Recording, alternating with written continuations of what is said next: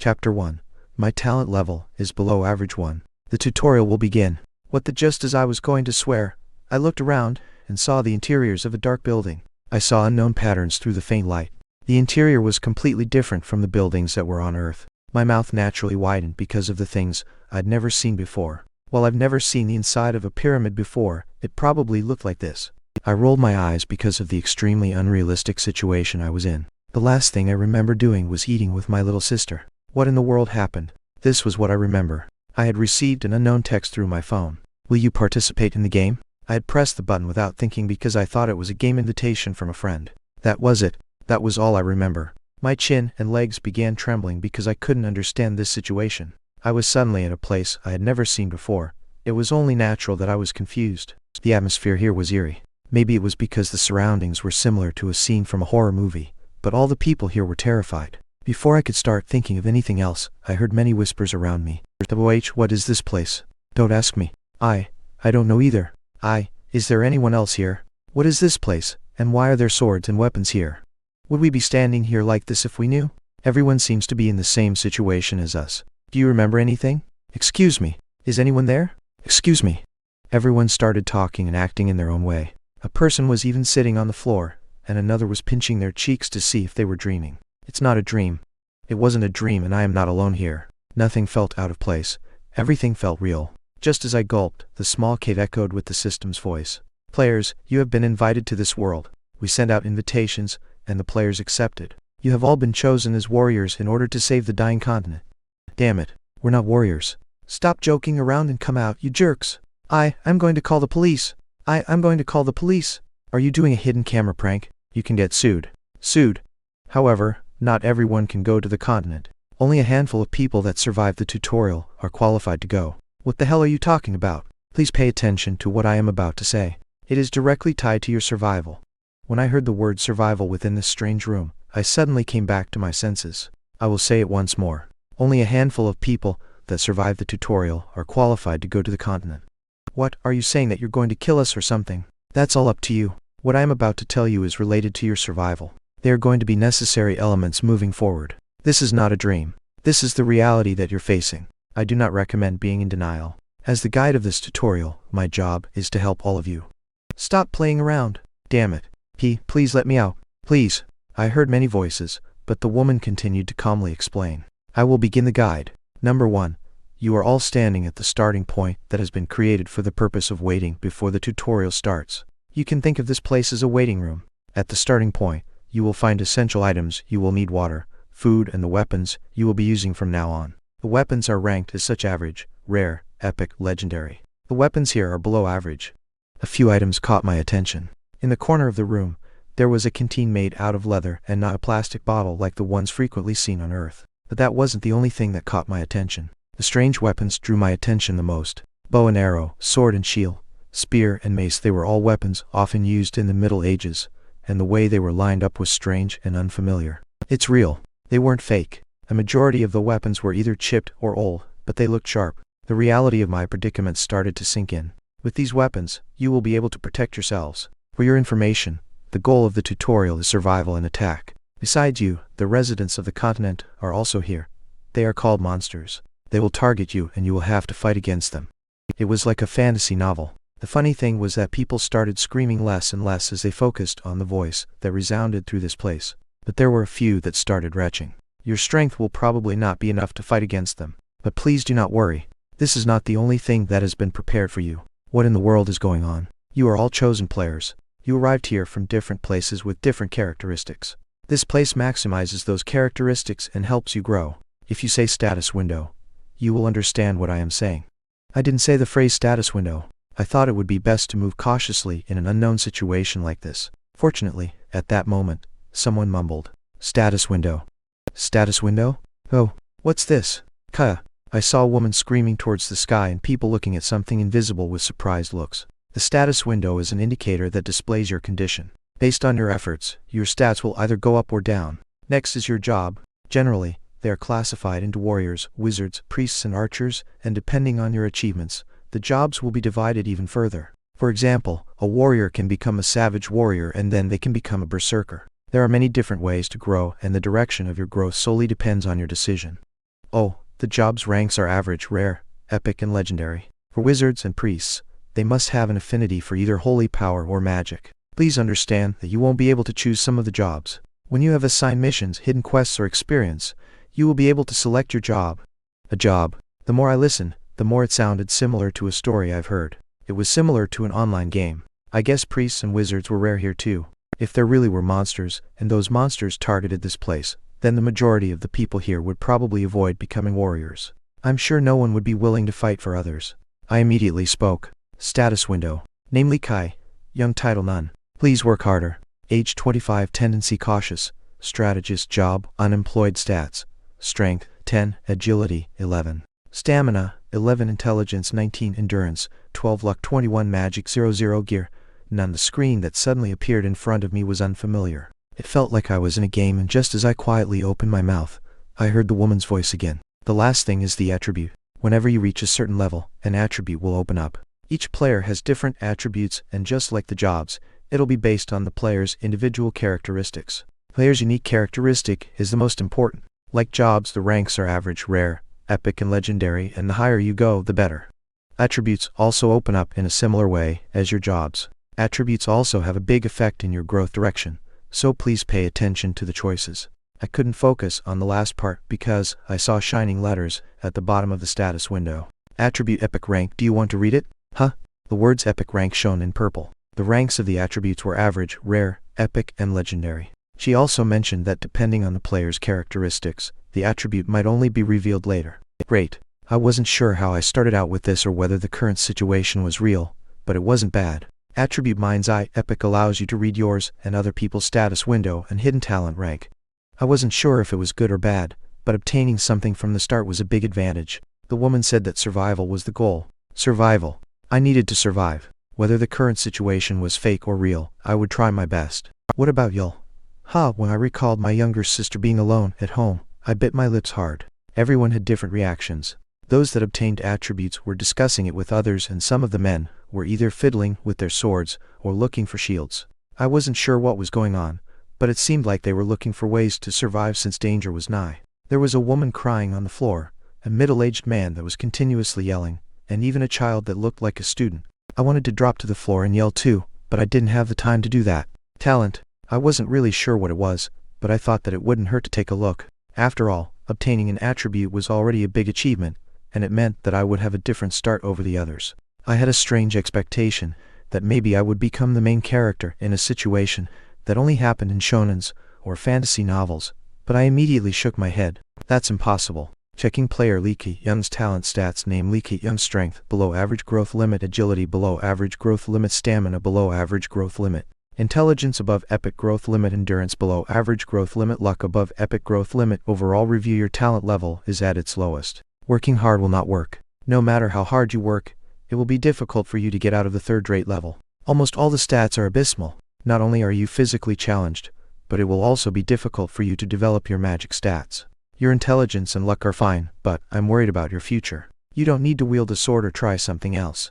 The results are predetermined anyways. I did not expect my talent to be the best, but it was really different from my expectations.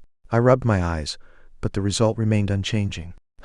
Survival was the final goal. I didn't think that I was going to be the main character, and since reality was different from comics, I couldn't help but gasp after seeing my depressing stats. Damn it. My talent stats were below average. Chapter 2. My talent level is below average too. Damn it. The tutorial has finished. Starting point will open soon. Please be careful of the monster's attack. Damn it. It was chaotic. Before I could be disappointed in myself about my stats, one thing led to another, and I heard the sound of unknown beasts from outside the starting point. I began to see terrified people moving towards the walls while others geared up as if they were determined to at least protect themselves. It was the same for me. There were enough weapons, so I immediately ran and grabbed a spear. Although there were enough swords, I didn't want to see the monster's face up close. What should I do? What should I do? I had a lot on my mind. Obviously enough, I wasn't the only one panicking. Shouts that were more like screams rang out from all over the place, as the combination of the monster's cries and being trapped in an enclosed space instilled fear into the hearts of everyone. Please save us. Please let us out. Please, stop joking around and open the door. I'm going to sue all of you. I'm going to sue. Hurry up and open the door. Sob, please save us. Please. I'm going to call the police. The police. Grab a weapon. Don't you hear the noise that's coming from outside? Get a weapon. You, grab a weapon. You do it. Everyone, quickly grab a shield. Hurry. What are you doing? Stop making things weird and end the sick joke. It's not a joke. Didn't you all see the status window? Hurry up and grab a weapon. Hey mister, do you think this is a joke? The large man that had been shouting desperately grabbed a wooden shield. He wasn't the only one that suggested fighting, but he was a little more aggressive than the others. Before I triggered anything, I saw the large man's general information. Checking player Park Diak, Gu's status window and talent stats. Name Park Diak, Gu title none. Please work harder. Age 23 nature, a simple, ignorant and ardent person. Job unemployed stats. Strength 21 above epic growth limit. Agility 16 below rare growth limit. Stamina 21 above epic growth limit. Intelligence below rare growth limit. Endurance 30 above epic growth limit. Luck 11 below average growth limit. Magic 0 above average growth limit. Overall review. Overall, the stats are balanced. The player's strength and endurance are high, so growing into a warrior won't be a bad idea. Their endurance and stamina stats are amazing. Having low magic and agility stats are a flaw, but it can be made up with other stats, right? Compared to Lika Young, the player has great potential. You didn't have to tell me that, Partiak. Gu didn't look 23 years old. He looked heavy, tall, and bulky, yet he didn't look like he was fat.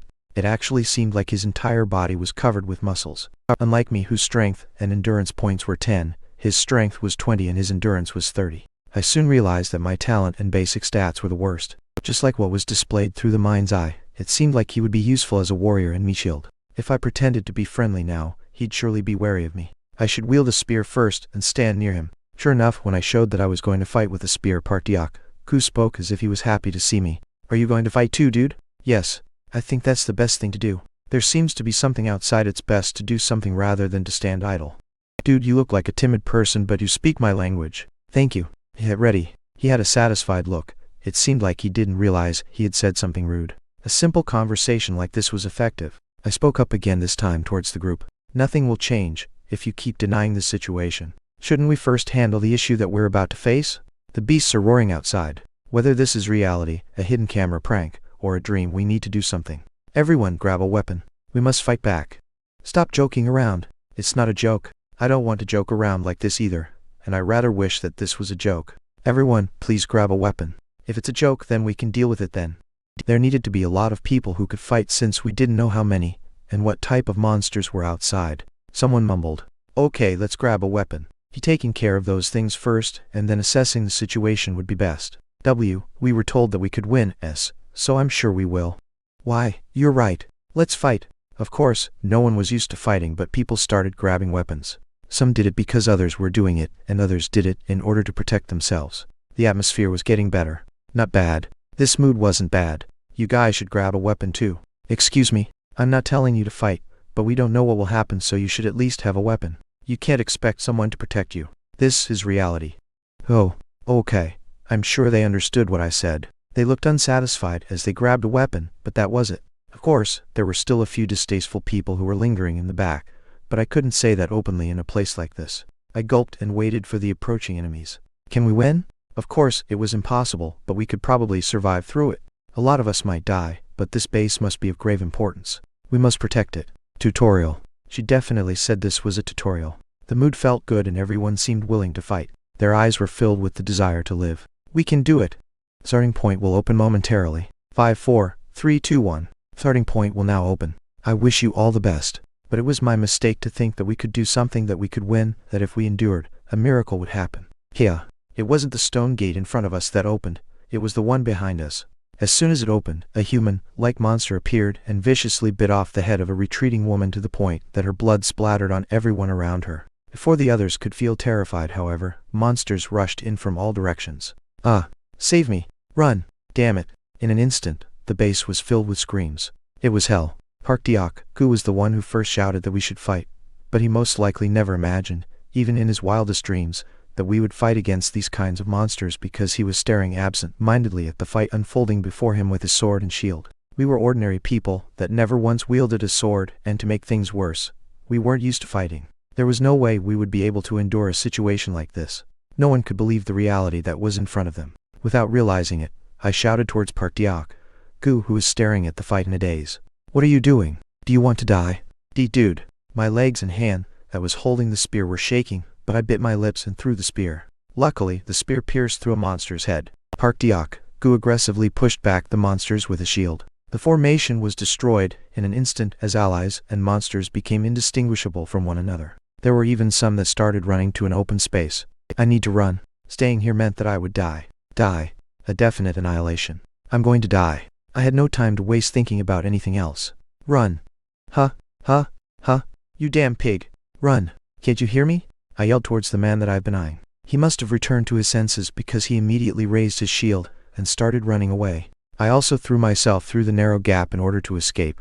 Oh, while moving, I remembered the provisions. They were relatively close by. I needed to grab those since I didn't know if there were other shelters aside from this base. Dude. Where? Grab the water. Okay. Amidst the cacophony of voices, I could clearly distinguish the screams. I made eye contact with a woman whose shoulder was bitten by a zombie. The safe, damn it! I contemplated for a moment, but my hands that were holding the spear betrayed the woman's hope. The woman's eyes were filled with despair, but I didn't look at her. After grabbing 3 leather bags that were sitting on the floor, I looked behind and saw how the monster rushed to the woman and attacked her. I lived thanks to her, so it was only right to express my gratitude. I'm sorry. After muttering an apology that I would never hear an answer to, I immediately walked away. Dude. When I turned my attention to where Park Gu was yelling from, I saw a monster charging towards me. Stab. Screech. A sword flew from somewhere and landed on the monster's head. I wasn't sure if it was related to my luck stats, but I considered myself lucky at this moment. I thought I made eye contact with the man that threw the sword, but I didn't have the luxury to check his stats. One thing I was sure of, however, was that I felt something strange. What is it? That man didn't seem terrified, nor was he trembling in fear. He seemed desperate, but it wasn't an obsession with life. Was I seeing things? He had a very memorable face. When I suddenly passed him, I saw Park Gu waiting for me while holding his shield. Did you grab the water? I didn't hear his answer, but seeing the leather pouch in his right hand, it seemed like he did grab it. He was good at doing what he was told. I think there's still someone inside. Shut up and run if you don't want to die. You damn pig. Don't you see the monsters? Okay, dude. It only took a moment for us to escape to an open area. I saw people getting caught while running, and those that hadn't been able to escape in the first place. When I looked back, I didn't see any monsters following us. They were focused on the prey that was inside the base. People inside must have been resisting, because I heard screams from all over the place. But I covered my eyes and pretended not to hear anything. Save me. Fight back. Screech. Kea, please save me. Sob, save me. Seeing how Park Gu closed his eyes tightly, I guess he couldn't get the people we left out of his head either. Don't feel guilty. We had no choice. But there was nothing we could do. There was nothing we could do in that situation. I'm sure he knew this as well. Damn it, but there wasn't a way to stop the curses that were coming out of Park Gu's mouth. Chapter 3. Adaptation. What should we do now, dude? Park Gu asked. Would we be standing here like this if I knew? I answered. I was still in shock about what just happened. When I answered him angrily, Park Gu started walking on eggshells around me. After the incident at the starting point, I continued talking to him casually, but seeing how Park Gu didn't say anything about it, I guess he didn't mind. Since we don't know exactly what this place is, we should first look around, I suggested. Are you going to go outside? Park Gu asked. Not right now, I answered. Then are you saying that you're going to go outside eventually? He asked again. I said not right now, I answered. We barely managed to find a hiding place within the maze-like interior. It was a bit cramped, but it wasn't bad since we were safe here at the very least. Water, food, and weapons. I didn't know when the end was going to be, but we could endure it. The problem was how long and whether this place was really safe. I had a lot on my mind. I didn't think something like this would actually happen, Park Gu said. You saw the status window and those monsters. They're neither holograms nor from a game. It's definitely reality. I wish all of this was a dream too. Ugh, the situation we were in was definitely real. Even though we weren't talking about what happened at the starting point, we actually saw people dying and encountered monsters we couldn't describe with words. Denying reality wasn't going to change anything. Didn't she say that the goal of this tutorial was survival or something? That strange lady definitely said that. Then if we continue hiding here, Park Gu didn't finish his sentence. It's not as simple as you think, I said, interrupting him. What do you mean? He asked. The problem is that we don't know how long this situation will last. We managed to obtain food and water, but it'll be difficult to last a week with this, and there's no guarantee that this place is safe. This place might even be the shelter for the monsters, I explained to him. Really? I'm just saying that it's a possibility, and even if we finish the tutorial now, how are we going to survive afterward? I asked Park Gu. What do you mean? I'm not certain about this, but when the tutorial ends, we'll be going to a place called the continent. That means that we might get into a situation where the dungeon we're currently in may feel like heaven. There's no guarantee that the place we'll be heading next is going to be safer than here. Simply enduring this isn't everything, I explained to him. He remained silent because what I said was true. Of course, no one knew what was going to happen in the future. But as the woman mentioned, if we really were the players that were chosen to save the continent, this wouldn't be the end. We may encounter the same monsters as before, and there may be a time when we need to fight people instead of monsters. We could also encounter something worse than these in the future. Whether we stay or leave this place, we'll get attacked either way, I told him. Then do you have something in mind? Park Diak-gu asked. We need to fight. With those monsters? Have you played video games before? I asked, ignoring his question. Is there a person that has never played video games before? He asked back. Status window, stat, title gear job. Haven't you seen these words before? Think about it as if we're currently in a game. What should we do? I asked, hoping he would figure it out. I don't, it's leveling up. We need to get stronger so that we can at least protect ourselves. If we move and kill monsters, our stats will increase, and like that woman mentioned, we can even get jobs. Our attributes will open up, and it may be difficult. But when that time comes, we'll no longer have to avoid those monsters, I answered, cutting him off. Oh, Park Diak-gu could only squeeze out this reply. When we escaped earlier, we managed to obtain a sword and a shield. Not only that, but we also have food and water. We're in a better situation than the others, I explained. But, as expected, Park Diak-gu wasn't happy about going outside. Honestly, everyone was probably the same. There wasn't a person alive who would want to encounter man-eating monsters. However, we had no choice. Falling behind meant death and being eaten alive. Let's think about leveling up too, I suggested. Is there a way? Park Diak-gu asked. There isn't one, we have to make one, I answered. There wasn't one, then we had to make one. No, the answer was simple. We can kill them, I told Park Diak-gu. How can we win against man-eating monsters? He questioned. You think about it, we have a chance. I had no clear memories of my first encounter with the monsters. Back then, the monsters swarmed us and everyone had been scared out of their wits. However, the sensation still lingered in my hands. The goosebumps I got when I stabbed my spear into them. I hadn't even put a lot of strength into it, but my spear had easily penetrated the monster's skin. At that moment, I was filled with fear. I panicked in that situation, because I've never seen those monsters before, and I lost my will to fight. Next to me, Park Diak-gu and the others felt the same way. We can defeat them, but if we think about it objectively, we should be able to win. We need to think simple. As simple as possible, I suggested. What are you talking about? Park Diak-gu asked. What I'm saying is that we need to look at them as is instead of getting scared of them. Of course, it won't be easy. I don't even know what to do right now since my body is still trembling. Both you and I. But as long as we don't suddenly get surrounded or get raided, we have a chance. Their skins are thin, and they lack stamina. When we were running away, none of them chased after us. They left while we were running. The reason why so many people died at the starting point was because there were so many of them. And we couldn't deal with them properly because everyone was terrified, I explained in detail. Until I saw it with my own eyes, I couldn't be certain about anything. However, I believe that my assumptions were correct. Compared to a human's physical capabilities, those monsters only had their jaw strength and claws as their advantages. We may have the upper hand when comparing physical capabilities. Unlike the monsters that charged in bear, we had spears and swords. It wasn't an exaggeration to say that we had the advantage in everything. If we think objectively, we can win, I told him. The problem was that Park Diak-gu was easily scared. After my spiel, he gulped anxiously. How frustrating. Just then, screech. I heard a voice from somewhere. I naturally took a deep breath and Park Diak-gu, who was next to me, did the same. Screech. I wasn't sure if it traveled alone or if it got separated from the group. However, I could hear it. Is this really where they live? Park Diak-gu asked. Shit, can we really do it? I asked myself. We would inevitably encounter them at least once. It felt like someone was squeezing my heart, but I bit my lips hard. If we left this place, then our efforts would have been for nothing. Checking the gluttonous mouth status window. Name none, title none. Please work harder. Age 5, nature instinct, job unemployed, stats, strength 11, agility 15, stamina 14, endurance 12, luck 10, magic 00. I was able to see the monster's information through the narrow gap. It works. I can use this ability against monsters too. This was slightly good news. We can win. We needed to overcome our fears.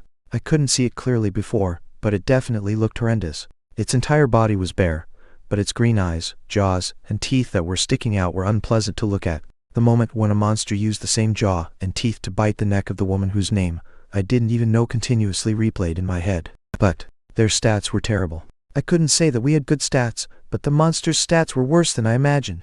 With their stats, defeating them was possible. I tightened my grip around my spear for no reason. Park Diak, who looked at me nervously, but he wasn't thinking about backing out. Still, I needed to show him that we could win.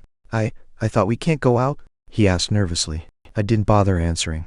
It was because my back was covered in sweat, and my hands and legs were trembling. Damn it, a single mistake meant death. We would most likely die, but we had to do something. We would definitely encounter them sooner or later. I simply had no idea when. We'll die even if we don't go outside, I told him. I took a deep breath and immediately went out. Screech. Damn it.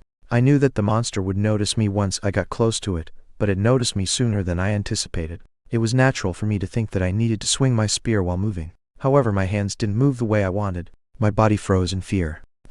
As I screamed with all my might, I had no choice but to attack its head with my spear as it approached me. It must have realized that I was attacking because the monster immediately ducked. Changing the rotation of the spear wasn't easy. I put strength into my trembling hands, and when I lowered my spear, it happened to pierce into its shoulder. Screech. Stab. I almost let go because of the hair-raising feedback from its flesh, but I didn't have the time to space out.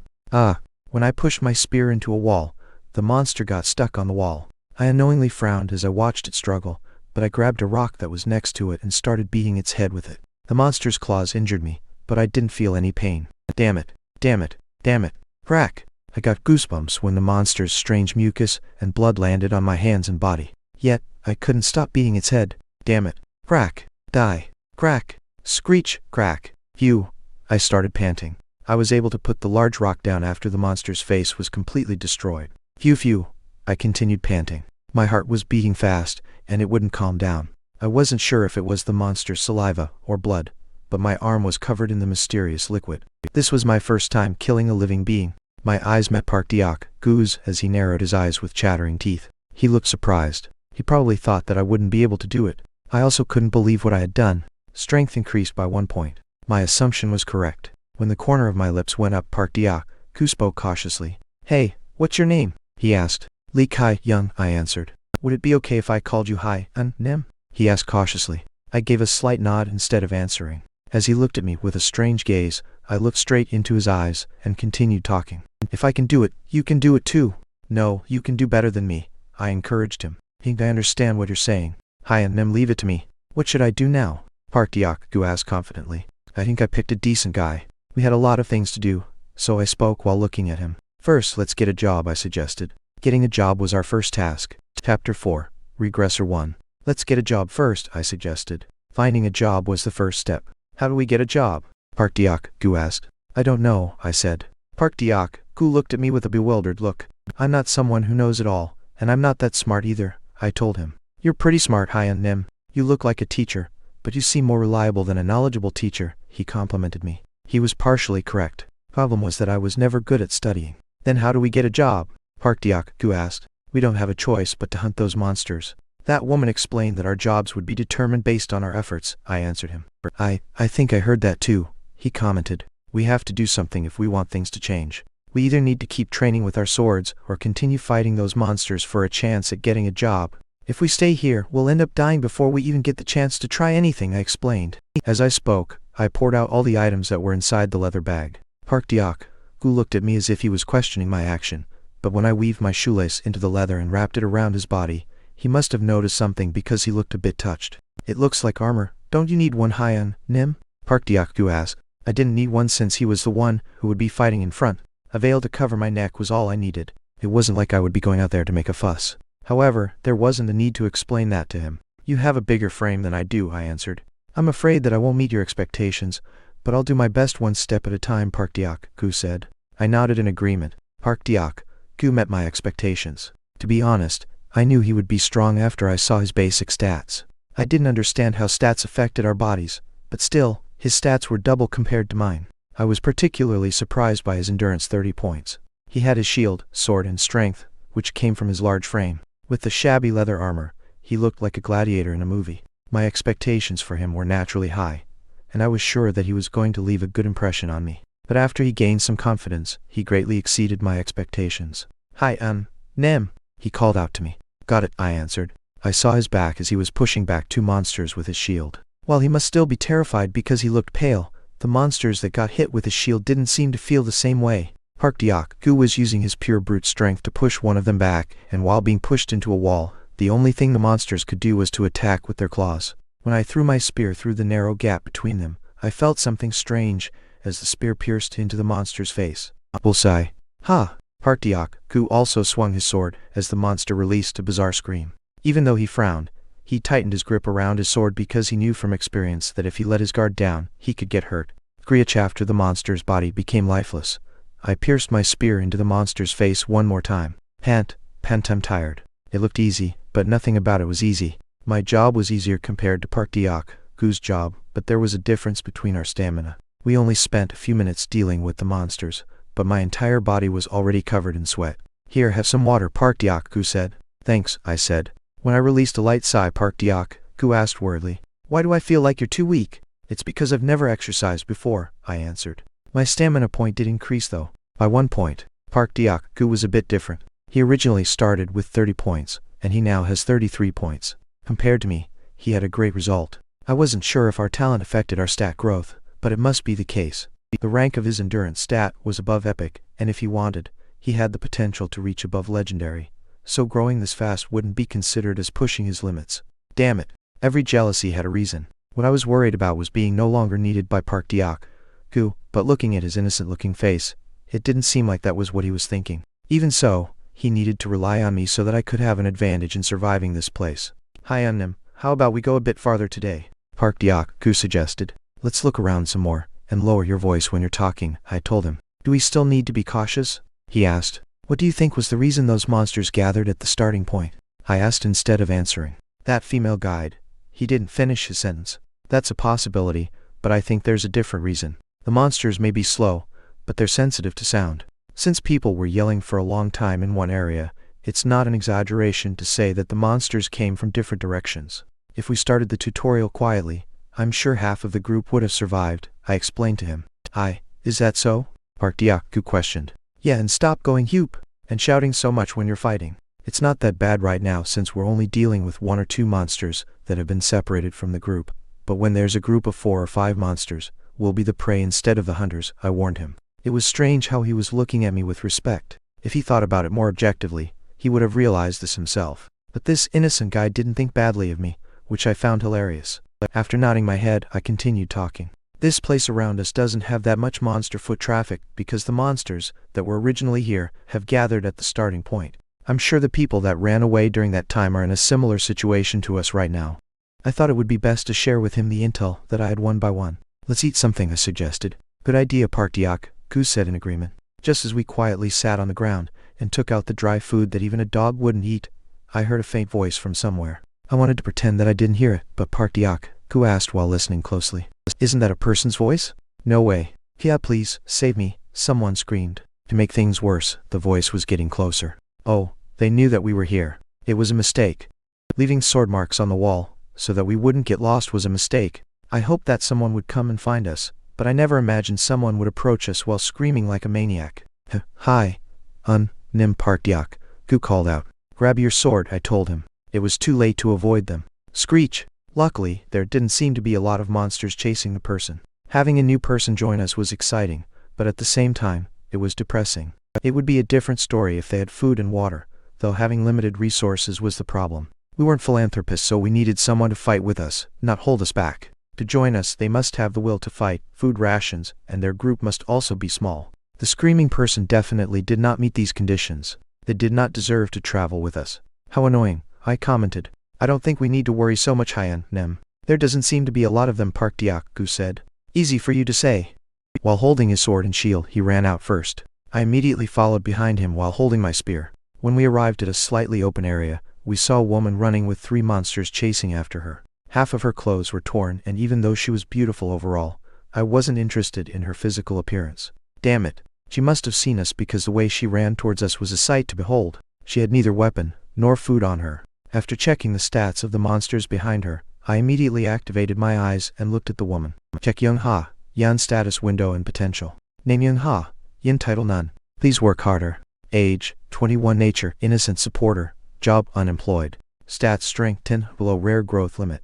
Agility 11 below rare growth limit, stamina 12 below epic growth limit, intelligence 22 above epic growth limit, endurance 14 below rare growth limit, luck 23 above epic growth limit, magic 10 above legendary growth limit. Overall review: Young Hai Yan possesses above legendary growth limit. Her overall physical stats may be low, but she'll be able to grow a lot later as a mage or a priest. Currently, Young Hai Yan isn't aware of the fact that she is able to feel magic. Compared to this woman, it's not an exaggeration to say that player Li Keyoung is like the dirt that's on an ant's pincer. What the hell? I couldn't believe the stats of the woman that was running while panting. It was my first time seeing someone with an above legendary stat rank. Unlike us, who didn't possess any magic points, she already possessed 10 points. We've never fought against 3 monsters, Park Deok-gu said. I could already imagine the scene of us abandoning the woman, but after checking her stats, everything changed. We're going to fight, I said. Can we even win? Park Deok-gu questioned. We'll lure them to a narrow area, I suggested. I understand, he said. Fighting while leaning against a wall was more advantageous than being surrounded. The downside was that we wouldn't have an escape route, but I believed that we weren't going to lose so easily. I tightened my grip around my spear. She must have realized where we were because she started running as fast as she could. Seeing as how she nodded her head when I waved to her to come this way, I guess she wasn't dull-witted at all. We'll stand by at the corner, I suggested. You got it, Park Deok-gu stuttered. When the woman reached us, the monsters turned around the corner, and Park Deok-gu swung his shield with all his might. Now, I yelled. Ha! The monster was pushed back for a moment, but as it charged towards Park Deok-gu again, I attacked with my spear. Nim. When another monster grabbed my spear, my mind went blank, but thanks to Park Deok-gu's swinging of his sword, the monster was destroyed. But as a result, he lost his posture. As expected, dealing with 3 monsters wasn't easy. The only thing I could do for Park Deok-gu, who was crouching while holding his shield, was to swing my spear. The moment I bit my lips again, I suddenly saw a sword coming out from the monster's back. Thank you, Park Deok-gu said. It's nothing, someone said. Someone helped us. After the monster was taken out, the person standing behind it was a face that I had seen before. He was the same man that helped us back at the starting point. I remembered his slightly desperate face. What the? I whispered. Checking player Kim Hyun, Sun status window and potential. Name Kim Hyun, Sun title regressor of Altinus, swordsman that starts the second round, one who couldn't overcome, one who sacrifices, the awakened. Age 22, nature kind, hearted mediator, job swordsman, average rank stats, strength 19 above legendary growth limit, agility 28 above legendary growth limit, stamina 23 above legendary growth limit, intelligence 18 below epic growth limit, endurance 22 below epic growth limit, luck 23 above epic growth limit, magic 11 above legendary growth limit. What is this? I couldn't help but widen my eyes at the unknown stat window. A regressor? Time reversal. From the looks of it, this didn't seem to be his first time. Chapter 5, Regressor 2. I carefully read his stats again and realized that I wasn't seeing things. Checking player Kim Hyun, Sun status window and potential. Name Kim Hyun, Sun title regressor of Altinus, swordsman that starts the second round, one who couldn't overcome, one who sacrifices, the awakened. Age 22, nature kind, hearted mediator, job swordsman, average rank stats, strength 19 above legendary growth limit, agility 28 above legendary growth limit, stamina 23 above legendary growth limit, intelligence 18 below epic growth limit, endurance 22 below epic growth limit, luck 23 above epic growth limit, magic 11 above legendary growth limit, talent sword expert. Epic overall review: amazing. It's understandable if you can't believe it even after seeing it with your own eyes. It's impossible to accurately measure Kim Hyun Sun's potential strength, agility, and stamina. The other stats have amazing potential as well. He has an enormous amount of potential to grow as a mage, but he has better potential as a close-range warrior. Even though he has an average-ranked job, he has more opportunities to grow. Compared to Li Keyoung, no, comparing you to him is an insult to Kim Hyun Sun. Consider it an honor for being able to talk to him. No way, even after rubbing my eyes, the regressor title was still there. He really went back in time. Of course I couldn't believe it. Although the monsters that had attacked us were very much real, I would still believe it if someone told me that they had pulled a hidden camera prank on me. Swordsman that starts the second round. I was so dumbfounded that I didn't know what to say. Unless my talent, mind's eye, was lying to me, it meant that the man in front of me had already experienced this situation once. When I thought about it, he didn't look scared when we were at the starting point. Damn it, I cursed. I knew that my world was somewhat unfair, but I didn't expect to experience that same unfairness here. High stats, high potential ability, job, and legendary attributes. Will I be able to read his attributes? The moment I thought about it, his information popped up. Attribute, swordsmanship expert. Additional points will be awarded for every action that uses a sword. Attack power will increase at a fixed rate in proportion to the time the sword is swinging. Good. I didn't know the formula for calculating attack power, but I felt like obtaining definite results based on practice time was a really good attribute. I wasn't sure what kind of attributes I would see in the future, but as a swordsman, it was useful for building one's foundation. I bit my lips because it seemed unfair, but if he really arrived here after going back in time, then I could understand how he had those legendary stats. You are? Park Deok-gu asked. My name is Kim Hyun, Sung, he answered. I'm Park Deok-gu. And he's?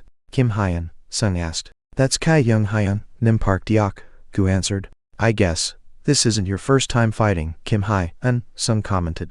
Well, as you can see, Kai Young made this leather armor, and even though we haven't fought a lot, we've gotten slightly used to hunting. He destroyed the head of a monster first using his spear, and after seeing that, I gained a bit of confidence, Park Deok-gu explained. Despite that, you seem pretty experienced, Kim Hyun Sung said. Well, everything is thanks to Hyun Nim here. You look more experienced than him though. Didn't you kill that monster with one shot? Park Deok-gu asked. I was just lucky, Kim Hyun Sung answered. The man turned his attention to me after hearing what Park Deok-gu said. He's talking nonsense. It wasn't easy to act like nothing was wrong since I had all sorts of thoughts in my head. The moment our eyes met, it felt like he was looking through me. I felt like I was naked and I found it uncomfortable. But more than that, a strange feeling caused my body to tremble. Bloodthirstiness? Magic? Since I didn't know what it was, it didn't matter either way, but I felt something strange. What? I didn't finish my sentence. Did he catch on to the fact that I was reading the status window? I posed as if I was reading something, and I obviously looked out of place.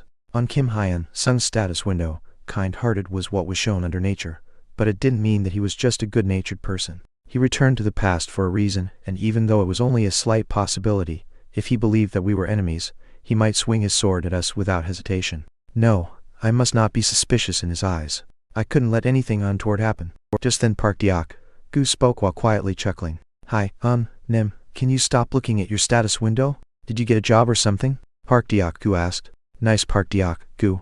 It's similar to that, but I'll tell you later, I told him. I felt like I haven't calmed down yet.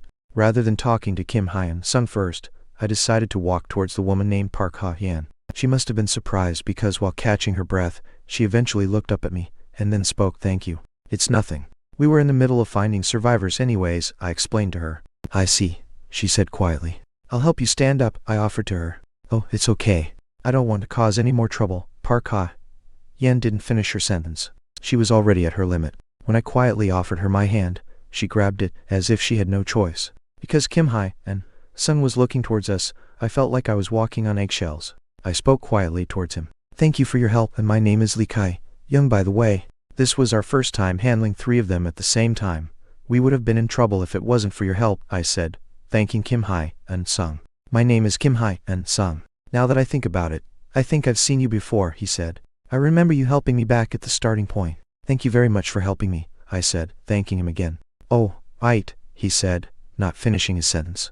Yes, things were so chaotic that I ended up running away, I explained to him. He didn't really remember. Thinking about the situation back then, it was understandable that he couldn't remember every detail. For some reason, I recalled the moment where the woman I couldn't save was getting eaten by the monsters. After shaking my head, I continued talking. Are you by yourself? It must be hard. For now, I'm currently gathering survivors. There are people traveling together, he explained. Excuse me, I asked. I'm gathering survivors. I heard a scream while passing by. Let's stick together for now. I've prepared a base at an appropriate location, Kim Hyun Sung suggested. I saw Park Deok-gu quietly looking at me. The look on his face seemed to ask me as to what I was going to do. Kim Hyun Sung must have realized that he was being a bit rude because he asked Park Deok-gu. Oh, my apologies. Would you like to come with me? That was when Deok-gu nodded his head. However, there was a need to think about it. How many survivors are there? I asked. About 30 people, Kim Hyun Sung answered. And how many people can fight? I asked again. There aren't that many. If you and Deok-gu join us, we'll be in a better situation than before. It would be great if you two could join us, he explained. I'm worried. It was just as I expected. I wasn't sure how accurate his nature was on the status window, but his nature, kind-hearted mediator, seemed to be the truth. A pushover. Calling him an angel was putting it nicely, and calling him a pushover was putting it badly. If screaming was the only thing that the majority of the people at his survival base could do, then the situation would only get worse. I was sure the people there weren't eating properly, and were living in constant fear. Having a lot of people wasn't necessarily advantageous. If 5 people gathered, there was at least one idiot in the group. Based on that, if 30 people gathered, I believed that the situation would only get worse. I'm sure people were going to start talking. The group might be strong enough to deal with emergencies, but if there were too many things they had to protect, then it would make things more chaotic. However, the reality was that I had no choice but to nod since I had a lot of questions. I wanted to know what exactly was a regressor, how he got a job, and how he was able to start in a different way from others. I also wanted to know how to use magic. Most importantly, I wanted to know the secret behind this tutorial. Kim Hyun's son knew the strategy for this place, and not only that, he had information about the continent. Regardless of what happened, following him was the right thing to do. We'll go with you, I told him. Thank you for agreeing. Let's head out soon since more of those monsters will be coming here, Kim Hyun's son suggested. Okay, I agreed. Oh, you are Kim Hyun. Son turned his attention towards Young-ha Yan. My name is Young-ha Yan. And oh, nice to meet you, Ms. Young-ha Yan. My name is Kim Hyun, son, he said, interrupting her. They exchanged quick introductions. While supporting Young-ha Yan, I slowly started looking at Kim Hyun's son's face. He looked a bit different from when he was looking at me or Park Deok-gu. It was because he was staring at Young-ha Yan for a long time. He seemed a bit surprised. A strange sense of accomplishment appeared on his face. I wasn't sure if this was the correct comparison, but it was as if he had found an oasis in a desert, or he met his family that he got separated from. Young-ha Yan also must have noticed the fact that Kim Hyun's son was staring at her because she looked at him warily. Anyone would become wary if someone stared at them for that long. It was to the point that I asked myself, was he looking for her? No, it was highly probable that she was the person that he was looking for. Are you okay? Kim Hyun's son asked her. Yes, I'm fine, she answered. If you feel uncomfortable, please let me know anytime, he told her. I'm really okay, she said, stuttering. Ignoring their conversation for a moment, I was deep into my thoughts. Let's assume. It was a bit funny, but let's assume. Let's assume that I regressed. I didn't know how Kim Hyun's son's life ended, but it could have been either sad or happy. Unless he intentionally started this life over, it was possible that he had regrets in his past life. One who couldn't overcome. This was one of his titles. Even if he didn't acquire this title intentionally, the fact that it belonged to him remained the same. Humans were animals that often regret. Even if it was just me, I thought about what would have happened if I saved the woman I saw at the starting point. If I had power, then I would have had the option to save the woman and run away with Park Deok-gu. What if I knew everything that was going to happen in the future and knew all the talented people who were going to play an important role? In my case, I would try to change the things that I regretted, but of course, that wasn't the only thing. I would strive to acquire everything so that I would have the advantage from the start, such as talented people, treasures, jobs, as well as goods. I would also eliminate any threats and enemies that we would encounter in the future. Although it's funny to think about in that sense, seeing as how Kim Hyun's son didn't really show any reaction towards me and Park Deok-gu, it was safe to assume that we weren't going to block Kim Hyun's son's path in the future, or become villains that would shift the balance of the world. As a result, it meant that we weren't characters with important roles. I'm certain we were one of those people that could simply be considered as passers-by. Will it be okay if I call you Yan? Kim Hyun's son asked. Oh, yes. Thank you. Why, you can call me whatever name you're comfortable with, Young-ha Yan answered, stuttering. But this woman that was blushing at Kim Hyun's son was different. Young-ha Yan. She had enormous potential as a mage or a priestess. Corroborating the information that I saw through my mind's eyes, I immediately understood. She's valuable.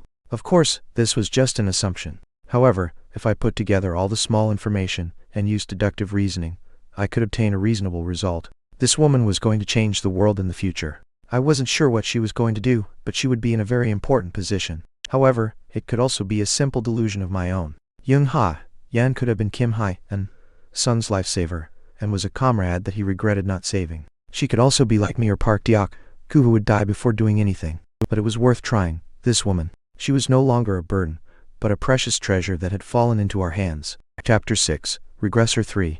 Honestly, it wasn't just Young-ha Yan, but Kim Hyun's son as well. Whatever the reason was, there was a good possibility that this strong man once saw the end of the world. He knew everything that was going to happen, and he seemed to have the will to change and use that future for his own agenda. If I were to borrow the words from a fantasy novel, he was like a chosen warrior. There wasn't a reason for me to maintain a bad relationship with him. Lucky bastard. I wasn't jealous of the burdens he carried on his back, but the things that he was going to obtain and use from now on. It was a rather clear fact that he would be climbing up in the future. I thought it would be best for us to obtain as much as we could while we had the chance. How much farther do we have to go? Are you sure we're going the right way? Park Deok-gu asked. Yes, we're almost there, Kim Hyun's son answered. Park Deok-gu mumbled with dissatisfaction, and Kim Hyun's Sung gave a small nod to show that they could keep moving. It was strangely interesting that he was cautious while looking around. He was definitely watching out for the monsters. His stats right now weren't that high. While it was true that he was in an advantageous position because he had attributes, a job, and magic stats, I doubt that he would be able to do anything much if monsters swarmed us from all directions. That's probably why he couldn't protect it. If that was possible, then no one would have died at the starting point. More than that, it seems like a lot more people survived than I expected. I thought the majority of them died, Park Diaku said. Honestly, we could have saved more. I lost my composure too at first, so I had a difficult time facing them. If there were more people that could fight, Kim Hyun, Sung explained. Well, I was in the same situation. All I did was run away. If it wasn't for Hyun, Nim, I would have died already. Are all 30 people from the starting point? Park Diaku asked. Oh, not really. It seemed like there was a starting point at a different location as well. The place was a bit far from where we were, Kim Hyun, Sung answered. Ugh, I guess we weren't the only ones that came here, Park Diaku commented. Yes, but if we broaden our search scope, I'm sure we'll receive good news. The search party has been finding traces of people little by little, Kim Hyun, Sung said. I wasn't sure what he meant by good news. Are you thinking about finding more survivors? Park Diaku asked. I believe we definitely should if circumstances allow us to, Kim Hyun, Sung answered confidently. His eyes were telling the truth. I guess it wasn't a lie when the word kind-hearted was included in his nature. There was no way I could know the details, but it seemed like he wanted to save and survive with everyone, which made my head hurt. This guy, I had an idea how the survivor camp was being managed. You don't look so good. Is something the matter? Young-ha, Yen asked. I must have looked slightly unwell because Young-ha, Yen asked while studying my face. Oh, it's nothing. I was just thinking about something, I answered her. If you're uncomfortable then. I'm fine, I said, interrupting her. Oh, well, she said nervously. Sorry? I asked. I know I'm late, but thank you for saving me, she said. A small smile appeared on her face as she thanked me. It was a bit uncomfortable trying to support her as we walked, but it wasn't a problem since I believed that I had to do whatever I could in order to stay on her good side. Young-ha, Yan's face strangely turned red. I guess she wasn't used to physical contact with the opposite sex. We maintained a certain distance from each other, and that helped her bring down her guard. When she continued showing her friendly smile, I was able to look at Young-ha, Yan, who started relying on me more and more. When we walked a bit farther, we saw a very open space. Not bad. This wasn't that bad. Having one entrance wasn't a bad thing. It seemed like they installed barricades to block the monsters that would come in through the entrance. I also couldn't see the inside from out here. Amazing.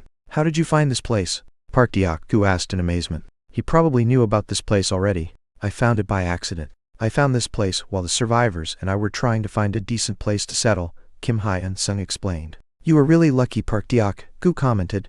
It was possible that he used this place in his past life. This place was different from the starting point where monsters were able to come from all directions. It was a bit crude, but having this as the base in a place like this was like having a strong castle. It was unlikely that he actually found this place by accident when it was very far from the starting point. It was only a little bit, but I was starting to become certain that he really regressed and went back in time. It's really amazing. Don't you think so, Hyun Nim? Park Diaku asked me. I nodded lightly. Even if 100 of those monsters come charging in, I'm sure we'll be able to block them with a place like this, Park Diaku said excitedly. I don't think so, I said, disagreeing with him. I guess I was exaggerating a bit, he said. There were enough people, we could indeed stop them, but not having a way out apart from the one and only entrance was this base's weakness. If the number of monsters that invade this place became unbearable, then we would definitely be annihilated. Excluding the few lucky ones, everyone would die. I opened my mouth slowly as I looked at Kim Hyun Sung. All the sides are blocked. If a large number of monsters come in through the entrance, that's why we're moving with utmost caution. We've also been diligently taking care of the monsters that appear nearby, he explained, interrupting me. You go out to hunt regularly?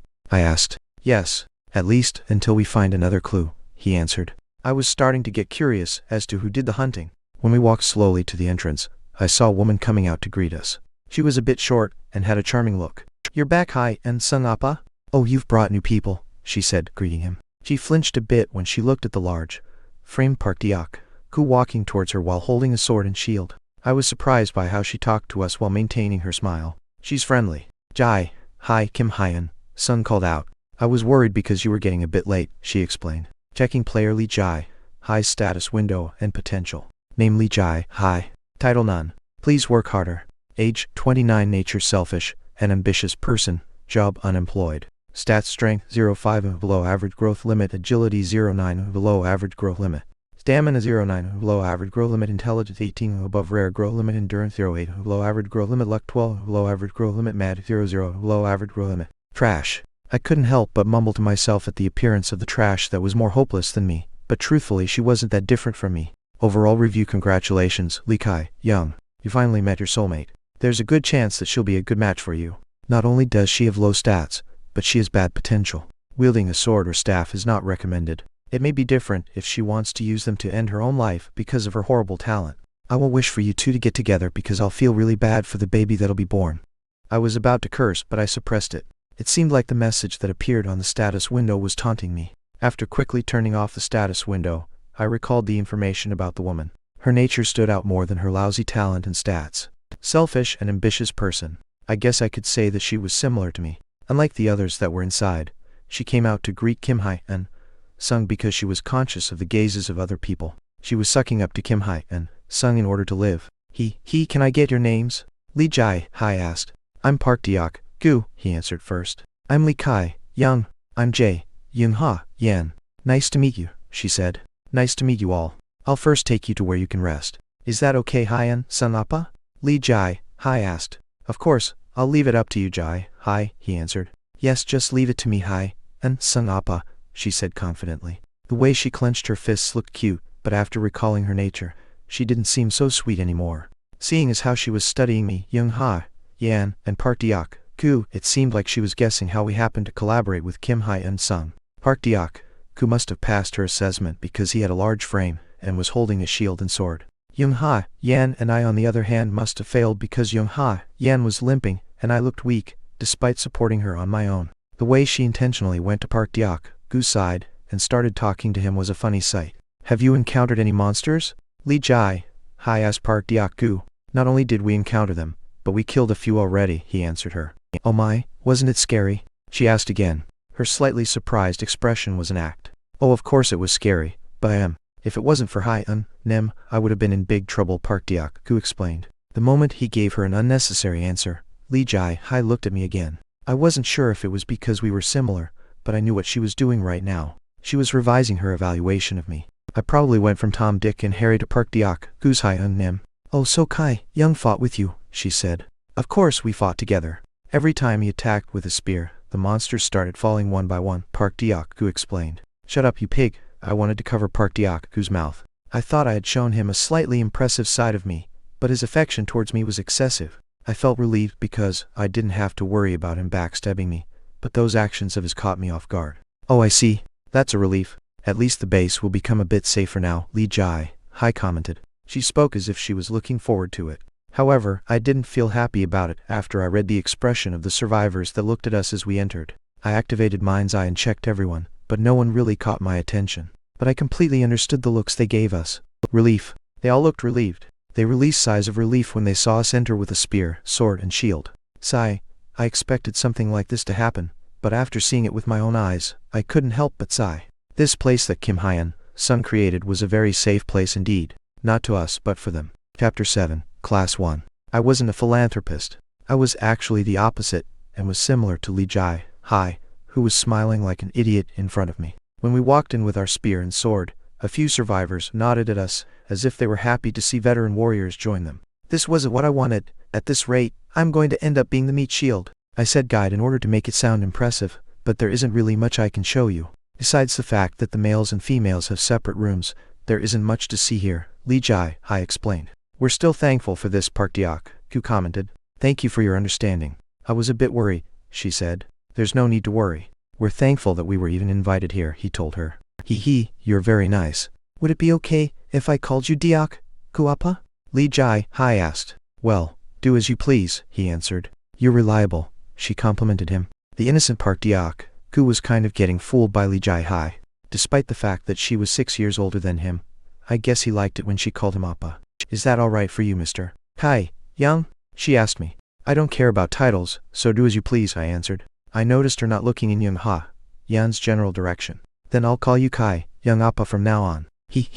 Oh, please come this way, Mess. Ha, Yan. There aren't any particular rules about living here, but Hai and Sung will explain the details about this place to the rest of you. As for you, MS, Yan, I'll be the one to explain the details to you. So you should just rest for today, Li Jai, Hai suggested. Okay. And Mr. Kai, Yan, I'll see you in a bit. Thank you for bringing me all the way here, Yan thanked me. Okay, I'll see you in a bit, I told her. Okay, she responded energetically. Yan bowed her head before entering the women's section with Li Jai. Hi. I was sure she was being told of the various rules about this place, but I honestly wasn't really interested in what they were doing. I was more interested in what we should be doing moving forward. Hyan, Nem, don't you think this place is somewhat a good place to live? Park Gu asked. It is, but, I said, not finishing my sentence. Something wrong? He asked curiously. It's not a big problem, but I answered. But, it's nothing, I said. How lame, Park Gu commented. I frowned a bit at the thought that I could become a meat shield that would protect the safe shelter, but after thinking about it more, I realized that it wasn't a bad deal. All I need to do is get what I need. There were so many things I could obtain from this place. After safely hunting with Kim Hai and Sung, I could obtain a job through the hunt, and then I would bring Yan to our side. I'm sure there would be a few problems along the way, but it was none of our concern. As expected, Kim Hai and Sung called for both Park Gu and me the next morning. Did you sleep well? Kim Hai and Sung asked. I did, thanks to you, Park Gu responded briefly. I hadn't been able to sleep well when it was just Gu and me. Compared to when we had to take turns taking short naps, this was an amazing respite. I had an idea about what Kim Hai and Sung was going to talk about today, so I spoke up first when I saw him hesitating a bit. I don't see a lot of people that can fight. The majority of them are either women or injured, and if not those, then they just don't have the will to fight, I said. Yes, unfortunately, that's the case, Kim Hai and Sung agreed. How are you maintaining this place? I asked. I decided to be straightforward about it since it was something I had been curious about. After staying silent for a moment, Kim Hai and Sung slowly opened his mouth. Honestly, the situation isn't that great, he started. That was what I expected. I stroked my chin as I took over. You don't have food and water and there aren't enough people that can fight. And yet, you have 30 children you need to look after, maybe even more. It looks like that number is going to be increasing. You may have been able to endure it up until now with the food and water that you obtained prior to this, but the supplies that you put together ran out faster than you thought, and now it's time for you to find the solution again.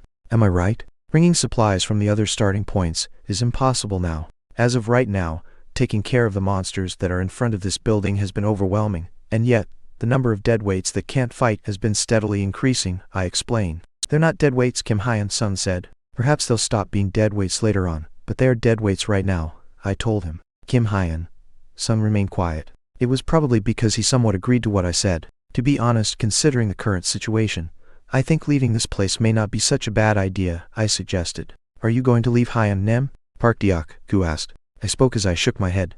I'm not, but all I'm saying is that staying here won't be beneficial for us, I told him. Oh, Mr. Hai and Sung, I can't say that. Park Gu and I are amazing people. While he may be helpful, I may not be. The only thing that I did was stand by while holding my spear, I explained to him. However, we can still fight together and be your strength, I said. Thank you, Kim Hai and Sung said. He pretended like nothing was wrong, but I was sure he was having a hard time. Not only was he exhausted physically and mentally, but he was probably at his limits. I'm sure he was really glad when Park Gu and I appeared. I'm not a philanthropist, I said bluntly. Oh, was all Kim Hai and Sung said. I have a basic idea of what you're thinking about, Mr. Hai and Sung. I'm sure you want everyone to survive so that we can all return. I also agree and understand, but I'm different from you. I can't sacrifice myself for other people, and I don't really think about returning with everyone. I have nothing to say if you tell me that I'm being a bit selfish, but, I explained to him. No, I understand. I'm sure there's something that you want, he told me. He was easier to talk to than I thought. I had been worried that he would say it wasn't right, and then he would draw his sword against me. But seeing how he responded, I was rather grateful to him. Then I'll tell you. First is having ownership to a portion of the supplies that we find from now on, I started. He nodded slightly. I guess this didn't really matter to him. And we would like to take part in your future plans, I said. Kim Hai and Sung's face stiffened slightly, then looked at us with a strange expression. He looked a bit surprised, but he gradually gave a faint smile. I guess you knew, he said. At the starting point, the strange woman gave us two choices: attack and survive. I personally think that the latter is impossible. No, it may be possible if a few people possessed a large number of supplies. However, I don't recall hearing exactly how long we were supposed to survive for, I explained. If we run into a situation where our second task was setting a goal, then gathering survivors isn't the best thing to do. If we don't get eaten by the monsters, we'll end up dying from starvation. Anyone can make this deduction, I told him. Since I knew that he was a regressor, I just mixed and matched whatever deduction I could come up with. However, he seemed deeply impressed by me putting together the small pieces and coming up with a story. I could see him slightly bowing his head towards me. My assumptions were correct. I look forward to working with you, he said. Me too, I said. As I grabbed Kim Hyun-sung's hand, I saw a sense of trust in his eyes. He probably already knew that I wasn't that strong, but in Kim Hyun-sung's head, he should have thought of me as a useful, competent person. For example, someone like a strategist or an administrator. Hyun-nim, Park Deok-gu called out. I know, I told him. Together with Kim Hyun-sung, the hunt for monsters became easier. Not only that, but I was starting to thoroughly believe what I had seen in the status window, through the mind's eye. Deok-gu, I called out to him. I'm going, he answered. Seeing the way he wielded his sword, Deok-gu definitely seemed familiar with it, but it looked like he wanted to hide his skills because he would intentionally make mistakes sometimes. However, when one of us was in trouble, the reaction he showed didn't belong to someone that was wielding the sword for the first time. Good. While Park Deok-gu was handling a few monsters, Kim Hyun-sung and I took care of the monsters in our line of sight. Since the monsters were sensitive to sound, Park Deok-gu would hit his shield using his sword in their direction, and while he was getting aggroed, we would quickly take care of the monsters. I guess I wasn't used to fighting because my spear was shaking. When I attacked a monster that was charging towards Park Deok-gu, it fell with my spear stuck to it. During that time, Park Deok-gu used his shield to hit it. I think there's a few more coming. I'll block them for a little bit, so you two got it. Deok-gu grabbed the supplies, I said, interrupting Kim Hyun-sung. That's what I've been doing, Hyun-nim. Did he take kendo or something while he was on Earth? Park Deok-gu asked me. I don't know either. Maybe he did a similar sport, or maybe it's the effect of the job that he obtained, I answered. He sure is fierce when fighting, Park Deok-gu commented. Kim Hyun-sung was using his high agility stats to dodge and attack. The movement looked easy, but it was definitely not simple. Park Deok-gu finally knew why Kim Hyun-sung was so far ahead of him, and it was because Kim Hyun-sung revealed that he had a job. Park Deok-gu seemed a bit anxious after knowing that. He was feeling stressed because he was in a situation where the job he had been waiting for seemed to never arrive. When I eventually killed the last one, Park Deok-gu quietly nodded. He looked really surprised. This starting point has fewer monsters than I thought, Park Deok-gu commented. I'm sure he's already cleaning up the area nearby, I said. Are you talking about Kim Hyun-sung? Park Deok-gu asked. Yeah, there's a lot of supplies, but no survivors. No, if there was a survivor, then I'm sure all the supplies would have already run out, I explained. I seriously didn't think that the three of us would be able to obtain the supplies that were at the starting point, he said. It's all thanks to you, I said, complimenting him. I didn't do anything. It's all on Kim Hyun-sung's, he said. That's not true. If it weren't for you, it would have been difficult for us to even arrive here, I told him. They weren't just empty words. We were able to come here because of Park Deok-gu. No matter how efficient Kim Hyun-sung was in taking down the monsters, it would be impossible for him to handle all monsters from every direction. He was still in the midst of development, and I was sure that having someone reliable to block the front lessened the burden that was on his shoulders. Just then, I checked the status window to see if my stats increased. Oh, Hyun-nim, Park Deok-gu called out. Park Deok-gu's voice sounded surprised, and at the same time I saw something pop out in my vision. A few jobs have opened. Please select the job that you think you'll need. Great. It happened faster than I thought. I felt eager to clean up the area with Kim Hyun-sung. Reading the available jobs. Warrior, average rank archer, average rank mage, average rank leader, average rank. I saw a job that I really wanted. Chapter 8, Class. Chapter 8, Class 2. A commander? This one line glowed blue, while the other three were white. I guess it was because of the rare grade. For now, I began reading the class descriptions from top to bottom. Warrior common. A capable warrior fighting at the forefront of a battle is a must-have for every party. After changing to this class, you will gain basic knowledge on using all kinds of melee weapons such as swords, spears, axes, and so on. Afterwards, you will be able to unlock other melee classes, such as barbarian, knight, paladin, cavalryman, mercenary, and more. Strength, vitality, and endurance are increased by 1 point each. Archer common. An archer specializes in ranged attacks. After changing to this class, you will gain basic knowledge on using bows and arrows.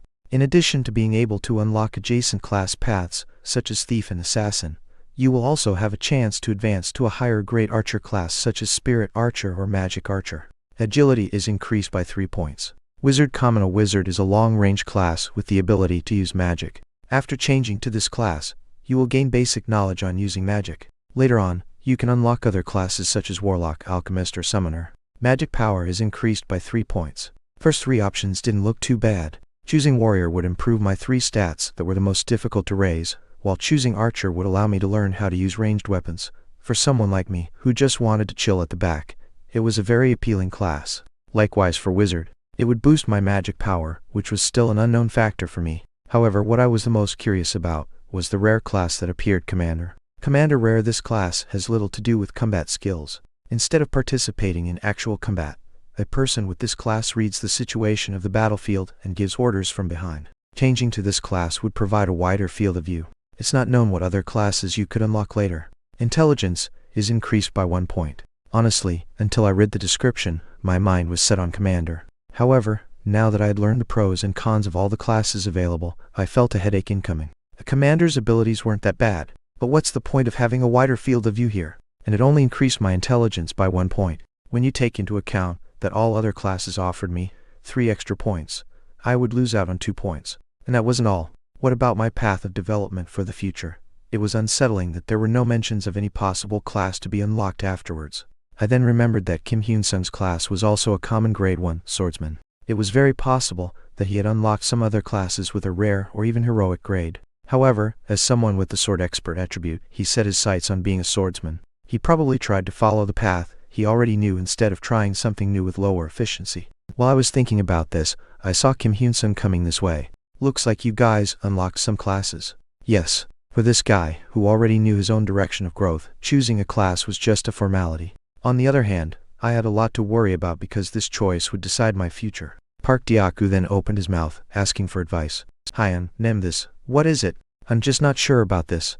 I have warrior and priest as options, both of which are of common rank. I also see a rare grade class, shieldman, but I don't know if it's good. You have priest in your options? For priest, I could change to paladin afterwards, and it seems like warrior can change to berserker, but wouldn't it be nice to have a rare class at first? Considering Park Dyaku's potential was the highest for vitality and endurance, shieldman indeed seemed like the right choice for him. Shieldman, well, it says that this class is all about defense. It explains that there are bonuses to using a shield, but the problem is that it's unknown what other classes I could unlock later.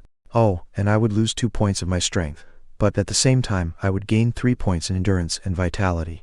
It doesn't sound bad. It was Kim Hyun-sung who spoke before I could even open my mouth. He offered his advice even though he wasn't asked. You seem to be someone who has high endurance. Your strength would drop, but such a big rise in endurance and vitality would be amazing.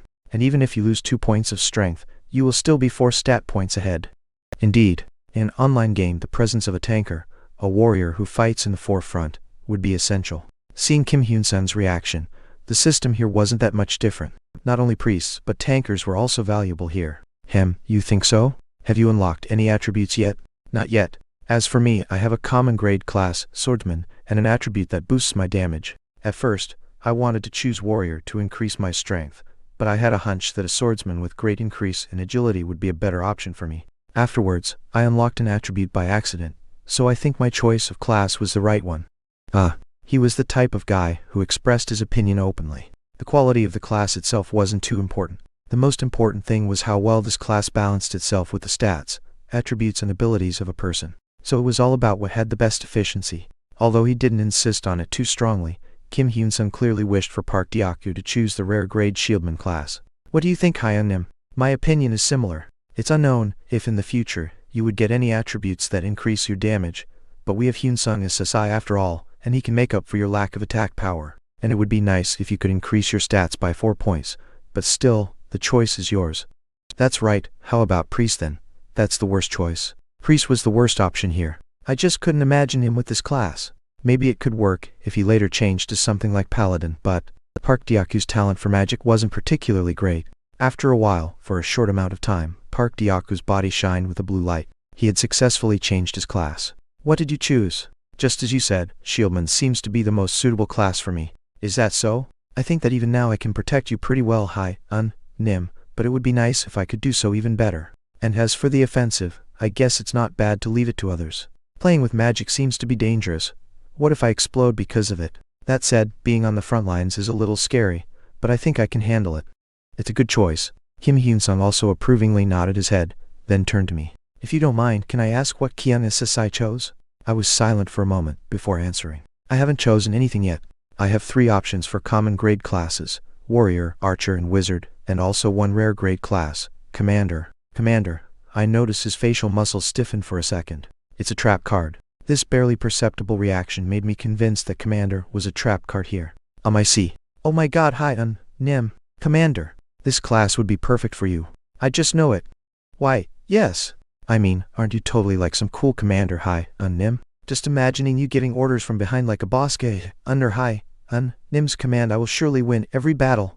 Park Dyaku was full of excitement, but honestly, I didn't see myself as a commander type. And also, I don't know anything about war strategy. I had never ever read any book about the art of war. I wasn't very good at playing chess or Go, and I didn't have a particularly outstanding mind compared to others. If you ask me about my experience in this area, I could only think about the short time in the distant past, when I played some online strategy game. I don't even remember what its name was now. In fact, with my character, I was more fit to be a scammer rather than a commander. I guess thief would be quite a fair option for me. I can't wait for you to give me orders, hi, Nim. This bastard, he was cute. Apparently, he already thought I would choose commander. It says this class would provide me with a wider field of vision, and 1 point increase in my intelligence. As for other classes, you guys probably know about them. With this class, there's little to no gain. At least the other 3 would increase your starts by 3 points. I felt my throat getting dry. Becoming a rare grade commander was definitely a trap. You have to be a commander. Commander.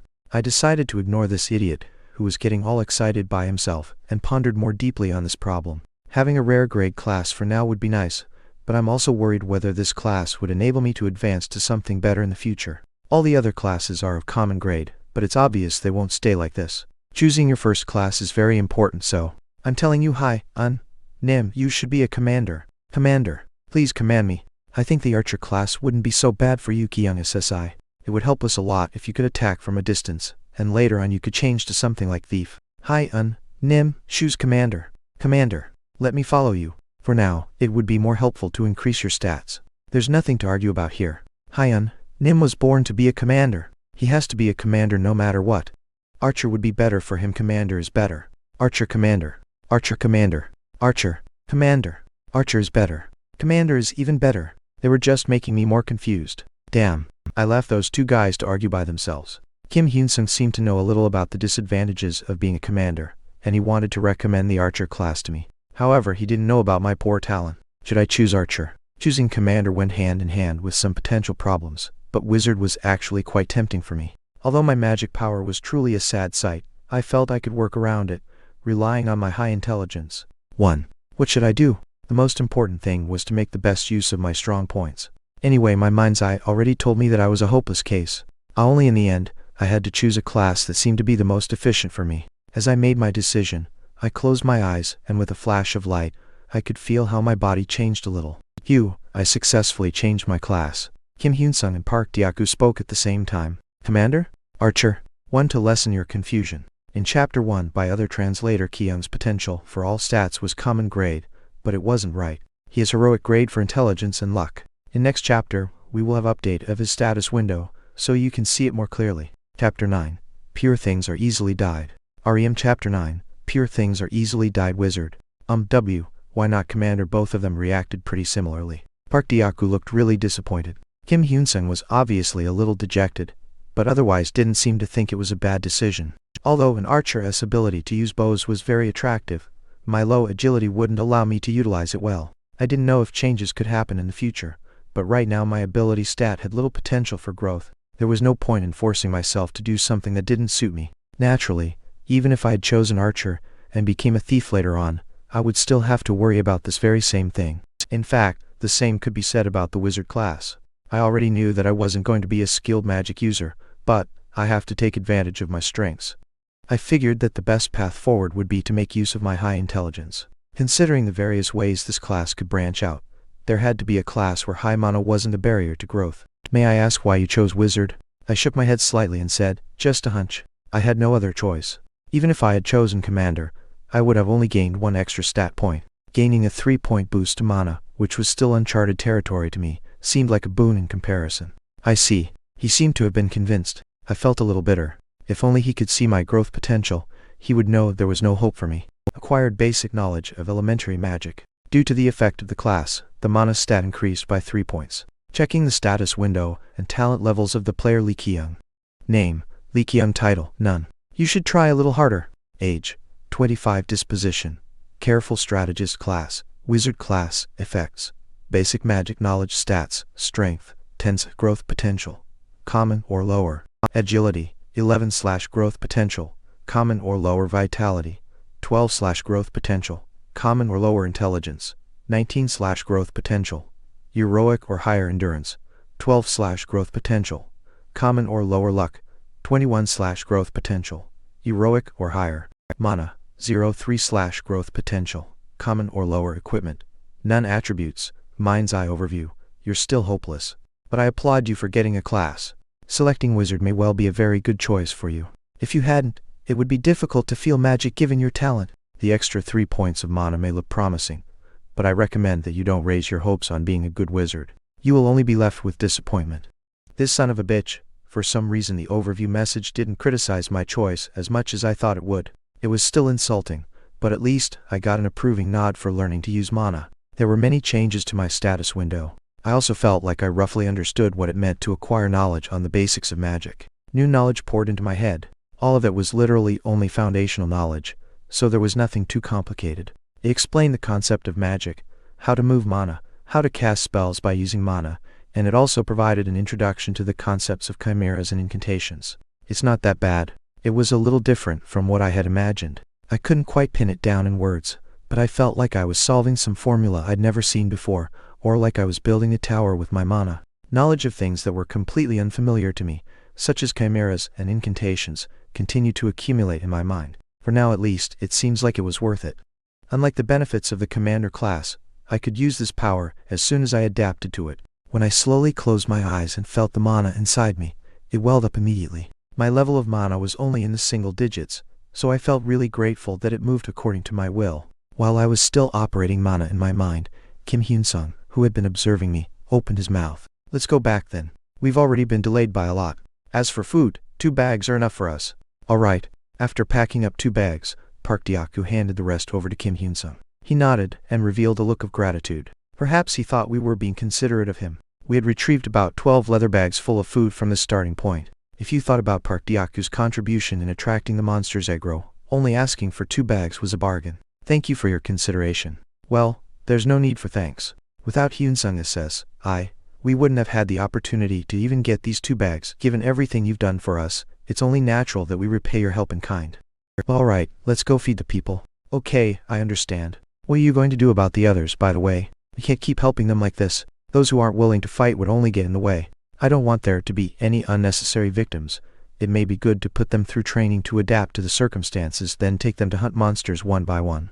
I don't think that would work. If you thought about it, Park Deok-gu had also completed this kind of training to adapt, but I didn't bother to say this out loud. It might not work. But for now, I think we could try it out with just one other person, with your permission of course. Would you guys be okay with that? I don't mind, but how about you, Hyun-nim? I'm also okay with this.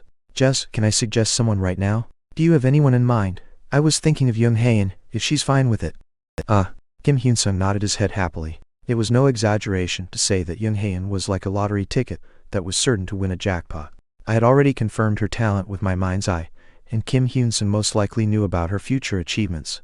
I couldn't help but laugh when I saw his delighted expression. The way back to the shelter was quite comfortable, due to the fact that we would inevitably leave the shelter unprotected whilst we traveled to the starting point. We had cleared out the area beforehand.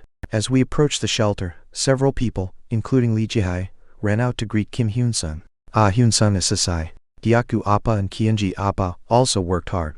Let us take those for you. I could see those guys taking bags from Kim Hyun-sung as though it were only natural. One man, who seemed to have an injured leg, snuck his hand towards our side as well, so I shook him off and said, "We will carry our bags ourselves." Oh, yes.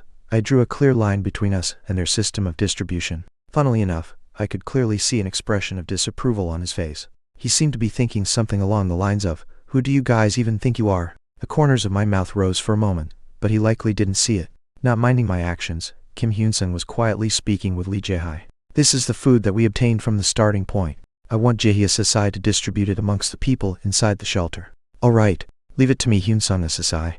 By any chance, were there any survivors?" "I don't think so." I see. That's too bad. Maybe some of them are still alive nearby. Sooner or later, we'll have to search that area again." Right, there probably wouldn't be enough food. Kim Hyun-sung had only brought 10 bags. 30 people wouldn't be able to eat their fill after sharing it amongst themselves. I could still hold out for now, but I was already feeling hungry myself. Park Deok-gu and I, carrying our 2 bags, walked past the leeches surrounding Kim Hyun-sung and headed inside. Inexplicable gazes followed us all the while. While walking, Park Deok spoke with a hint of uneasiness. Hyun-nim, you really won't share with them? We are not volunteers. Well, I know that, but I don't feel very good about it. And the expressions of those people who went out to greet us were kinda. Why do you care about how they look at you? I just don't like it. They're the ones who should be thanking us for risking our lives and bringing them food, Deok. The idea of even supporting baggage like them is laughable. The place we're staying in right now is Kim Hyun-sung's shelter. We're not one of them. We helped them as much as we were helped, and we even gave up some food that we were supposed to get. It's the least we could do. Kim Hyun-sung knows that, which is why he hasn't said anything. If they want better treatment, they can also pick up a sword. Well, maybe if I were in their shoes, I would also have had a hard time doing that. Maybe Kim Hyun-sung wants them to be motivated by us. I'm not sure what the outcome will be. So when they see us taking so much food, they would realize they also have to fight to be treated likewise. That's the desired effect. That guy wasn't stupid. It was possible that he was hoping for something along those lines to occur. While we were trudging over to the place where we usually stayed, I couldn't see Young-hae anywhere.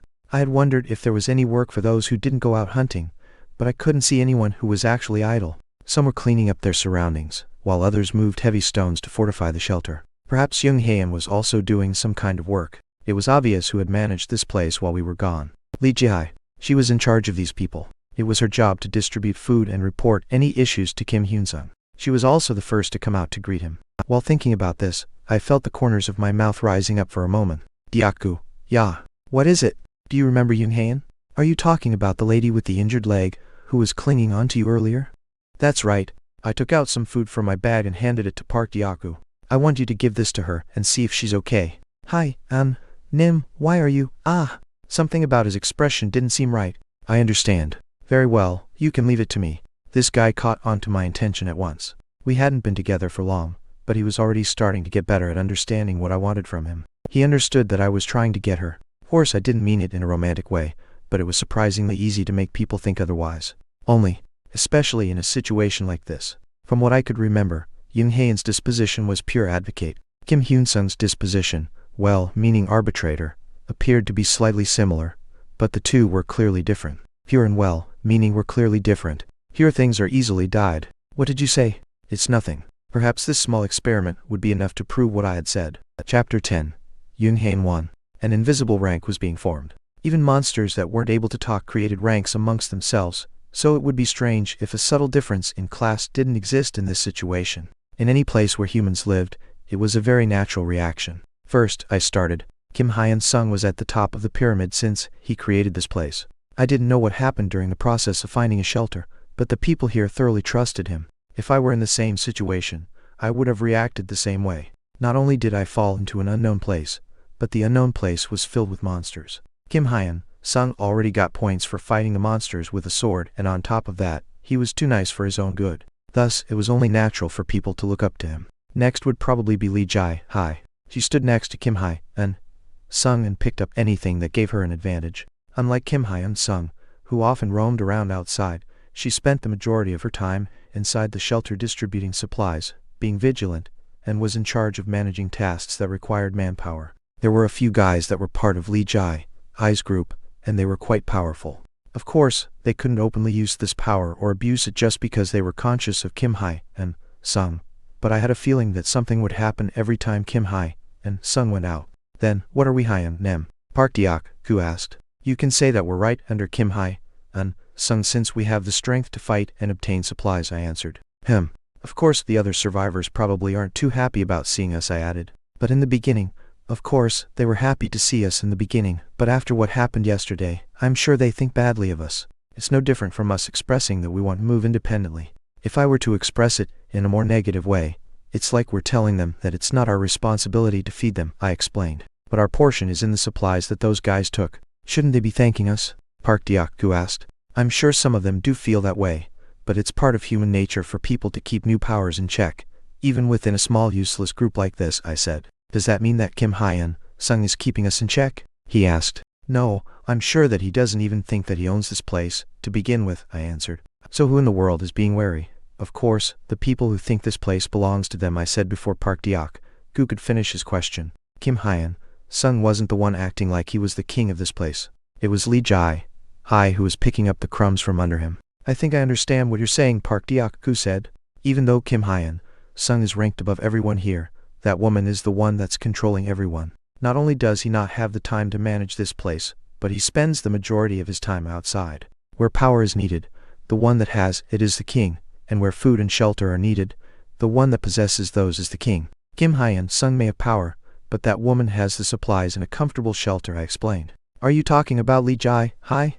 Park Deok-gu asked. I nodded and then continued talking. That's right. She gives more to people that are on her side, and to the people that she's wary of, all she has to do is slightly push them away, and put them at a disadvantage. Power creates discrimination, and I'm sure Young-hi Yan is one of the people that Lee Jae-hi is wary of. That's probably why Young-hi Yan got excluded, and is now doing difficult work, I told him. Since when have you been watching MS? Yan so closely? Park Deok-gu asked. I'll need to watch her even closer from now on, I said. Park Deok-gu quietly nodded. This was only the beginning of watching Young-ha Yan. It was a decision I made on impulse after reading Lee Jae-hi and Young-ha Yan's nature. One was a selfish and ambitious person, and the other was an innocent supporter. With these, I believed that I could really bring out the result that I wanted.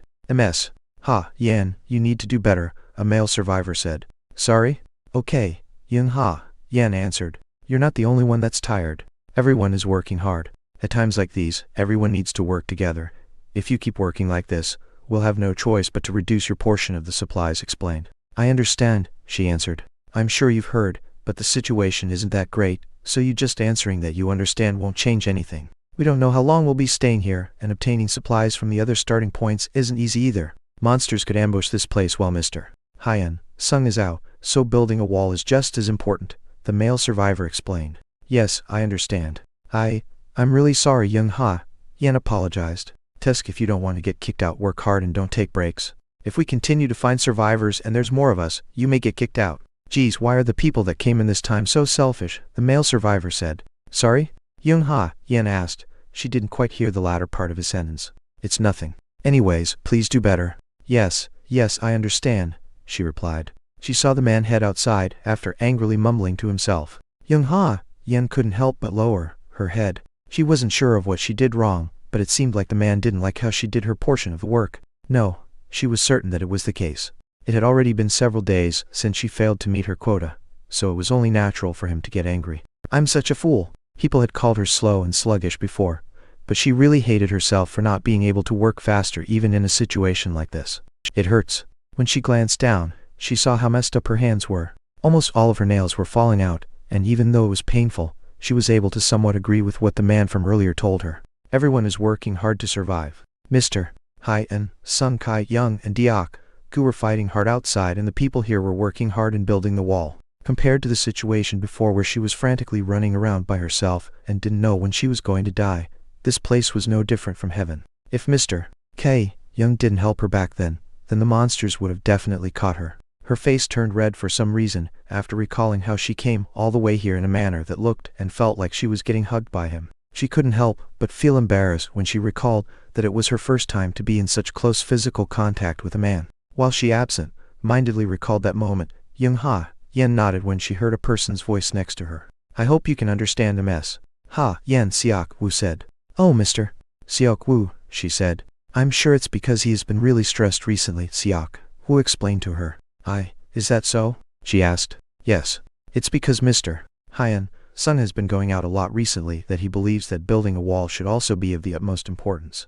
I'm sure MS. Jae-hi shares the same opinion. Since we don't know how long we'll be staying here, it's best to have all our defenses set up, so it's only natural for him to be on edge, Seok-woo continued explaining.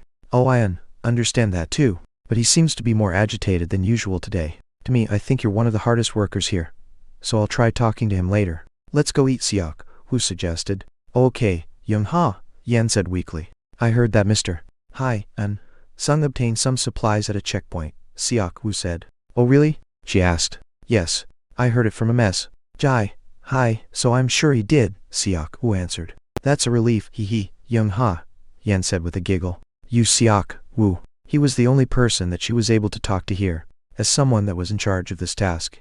He seemed like he tried to help those that had recently joined, but he was also a sociable person, so he talked to her often. Anyways, is the work difficult? Seok-woo asked Yan. Of course it's difficult, But I'm sure there are others doing more difficult work than me, she answered. But still, I'm sure it's not easy doing this kind of work.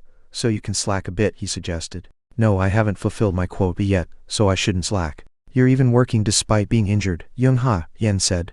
As someone that manages, I'm not required to do a lot of physical work. Ha ha ha, so this is nothing for me. Ha ha, he said while chuckling. After chatting about various topics, they arrived at the distribution table and saw a few people lining up. Young-ha, Yen didn't see Mr. Diak, Gu or Kai, Young, so she assumed that they had either eaten already or were at a different place. It hasn't been that long since they returned from the hunt. She thought that they probably wanted to rest their exhausted bodies. Please line up on this side and receive your portion when it's your turn, a person announced. Okay, the survivors answered. Oh, okay, Young-ha, Yen answered quietly. After receiving her portion with both hands, she found a decent place to sit and saw how the other survivors gathered and ate together. She thought about discreetly joining them, but because of her timid personality, it wasn't easy for her to talk first or be with other strangers. I'm sure it's because we're in a difficult situation, Siak, Wu commented. Sorry? Young-ha, Yen said. I'm talking about the other survivors.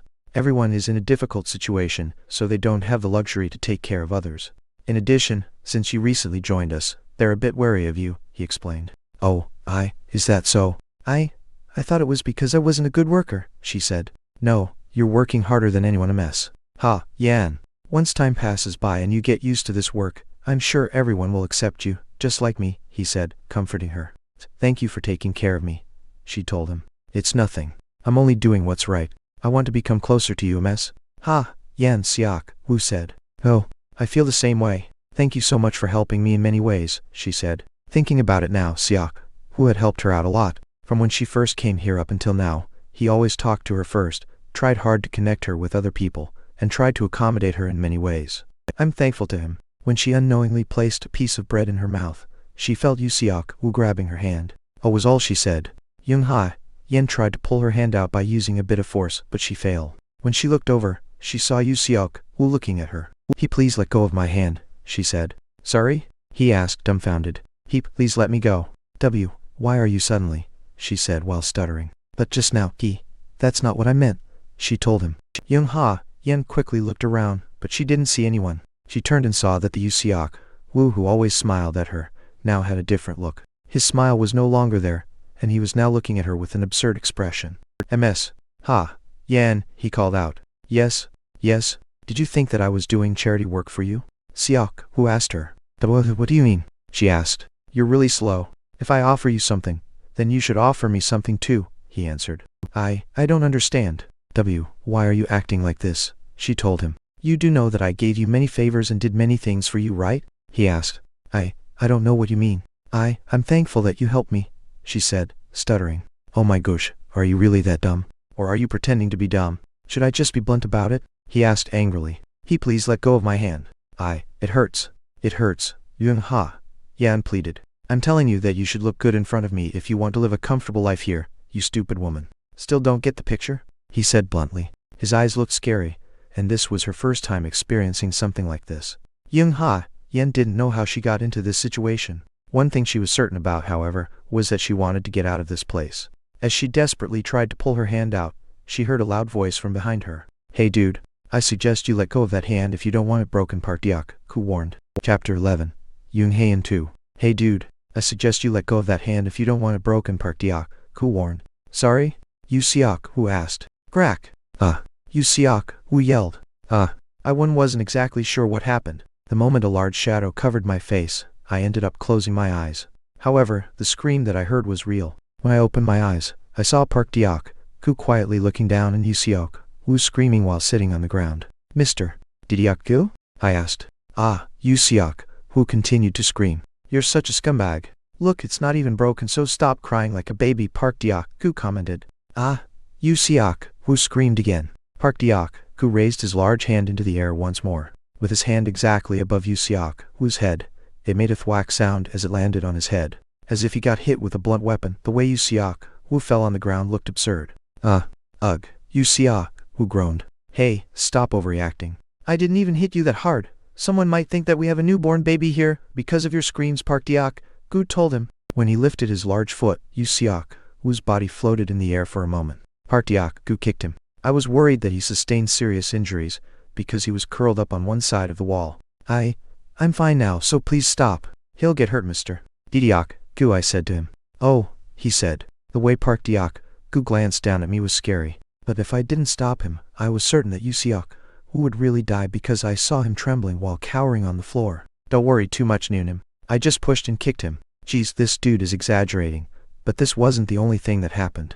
Several people came after hearing the commotion and after hearing Yusiok, Wu's scream. They were running on their way here. Stop it! Someone yelled. What do you think you're doing right now? Mr. Siok, Wu, are you okay? Li Jai, Hai asked. I'm fine, he answered.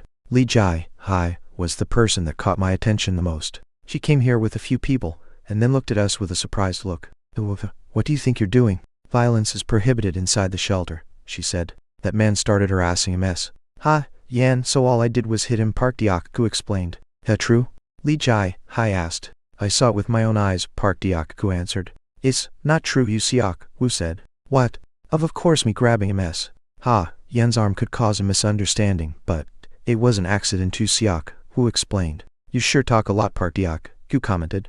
Stop it please. Diak, Gu Appa, as I've mentioned earlier, violence is prohibited here. Even if Mr. Siok did something wrong, using violence without hearing his side of the story can create a sense of incongruity among the survivors. If this isn't right, we should first find out who was in the wrong, Li Jai, Hai suggested. Mr. Siok, Wu, did you really grab a mess? Ha, Yen's hand and ridicule her? She asked him. No, I would never do that. That was definitely not my intention, he answered while stuttering. So what Diak, Gu Appa saw? I think there was a bit of a misunderstanding. Of course I was trying to express my feelings towards a mess. Ha, Yan, but I misunderstood because I thought she felt the same way. I think that's what caused this, Yusiok, Wu explained. Is this true? Li Jai, Hai asked me. Yes, it's true, he answered. Could you please tell me exactly what you said to her? She asked. I told her that I wanted to become closer to her in a mess. Ha, Yan responded positively. So I guess I misunderstood her, Yusiok, Wu answered. MS. Ha, Yan, please tell me the truth. What Mr. Siok, Wu said just now, is it true? She asked me. Many eyes were on me, and of course, I wasn't used to it since they weren't looking at me in a friendly way. I instantly realized that no one was on my side here. When my arms and legs started shaking because of my nervousness, I saw Li Jai, eyes staring at me as if she was pressuring me to confess. For some reason I found it difficult to talk. That's true, but after that Mr. Siok, Wu, forcefully pulled my arm and said that, Hi, if I wanted to live comfortably here, I was a bit surprised, I said. Please answer properly, Mess. Ha, Yan. I can't hear what you're saying, so please calmly answer my question, Li Jai, Hai told me. So what you're saying is that Mr. Siok, Wu did tell you that he wanted to become closer to you and you agreed to that, right? She asked me. Sorry? Yes, B. But I didn't know that's what he meant, I told her. I asked you whether it was true or not, Li Jai, Hai said coldly. It's true. B. But, excuse me, Ms. Ha, Yan Li Jai, Hai said, interrupting me. Yes? Wasn't it you that misled and gave him an opportunity? If I recall correctly, since you arrived here, you've been hanging out with Mr. Siok, Wu. Am I wrong? She asked. That's true, but no matter how you look at it, Mr. Siok, Wu first. This kind of problem occurs because there's an issue with how you usually act, she said. No. You see, I started. Do you think you can just create a situation where anyone can misunderstand, and then simply deny it? Same goes for you, Diak, Gu Appa. I can't believe you just beat someone up before listening to both sides, Li Jai, Hai told him. When I glanced over and looked at Park Diak, Gu, he looked slightly surprised. I'm sure he was thinking that he may have made a mistake. Miss, is what he said true? Park Diak, Gu asked. It's true that he wanted to become closer to me, B. But I became confused because I wasn't sure where I should start my explanation. I had no idea how I was supposed to handle this unexpected situation, and where I should start from. My face turned red for some reason, and tears started to fill my eyes because of the way people were looking at me. Do you think crying will resolve the issue? Li Jai, Hai asked. I'm sorry, just saying that you're sorry isn't going to work. Everyone hasn't been in a good mood these days, and Dia, Gu Appa, of course, I'm thankful that you helped a woman who seemed to be the victim in this situation, but you shouldn't act on your own when you haven't even heard both sides of the story. I think you were a bit careless, she explained. I'm not sure who's the victim and who's the perpetrator in this situation. I'm sorry, I said, apologizing. Apologizing will resolve this issue, Li Jai Hai said. Please apologize to Mr. Seok Woo properly since he's the victim, she told me. What's going on? Someone asked. What's going on? I too was able to answer the question, even though I was the one who asked. The situation in front of me was suitable and excellent. I thought something was going to happen sometime soon, but I didn't think it was going to be like this. Park Deok Gu looked slightly surprised, and Young Ha Yen was shedding tears like a waterfall. Of course, she would think that the situation was unfair. It was obvious who the victim and the perpetrator were.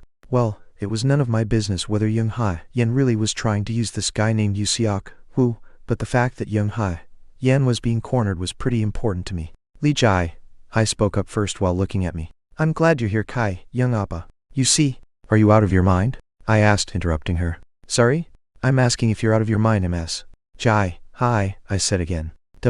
What do you think this place is some kind of playground? Do you think the monsters won't hear you if you yell loudly like that?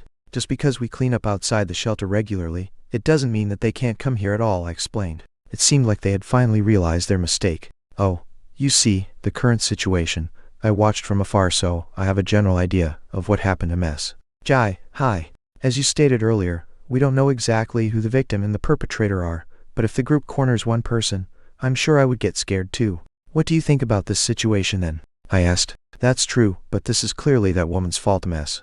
Jai Hai. Can you be certain that Mr. Seok Woo really did nothing wrong? I asked, interrupting her. She probably wouldn't be able to say that she was certain. If she said that, she would be the one who would be penalized, not Yu Seok Woo. I saw her hesitate with an anxious and flustered look. Also, seeing Ms. Ha Yan's reaction, I don't think that's what really happened. More than that, I can guarantee that Ms. Ha Yan isn't the type to do something like that, I said confidently. It was far-fetched, and right now, I was saying things that didn't make any sense. Even though I was the one that said it, I found my words so nonsensical that they could elicit laughter from anyone. Young Ha Yan protecting her by telling everyone that she wasn't the type of person to do that could be a statement that she would be thankful for, but that wasn't the case for other people. I barely knew her, and yet, I told them that she wasn't the type of person to do that. Other than the fact that her nature was an innocent supporter, there weren't any other real reasons I could use to guarantee that she was innocent. Honestly, there was a lot I wanted to say. Accusing the victim of a sex-related crime in the first place was a mistake. As a woman, there was no way Li Jai I wouldn't know that. The only reason why she intentionally took Yu Seok Woo's side was that she had a hidden intention to strengthen her group by rejecting outsiders. If not that, then she was planning on screwing over Young Ha Yan from the start. It wouldn't be bad to nitpick every single issue and logically refute them, but forcefully moving forward with it could also be effective. No, there's no way it wouldn't work. But I'm powerful. I was the one in power here. My words were more significant than anyone else here. Ms. Ha Yan isn't the type of person to do that, I said again. Oh well, Young Ha Yan looked at me after wiping her tears, and the others looked at Young Ha Yan with hostility. To them, they may think that this situation was unreasonable since I suddenly appeared, cleared up the misunderstanding, yelled, and was being overly biased towards one person. Despite that, I was certain that I wasn't going to be the one to receive the hate. I started looking towards Young Ha Yan discreetly. A woman that was favored by the person in power. No matter how you looked at it, she was the type of character that people would hate, especially by people like Li Jai Hai. Geez, what are you all doing here? I think it'll be best if Mr. Yu Seok got his wounds treated first. However, once his injuries are treated, I'll ask him properly about what exactly happened. Please move Mr. Seok Woo away for now, I told them. Okay. Ms. Jai Hai, please clean this place up, so that you can start your day. Mr. Hai and Sun will be returning soon. Deok Gu, do a light patrol around the area since monsters might get attracted here due to the incident just now, I said. Higeta Hai, Nim Park Deok Gu answered. Also Ms. Ha Yan, please come with me, I said. Okay. A few of the survivors gossiped among each other. Li Jai Hai was lightly biting her lips, and Yu Seok Woo looked slightly anxious, but it was obvious what they were all thinking. I kind of heard what they said, but no one openly criticized my actions. What's with that woman? She's so full of herself. There was a better prey than me. Let's go, I said. Oh, okay, Young Ha Yan said. It was a person that lacked power, and could easily be taken advantage of. 1. Young Ha Yan's point of view. 2. Back to Li Kai Young's POV. Chapter 12. Li Jai. Have a seat, I said. I stuttered Young Ha Yan. I saw her hesitate. I figured that she was still shaken up after what happened because of the way her shoulders quivered every now and then. The way she wiped her tears away made her look like a child. First of all, she was an ordinary 21-year-old old woman. It was understandable for her to act that way since she had never experienced the earlier situation, and of all places, she experienced it here. I didn't exactly understand what she was feeling, but Yen seemed like she didn't really know what just happened and what kind of situation she was just in. I'm sorry, Yen said, apologizing. I'm not exactly sure what you're apologizing about, I told her. But you did nothing wrong, Ms. Yen. Of course, I didn't see the situation myself. First, can you slowly explain to me what happened? I asked her calmly. It really wasn't my intention. I know. You can talk to me comfortably, I said. When I told her with a small smile, she started talking slowly. I had a general idea of what happened, and it was also a situation where I could assume what happened. The problem was that I couldn't really understand what Yen was saying. She started rambling while crying, so it was difficult to understand her lamentations. According to the system, her intelligence stat wasn't that low, so I guess one's intelligence wasn't measured based on simple critical thinking skills. And suddenly Mr. Siak-woo, she said. I see, so that's what happened, I said. He pulled my hand and then yelled, Yen said.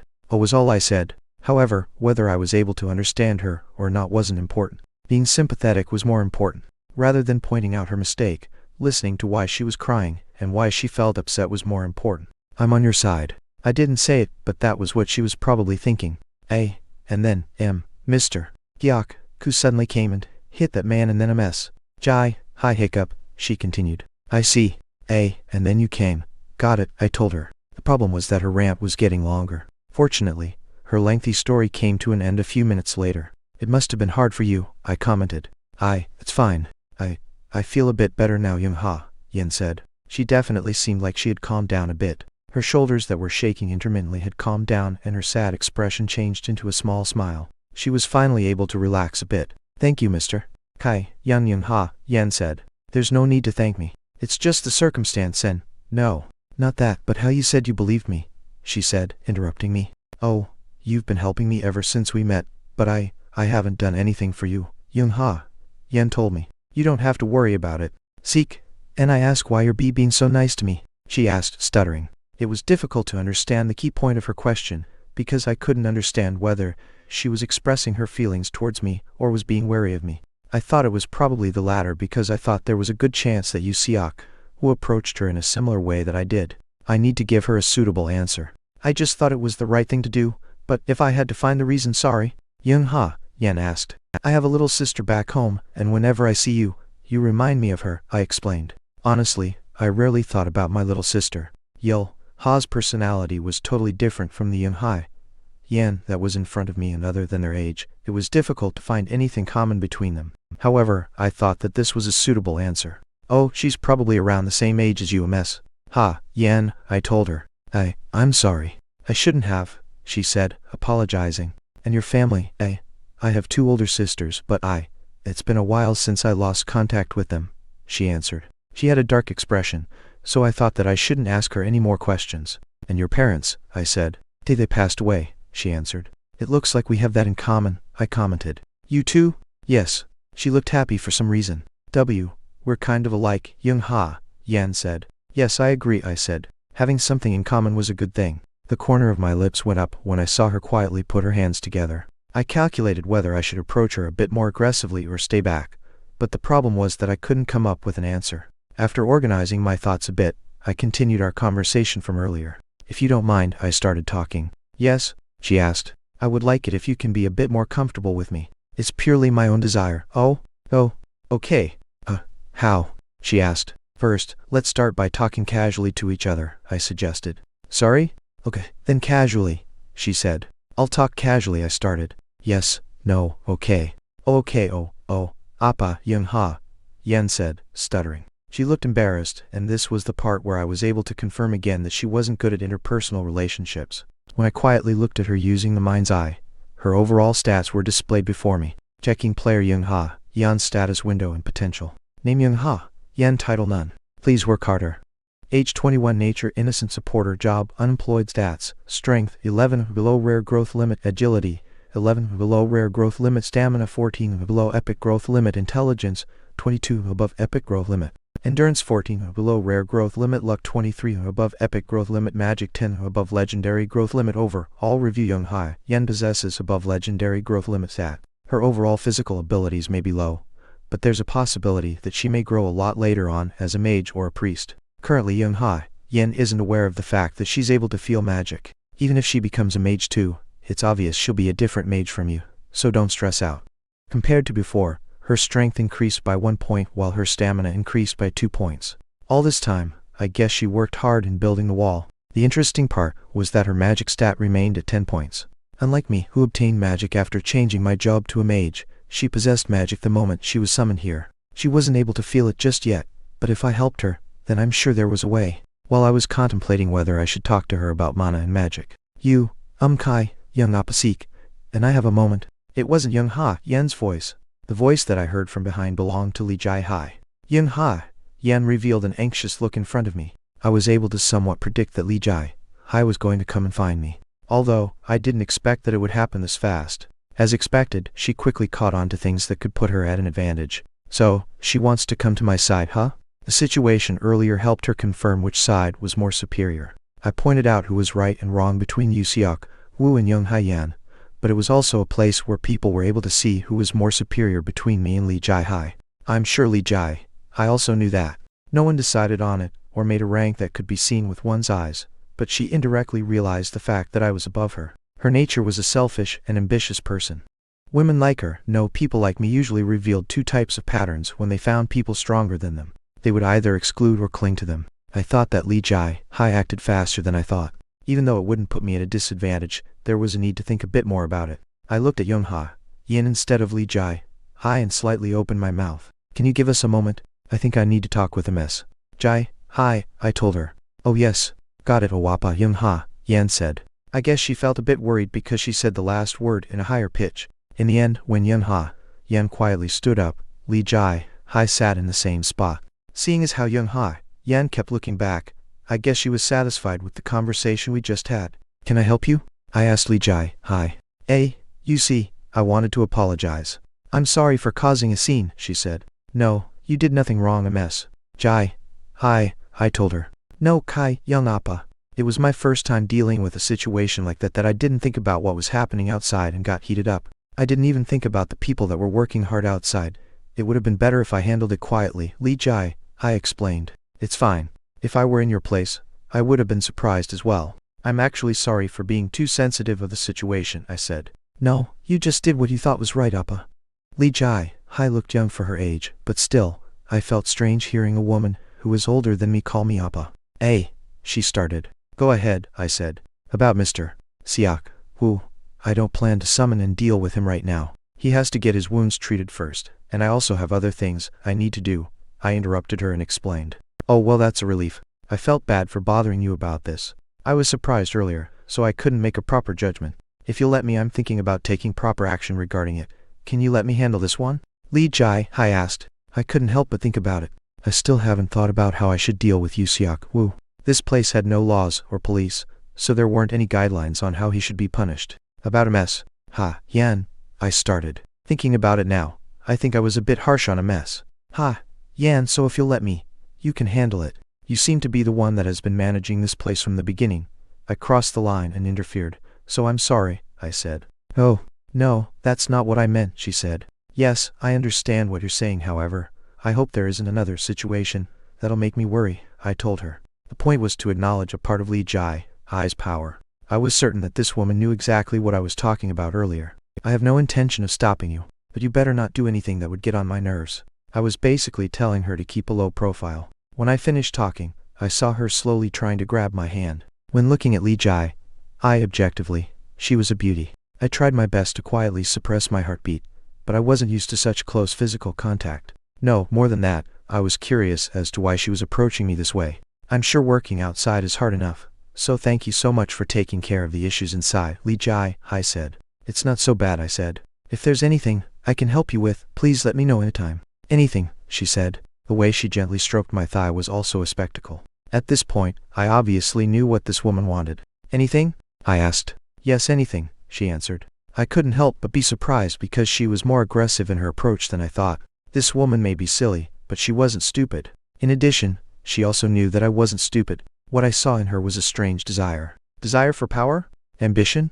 It didn't matter which of these she wanted.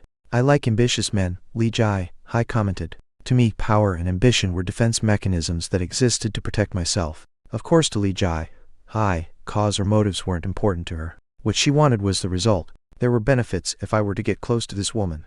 But the problem was that I wasn't interested in her at all.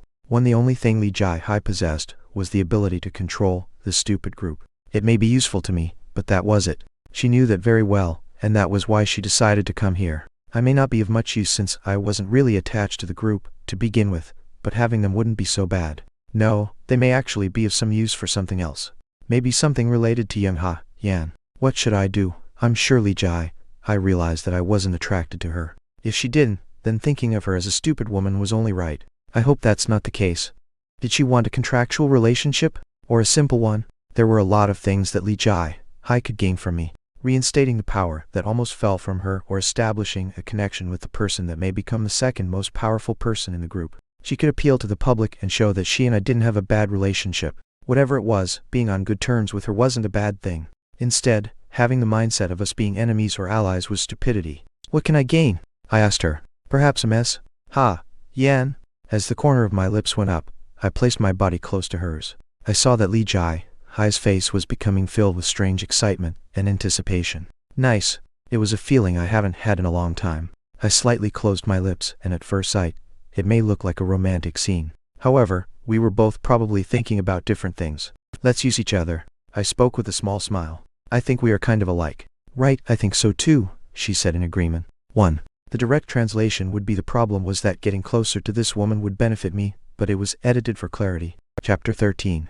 Embarrassment 1. Checking player Li Jai's status window and potential. Name Li Jai.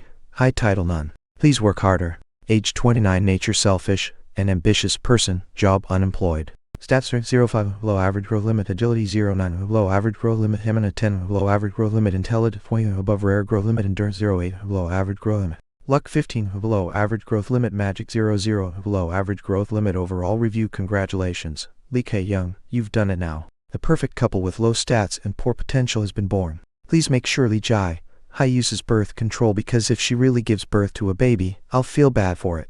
But we're not a couple, I said to myself. Li Jai was smarter than I thought. No, if I were to be specific, she wasn't exceptionally smart, but she was good at judging the situation, making appropriate decisions, and taking action. She was quick to catch on, and knew exactly what people wanted. She was unknowingly wary of Young Yan, so seeing how she let me handle her, I had an idea of what she wanted. I couldn't understand why Kim Hyun-sung had put her in charge of the group. Butting heads was really unnecessary, but she probably did that to at least show that she had power. Of course, she may have other goals, but there was really no reason for me to know.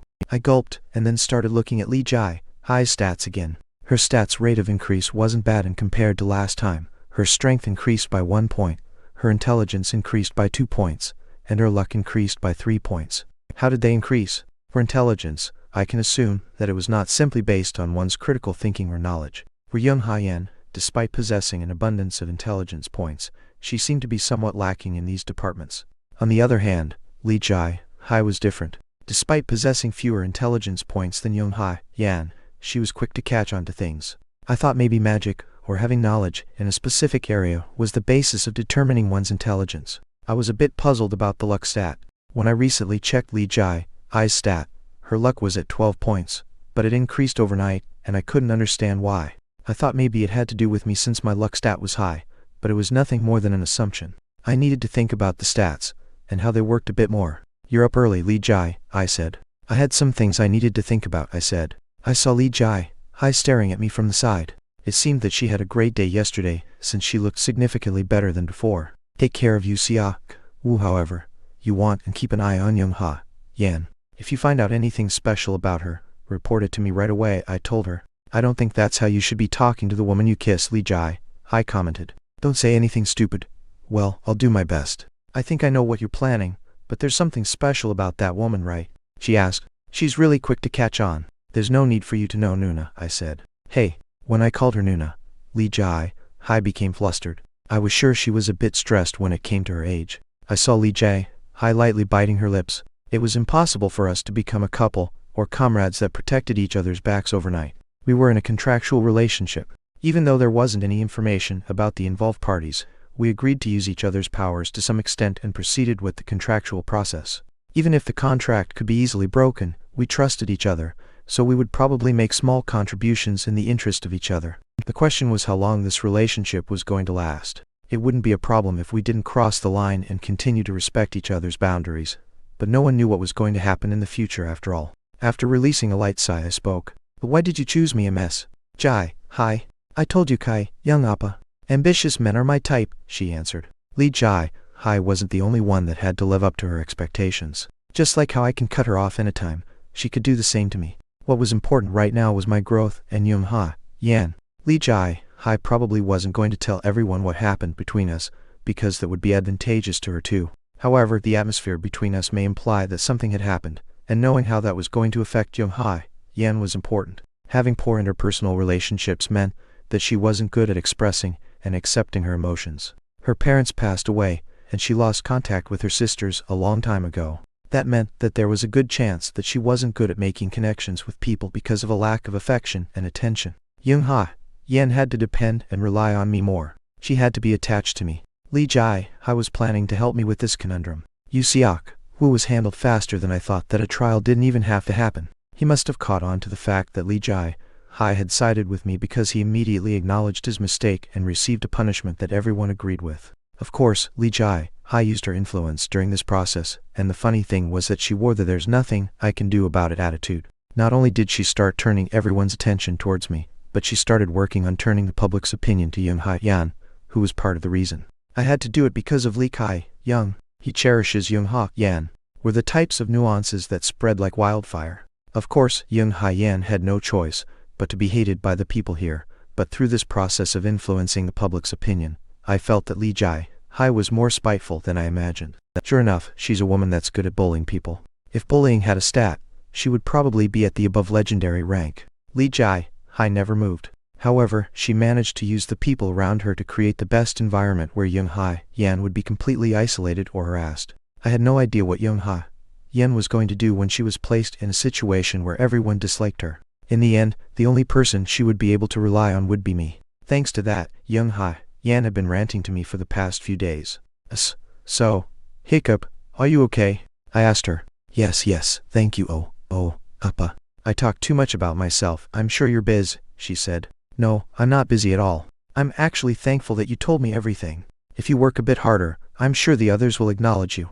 Of course, I already know that you're already working hard, I said, comforting her. Honestly, pretending to be a good person wasn't easy. Still, it'll be fine since you'll be going out to hunt with us from now on.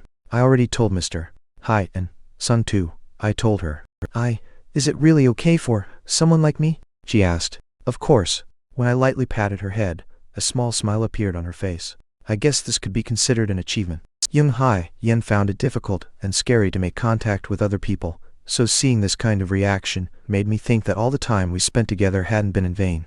I wanted to be certain of what she thought of me before we headed outside, but I already knew that I shouldn't approach her rashly. Slowly, I didn't want a relationship that would easily crumble like a sandcastle. Yung Ha Yan and I had to have a stronger relationship. I'm glad I have you, Appa. If I was by myself, you have no idea how relieved I am that you're by my side, Hai Yan. More than that, have you been able to feel your mana moving? Any progress? I asked. Yes, for now.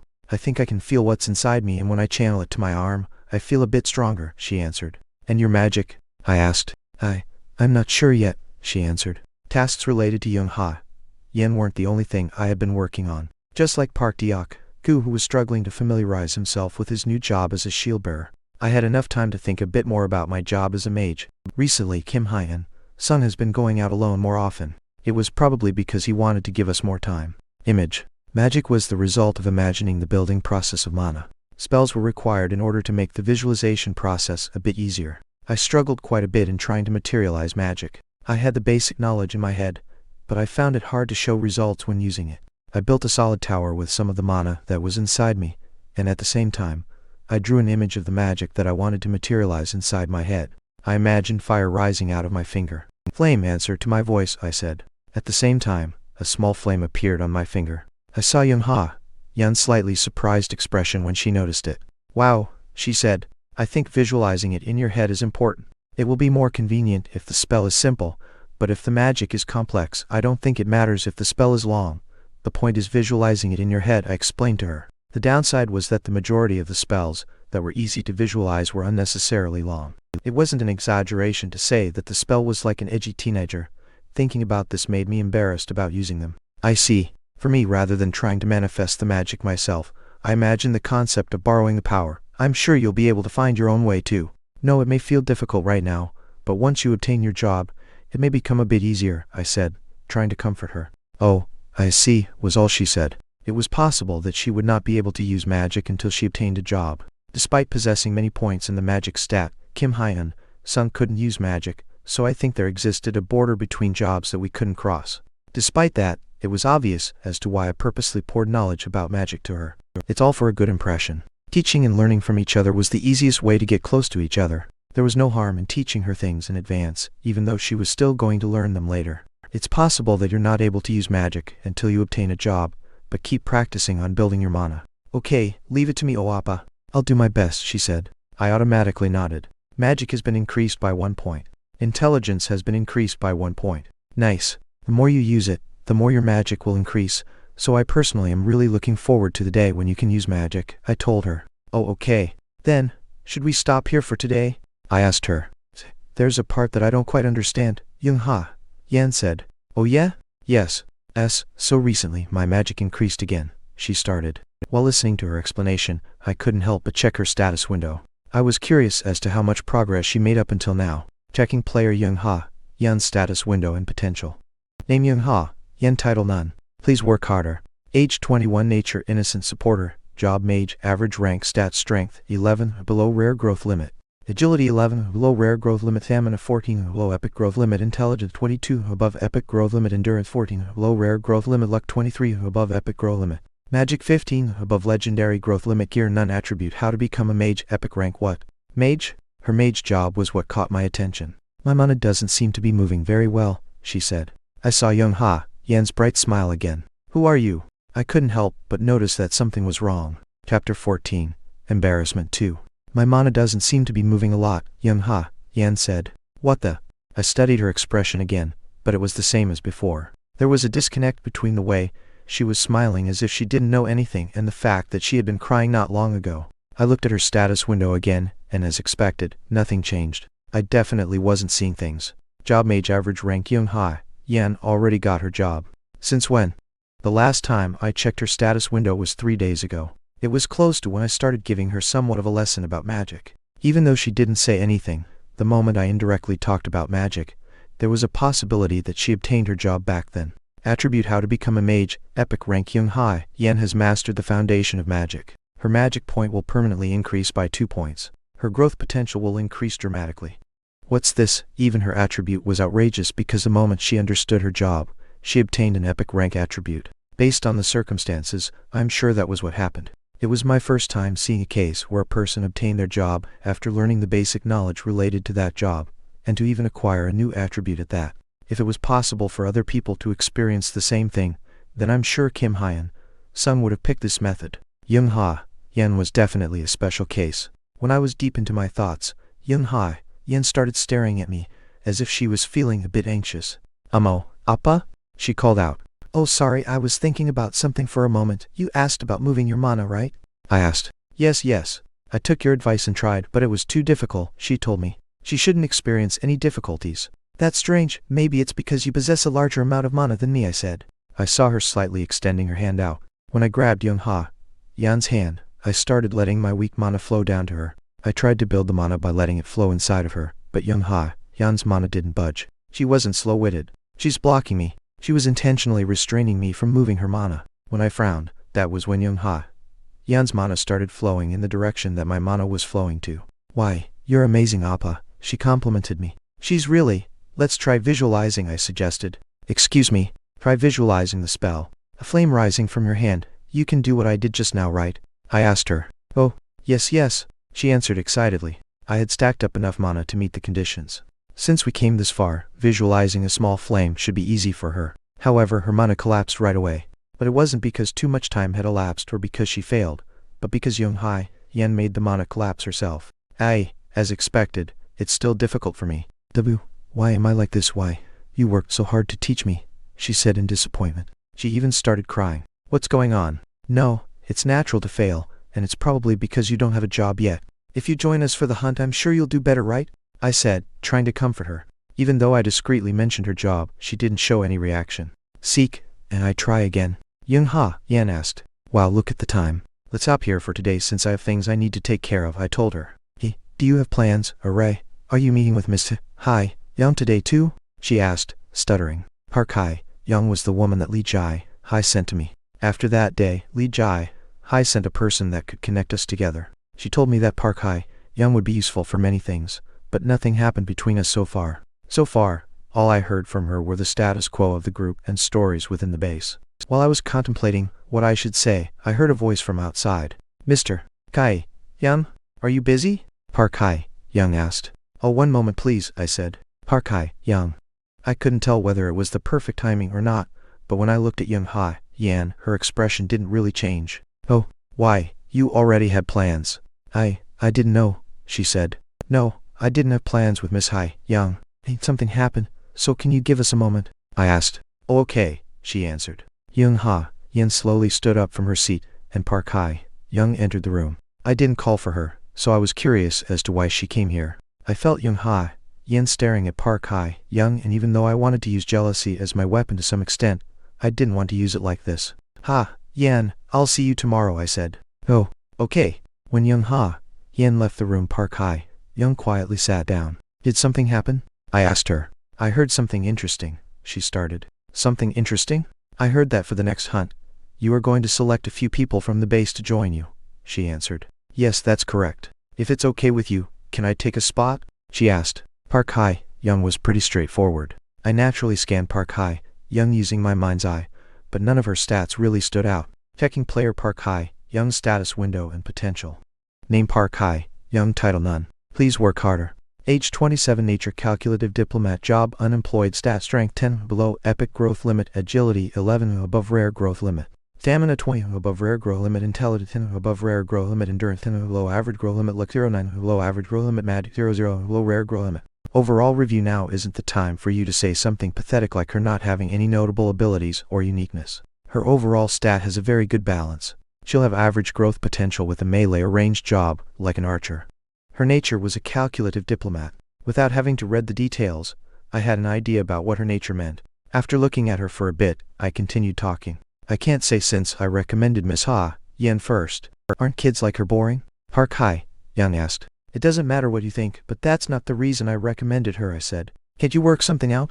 I think doing that will help our relationship more, she commented. I didn't really know what kind of relationship we had. I think Li Jai Hai told her to help me with different things, and she heard some absurd stories as a result. Park Hai Young must have thought of me as a lewd person that fancied women. Her stats were decent and her potential wasn't bad either. If she grew in the proper direction, then she may be able to help me, but I didn't like the fact that her nature had the word calculative. Still, I believe that she knew the concept of give and take. Your reason? I asked her. You need people that can fight, right? Thanks to you and Mr. Diaku joining, the situation here has changed a bit. Only a few people think that Mr. Hyan Sun will be able to do something for us. This is the place where a woman can get just as strong as a man, and through a variety of systems, one can even strengthen their physical abilities, Park Hai Young explained. Yes, that's correct. Everyone is scared of the monsters, but there are people that believe that we can hunt them. People have started forming groups saying that they were going to go out, and if it comes to the point where everyone is able to fight, it won't be a loss for you if you have more people on your side. If Ms. Hai Yan returns with some special power, then this development will only speed up, she said. You're talking as if I'm splitting the group up, I told her. Did I hit a nerve? No, I don't really care anyways. Does Miss Jai Hai know that you're here? I asked. Probably. Who knows what Miss Jai Hai is thinking, she commented. Then the reason why you're here is, I just thought that you would understand. I also don't like the fact that you keep taking that Young Ha Yan girl's side. Well, if you reject my offer, I'll have no choice but to wait until it's my turn, she answered. I understand what you're saying. I knew we would see eye to eye. When Mr. Hai and Sun returns, we'll probably start working, so I'll try to put in a good word for you. However, if Mr. Hai and Sun believes that it's too much, then you may get rejected, so don't get your hopes up, I warned her. Just hearing that answer is enough hope for me, she said. Then, I look forward to working with you. Me too. That's hilarious, a survivor commented. They'll hear you, another survivor said. Young Ha Yan heard people talking around her, but she couldn't really hear their conversation. She was actually worried about Kai Young. Miss Ha Yan, what's on your mind? Oh, no, it's nothing, she answered. If you're tired, you can rest. I'm sure you're tired from the physical labor PFT. Well, wouldn't it be harder for you if you worked here? One of the survivors asked. Excuse me? Young Ha Yan asked. Look at her pretending like she doesn't know. I told you not to do it. She didn't really understand what they were trying to say, but she felt hostility from them. She didn't feel tired or exhausted from their words. She was used to being treated like this, after all. Thinking about it now, it was the same as when she was little. Compared to her two older sisters, she was somewhat slow and stupid. Her oldest sister always took care of her, and her second oldest sister was very smart. But the reason why they suddenly stopped contacting her was probably that she was stupid. Ugh, she stinks, a survivor commented. He sure has interesting taste. She's not even that pretty, pretending like she doesn't know anything. That's why she's like a fox, another survivor said. Sage, stop it. She's going to hear you. What if she runs off and tattles? They asked worriedly. Let her go then. I think he is probably tired of her. No, I'm sure he's fed up with her by now. Hearing their voices made Young Ha Yan's hands tremble for some reason. Kai Young Appa. He was the only person she could rely on within the space. After recalling how they held hands earlier, her body shook for some reason. Fed up, she knew that Kai Young didn't treat her that way. There was a slightly different reason as to why Kai Young was being nice to her. My heart is pounding. Her heart pounded as if it was going to jump out of her chest. Because I'm like his little sister. Thinking about what he told her before, she felt a subtle pleasure. It was a very unfamiliar feeling. It was a feeling that she had never felt until now. Her heart pounded as if someone was beating it with a hammer, and she couldn't help but cross her legs for some reason. It was even difficult for her to control her feelings. I can see him again tomorrow. It would be just the two of them talking, and he would dote on her again. Young Ha Yan thought she would be able to feel the same warmth that she felt when she was with her family a long time ago. This was a type of drug. She hid the fact that she obtained a job and an attribute because she wanted to spend more time with Kai Young. She felt heartbroken by the fact that she had to lie to him. But if she didn't do that, she was afraid that he may never look for her again. Young Ha Yan tried her best to ignore the voices and looked in the direction where Kai Young was. Oh my, were you waiting for me? It was Park Hai Young, the same woman that was with Kai Young a moment ago. Chapter 15, Awakening. Chapter 15, Awakening. Why do you look so uneasy? That's a funny one, kid. Just look at you pretending otherwise. You're bothered by the fact that I met with Kyung SSI. I'm not like that, Hai Young SSI. Oh, Appa's business. It has nothing to do with me. Your expression says otherwise, eh? I'm telling the truth. Seriously. Don't make me laugh, you little bitch. You think no one knows what's going on in that head of yours. You look slow and stupid, but your head works fine. Who'd have thought that you would land such a big fish before you even got here? With a face like that, your skills must be better than I thought. I don't get it. No, maybe he's the one whose taste is peculiar. You know, there are people like that. People who are only interested in the incompetent and dim-witted kind. You. She couldn't fully understand Park Hae-young's words. You are making that face again. I really don't like it. I'm sorry. What are you sorry for? You're making a fool of everyone here regardless. That's not it. Do you really think that Kiana Sasai likes you? You think he cares about you?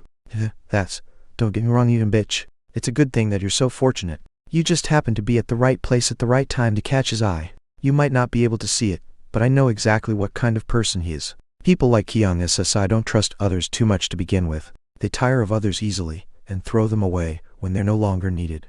Oh, Appa isn't like that. And that's just what you want to believe, because it's in your favor. But what can I do if you've already made up your mind? I think I'm right. It might be okay for now, but things will change soon enough. From my point of view, you're rather boring, the kind one easily gets sick of. Phew. No one's ever told you that before? Young Hae bit down hard on her lips. She felt so confused. Her face felt hot. She wanted to shout, "What are you talking about?" and argue against Park Hae-young's nonsensical speech, but words escaped her. However, her body kept shaking. I don't think I've ever seen you make a face like that before. Are you mad? I must have hit the nail on the head. You've always been abandoned by the people around you, haven't you? No. No? It's written all over your face. If not, do you always have things snatched away from you? Either way, you're just pathetic. Do you really believe you're always going to be his first priority? What do you think will happen out there when you're not paying attention? Park Hae-young's face slowly drew nearer. Before long, Young Hae heard a faint whisper near her ear that caused her to exclaim subconsciously, "Kiana Sasai was better than I thought. Don't lie to me." Oh, you fell for it. Young Hae's eyes were filled with tears. She wanted to say something to refute Park Hae-young, but she felt choked up. This woman was right. She had been abandoned by her parents and her older sisters. All of her loved ones, and the friends that had been with her for so long had drawn away from her. Maybe she really was the type of person that others got sick of. She always made mistakes and had trouble speaking properly. Being bullied had become a part of her daily routine, so it was more convenient for her to just be alone. Still, not Appa. Her Appa wasn't like that. He wasn't the least bit similar to the others. His very nature was different from everyone else she'd met before. He said that she was like a family member to him, that she reminded him of his younger sister, and he wanted to look after her. He was always mindful of her, and was taking care of her every day. Diakuassi also told her that. Every day, her Appa would tell her that he cared about her. He was always supporting her, saying that she could do better, even if she made a mistake. Even when she asked silly questions, he would smile and answer her patiently. That can't be true. I guess that's what you're hoping for. I'll be honest with you, it's likely that what I'm saying will happen. I'm going to give you a warning, Dancing. If you want to gain anything out of your current relationship, you'd better leech it out quickly before you're discarded. Otherwise, everything will be snatched away from your grasp. Assess, stop it. Oh, Appa wouldn't, how annoying. Park Hyeon's mouth curved into a smile, and at the same moment, Young Haein felt a pressure on her shoulders. She had been pushed down. Young Haein fell on her bottom. She looked up, but all she could see was Park Hyeon's back, who was already walking away. At the same time, voices poured in from all sides. Serves her right. What just happened? Anyways, it looks like our naive whore will be abandoned soon. Stop it. Hey, she will hear you. Stop what? Didn't you hear what just happened? Soon, she's going to be all alone again. Who is she going to cling to then? I don't think there's anyone else who would compete for her anymore. It would have been better for her to just stay with Siakuasai. She should have known better. That's why she's all alone.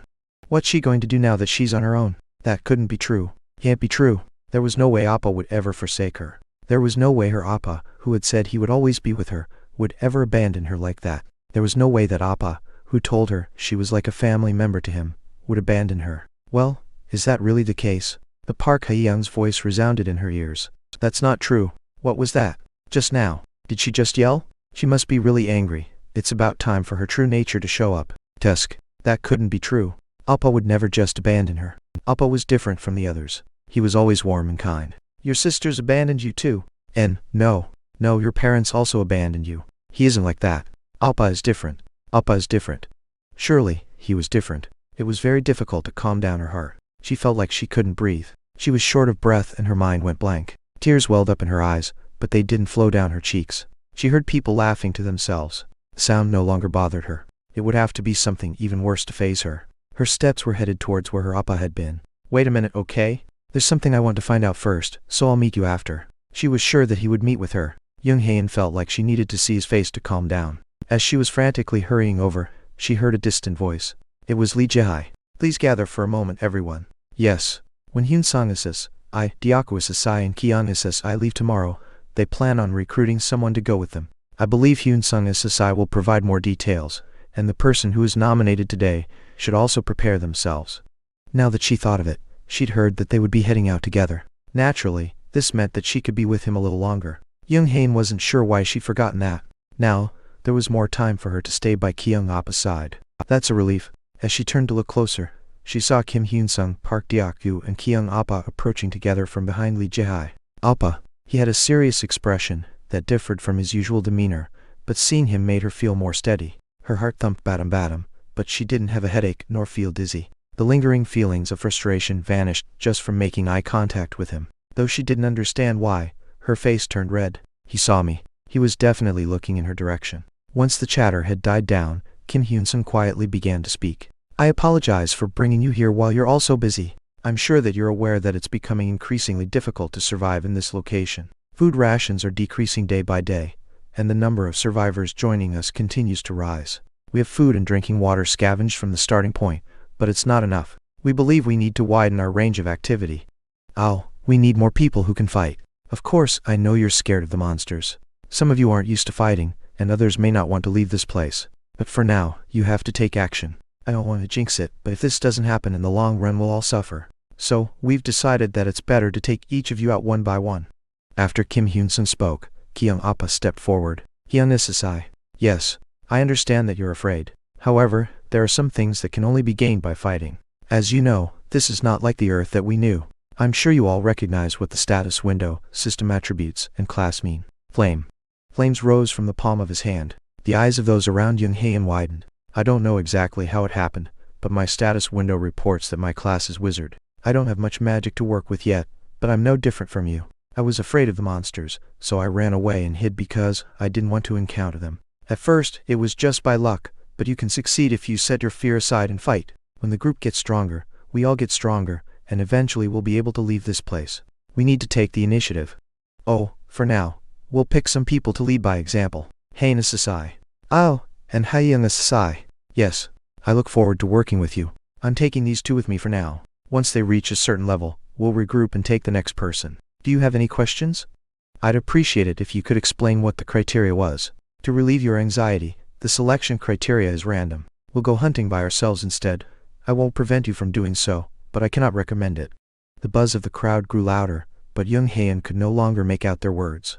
Instead, her eyes were locked on Park Hae-young. She'd known that other people would be going with her, but she hadn't expected it to be that woman. Congratulations, Anai. Don't get hurt. Hyunsan I, Kian I, and Diaku I will be with us, so it'll probably be okay. It's a little scary, but we need to push past this.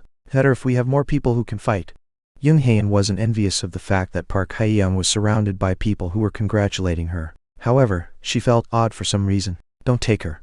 As she quickly glanced up at the platform once more, she saw that Appa was also looking at Park Hae-young. There was a faint smile on his lips. The voice she had heard earlier resounded in her ears, and her breathing became shaky. He's the type to tire of others easily. Park Hae-young hurried onto the platform and began shaking hands with the others. You're going to be thrown away to have him taken away from you. Your sisters left you too. Only your parents as well. Stop it. Stop it. Stop it. You'll end up. Stop. Thrown away. Hated. At that moment, Kyung Appa held Park Hae-young's hands. Something collapsed inside Young Haeun. Chapter 16. In every 5-man band, there will be one deadweight one. Chapter 16. In every 5-man band, there will be one deadweight one. Not bad. It wasn't a bad choice to show them magic. Kim Hyun-sung and Park Dyaku were definitely strong. However, the line between whether that strength came from the system or from their own inherent physical abilities wasn't particularly clear. When pitching the possibility of gaining new powers right away, it was only natural that merely picking up a shield wouldn't appeal to them as much. Magic, on the other hand, was a bit different. A ball of fire formed from nothing. It was a sight that completely went against common sense, enough to cause anyone to doubt what they had seen. That was the best way to get them to stop hiding in this shelter. When Kim Hyun-sung saw the crowd quietly gaining enthusiasm, he murmured, "It was a success. There might still be difficulties lying ahead. Those adverse to fighting will still be afraid.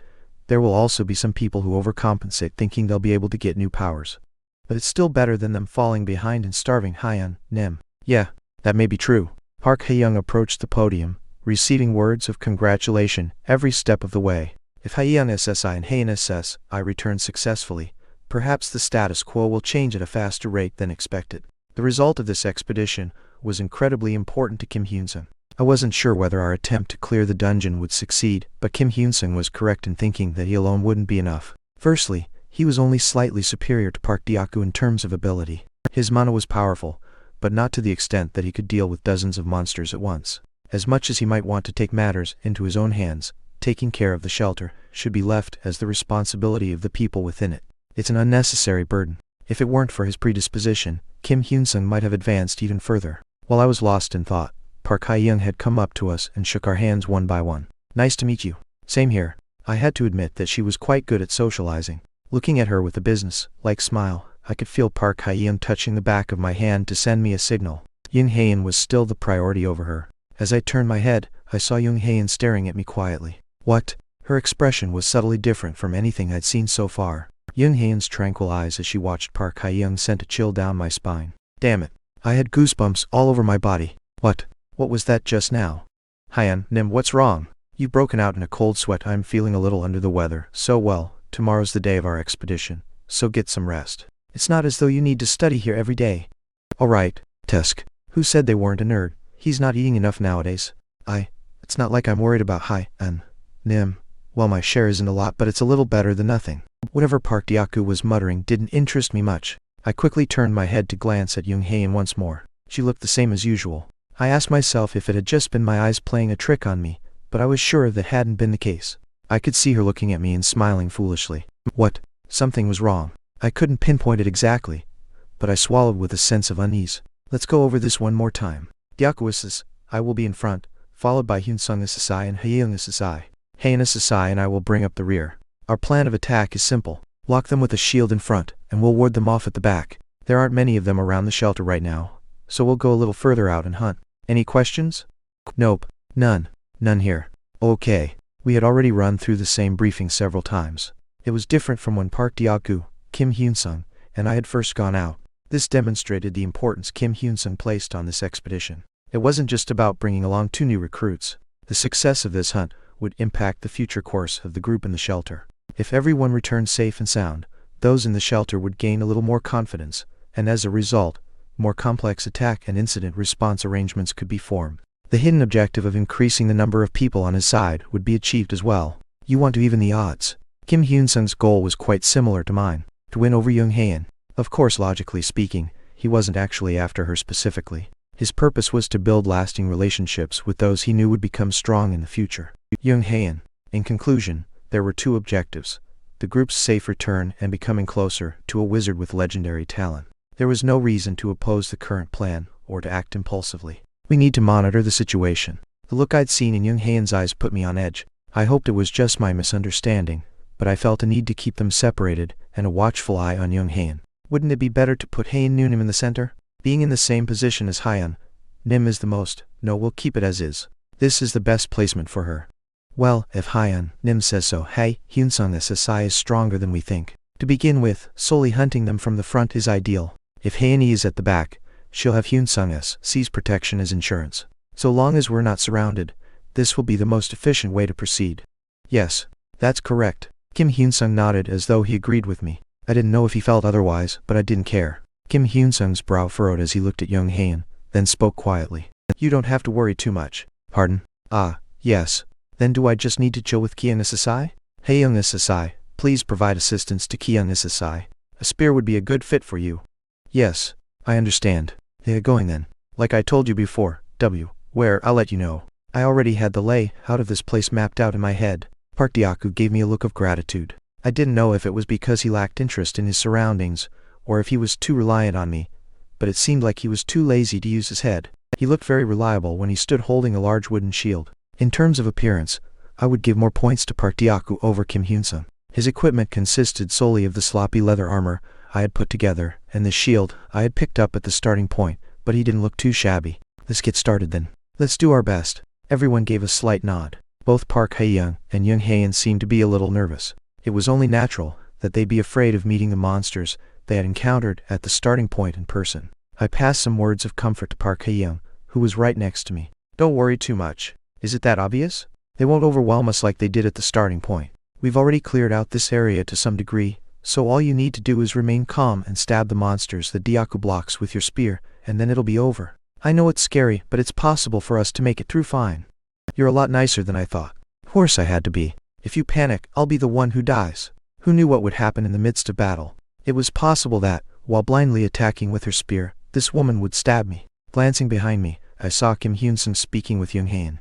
As expected, he seemed to be asking about various things, but Young Haein didn't look to be interested in Kim Hyun-sung at all. She looked to be having a hard time communicating, as she kept her head lowered and answered his questions with short responses.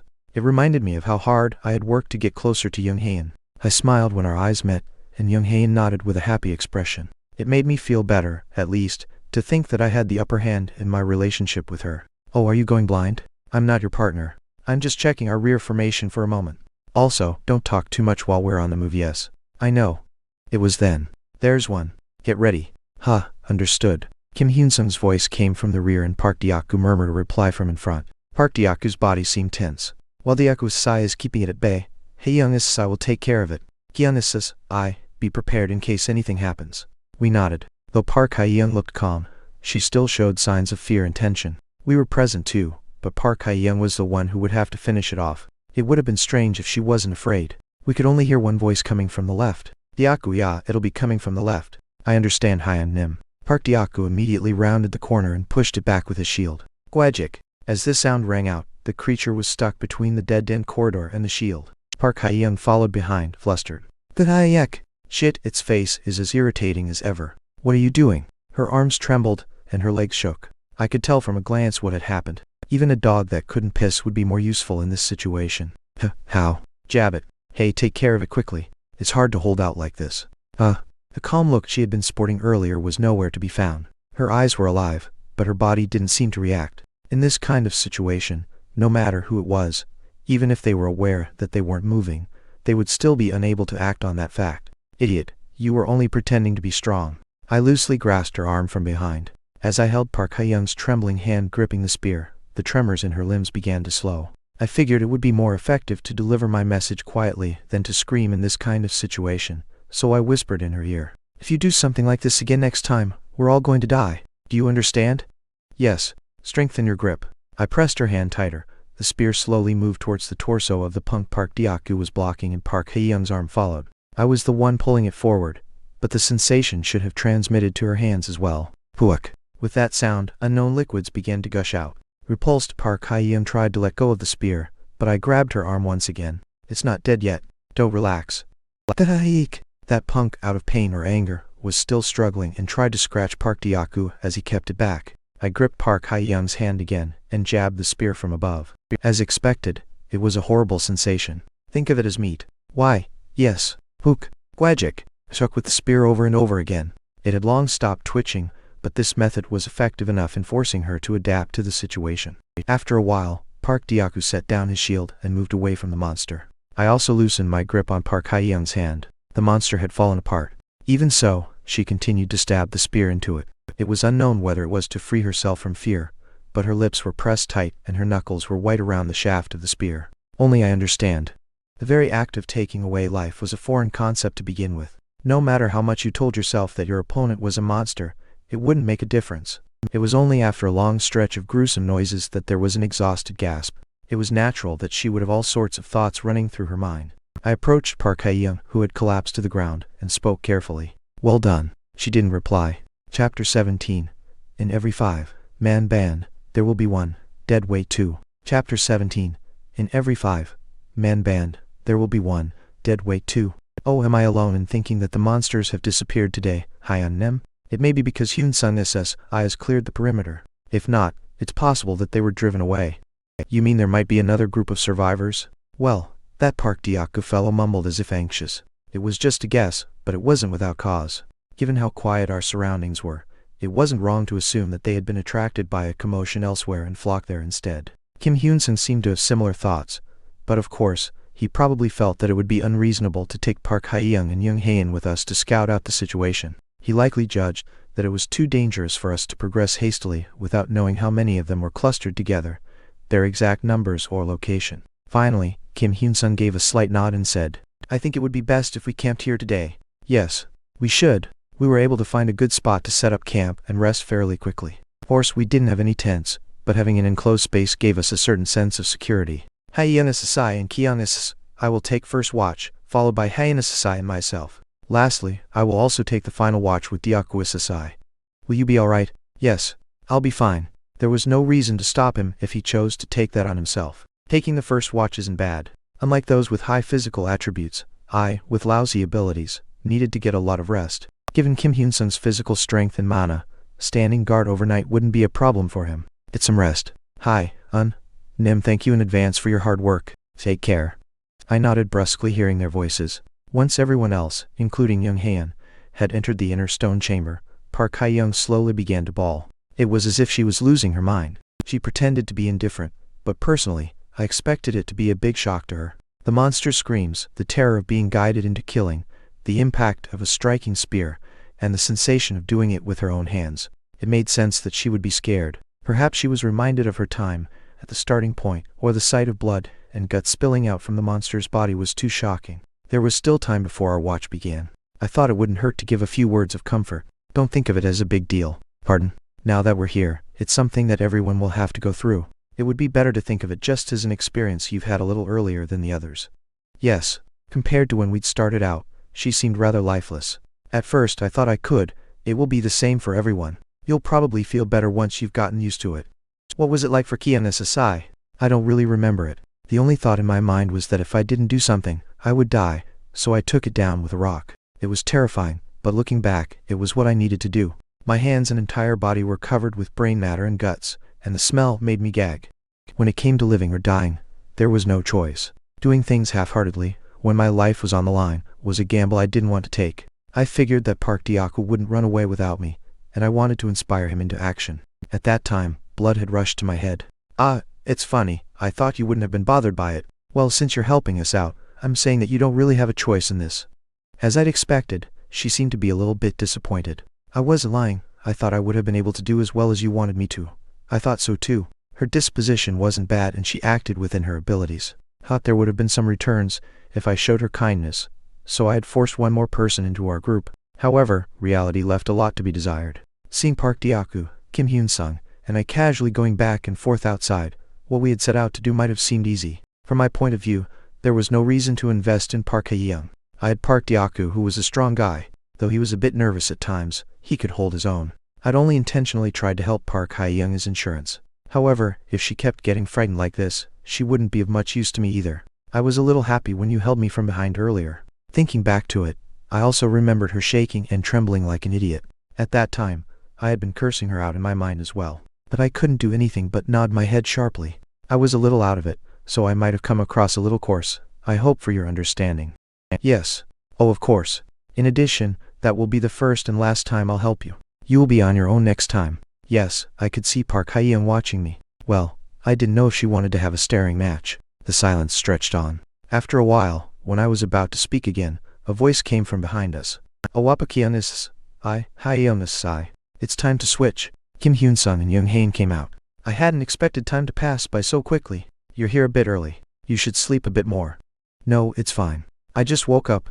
I'll try to wake you up in the morning. Thank you very much, Hyun-sung SSI. I approached Young Hae, who stood at a bit of a distance from Kim Hyun-sung, and patted her head lightly. She ducked her head and blushed. Young Hae was back to normal. Seeing that the look in her eyes when she saw Park Hae-young didn't seem unusual, perhaps what I had seen last time was just my imagination. Thanks in advance, Hae-na. Sorry? Yes, Appa. Her exclamation was a bit loud. She clasped her hands over her mouth, perhaps out of surprise. It was a little cute. Nodding faintly, I immediately moved inside. At a glance, I could see Park Diaku snoring away. You sure sleep peacefully. It would be a blessing to be able to sleep like that in this kind of environment. Park Hae-young went over to the spot she had claimed earlier and lay down, and I also settled down a little ways away from Park Diaku. My head was full of idle thoughts. I wondered if, after this hunt, the group in the shelter would follow in our footsteps. What Kim Hyun-sung was thinking. If there really was a way out of this place. When it came to our final assault on this place, what would we do and how would it turn out? Young Hae, who had already gained a class. The truth about Kim Hyun-sung's regression.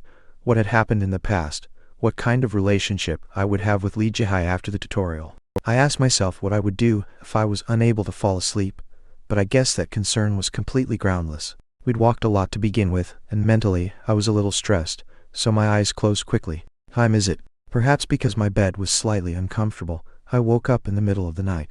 I could hear Park Diaku slowly getting up. He was probably going outside to stand guard with Kim Hyun-sung.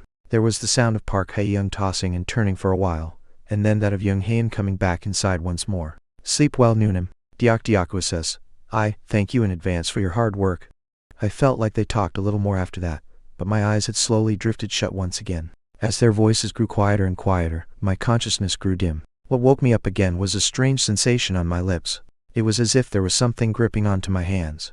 I tried to get up right away, but I couldn't move my body. Rather, there was a sense that someone was staring fixedly at me. Young Hae's voice came to me in an almost imperceptible whisper. Man, I couldn't make out what she was saying because I wasn't fully awake. Hoarse at that point I realized who was watching me. My hazy mind became clear. Naturally, my drowsiness fled instantaneously. I opened my left eye slightly, and glancing upwards, I made out a black shadow looking down at me. I didn't know what it was, but I wasn't so stupid as to get up in this situation. I knew then that Young Hae's quiet whisper didn't mean she was talking to me. What's happening? Even after I tried to squeeze my eyes shut, I kept hearing noises. There was the sound of rustling clothes, the sensation of a body brushing against mine, and even the soft touch of lips. Ha! What is this? I had never been so bewildered. I wasn't sure if she had some strange kink, or if this was a side effect of being pushed too hard lately. But one thing for sure was that she was having a really good time. Only it was a little too much of a good time. For now it seemed best to cheer her on. It wasn't a bad result, as building a close relationship with Young Hae had been the top priority in the first place. However, the ideal relationship I'd had in mind was that of Appa and Donsing. I never wanted to be in this kind of situation. It wasn't until a little while later that Young Hae collapsed a little way away from me. There was a rustling sound that kept me awake. Whether it was a good idea or not, out of curiosity, I opened my eyes slightly. I could see Young Hain's back as she silently looked down at Park Hae-young. She watched Park Hae-young sleep for a long time. She just stood there, staring at her, without moving an inch. Is she sleepwalking, or what? I wasn't sure when things had started to get messed up, but it was clear that something had gone wrong. First of all, there was the fact that she hid the truth about her class. The look on her face when Park Hae-young was selected to go on the expedition with us was also on my mind. At that moment, it occurred to me that there had to be a cause for this abnormal behavior. It was then that Young Hain's head swung in my direction. It was only for a second, but our eyes met. I felt a familiar sensation. A shiver ran down my spine. Gah! I shut my eyes reflexively, but I couldn't tell if I'd been caught or not. Wait, but why was I hiding? Why am I afraid? I didn't know why, but I had flinched. Was it the influence of mana? If not, was this similar to the concept of killing intent shown in manhwa? Subconsciously, my mind kept replaying the expression that Young Hain had worn before. Since she wasn't saying anything, it seemed like she hadn't realized I was awake. Still, something felt off within this space, which had fallen terrifyingly quiet. Shit, I didn't understand how things had turned out this way. I couldn't hear the sounds of rustling, breathing, moans, or movement that I had heard before. I could hear Park Hae-young breathing intermittently, but no sound left Young Hain's mouth. I tried to fall asleep, but something kept me awake. Not far from me, I could sense someone quietly lying down. Only, perhaps it was Young Hain. A second felt like a minute. After who knows how long, a voice came from outside that spelled either fortune or disaster. Time to wake up. Chapter 18. In every 5-man band, there will be one, deadweight 3. Chapter 18. In every 5-man band, there will be one, deadweight 3. Never before had I ever found a voice telling me to get up more pleasant. Yes. Understood. The first one to rise was Park Hae-young. After that, I could hear Young Hain tossing and turning. As I was deliberating on when to get up, I felt a touch on my shoulder. Hyen, Nem. Park Deokunais. His timing wasn't bad. Perhaps because I wasn't able to sleep well, I suddenly felt a wave of tiredness wash over me. Even so, I squinted my eyes open and sat up. Is it time already? We're planning to get going a little bit earlier today. We've decided to venture a little further out for hunting before returning to the shelter. That's fine. I deliberately didn't let myself turn away from Young Hain. I knew it would be more awkward to avoid her. When I glanced at her, I could see that she was smiling brightly in my direction. She seemed so different from the day before. I couldn't believe they were the same person. It was like she was another person. Which one is real? I didn't know if her current expression was genuine, or if what I'd seen last night was her true self. For now, I thought it was best to cool off, so right after shooting her a small smile, I began to compose myself. I'm tired. Since I couldn't sleep well at night, my mind was blank. When I went outside, Kim Hyun-sung looked in my direction and began to speak. You look tired. Just a bit, I'll be fine. It would be good for us to go further out today. Would that be all right? I don't believe it's going to be a problem. Currently, there doesn't seem to be many creatures nearby. I'm a little bit worried about the people staying at the shelter, but I don't think it's likely for anything to happen to them in the meantime. However, if we think there will be too many for them to handle. Yes. Puss, we'll make sure to head back right away. That was a reasonable judgment call. By the way, which way? I scoped out the left path last night, and it wasn't any different. Not only did he take the watch twice, he even searched ahead. Thank you for your hard work. There are workers who are as diligent as this. Someone like me gets to have a good time. I thought that it was possible for there to be something on the right pathway, but it was still too early to tell. Hey in this side and hey in this side. I'm all set too. In terms of positions, if we find monsters, like yesterday, then Hyenas I will come forward to replace Hyenas I instead. Alright, let's get going. Yes, it seemed like the march ahead would be a tiring one. What worried me the most was Young Hain's presence. I had no idea what was going on, but the behavior Young Hain had demonstrated recently was abnormal. It was so out of the ordinary that anyone would notice. Her appearance was at odds with my impression of her. My top priority was to determine the root cause of it. I had an inkling of the cause, but I couldn't help but feel a bit perplexed. Jealousy? The problem with this idea was that Young Hain and I had barely spent enough time together for me to jump to that conclusion. The strength of relationships weren't always proportional to the time spent together, but it was undeniable that that was still an important factor. Of course, the situation we both found ourselves in was somewhat special. This place wasn't some cafe or restaurant. In a cheap B-list movie, for instance, a man and a woman facing a crisis would develop feelings that seemed like love over a short period of time. Perhaps her feelings were the same. Young Hain's past came to mind. Looking back at her personal history, it was possible to form some reasonable deductions. Her parents were gone, and she lost contact with her sisters a long time ago. Given that she had been abandoned by her family, I understood why she wanted to lean on me a little more. She wouldn't have grown up in a kind environment. It's simple deduction. However, for some reason, I had become a lifeline for her to clutch onto. I would have been a kind person she could always trust and rely upon. Perhaps those feelings had evolved from mere emotion to obsession. Originally, what I had also been aiming for was to take on the role of her confidante. It was easier to draw in a person with cracks in their heart. Shall we test it out? It was a classic, cliché approach, but it was worth a try. While walking side by side next to Park Hae-young, I slowly opened my mouth and pulled her shoulder slightly. Careful. Ah, yes. She looked a little nervous. It looked like she thought I had prevented her from almost tripping over a rock. She seemed to be trying to thank me for it, but my goal wasn't her reaction. I glanced at Young Hae-in from the corner of my eyes. It was only natural to see that she was staring at Park Hae-young. Kim Hyun-sung and Park Deok-yu didn't seem to notice, but perhaps because of the effect of my attribute, I could see it clearly. Young Hae-in's eyes were filled with some kind of indescribable emotion. I can use this. Her animosity wasn't directed at me. I thought it might be a bit too excessive to call it ordinary jealousy, but if you considered Young Hae-in's sincerity, it was still within a tolerable range. If I gave her carrots and sticks in moderation, Young Hae-in would be a faithful family member who would throw herself away for my sake. Numerous thoughts filled my head as we walked. Before I knew it, we had covered quite a fair distance. I think there are some nearby. From here on in, we need to keep our guard up. All right, Hyun-sung. Perhaps from this point, everything in this area had already been seen by Kim Hyun-sung once before. It certainly smelled different from before. It felt like the strange stench emanating from those creatures was everywhere. What stood out more than that, however, was the faint trace of mana I could sense in the distance. I didn't know what type it was, but I could definitely feel something different about it. Perhaps this was what Kim Hyun-sung was after. I think I sense something. What are you talking about? Hyun-nem, do you see them? I can feel a faint source of mana ahead of us. I'm not sure what it is anyway. It's suffocating to have no magic. Hyun-sung, can you feel it?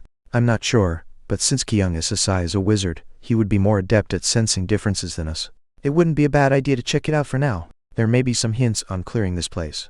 Kim Hyun-sung certainly lacked the talent for acting. Faint mana ahead of us seemed to be related to clearing this dungeon. Well, we're heading in that direction anyway, but there's no harm in being more cautious, so I'll take the lead. Be careful. There was no need for caution. If Kim Hyun-sung had sensed that there was something wrong with this place, we wouldn't still be here. As I carefully stepped forward, I could see at a glance what the source of the mana was. Stairs. Those stairs lead down. They were literally just stairs that went down to a lower level. It was only then that I could see that this dungeon had multiple levels. Looking at Kim Hyun-sung nodding, he seemed to believe that his contrived setup was convincing. As ridiculous as it was, it didn't seem like a bad idea to play along. It's a common setup, but does this mean that the further down you go, the more difficult it gets? I think that there might be some connection to clearing the dungeon here. Do you think so? Hyun-nem. I'm still unsure, but we haven't found any other clues so far at this level, where there's the starting point. Dumping us in this vast place only for us to deal with monsters when they told us to clear the dungeon seems unreasonable. It's highly likely that going down from here is only the beginning. I don't know what will happen, but at the very least there may be more clues than what we currently have. Kim Hyun-sung listened to me and nodded when he heard my words. I feel the same way. Just too much for us right now, so let's start with keeping note of this place for now and go down another time. We didn't come here to clear the dungeon today. We might find something that could help us down there. It's also possible that there are different monster species below. I'd hate for even more irritating punks to come out. Me too. Regardless, Kim Hyun-sung had successfully alerted us to the existence of the underground entrance without acting unnatural. For someone like him, this might feel like a big achievement. However, the growth of Young Hae-in and Park Hae-young was more urgent. Only when we had readied a number of people able to fight could we go down the road. I've roughly got it down in my mind. Then from now on, will we be scouting for monsters around here? We better do that. Let's start a little way from this point. Okay, Hyun-sung.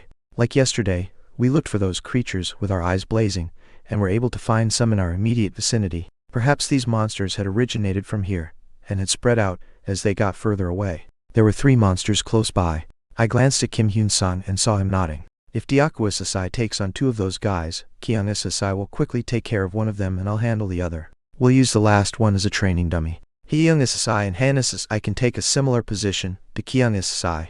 Yes. Okay. Park Deok-yu and I clenched our teeth and sprung forward. Park Deok-yu took the lead to see if he could draw their aggro. I also ran ahead, leaving behind Park Hae-young and Young Hae-in, who both looked nervous. I watched from behind as Park Deok-yu pushed one back with his shield and fended the other off with his leather-covered arm. Kim Hyun-sung looked somewhat relaxed as he ran towards one of them, and succeeded in cutting off its arm. He's extremely fast. I'd expected him to be a little faster because of his high agility, but his speed was beyond my imagination. At the same time, I applied a bit of mana to the end of my spear and threw it at the one Park Dyaku was holding on to. Pook! Blood gushed out as the sound resounded, but I couldn't afford to relax just yet. It's not dead yet. When I went to stab it with my spear again, Park Hyung was next to me, holding onto her spear as though she wanted to do something. Not bad. For now, the most important thing was that she had the will to act. There was no need to look over at Kim Hyun-sung. Perhaps he would try to take it down with a moderate amount of strength, so that he wouldn't appear strange. That just left the one we would be using as a training dummy. Even before Park Dyaku had moved to capture it, Park Hyung, who seemed excited, began to extend her spear. Dumbass. She was obviously stupid. Only as you'd expect, the monster was outside of Park Dyaku's range when the spear was deflected. Eck. I'm sorry. Ga. In every 5-man band, there will be one dead weight. Dyaku. Yeah. This saying I'd heard somewhere had some truth to it. Dumb bitch. Chapter 19. In every 5-man band, there will be one dead weight for. Kia. Park Hyung screamed. Of course, Park Hyung couldn't help but scream since the monster was charging at her with its mouth open voraciously. If she didn't attack with her spear from the start, she wouldn't have gotten the aggro from the monster. The monster's stats weren't that high, and if she watched the situation calmly, she would know that Park Dyaku would be able to block the monster that was charging at her. However, instead of calmly watching the situation, the damn Park Hyung chose to let her fear get the better of her. Damn it. As if Park Hyung had planned this, the situation got worse. The monsters were sensitive to noises, and although they may not be able to hear ordinary conversations from far away, a loud scream will definitely let them know that we were here. The monsters nearby may start coming this way. Kim Hyun-sung must have thought the same thing, because after cutting off the head of the monster he was fighting, he stabbed the chest of the monster that Park Dyaku was holding. Even though he was a bit faster than an average human, he probably realized that the situation was turning bad, and that he didn't have the luxury to worry about keeping the last monster alive as teaching material. I saw the monster trembling, but that wasn't the problem right now. We have to leave this place. Now, Kim Hyun-sung said. Damn it, I commented. I'm sore, Mr. Young, please take care of Miss Young and Miss Yan. If something happens, we'll have Mr. Dyaku clear the road for us, he explained. Hey bro, what are you going to do? Park Dyaku asked. I'll grab the monster's attention, so if you leave a trail, I'll go and find you. Rather than heading straight to the shelter, I think taking a slight detour would be the best, Mr. Young, Kim Hyun-sung suggested. I nodded in agreement. If the monsters that were focused on us followed us back to the shelter, then it wouldn't be any different from taking them to a buffet.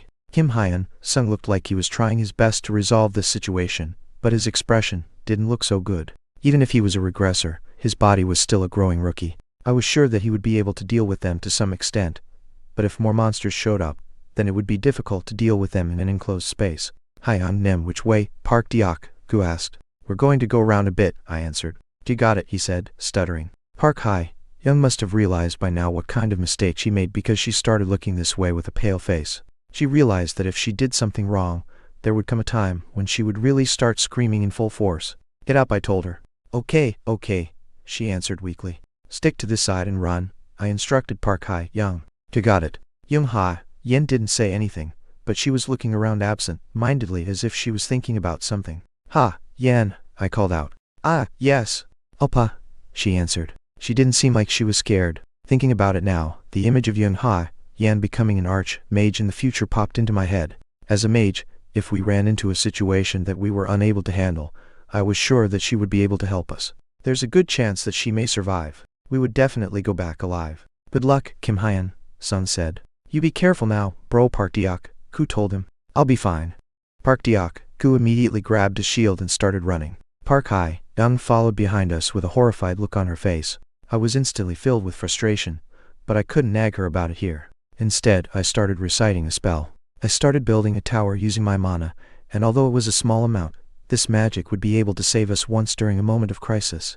Are you able to recite it while running, Hyun-nim? Park Dyaku asked. I'm getting a headache, so stop talking to me, I told him. Concentrating on the spell was difficult. While my hands and feet were moving, I needed to think about something totally different in my head, which was difficult to visualize, to begin with. This is hard, I hope, I recited. The mana tower that I was trying to build kept crumbling down. It was because I couldn't concentrate. My head felt like it was going to explode because my brain was being overloaded. Slowly, one by one. I might succeed if I recited while thinking that there was nothing around me, so I slowly started building my mana again. We haven't encountered the monsters yet anyways, so there was more than enough time for me to recite the spell. Lord, I hope my voice, answer, burn the enemies, give power to do that, I recited. The chant was bound to be lengthy, and even though it was a frustrating spell, the spell that was engraved in my head took form in my hand. The ball of fire that appeared in my hand was as big as a person's head. Wow, that's amazing. When did you manage to learn that? Park Diak-gu asked excitedly. Stop talking to me, Diak-gu. I'm having a hard time concentrating, I warned him. I needed to repair and balance the mana tower that was constantly trembling so that it wouldn't collapse. How complicated. In cartoons, animations, and novels, they made it seem like magic was an extremely easy skill to use and master.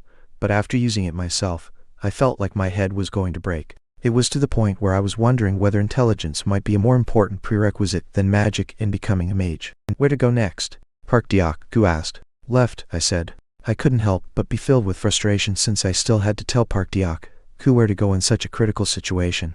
Gah! I heard the sound of monsters from far away, but they must still be far from us because I couldn't tell how many they were. How many? I asked. About 2, Park Diak-gu answered. By yourself, I said. I'll try, Hyan-nim, he said. It doesn't matter if you don't kill them. Just clear the road, I ordered him. Leave it to me, he said confidently. Crack! Rip! It wasn't surprising that Park Diak-gu looked reliable right now as I watched him continuously running in front of me. I couldn't help but compare him to a tank. Next, Park Diak-gu yelled. Right, I said. Gah! How many? I asked. There's too many to count, Park Diak-gu answered. I immediately extended my arm out. Fireball! The fireball that had been floating about in my hand stopped. Then it flew in a straight line. The recoil was unexpectedly strong. Perhaps it was because of the wind pressure, but my hand was forced up in the air for a moment. Even after the fireball left my hand, I didn't stop operating the spell in my head. It was because I worked hard in reciting the spell, so I didn't want it to start flying in the wrong direction. Boom! The fireball struck one of the monsters, and an explosion reverberated afterward, releasing heat and fire that spread everywhere. The shock wave from the explosion caused the wind to blow in this way too. Of course, Park Diak-gu stood in front of us and blocked it. When the monsters were either forced to a corner amidst their escape or were enveloped by the flame, they collapsed as they screeched. When Park Diak-gu saw that, he looked back at me with a surprised expression. It was a small space, and since it was crowded, they luckily got hit, but Park Diak-gu was surprised by the aftermath of the magic that spread around us. Wow! Nim, Park Diak-gu said. Woo! The effects of the magic escaping from my body caused my legs to start shaking, but we had to clear the path no matter what. Again, that was when I felt that something was off. Oh, Park Diak-gu carelessly turned around and then looked at me in surprise. Yan Park Hai, Yang, they got separated from us. Since when? Did you not see them? I asked Park Diak-gu. I definitely saw them following us a moment ago, he answered. Hey, I was going to let out my frustration, but I decided to suppress my desire to swear at him since this was my fault. Since I was reciting the spell in my head, I did not notice the fact that they got separated from us. The fact that Park Diak-gu also didn't know about this was kind of unexpected, but I was certain that they weren't that far behind since they were just following us earlier. The important question was whether they knew the path. If it was Yan, she may have memorized it, but there was no way that Troll Park Hai-young would memorize the way because I was sure that following us alone was already hard enough for her. I'm sore. It's not your fault, Diak-gu. Damn it, I should have paid more attention, I told him. What should we do now? He asked. That was what I wanted to ask myself. If Park Hai-young was the only person that got left behind, then I would have abandoned her. But the problem was that young Yan was with her. She was the lottery ticket that was guaranteed to win, so if I recklessly lost her at a place like this, I wouldn't even be able to laugh it off. I didn't like to gamble, but if I had to do something drastic, then I would do it. I'm sure they're still alive, I said. Then. If they're smart, they would leave a mark that we would be able to recognize. Let's go back, I suggested. Good thinking, Hyan-nim, Park Diak-gu said. There was a good chance that Kim Hyan-sun was taking care of the monsters that were following us, but the problem was the monsters from different directions. Reciting another spell would be difficult. I already used up the majority of my mana, but I should be able to cast another one if I squeezed out every ounce of mana left in my body. Do you remember when we lost them? I asked. I think they were still with us when we were fighting the 2 monsters. I definitely saw them. I didn't even hear them scream, he said. I also couldn't remember, but even when I was reciting the spell, I remember them following us. I guess they disappeared while I was maintaining my magic. Let's go, I said. Got it. I was a bit shocked at first, but the more I thought about it, the more strange it felt. Park Diak-gu was slow-witted, but he wasn't so dumb that he wouldn't notice the abrupt disappearance of 2 people. I was the same. Park Diak-gu's agility stat wasn't that high to begin with, and although Yan might struggle, she could still keep up. As for Park Hae-young, she would also struggle, but it wasn't to the point that she couldn't keep up. I didn't think that the monsters caught them either. I thought maybe they fell into a trap within this dungeon, but the possibility of that was low since we had already passed through this path once. If there were traps within this region, then Kim Hyun-sung would have mentioned it. I suddenly recalled the look that Young Ha-yen gave Park Hae-young. I'm sure that's not the case. It was too early for me to judge, but if Young Ha-yen wanted to be away from us, then I could kind of understand.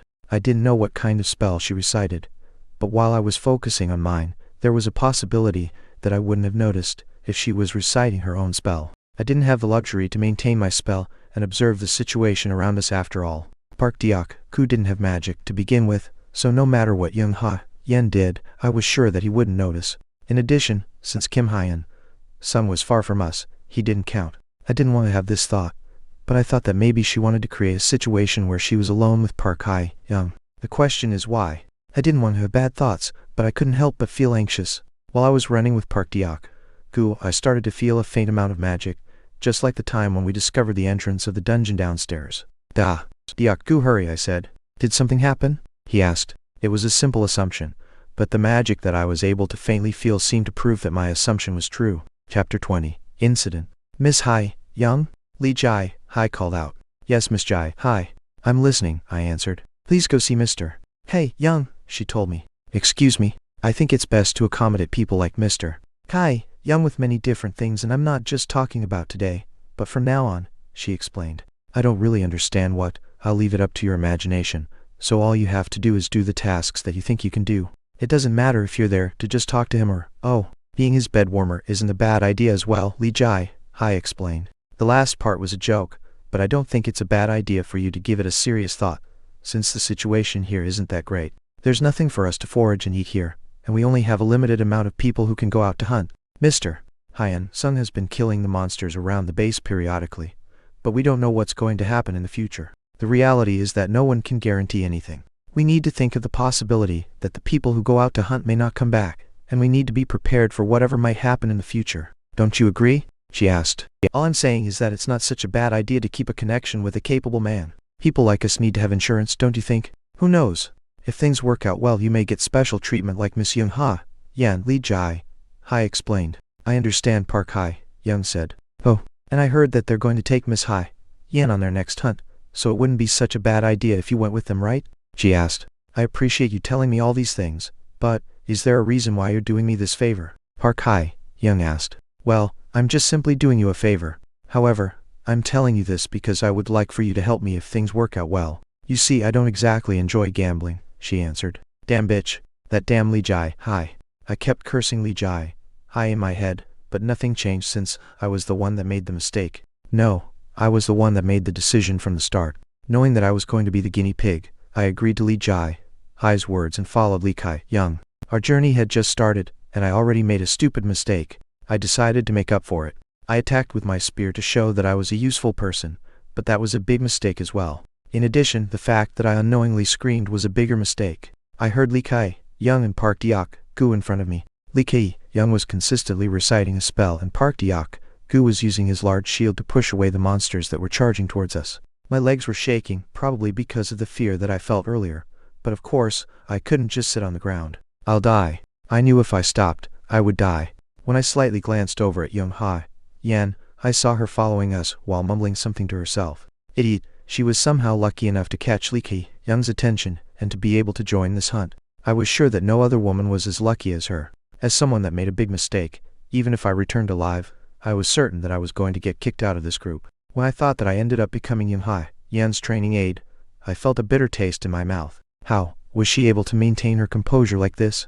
Of course, Kim Hyun-sun, Lee Kai-young, and Park Deok-gu were amazing since they were able to calmly fight the monsters with their sword and spear, but for me I couldn't overcome that sensation in my hands, and the fear that I could die anytime. It was to the point that I started criticizing myself for thinking that this would be easy. However, Young Ha-yen was a bit different. Just like me, this was her first time coming out here, and I was certain this was her first time encountering a monster. However, when she looked at me with those eyes, I didn't see an ounce of fear in them. When I saw her consistently mumbling to herself, I thought that she had gone crazy, but I couldn't see any signs of agitation from her. I can't go down like this.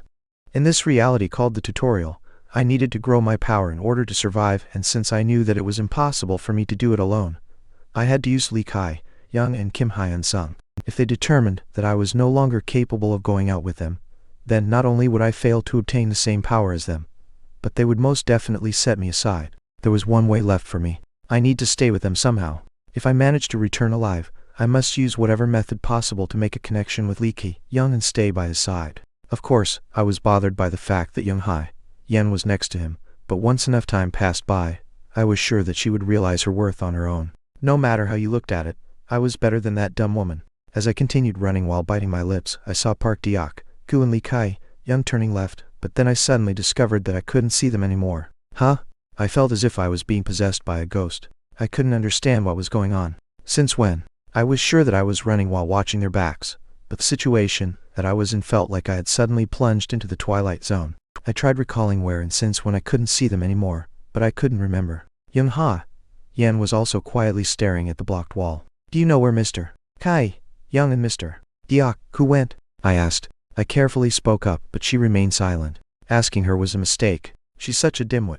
If even someone like me had lost them in an instant, there was no way that this dumb girl would know where they went. I was certain that this girl was just following me. Gah! When I heard the monster screech from far away, my body couldn't help but start trembling. I thought that I should start moving, but my feet didn't move. This was partly because I didn't know which way to go. I was sure by now that Mr. Kai-young must have realized that we were missing. If we endured it a bit longer, I was sure they would come and find us. Even in this situation, I saw Young Yen mumbling to herself. She sounded so absurd that I was close to laughing out loud. Strength to protect against enemies trying to take from me, Young Yen mumbled. She sounded like she was praying to someone, but I couldn't really understand what she was doing. Watching Lee Kai-young take care of this kind of woman made me think that maybe he wasn't in his right mind. Wind blade, she said. Swish! I heard the sound of wind ripping through the air. Shut up, you idiot. Don't you hear the monsters? I asked, just as I was about to move a bit. Huh? I started to lose my balance, and regardless of my will, my body keeled over to the floor. Same time, I felt extreme pain in my left leg. Crimson red blood started dripping out from my body, and when I heard a splashing sound, I saw my left leg flying across the room. What's going on? Before I could determine what was happening, I screamed. Kea! Someone! Help me please! Help me! I screamed. It's no use, Miss Young Yen said. And my leg! I used my magic to block any sounds, so they probably can't hear you. The monsters won't be coming here too, so there's no need to worry, she explained. Please, help, please, I begged. Why? You're dumber than I thought. Why? You caused trouble for Owappa and ruined the hunt, she said. Shut up, damn it. It hurts, I'm telling you it hurts. Don't you see my leg? Hurry up and bring Mr. Kai-younger, I shouted. I grasped my throbbing leg with my hand. Since blood was spilling out from it, I was unable to make any reasonable judgment. I quickly took off my outerwear and tied it around my leg, but I wasn't even sure if this was the proper treatment for a severed leg or not. My chin started shaking. My body started trembling. I couldn't understand how my leg got cut off in the first place, and honestly, I didn't even want to know. Right now, figuring out whether this was a dream or reality was the most important. As if my leg was scorched by fire, the pain was still there, and the tears that filled my eyes made my vision blurry. When I slightly looked up, I saw Young Yen looking down at me with a bright smile. Huh? Windblade. Her voice was suddenly stuck in my head. I thought it wasn't possible, but I definitely saw a green wind swirling about one of her hands. Why? How did that woman?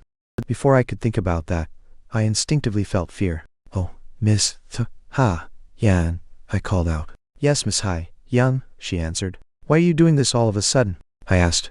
I didn't want to do this either, but I had no choice. It's because you kept trying to steal my appa from me, so I had no choice. I didn't want to do this either, she answered. What are you talking about? I asked. I don't like it when people pretend like they don't know. Why? You flirted with my appa first, right? You were trying to steal him away from me, right? You said you would take him from me, right? She said. You're crazy. Young Yen wasn't in her right mind, and I was a bit shocked that I didn't catch on earlier. The woman that was in front of me was definitely crazy. I saw a small smile on her face, and that made her seem like she was filled with madness. I wasn't actually going to do it, I told her. Lies. It's true, you're lying. Do you know how much pain I was in? Why, you were talking to Appa. You held hands with Owappa, and when you leaned on Owappa, I felt like my heart was breaking. Why, you probably can't even imagine it, Young Yen explained. I I can understand that. Yes, I can understand, so please, help me. I won't appear in front of your appa ever again, I said. I'm sorry, but no matter how much I think about it, I can't do that. You need to feel pain just like I did. I just can't forgive you for trying to take appa away from me, and if you're alive, I'll be very worried, she said. Kea. The same sound of the wind ripping through the air resounded, and one of my arms was instantly severed. What followed afterward was an enormous amount of pain. I tried to struggle, but it didn't change anything, and the only thing I could think of was escaping from this place. I desperately tried to crawl out, but because of the fear and pain, I couldn't crawl properly. Help me. Please, it's all my fault. Help me. Please, I begged. I told that I can't do that. If you do that, I'll feel bad. Young-ha, Yen said. Please, it's all my fault. All my fault. Yoop. I can do this with magic. You're being loud, so I think it'll be best to cover your mouth, she said. My voice wouldn't come out, and it felt like a strange power was choking me. Tears kept flowing out of my eyes, and I continued struggling because of the pain throughout my body, but it didn't change anything. Yoop. I'm sorry, she said. While I was struggling, I heard a voice. Ha, Yan, Kai, Young called out. Oh, Appa, she said. It was Li Kai Young, someone who could be considered the culprit behind all of this. Chapter 21, Relief. Ha, Yan, I called out. Oh, Appa, she said. I knew it, what I saw was worse than I imagined. Young-ha, Yan was smiling quietly while Park Hai Young was rolling on the ground with her arm and leg cut off. I almost retched after seeing her struggling, but I forcefully suppressed it because I saw Young-ha Yan's eyes waver. There was a strange feeling of anxiety when I saw the wall made out of magic, but it was worse than I imagined. What should I do? I wasn't really sure how I should deal with this. I tried to quickly find Young-ha Yan because I thought finding her before something untoward happened to her was the best solution, but it was no use. If only Park Diak-gu was here, to feel magic. Coming here alone after telling him to watch the left road was a big mistake. Yoop. Park Hai Young was struggling. During this time, strange and unknown magic was covering her mouth. I didn't know what to say when I saw the pleading look in her eyes. I had no idea what kind of reaction Young-ha Yan was going to have, so when I slightly looked at her, she looked as if her soul had left her body. I guess she stopped thinking because all this happened so suddenly. Honestly, I was in the same situation as her because I was currently contemplating between two options. Is running away the right choice? Or is pretending not to know the right choice? It was a problem that I had to think about at least once. When my body felt the threat, it kept yelling at me to turn back, but my brain didn't agree. I started thinking about the pros and cons. Young-ha Yan definitely liked me, and it wouldn't be an exaggeration to say that her feelings for me had long surpassed infatuation. There was a good chance that I was the reason why she wanted to kill Park Hai Young. No, I was sure that I was the reason. It was possible to think that she had malice towards Park Hai Young before this, but based on the reactions she showed so far, there was only one answer. If I evaded Young-ha Yan here, she may start attacking me. I didn't want to start fighting with a crazy woman that could use spells that I was unfamiliar with, but letting time pass by like this was suspicious. In the end, I had no choice but to speak carefully. What happened to Miss Hai Young? Excuse me, she asked. I was really hoping that she wouldn't betray the opportunity that I was giving her, and would simply tell me the truth. There was nothing more I could do to help her. What happened to her arm and leg? I asked.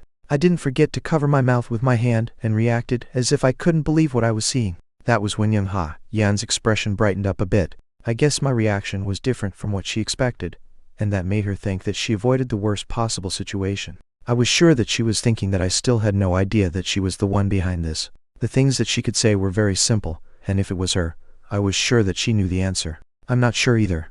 I'll pass. Suddenly, she started. Her hands, legs, lips, and voice were all shaking, but it wasn't because she was scared. She just didn't want me to know this was her doing. It was also possible that she reacted this way because she wasn't used to lying.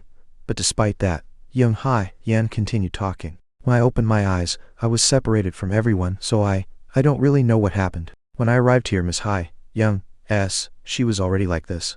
Not bad. It wasn't a bad excuse. Using my trembling hand, I grabbed Young-ha Yan's hand and pulled her into my arms. Did you get hurt anywhere? I asked. Oh, Appa.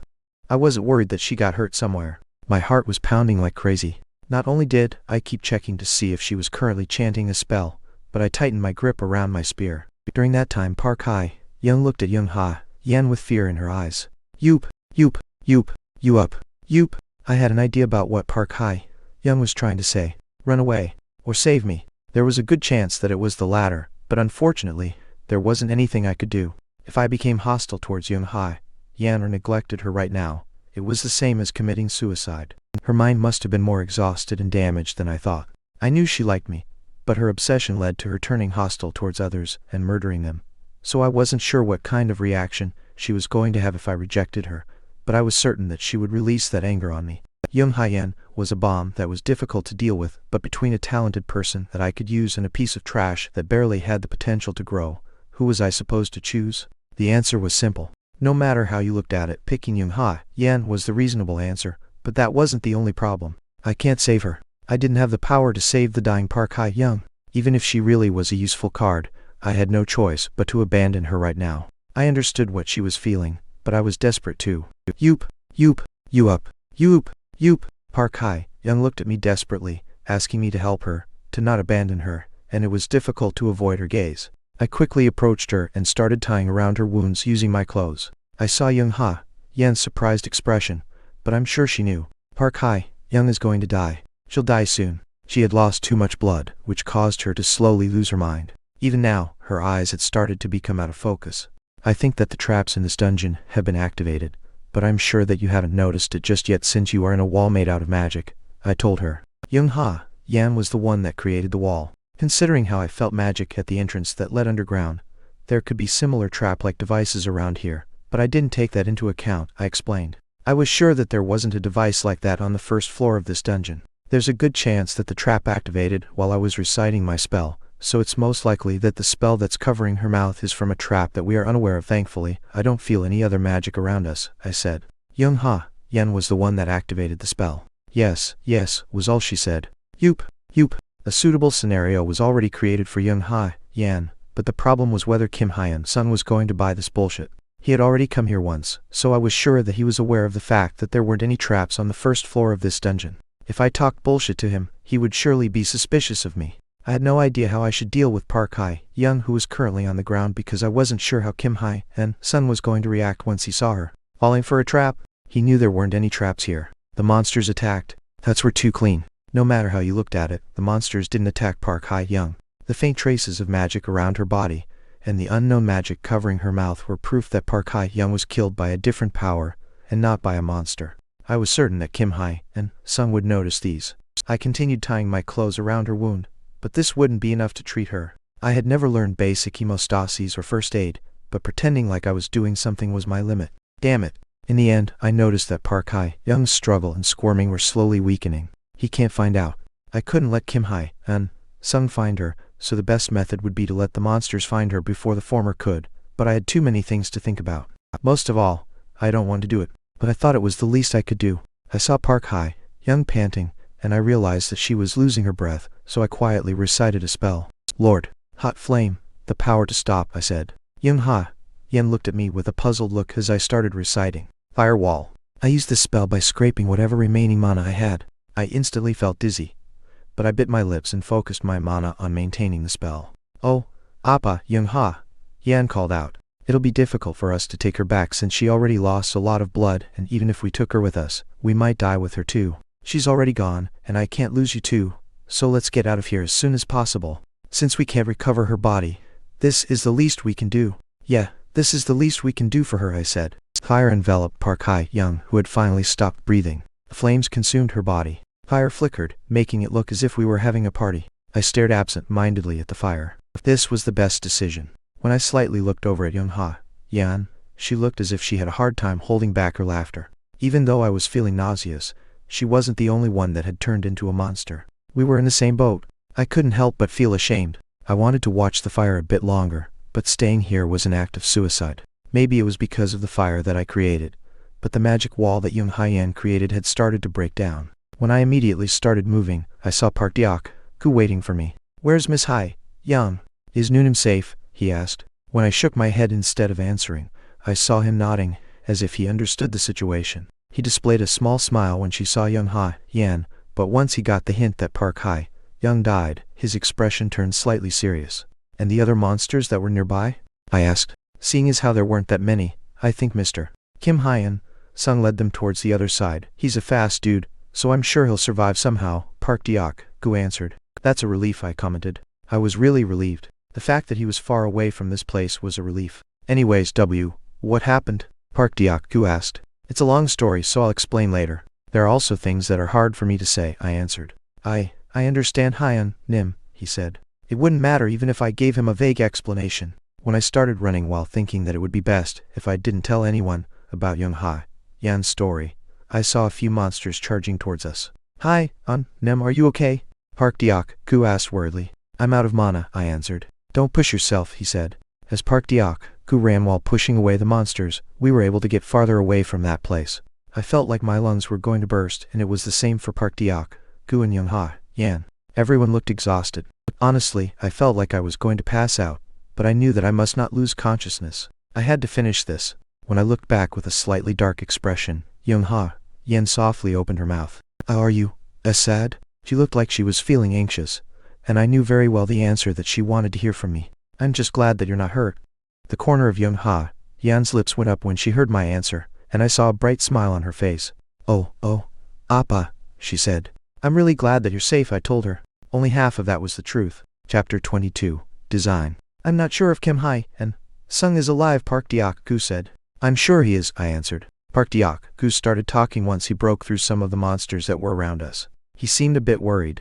After I told him that Park Hai-eun wasn't coming back, I guess he started feeling restless because Kim Hai-eun Sung basically took all the monsters with him, so Park Deok-gu was worried that he might not come back, just like Park Hai-eun. But even if Kim Hai-eun Sung was on the defensive side, it was difficult to imagine him getting ripped to shreds by the monsters, and once he actually started moving fast, it was difficult to follow him with the naked eye, so I was sure that he wouldn't have any trouble losing a group of monsters. I was certain that he had escaped from that area by now, and there was a good chance that he was worrying about the same thing as me.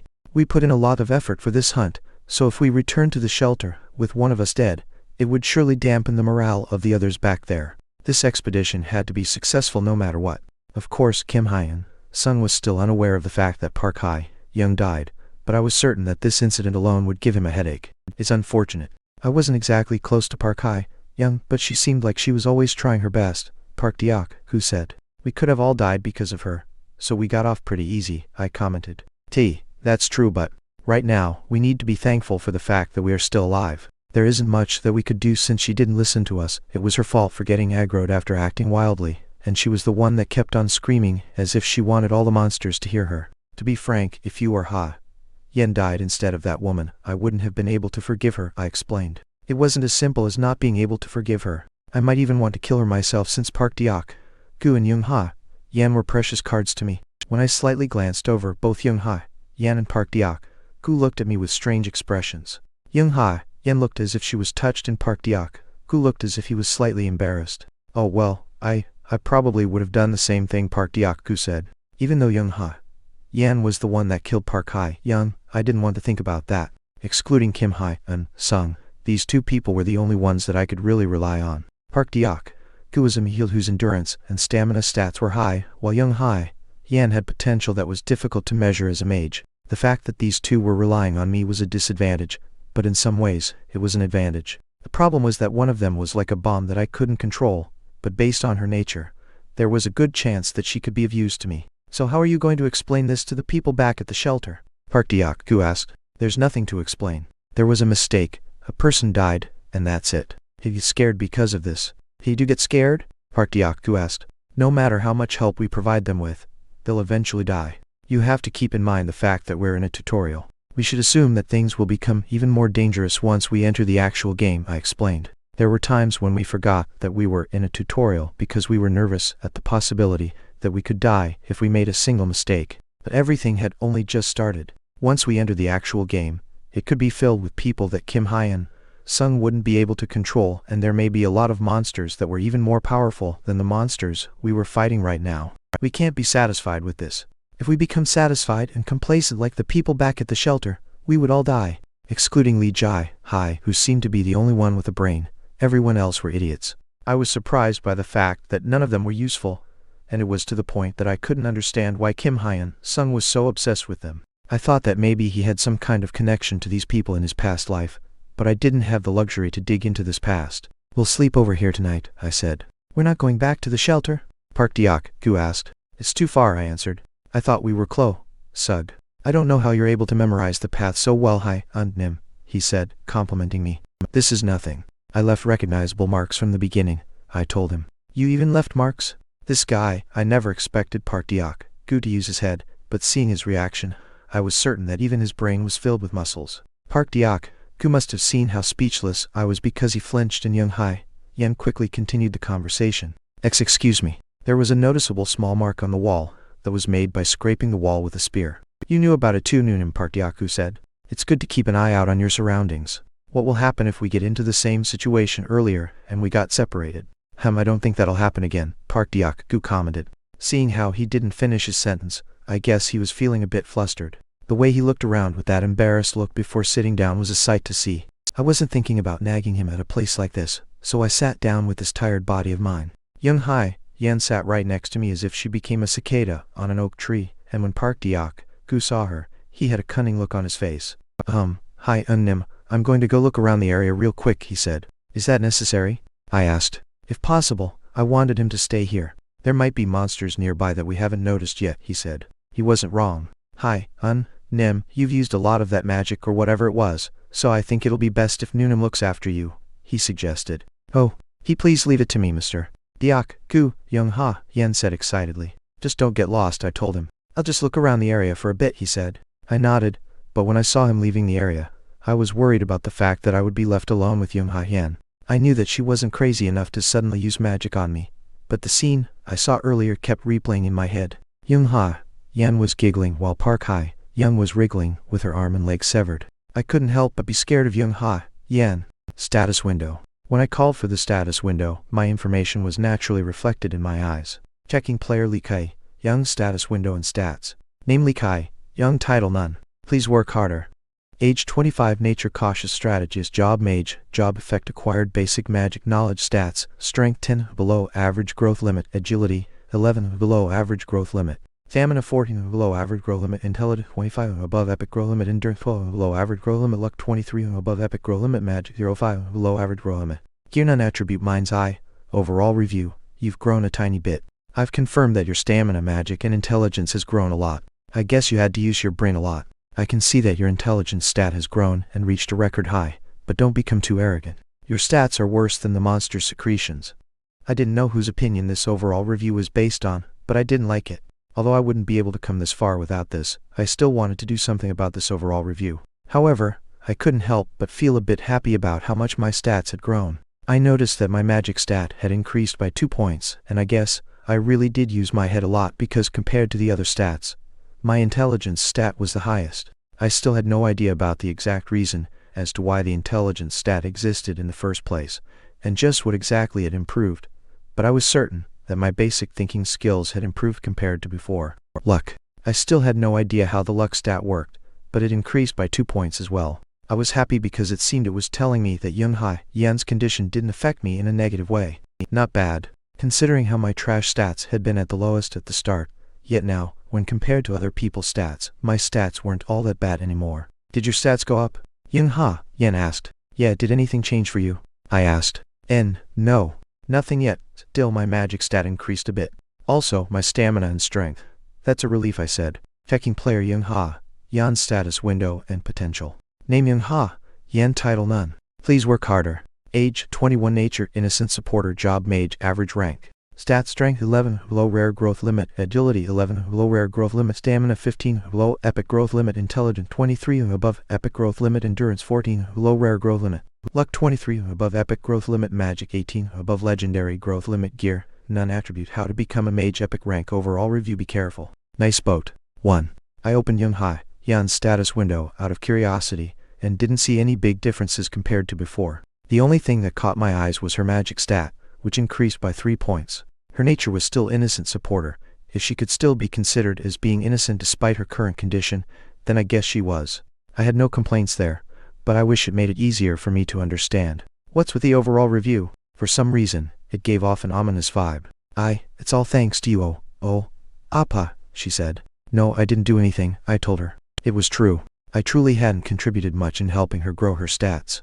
When I quietly smiled, Young Yan started smiling brightly. Her smile did look a bit scary, but I couldn't make it look obvious that I was startled, so I lightly patted her head, and then I saw her lowering her head. She was no longer the crazy woman that smiled after having severed Park Hae-young's arm and leg. In this situation, I couldn't help but realize once again that she truly had feelings for me. Right now, Young Ha-yeon was the person that I was most worried about because I had to find a way to control this uncontrollable bomb. I have two choices. First, push her away very slowly. I am not saying to push her physically away from my arms. She liked me more than a lover, and I would push her from that to a brother and sister type of relationship. It wouldn't be an affection between a man and woman anymore, but between siblings. Young Ha-yeon wouldn't use her magic to cut off my limbs just because she was jealous, and honestly, it was the safest and most rational method. Second, quickly make her mine. The second choice was for us to truly have an intimate relationship.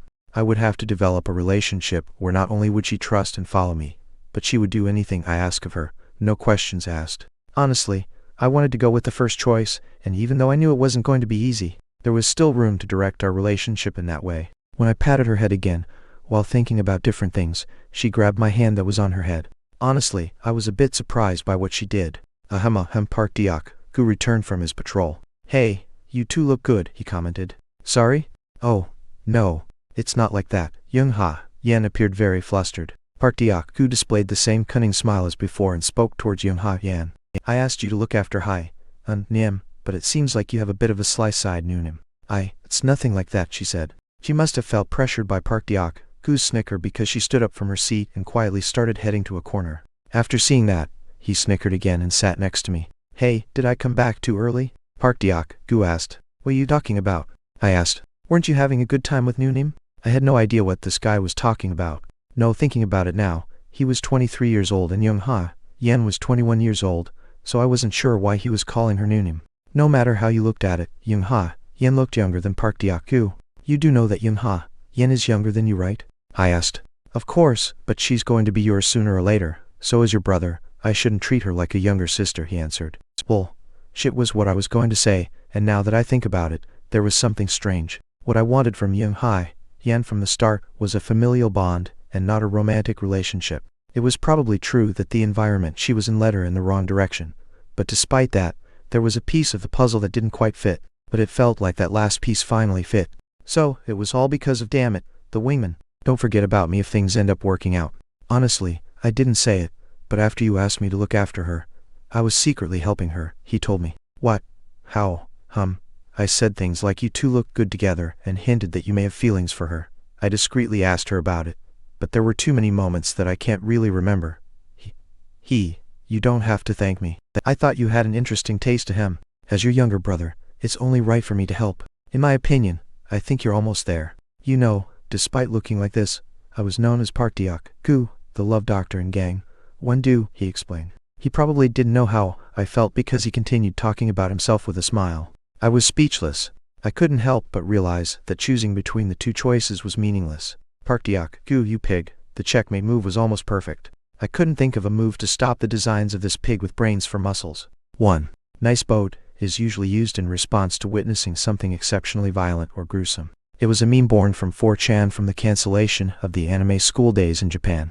Instead of the regular episode airing, boats were shown instead. Finally, someone commented nice boat, which ended up becoming a meme. For more details, www.urbandictionary.com. Find term equals nice %20 boat. Chapter 23. Calculating Kai.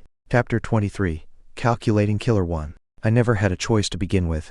According to Park Deok-gu's designs, Young Ha-yeon would be repulsed just by me choosing the first option. Rather, no matter what my thoughts were on the matter originally, it was highly likely that Young Ha-yeon was sprinting towards the second option on her own. When I heard Park Deok-gu snoring beside me, I felt myself growing increasingly upset. In the first place, there was no way I could even entertain the idea of dating here. In this kind of place, where no one knew when they would die, it was senseless to consider feelings of that nature. Getting into a relationship was a whole other can of worms. I wanted to wholeheartedly reject the notion of an intimate relationship with a woman who might one day decide to tear me apart, but I can't. Ironically, the only way to avoid the ending where I was torn to death was to get closer to her. The most dangerous person was, at the same time, the most reliable person. I didn't enjoy gambling, but I was ready to throw the dice if necessary. I gave a brief nod to the reality I didn't want to acknowledge, and spoke to Park Deok-gu, who was still snoring away. Get up. Wake up, Deok-gu. What? Morning already? We're starting a bit early. Hey Nunim, please wake up. It looks like she's fast asleep. Nunim, it's time to get up. Oh, it looks like Nunim has turned into Sleeping Beauty. Maybe she needs a kiss from her Prince Charming? Son of a bitch. He had taken on a teasing tone without knowing how I felt about it. I wanted to stuff his mouth with a fireball. Most of my mana had recovered just in time. I didn't know why, but just hearing that throwaway line was enough to drive me up the wall. Still, I had to wake up Young-hae, so I had no choice but to take a slight step forward. Heya, nah. Heya, nah, it's time to wake up. Only when I patted her head lightly did she rise, blearily rubbing her eyes. It seemed she wasn't fully awake yet. Even though I could see her startle and become flustered after seeing me, I still felt an inexplicable, lingering fear when I looked at her. Oh. Yes, Appa. We're going to head back to the shelter as soon as possible. Okay, let's have a light meal and get going. Leave the arrangements to me. After a really simple meal, it didn't take long for us to get ready to move on. There's a saying that humans are adaptable creatures. Seeing everyone greet the morning in their own way, I could see that it was indeed the case. I don't know if that Kim Hyun-sung, and the shelter are okay. We've been away for a while. They should also be alright, so long as those guys don't pointlessly decide among themselves to go out to hunt.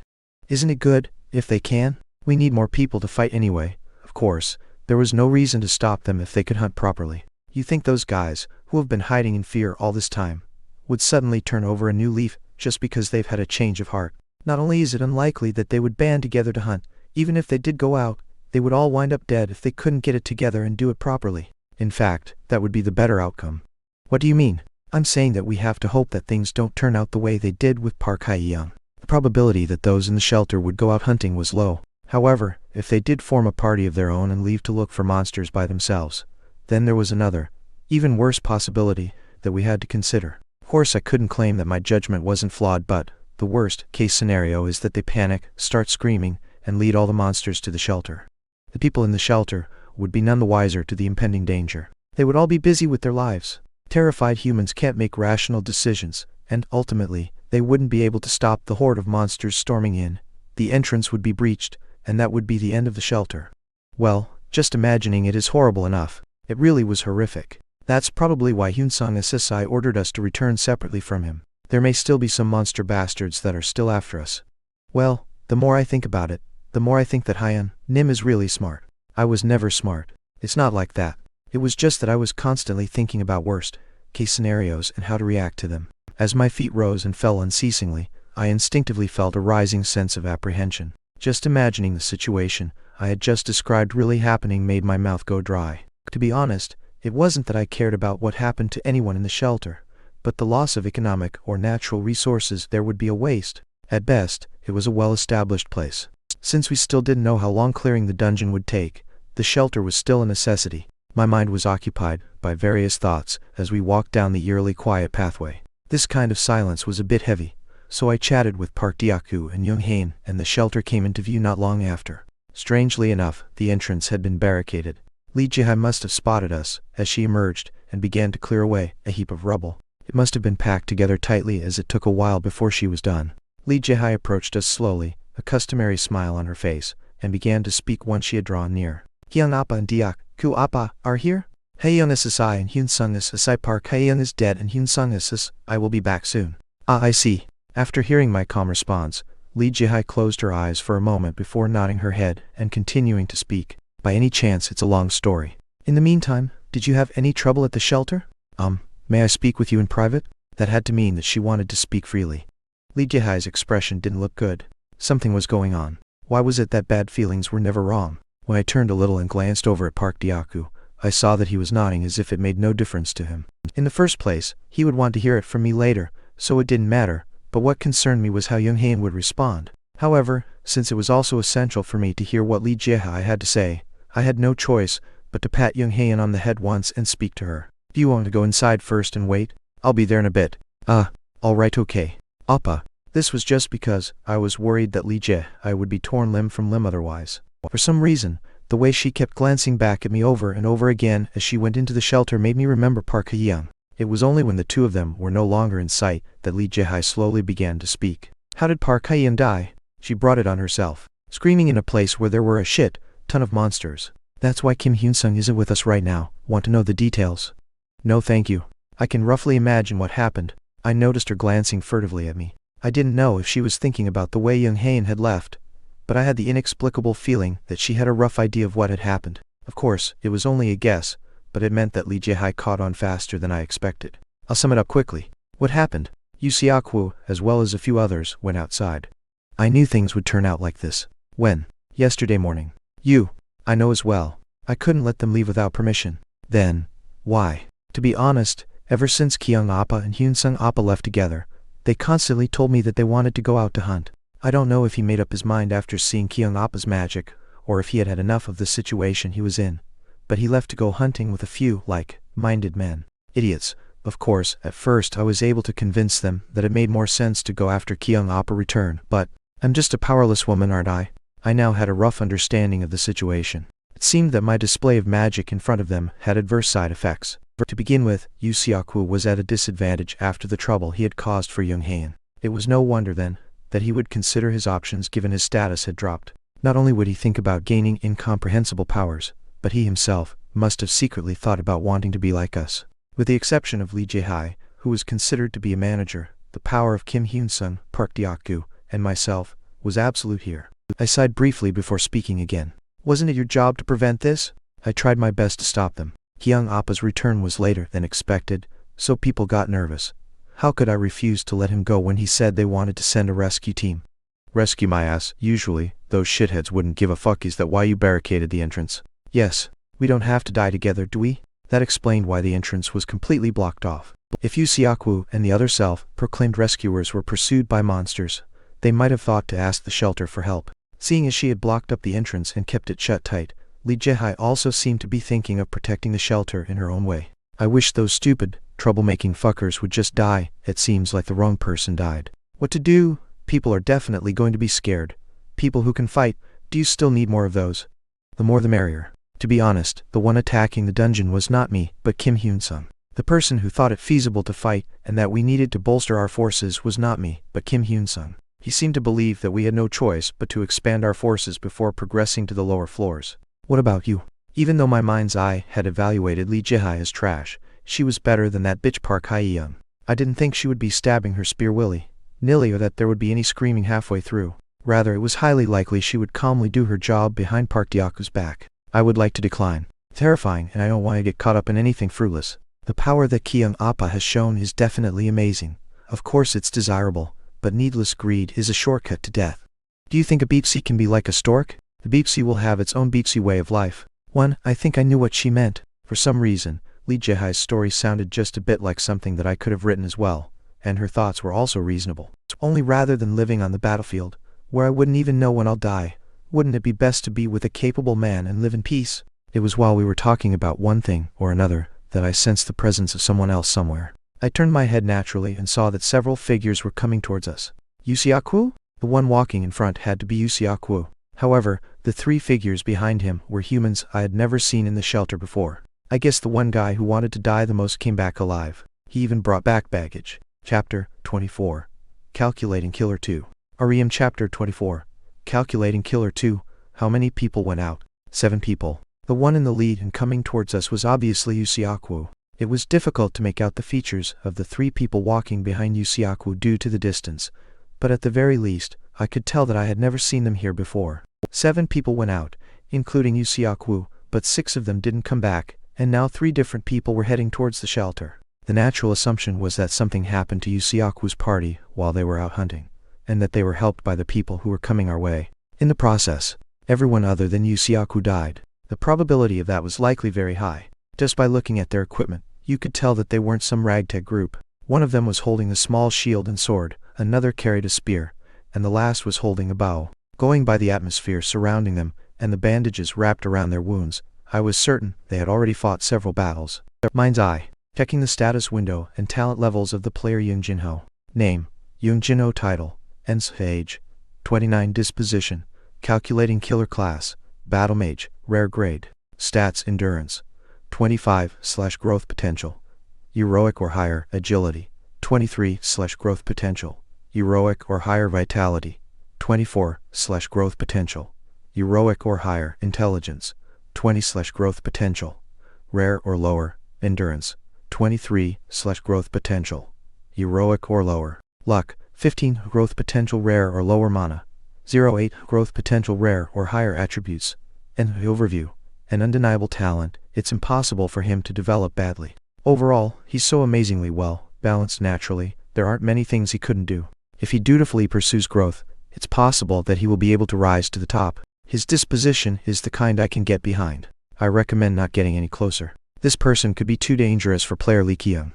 Battle Mage? Just a glance at his abilities was enough to gain a rough understanding. His stats were perfectly balanced, and what stood out most was the existence of mana in his class. Mana? This was the first time I had seen someone who still had mana despite not being a wizard, outside of Kim Hyun-sun. My eyes were constantly drawn to the rare grade class, Battle Mage. His mana stat was 8, even higher than mine. The mere fact that he had mana meant that he had the capacity to ascend to the ranks of the strong. The most noticeable piece of information was his disposition. Calculating killer. I had seen many dispositions thus far, but this was the first time I had seen such a disposition. The two guys next to him weren't much different. Their stats in themselves were only either better than mine or slightly below Park Dyaku's, but overall, their abilities weren't bad. These guys' dispositions also did not seem to be as positive, as well, meaning arbitrator, or pure advocate. We'll have to prepare to receive some guests. They look like people who are capable of fighting.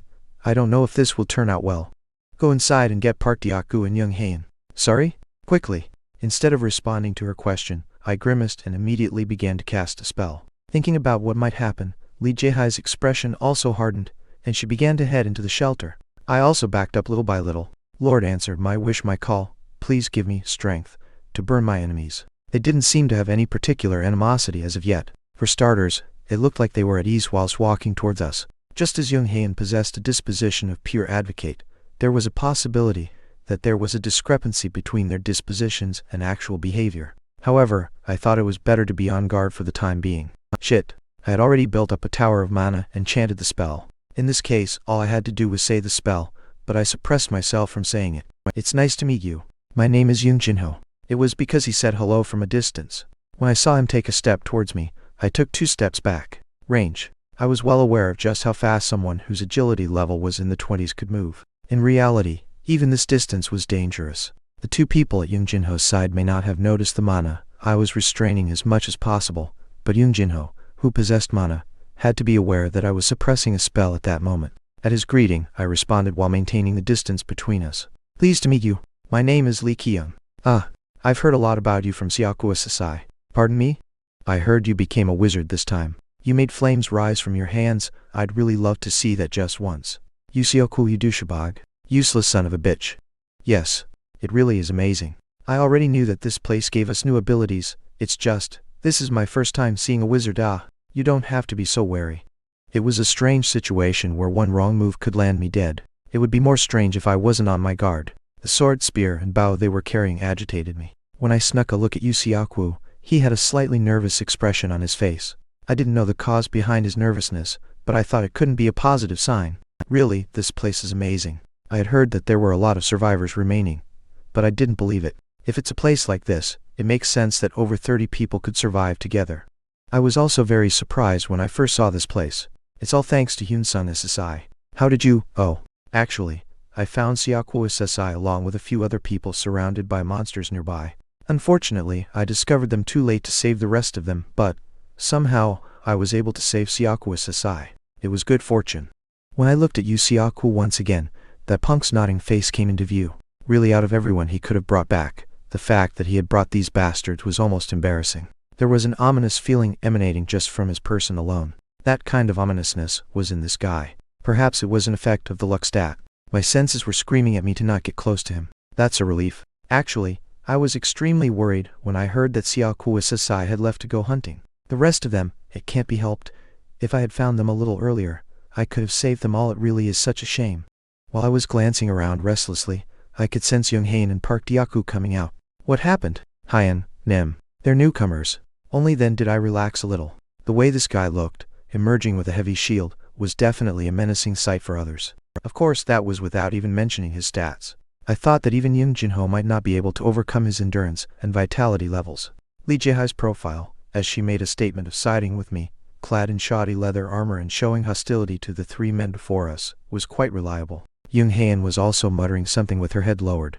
I couldn't feel any significant amount of mana yet, but she had to have been preparing herself for whatever happened. I thought we'd be welcomed. This is a little unexpected." It was then that I realized I was making it too obvious that I had my guard up. My apologies. Given the circumstances, even without realizing it, I can't help but be wary of those I meet for the first time. If I was rude, it's fine, Kion. I completely understand. We have also been attacked by people looking for food. I think there's a group of bad guys moving around this area. We just barely managed to get away from them, but I don't think the same was true for their other victims. I spotted many murdered women on the way here. I wanted to ask if these guys had been the ones responsible. My attribute didn't tell lies. I didn't know whether this guy really had blood on his hands, but there was definitely a possibility that Young Jinho would cause trouble somehow. To claim that a normal person could have a disposition like calculating killer was incomprehensible. It really was a terrible sight. The corpses were already half-eaten by monsters, so I couldn't check them properly, but I could see marks that were made by humans, not monsters, all over the bodies. There's no doubt that they were knife wounds. Is that so? Yes. There were also traces that arrows had been lodged in the back, perhaps while they were trying to escape. There were signs of resistance. One of the bad guys had to have been an archer. There were also stab wounds, possibly from a sword. It's probably fair to say that one of them was carrying a sword. By any chance, have you seen anyone matching this description? Yes. The guy quietly holding a bow next to him was, naturally, in my line of vision. I couldn't grasp his intention in making that remark. However, one thing for sure was that a strange tension was forming. "Are you picking a fight with me?" I wondered if he really wanted to start a fight. Park Dyaku must have seen my expression, as he also stealthily took up his shield and moved forward. I moved aside to let him go in front of Young Haen and I wondered if he couldn't see Park Dyaku. Maybe this guy. Are you confident? It was highly likely. Perhaps it was nothing but a figment of imagination, but it definitely felt like his target was me. The way Young Jinho's arm kept moving to his waist bothered me. Park Dyaku was probably also paying attention to that guy's arm. Perhaps they're active in an area where Kiang's men don't frequent. It's possible. I've never heard stories about those kinds of people, nor seen any signs of them. At that moment, he was touching his waist, and his arm moved towards the handle of his sword. I spat out the spell right away. Rather, to be exact, I almost spilled out the whole spell. Kim Hyun-sung's voice was the only thing that stopped me from summoning a fireball. "What's going on?" That guy's hand, which had stealthily been heading towards the handle of his sword, moved to the side. It was quite a spectacle to see him wipe his hands on his pants, then approach me with his hand outstretched for a handshake. I wasn't sure if this had been his intention from the start, but it was certainly true that Kim Hyun-sung's appearance had changed the mood somewhat. I cancelled the spell I had been preparing, then clasped that guy's hand. "Regardless, it was a pleasure to meet you, Kiana-sasai." The pleasure was all mine. "Jinho-sasai." I turned my head slightly and saw Kim Hyun-sung's face as he came towards us. He must have had a hard time during the past few days, but he didn't look very tired. I could see his eyes trained on all of the people who had come with you, Xiaoku, with an indifferent expression. It seems nothing happened. It's a long story. Xiaoku-sasai brought these. "Nice to meet you. I'm Young Jinho." It was then that I thought that the look on his face seemed off. Only Kim Hyun-sung's expression, as he looked at Young Jinho, was a bit stiff. I had a strange sense of déjà vu. His expression was a bit different, but it was similar to the time when he had met Young Haen. "Do you know him?" Kim Hyun-sung might know the Young Jinho of the future. Of course, I had no way to confirm this, but the rigidity of his expression and the anger in his eyes gave me a bit more certainty. Even his body was shaking. "Kim Hyun-sung, why is he acting like this?" He looked a little different from the Kim Hyun-sung I knew. Chapter 25. Calculating Kai. Chapter 25. Calculating Killer 3. If I was going to get hit anyway, it was better to strike first. What's up with this guy? He seemed a bit different from the Kim Hyun-sung I knew. In the first place, Kim Hyun-sung didn't express his emotions very well. The only time his emotions had been on display was when he had first discovered Young Haen, and even that was fleeting. What is it? I began to wonder if, by any chance, he had gotten wind of what we had done to Park Hae-young. But the person Kim Hyun-sung was watching was neither myself nor Young Haen. He was definitely staring at Young Jinho. It was my first time seeing him like this. He wasn't gathering mana, but his eyes were clearly showing hostility. His expression was one of vigilance. His hands and legs seemed to be trembling slightly, and above all, his facial expression seemed to be greatly restrained. "You know this guy?" Kim Hyun-sung definitely knew Young Jinho. Of course, as to how he knew him, there was no way I would know. The simplest possibility I could think of was that, in the future, I didn't know.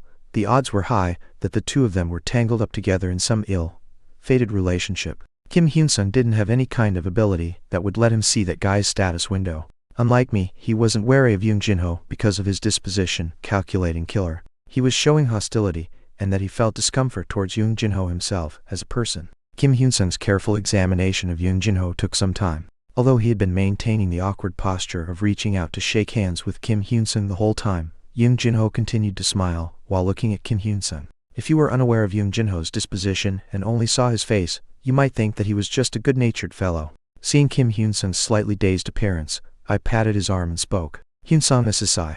I'm sorry. My name is Kim Hyun-sung. The scene of Yoon Jin-ho and Kim Hyun-sung shaking hands slightly came into view. For some reason, that clenched fist kept catching my eyes. Killer. He's a killer. Yoon Jin-ho's disposition calculating killer. The delicate confrontation that had taken place before Kim Hyun-sung arrived. Kim Hyun-sung's reaction to Yoon Jin-ho. I could make several guesses. They were inferences that could be formed based on the presumption that Yoon Jin-ho was a psychotic killer. First possibility was that Yoon Jin-ho killed Kim Hyun-sung, or those close to Kim Hyun-sung. The second possibility was that he had never directly encountered Yoon Jin-ho, but he had heard rumors or stories about him. The probability of the first idea having happened was relatively low. If Kim Hyun-sung could show such self-control in the face of someone who killed him or his friends, I wouldn't call him a pushover, I'd call him a saint. By my standards, even now, he was close to a saint, but that wasn't relevant to the current situation. Perhaps he was conscious of the eyes of myself, Park Deok-yu, Yoon Hae-in, and the others inside. If he was indeed conscious of us onlookers,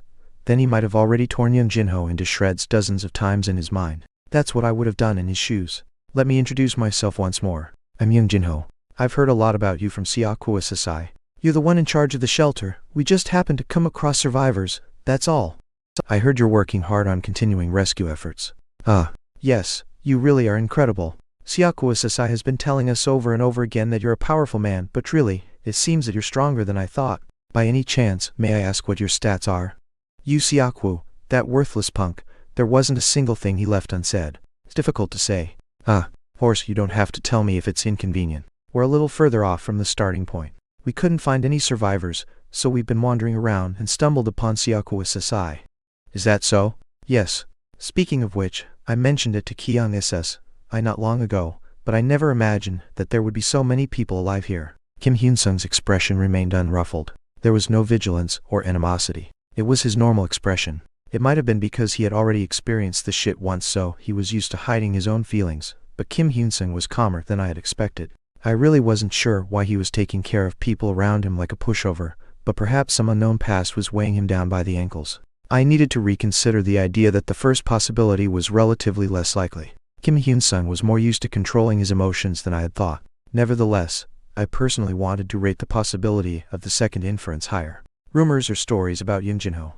Yoon Jin-ho's potential was capable of going through the roof. To use a gaming analogy, it was as though the foundation for a ranker had already been laid down. My mind's eye also believed that this guy had a high chance for growth. Considering this fellow's disposition, there was a high chance of him becoming a famous murderer or criminal in the future. He would have stirred up quite the storm. The second reason was that Kim Hyun-sung, who would also play a large role in the future, had, to some extent, heard about or seen Yoon Jin-ho, who would become a famous criminal in the future. Of course, there was a possibility that those roles were actually flipped, but given their dispositions, I thought the probability of that was weak. It was hard to picture Kim Hyun-sung's face enjoying murder. If it's alright with you, would you mind if we stayed here as well? We have some food supplies.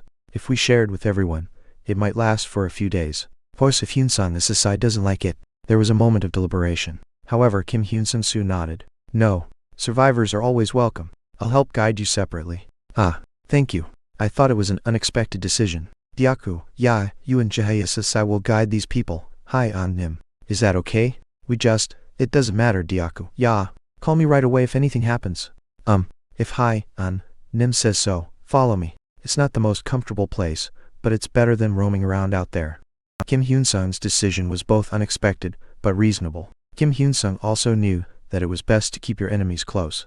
I also wanted to give him a welcome in part. If he were simply a lunatic psycho, it would be better to not let him in, but considering the way he had tucked his tail between his legs after seeing Kim Hyun-sung, Yoon Jin-ho was also the type of guy who knew how to pick his battles. Instead, he was a bit crafty. The ominous or vaguely unsettling atmosphere I had felt around this bastard earlier had already vanished. He had judged that there was no chance of winning with Kim Hyun-sung present, and took a step back. Perhaps he didn't have any intention of attacking Park Deok-yu and I at first, but the anxiety I felt before Kim Hyun-sung came was real. Thanks, nevertheless.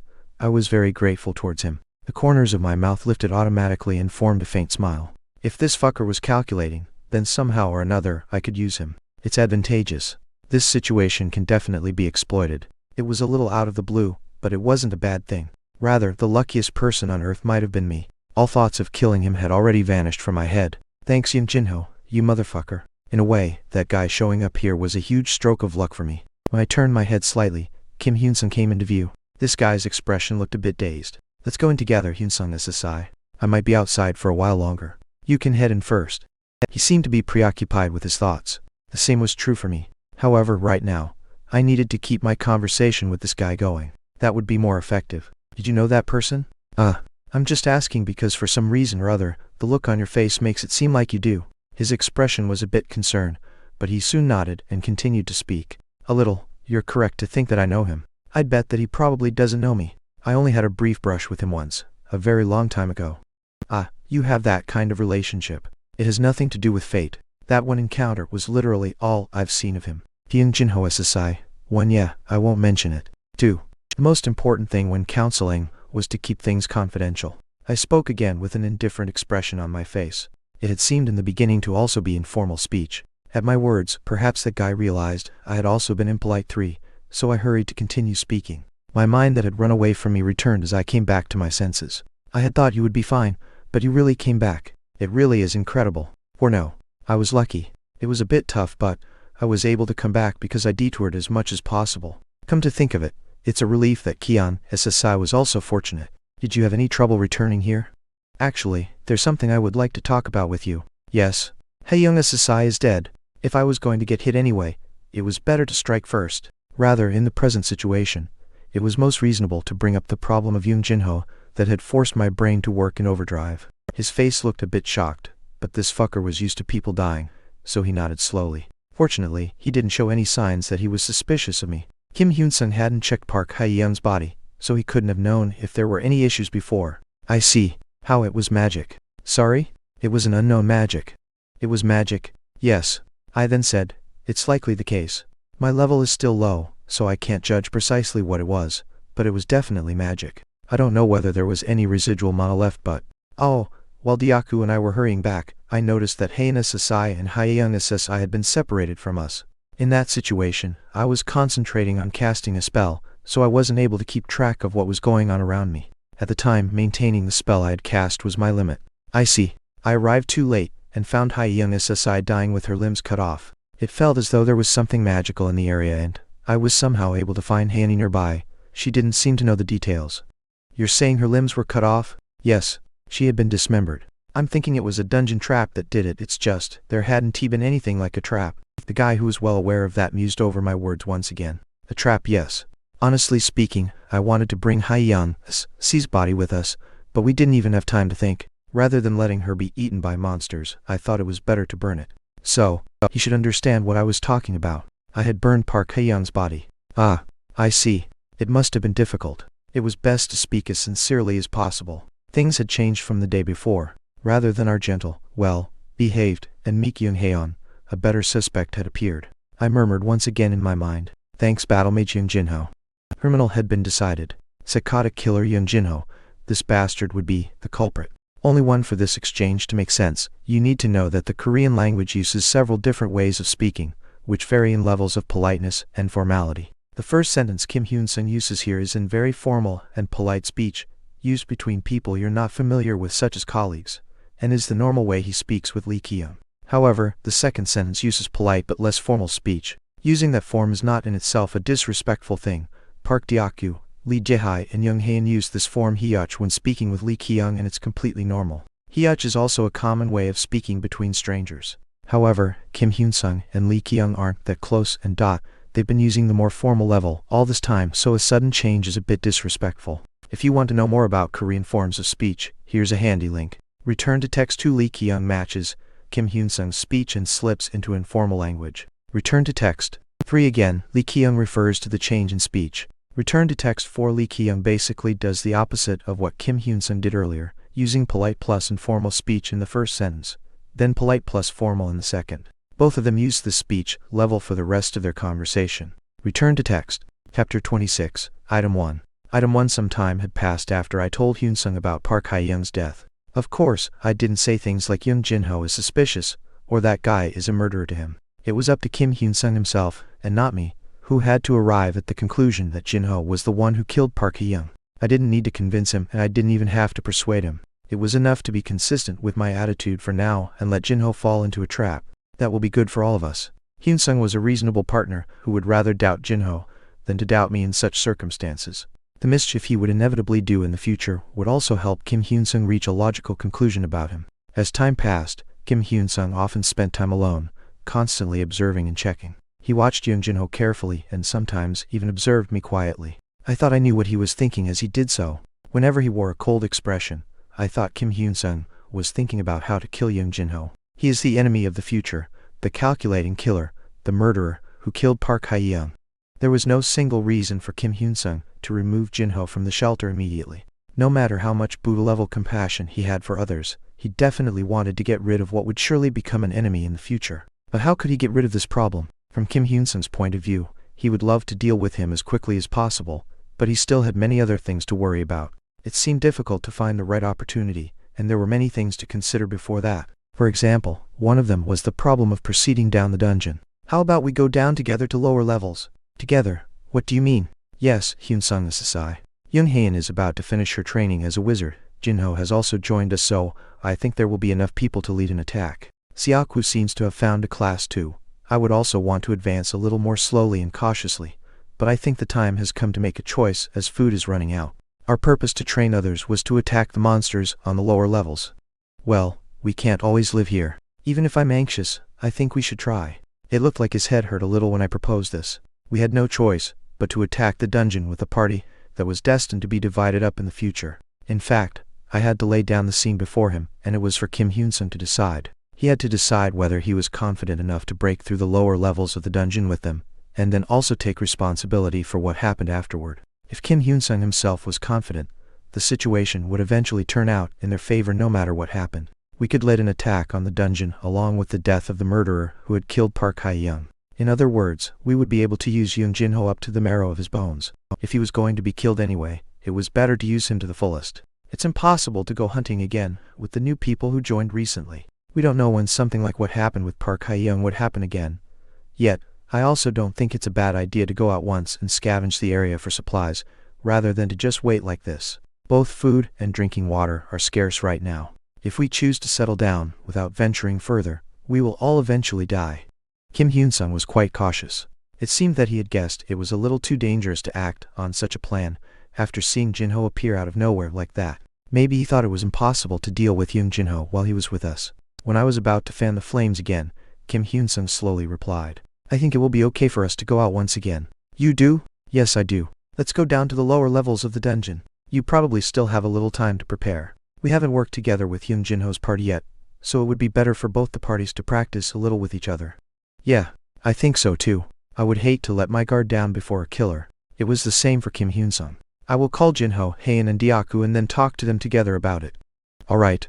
On second thought, would you please go ahead and inform Haein and Deokoo about this instead of me?" "Yeah, okay." I really wanted to tell them about this as soon as possible. I thought that this might be some pretty good news, so I had volunteered to tell them about this myself. As I hurried over to them, I started noticing the beautiful scenery around me. Then I saw a very heartwarming sight I had not seen in the shelter recently. "Thank you, Jin-ho Asasai."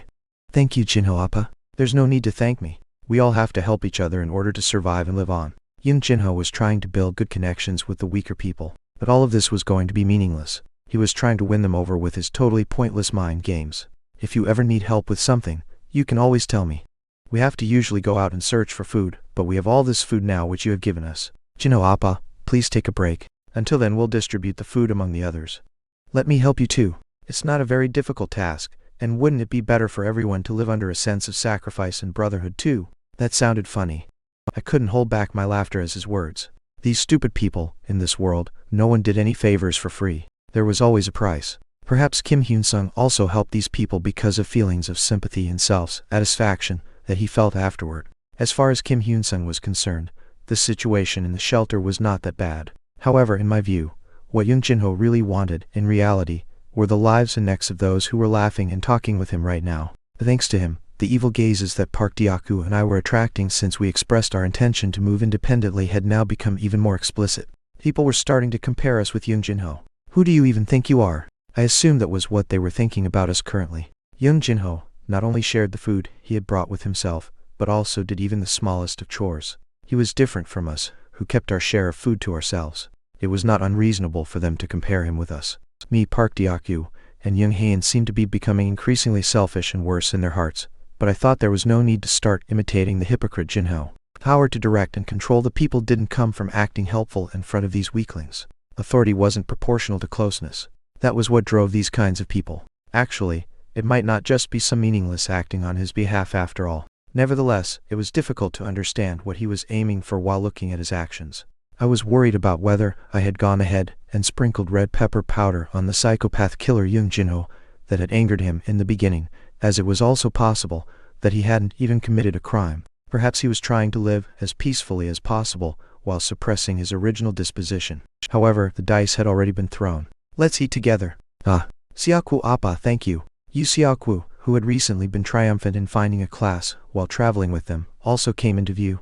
It looked like he had decided to hang out with Young Jinho's party. Sometimes he looked very anxious, but he got what he wanted anyway. And now he had a good place within this humble shelter. I had no choice but to turn my gaze away from these people who did not realize the true value of hard work. I didn't want to keep looking at the heartwarming scene, which was a curse in disguise. As I walked a little more, I saw Young Haen and Park Deokyu together. Haen Asasai. Oh Appa. When I went nearer, Young Haen, who was testing a simple magic spell, ran over without hesitation and grabbed onto my sleeve tightly. Park Deokyu was smiling when he saw this. Well, are we going outside then, Appa? What? Yeah, maybe. That's great. We hadn't been dating and didn't even have such a relationship yet, but the people in the shelter seemed to have already accepted the relation between Young Haen and I as an established fact. Whether she was aware of it or not, Young Haen had been holding my hands and getting closer to me more frequently. I felt encouraged when these friends of mine didn't show much rejection, unlike the other people of the shelter. Of course, I still had problems because of her when everyone else was sleeping. My heart started beating fiercely every time I woke up from my sleep in a surprised state, because Haen was getting bolder with her actions. If it wasn't for Park Deokyu, we would have been even closer than we were before. Didn't you say you were going to meet Kim Hyun-sun SSI? I think you came back a little early. Did the story work well? I've just come back from meeting him. It seems like we have something on our hands. Is there time? There is still some time remaining, Appa. Can I ask what's going on, Hyun-nim? Of course, I think we're going to go to the next levels of the dungeon sooner or later. We're finally going down? I don't know much for now, but I think more people will follow Jinho. Well, they won't appreciate him for very long. I think so too. Still, we can't help it because it's important to attack together immediately. Hyun-sun SSI has also realized the importance of this strike. By the way, can we even succeed in attacking this dungeon, Hyun-nim? We have a good chance in surviving. I think so, yeah. Kim Hyun-sun believed that we could certainly attack this place.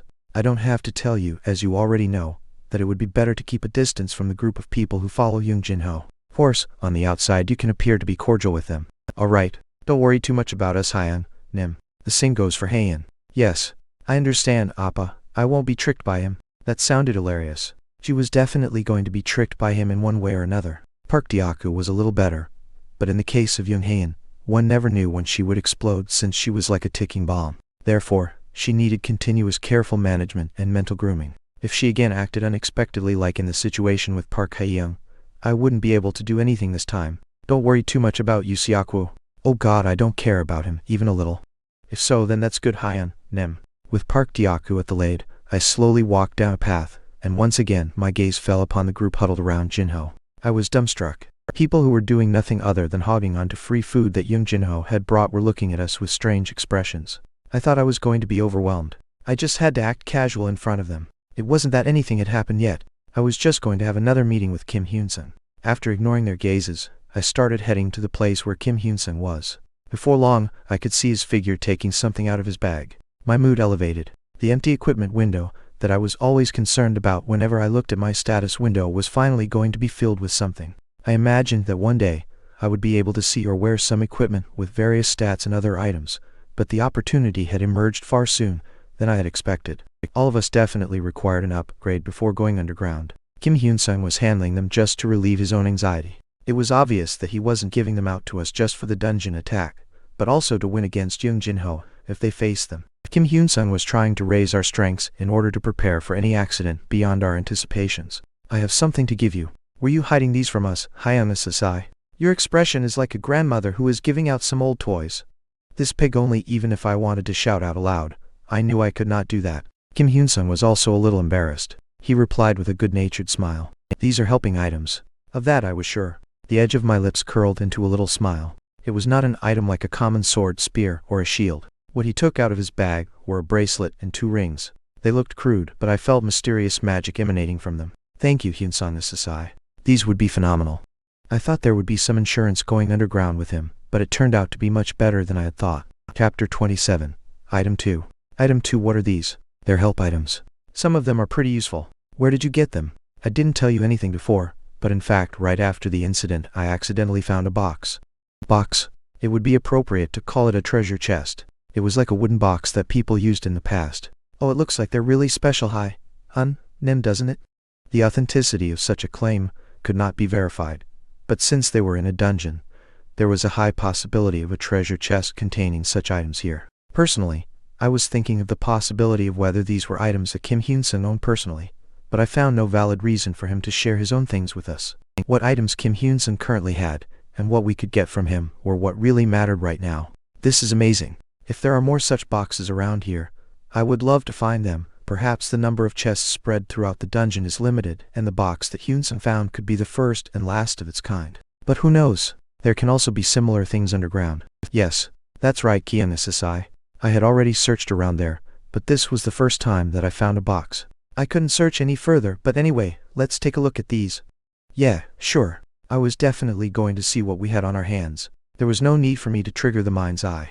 As soon as I lifted them up with my hand, information about them poured into my mind. It would have been nice if I could check the item's detailed stats, but I sighed in regret when I went through them. Iron Dwarf's Steel Bracelet, Common Grade. This is a trinket made by the fallen Iron Dwarf race. Unlike its crude appearance, it is a bracelet with very technical work done on it. When it is worn, the stamina, endurance, and strength increases by 1 point each. The owner of the bracelet had already been decided. It seemed that Park Dyaku was the right wielder for this. The total number of stats that were raised by this item was 3. It was almost equal to the stats you got when you acquired a class. This was a normal grade item. Then a thought came to my mind. Maybe heroic and legendary equipment that was even better than this would have features that I could not even begin to imagine. Oh, my expression was the one someone would make when receiving money from their grandmother. The problem was what came right after this. Magic Shield Ring, rare grade. It cannot be confirmed where it was made. This item is ancient. It is an accessory that can be used to create a magic shield by storing magic power in the ring twice a day. You must recharge its power yourself. 2. Sacred Healing, rare grade. It cannot be confirmed where it was made. This is a ring that contains divine magic powers and healing abilities on a smaller scale. It can be used once a day. 1-1. The other 2 items were rare grade rings.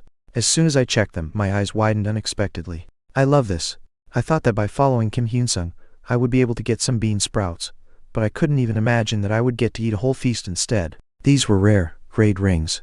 I was also surprised by their functions that seemed excellent. They didn't raise the stats directly like Park Dyaku's item, but these items were much more valuable than his. For example, assuming that the magical power consumed to memorize the magical shield ring's spell and form the shield was about 4, this item gave an efficiency of +8 to the stats. They could not be compared with any ordinary common grade item that had an efficiency of +3. I'm in luck. The same was true for Divine Healing. Seeing that the item was rare grade, this item would also have at least +6 stat efficiency. They had the ability to protect yourself with a shield twice a day and also cure wounds, which served as insurance. When Kim Hyun-sung chose to go down to the dungeon, he made sure he was well prepared for any and all unforeseen circumstances. Preparing for everything beforehand is a smart move. As I was nodding my head, Park Dyaku slowly touched the bracelet. I think it's too precious, and I really have it. You don't have to worry about it. Great, well then, the bracelet is mine. Thank you, Hyun Sasai. I haven't done much around here, and I'm sorry for that. Oh, you don't have to say that. No, I should repay you. Alright, then thank you in advance. The owner of the bracelet had been decided, but the problem was with the other 2 rings. In fact, it wasn't a bad idea to have any one of these rings, but if I had to choose between them, then self-protection obviously came first. If Heian wore the divine healing item, there was a high probability that she would be able to use the divine magic inside properly. I sure can't use it. I felt like total useless trash, but I couldn't help it. Unlike her, who could use various magic types, I usually got exhausted just by using the same spell twice. When I was struggling with these thoughts inside my head, it was Heian who spoke first. Well, I'll take this then. What she chose was the divine healing item. I didn't know if she noticed my reaction, but she definitely did what I intended for her to do. Then I will take the item that is left. The corner of my mouth rose up into a smile. I couldn't get in a bad mood after being blessed in such a way. I had obtained a life-saving trump card that could be used twice a day. Without making any effort or taking any risks, I acquired an item of the rare grade. This is awesome, but can we really accept something like this? It's fine. I also have one. In the case of accessories with special stats, it seems that the amount of items you can equip is limited. If it could be helped, then of course I would have worn more of them, but that doesn't seem to be the case. That was useful information. Do you mean to say that the ability of only one ring can be activated at a time, even if I wore 2 rings? Yes, that's right. I thought I needed to experiment with this later. I then smiled a little and expressed my gratitude again. Thank you so much, Hyun-san Sasai. As Dyaku said, we haven't done anything to deserve this. Oh, thank you, Hyun-san Sasai. No, you don't have to thank me, Kyung Sasai and Haina Sasai, as we are friends after all. He was wearing a big smile. Perhaps he thought that he had indebted us all in a way. He seemed really convinced of that, after seeing the expressions on mine, Park Dyaku's, and Young Hain's faces, as we all looked at him gratefully. He seemed to think that he could have faith in us and trust us totally. Sensing that, I was a little relieved. In fact, it really helped boost my confidence. We're going to go together underground. Because we were friends. Kim Hyun-sung was planning to go with me, Park Dyaku and Young Ha-yan. In the case of Young Hain, she was a talent that Kim Hyun-sung wanted to win over to his own side the most. She was a wizard whose future was already known to him. It could be said that any effort put into winning her confidence was worthwhile. Then there was Park Dyaku. He wasn't that bad either. As was the case in almost every game, a strong tanker was always helpful. The judgment, stability, and ability potential that had been shown by him in hunting so far could be said to be lower compared to those of Young Hain or Young Jinho, but his current stats were still very good. Park Dyaku's growth limit could easily be surpassed by real fighters such as Kim Hyun-sung, Young Jinho, and Young Hain, yet he was still quite good enough. The only oddball around was me. It could even be said that I had entered Kim Hyun-sung's group by mistake. Kim Hyun-sung had developed close relations with Park Dyaku and Young Hain, with Park Dyaku relying on him and thinking of him as a brother. For Young Hain, he had feelings almost similar to a lover's. If someone wanted to take away Park Dyaku and Young Hain, they had to take him too now, for they were inseparable. Thus, it was a good performance on my part that I did not make any mistakes while hunting, and that my brain worked better than others. However, people like me were scattered all across the continent. I should probably earn myself a good position in Kim Hyun-sung's kingdom, which he would obviously establish in the future with the pace he was growing. Of course, I did not want to live a puppet's life like that of Lee Jae-hai, but sometimes you had to lower your head in order to move securely and protect yourself. It may not be that hard to follow him. I thought I had to go ahead and take advantage of this situation. And so, I opened my mouth to speak. That's right, we are colleagues. We were companions who protected and cared for each other. It felt a little odd to say that aloud. That sounds wonderful, Hyun, Nim. Yes, colleagues. So when do we go down to the dungeon? I think maybe quite soon. I haven't told them yet. Maybe they're willing to go hunting with us. Well, yes, there were times when I also wanted to go hunting together, but I refused because Hyun, Nim had told me to be aware of them. Alright. Kim Hyun-sung looked at me once again. He had adequate vigilance for newcomers. That was confirmed, but I still thought he was quite satisfied with me. Well, that's a story for another time, so let's focus on the other things. Well, you sound the same as Hyun, Nim now. Yes, there must be all sorts of smart men in this world.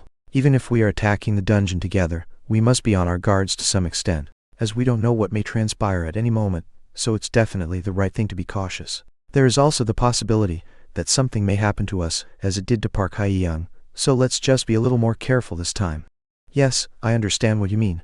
After I said that, not only Haein but also Kim Hyun-sung himself nodded. Kyung Sasai is right, but if we really have to be cautious, yes, I want all of us to consider that we may be facing them as an enemy there. Everyone nodded. An enemy? Yeah. Kim Hyun-sung nodded once again, and finally seemed to decide to tell us some more things. You don't have to worry too much about that right now. Still, it would be better to prepare yourself. I don't know what will happen in the dungeon with all these new people. It would be correct to assume that the level of difficulty would be higher than the first floor. Yeah, that's right. Probably like this, but I have to go tell Jinho now. We have to leave as quickly as time permits us. Why hurry so much? We can also prepare on the way to the dungeon. I see. Young Jinho would not refuse this either. If their purpose was to survive here, or start some other secret and evil plans or whatever, it was advantageous for them to go out together with us. Young Jinho was already aware of the difference between his level and Kim Hyun-sung's to some extent. That's why he kept agreeing with him. Only variables were the most important in a fight, especially if you knew they were inherently disadvantageous for others. The dungeon attack expedition was likely to create the variable Jinho wanted. It could lead to a situation in which a different future may unfold if Kim Hyun-sung was somehow removed. If he really was a killer, this shelter was the happiest place for him, so there was a high possibility that he would gamble and take this risk. If I was in his position, I would want to kill Kim Hyun-sung and the rest of us at any cost. It was a good opportunity for him that had been provided by Kim Hyun-sung himself. I kept putting up a faint smile on my lips. Kim Hyun-sung was going to be used anyway, either by me or Young Jinho. It was the best choice to make the most out of him in every way possible. Chapter 28, Quest 1. Quest 1. It will be hard for you, but you have to hold on. Are you really leaving for a very long period of time? Well, I'm actually worried about the fact that I may not come back at all, okay? Don't be stupid. It won't be like that. Of course I believe in Hyun-sung, Asai and Ki-young, but we can't always predict what will happen. By the way, it seems to me that Haein Asai keeps looking over here. Is she okay? When I looked back, Haein came into my view. She wore a calm expression. She wasn't looking at me as she was at the time of Park Hae-young's death that had caused her to be more passionate about me. I wondered what she was thinking. I was worried that she'd begun to harbor negative thoughts about me. But there was no way I could know that. It would be a fine idea to have a conversation with her at the moment. If we talked while holding hands, then the situation may have been entirely different, but talking from a distance wouldn't seem intimate to anyone. When I turned back to look at her, Lee Ji-hai spoke again. You made quite the big decision. So? I thought you were the type that hated gambling. I do hate that. Then, I'm not foolish enough to not throw the dice in a winning game. After considering all of the variables, the possibility of winning here was overwhelmingly high. I had information about the dungeon, the party members' overall specs, and the ability to return at any time I wanted. The chances of dying were negligible. Of course, there were many other things to be considered too, but this was a rare opportunity for someone like me who had trashy stats to begin with. We could win if we all worked together, and we could also be rewarded for attacking the dungeon. There was definitely a big reward for that. I thought about the box that Kim Hyun-sung said he had found, and wondered if it was also that sort of a reward.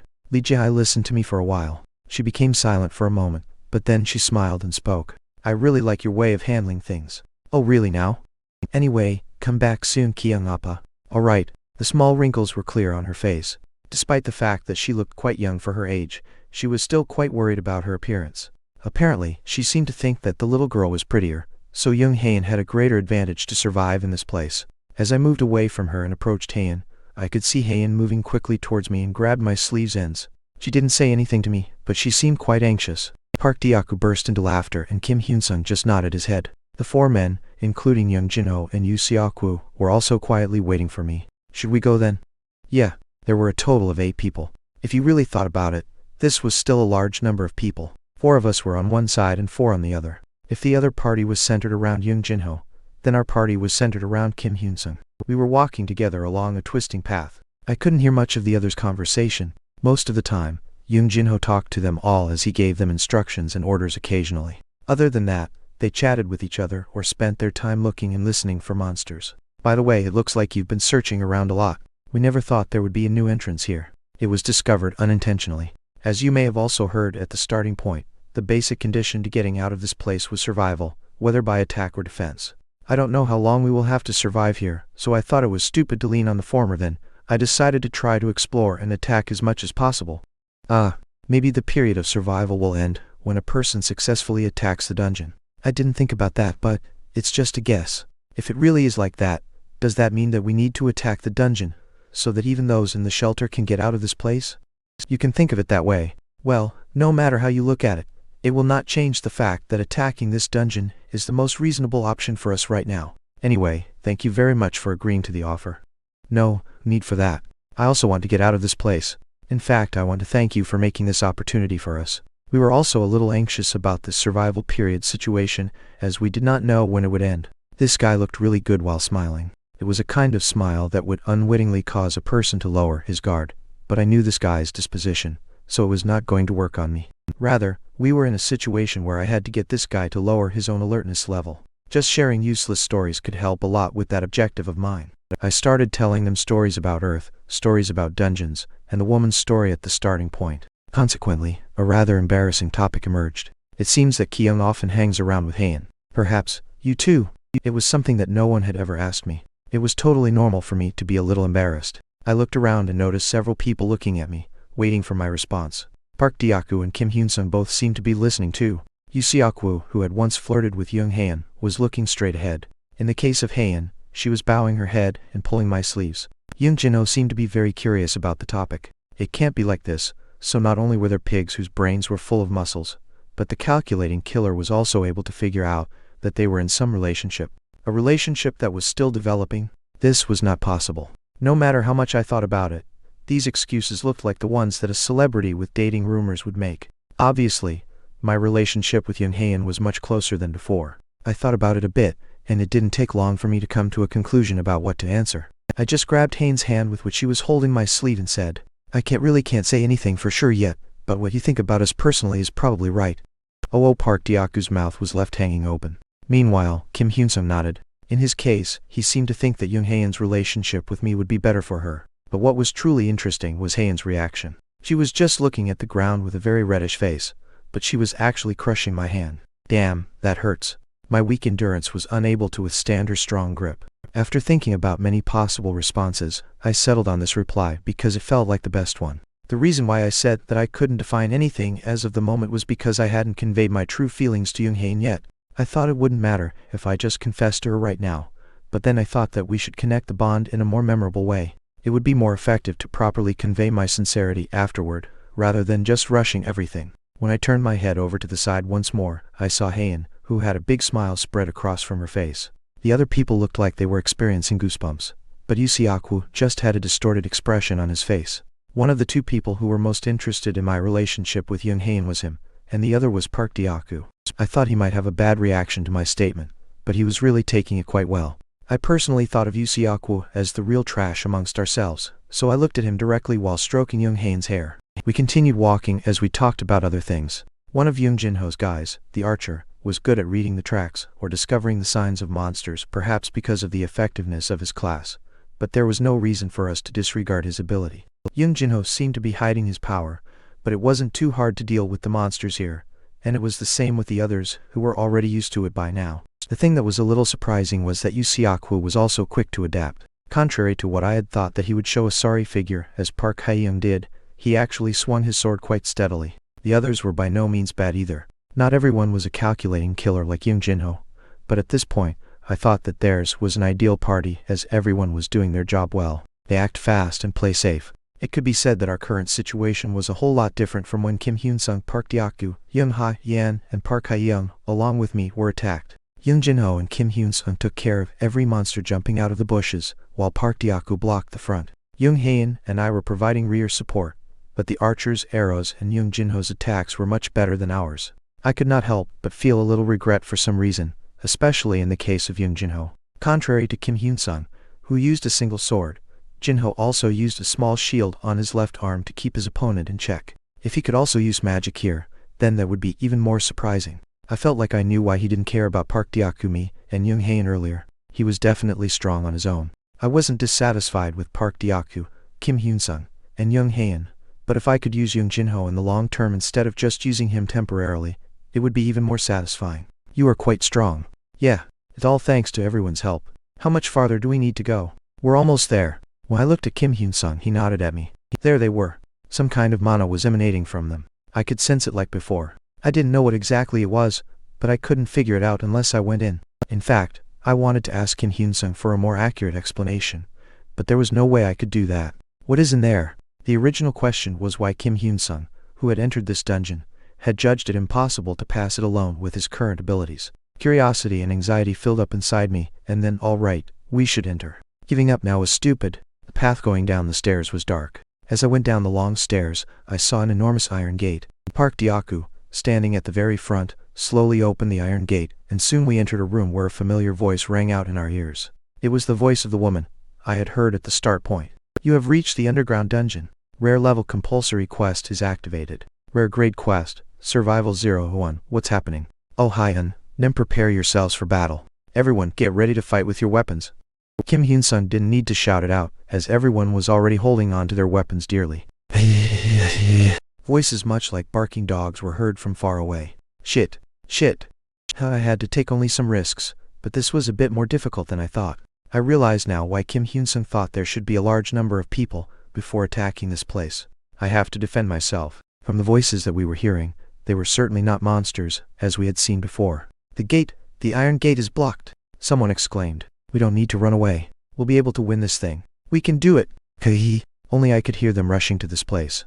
Even the ground was rumbling. I immediately started to create spells in my anxiety. Young Jinho's party also seemed to be a little surprised due to this situation. However, all of them were still organized around Young Jinho. We can't stop all of them. It was embarrassing to admit, but it could not be prevented. Was it really possible for us to win with this level of power?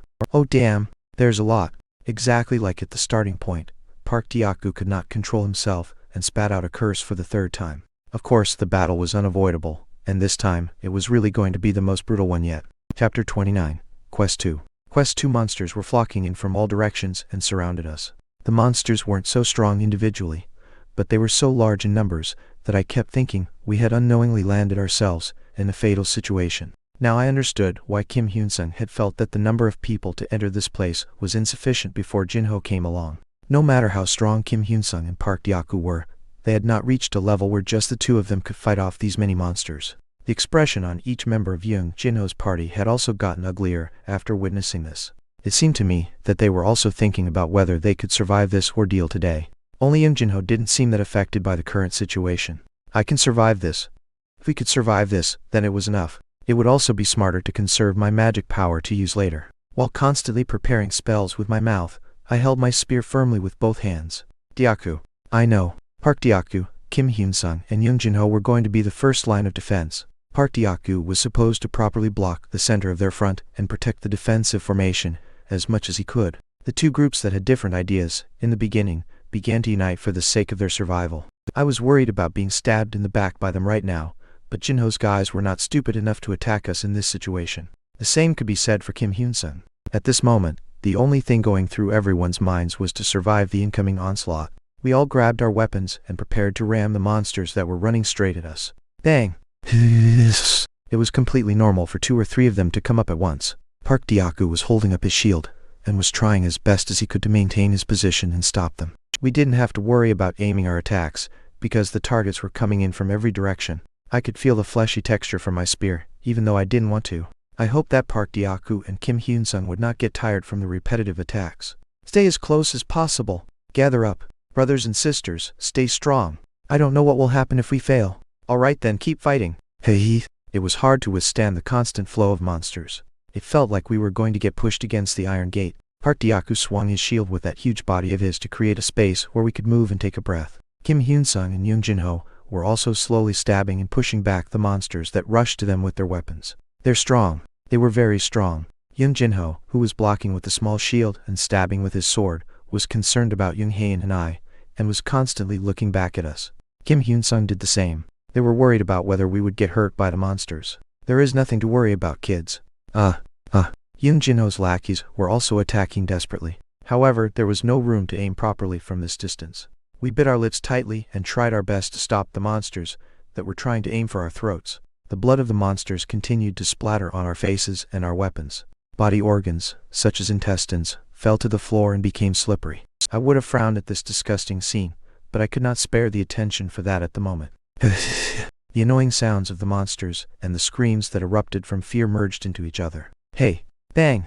Whenever Dyaku swung his shield, the spectacular scene of a monster falling could be seen. This pig is actually very good. His potential wasn't that high, but Park Dyaku was really tough. It was a slightly different kind of strength from Kim Hyun-sung and Young Jinho, but the endurance ability that was in line of the 30s was so great that words could not describe it. Some types of attacks that were thrown at him were simply absorbed by his body. I underestimated him. I had judged him only by his talent up until now and ended up underestimating him. Actually, it was Park Dyaku who appeared to be more threatening than even Young Jinho and Kim Hyun-sung. An overwhelming presence emanated from his huge body. Although he did not have magical powers, his strength was truly remarkable. This shield soldier standing before me was not just a meaty shield. He knew when to advance and attack, and when to retreat. There was no sign of discomfort in his face, even though his body had endured countless attacks. Is he even human? I thought about it without even knowing. Of course, it was not that Park Dyaku was unafraid. He was scared, same as the first time he had gone hunting together with me. Nevertheless, he did not run away. He did not hide behind me as he had in our first encounter with the monsters outside. He was not worried about attacking ahead or breaking formation. That way of thinking didn't suit that muscle-filled brain of his. It was just my guess, but it seemed that Park Diaku didn't want me or young Hain to get hurt or die. Don't fall, Hyun. Nam. Don't fall, okay? I'm still behind you, pig. Concentrate. You have to survive, okay? Alright. I could feel his concern just by seeing how he kept asking me about my health constantly. Baby pig, what had me a little worried was that the monster's attacks were too concentrated towards Park Diaku. It didn't look like he had any major wounds yet, but there were some big and small cuts. This didn't look very good when I thought about what was supposed to happen afterwards, other than the fight here. It was exactly then that Hain cast a spell. Wind bomb. Bang! It popped out loud, accompanied with a deafening sound. Some monsters were smashed into the ground and others on the ceiling due to the fierce wind, but it wasn't that effective. We have to save our strength. I had decided that Hain and I should conserve our magical powers as much as possible. Of course Hain had more magical powers than me, but still, it was not possible to use magic indefinitely. We couldn't lose our strength before Young Jinho's group did. We had to minimize the consumption of our power while defending ourselves. While I was thinking for a moment about what to say, a smile formed on my lips when I saw the battlefield. Haha, perhaps this was intended. The good thing was that the place where Hain's magic fell was where the monsters that Park Diaku and Kim Hyun-sung were blocking were located. In other words, the left side blocked by Young Jinho's group did not receive the help of her magic. It looked like the burden was increasing on Young Jinho's party and others who were becoming the targets of the monsters. I felt pity upon seeing these guys who were using all their power while blocking the monsters. Compared to that, we had some breathing space for ourselves. Thanks to Hain's magic, the number of monsters attacking us had greatly reduced, and even though it was a brief gap, it allowed us to take a short break. Nice work, Hain. Sometimes I felt like I wasn't good enough, and that Hain was way smarter than I thought. Park Diaku and Kim Hyun-sung, who had become more relaxed of course, had no intention of going to the left. We have to stay in line. It appeared that staying in line was not possible, as another horde of monsters started attacking from the left side. Let's help them, Diaku-sasai. No, I don't think we can. I am only alive because of you, Hain-sasai. At this point, it was Young Jinho who was the busiest. Young Jinho could also use magic, but he wasn't using it in front of his men as he wanted to hide the fact that he was a battle mage. Eventually, people from his party began screaming. Please help! Help us please! Please just use the same magic. They were hoping for Hain to use her magic spell again. Hain was staring at me, but I shook my head quietly. If Young Jinho wanted, he could still protect all of them. They may get bitten on their arms or get other minor injuries, but that was manageable. Yusiaku also screamed at Hain. Hain-sasai. Alright, wait a second. Hey, I'm filling up my magic power. Ma. In the meantime, a monster appeared out of nowhere and bit his arm. Nevertheless, they did not stop fighting. Why? Because they knew that they would die if they stopped. It was regrettable that I couldn't laugh out loud, because things were going on so perfectly. I can't hold on. The left lineup began to accumulate wounds one by one. This is happening exactly how I wanted it to be. Young Jinho was also beginning to sustain some injuries. No matter how strong he thought he was, this was a place that even Kim Hyun-sung was reluctant to enter alone. So, it was impossible for Young Jinho to take care of everything on his own with these stats. I shouted loudly. You can endure this. I know you can. Everyone. Is it Kiam? Just a little bit more. Quickly help us. You can hold on. You can definitely stop them. Please wait a little longer. I screamed as I swung my spear urgently at them, who were under too much pressure. The situation over there had already made it difficult for them to turn their heads and even reply to me. Damn. Another guy's leg was bitten. Thus, he was left with no choice but to fight the rest of the battle with a limp. Cast it. Quickly. We need magic. It's almost done. In fact, I thought about the magic that had already been cast a while ago, and how I could use such a spell only once, so I was still a little reluctant to help them. The maximum number of magic spells I could cast was 2. 3 times was the limit at which I exhausted all my mana. I had to help, but at the same time, I also had to put some burden on them. Whenever 5 humans gathered, there was at least one trash among them. Perhaps I was going to be perceived as today's trash. Fireball. Quack-quang. There was a huge bang, leaving the left party stunned for a while. Not only did it turn the monsters into flaming balls in an instant, but those who were hit by the fragments of the spell were also affected. The power of the flame-based spell really was great. As I had used up a lot of magical power, it would have been a little disappointing if it didn't have that effect. Young Jinho's group, who clearly saw the magic annihilate the monsters instantly, felt that they were fortunate. They had found some time to rest too. However, the aftermath of the spell did not end there. We all relaxed a bit. Everything was perfect. The magic had finally given all of them some room to rest for a while. Only however, there was one problem. The fire was spreading to the rest of the crowded monsters. Monsters burning in fire, entangled with each other, creating spectacular fireworks. They became maddened and kept rushing to the direction they were going in before, but with a little more madness this time. It was truly spectacular to see the group of monsters rushing to the group of young Jinho as balls of fire. I didn't know for sure whether they were screaming with pain or roaring with joy. Burn! You monsters! Damn it! I am so sorry about what happened. I had created monsters of a new kind. They had to deal with these new burning monsters now. Sorry again. Chapter 30, Quest 3. Quest 3. Oh my god. If the monsters managed to pierce us with their claws or wound us deeply, we would die. There was a chance that we would also die if we went too close or got entangled with them. The reason this party was able to hold their defenses until now was because they were maintaining their formation, despite the relentless attacks they were receiving. As Young Jinho's group had also done their fair share of hunting, they surely knew of this. That was why they were able to bear the hordes of rampaging monsters. Shit. Those guys weren't backing down and were still doing their best to fight off the burning monsters. It was a fascinating sight for me. Sorry, I'm so sorry. Only trash like me could enjoy such horrendous circumstances. As the number of monsters decreased, the actual burden on us was supposed to be reduced. But those guys still did their best to stave off an entirely new kind of monster, which was definitely heartbreaking to see. Although they were pushing the burning monsters as far away from themselves as possible, the problem was that they couldn't do anything about the flames that burned their bodies. The considerable physical exhaustion and the burning heat continued to eat away at their stamina. The temperature was rising in the dungeon. There was no telling how much direct flames or heat Young Jinho's group was facing. Checking the status window of the monster burning maw. Name, none. Title, none. You should try a little harder. Age, 5. Disposition, burning instinct. Class, none. Stats, strength, 12. Agility, 15. Stamina, 0.5. Endurance, 15. Luck, 10. Magic power, 0.1.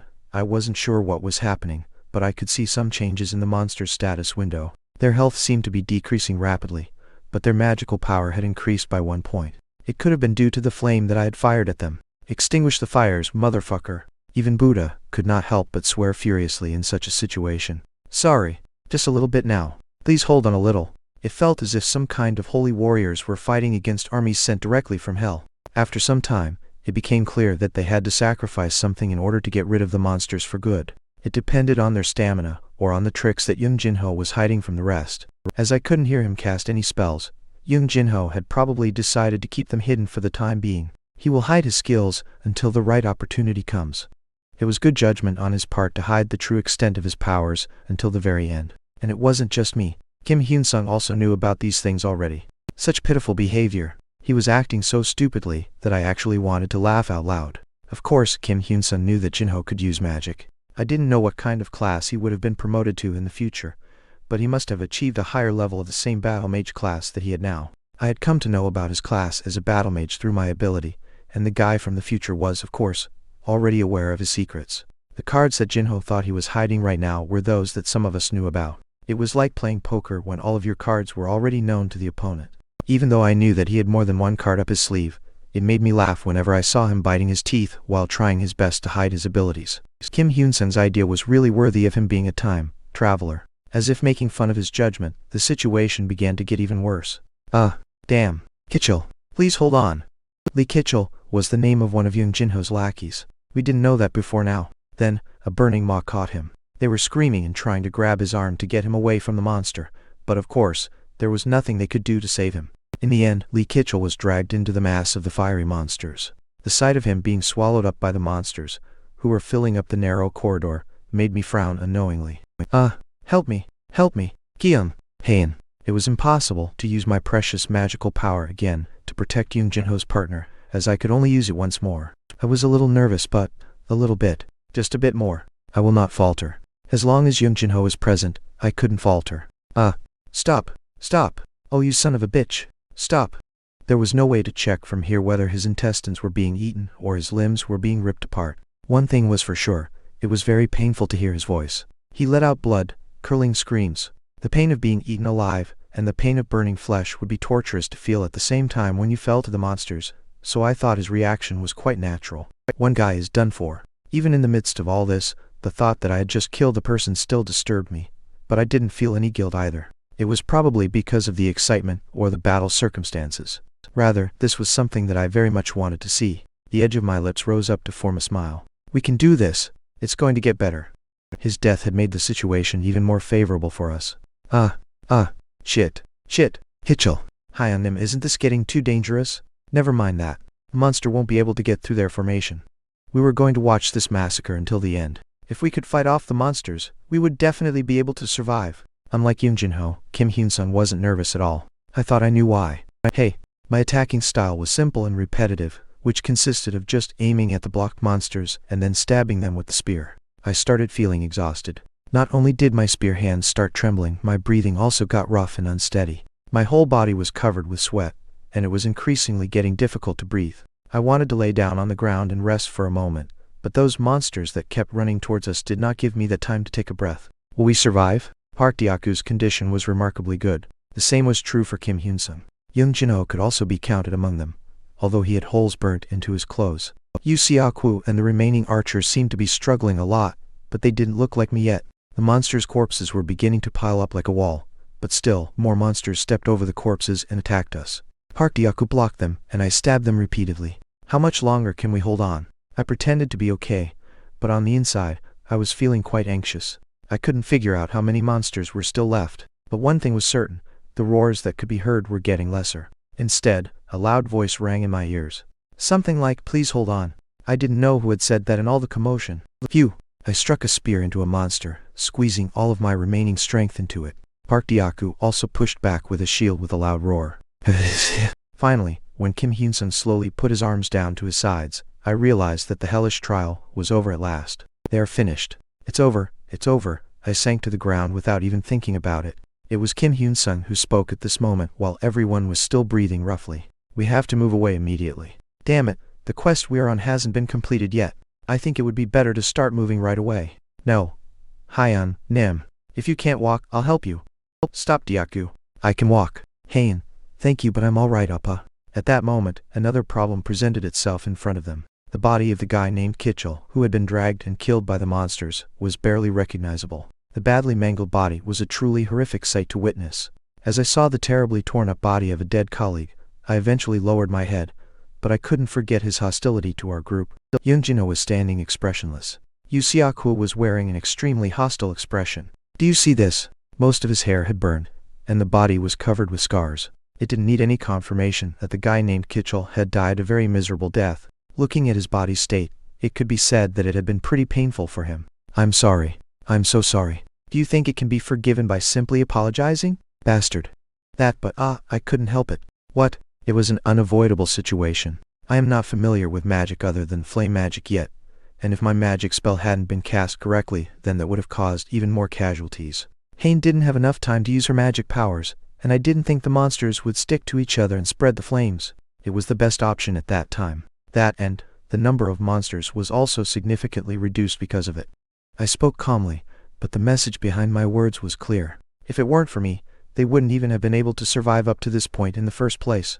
Of course, only Hain and I had the magical ability to get us all out of that sticky situation, but using magical powers to save them would have been more detrimental to us than beneficial. Yoon Jin-ho would have arrived at the same conclusion. Force, Yoon Jin-ho's point of view, he hadn't known that Kitchell would die so quickly. That was his mistake. The magic was a little too powerful, and it was true that Kitchell died because of the spreading fire. It was also true that I spread the fire on purpose. However, he didn't know that.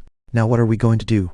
We can't help it. Kitchell's death is a pity for me too, but now. The other guy in Jinho's group was getting angry. It wasn't completely unreasonable of him to feel that way. It seemed like he wanted nothing better than to aim a bow or a spear at me right now. Thus, it was a bit scary to see the guy approaching me with a frown. I shook my head while glancing at Park Dyaku. Park Dyaku nodded. I had signaled him not to intervene. I'm really sorry. Nevertheless, it was inevitable. Whatever I said, it appeared as total bullshit to him. I knew the characteristics of these sorts of guys very well. Angry weaklings. They were weak people controlled by their anger, and they only attacked those in their fury, who they considered to be weaker than themselves. I'm really sorry for your loss and everything that happened. We don't have to fight. He raised his fist to the highest point he could, and then he fiercely swung down. Horse, I did not avoid it. Some degree of acting was necessary on my part too. The blow landed on my face, and I fell to the side with tremendous force. I felt dizzy, and I was spitting blood. In that instant, I didn't even have to act. My body, which was too fragile, fell to the ground by itself. Hyun, Nim. Park Dyaku was startled. It's okay, Dyaku. I made a mistake. I tried as hard as I could to play the victim and stop Park Dyaku. Hijun, let's go. But It's time to go. Everyone understands what happened, but more fighting will avail nothing. Right. Conflict won't amass to anything. Even from Young Jinho's point of view, it was a really bad idea to start fighting in such a dangerous place right now. I coughed and spat out one tooth along with some clotted blood. Are you okay? Hyun only it's okay Hyun. This was my fault. I couldn't help them. The punch had been really painful, I'll admit that. However, I could not say that to Kim Hyun-sung. I knew that I wasn't at fault, and the other group's level of vigilance towards me had dropped by now. I sensed warmth and protection in the eyes of the people around me. This alone gave me confidence, and momentarily, it felt as if I was in the world's safest place. And now, I could see death in one of their eyes. That was Young Hae-in, who was staring at Young Jinho's lackey, Kim Ye-jun, with an expressionless face. What the hell is going to happen now? Chapter 31, Quest 4. Quest 4. Anyone who would have seen the battle would say that the situation had gotten a lot worse. It was comparable to a trashy piece of art. I bet even if Solomon himself came and made a judgment, then even he would have declared me to be a sinner. The gamble that Kim Hyun-sung had decided to do with his own reputation certainly didn't end badly for him. The monsters had mercilessly devoured Lee Kichul, and Young Jinho's lackey's rage made him whimsical enough to kill me. But there wasn't any further conflict, and Kim Hyun-sung had handled the situation quite well. I didn't know if I had done my part or not, but I was happy enough with the results. Without even using my hands, I had sent a man to his merciless death. Even though I lost one tooth as I was acting to become the victim, I achieved some advantageous and desirable results that earned my beloved and precious colleagues warm attention. However, Young Hae-in's expression had changed unexpectedly. Had it become taboo to engage in any brawl with someone else for her? Don't tell me, really? Had it also become some weird kind of taboo for someone to touch my body? After a moment of biting her nails, she quickly approached me as if she had suddenly noticed that I was still lying on the floor. However, her expression was still hostile. Oh, Appa. After she saw me bleeding from my mouth, she forgot about everything. She used her ring and tried to send magical power through it. The sight was spectacular. However, divine power ring that Hae-in was wearing was not intended to heal such wounds. When I grabbed her left hand slightly, she stopped chanting the spell, as if she knew what I meant. Her big eyes were full of tears, and after a moment, they started falling relentlessly. Are you okay? What can I do? What should I do? Of course I'm okay. It was my fault after all. There was a bitter taste in my mouth. One of the teeth had flown away, and one side of my cheek was tingling, but I wasn't feeling that much pain. That was because if I did anything but display my stiffness, it seemed that Young Hae-in would start casting magic spells out there. Be patient, Hae-in, please. Shooting magic at Young Jinho's party was definitely not a bad option, but it was better to play the victim right now. As I could see that Kim Hyun-sung hadn't made a move yet, it looked like he was also hoping for it. Wow, she kept touching my face as if I had lost my skin or something. Seeing that she was struggling with her words in her panicked state, I wondered if Hae-in was actually sane. Tears were streaming down her face, and she had a bloody nose. It was as if I was already dead. Her reaction was too passionate about the fact that I had lost only one of my teeth. Are you okay, Appa? Are you alright? Yes, I'm fine. It's not a big deal. Don't mind me, Hae-in. I'm really okay. It doesn't hurt at all. It did hurt, but it wasn't a big wound. It was nice to have this reaction for this kind of wound, as it seemed a little scary to think about what would happen otherwise.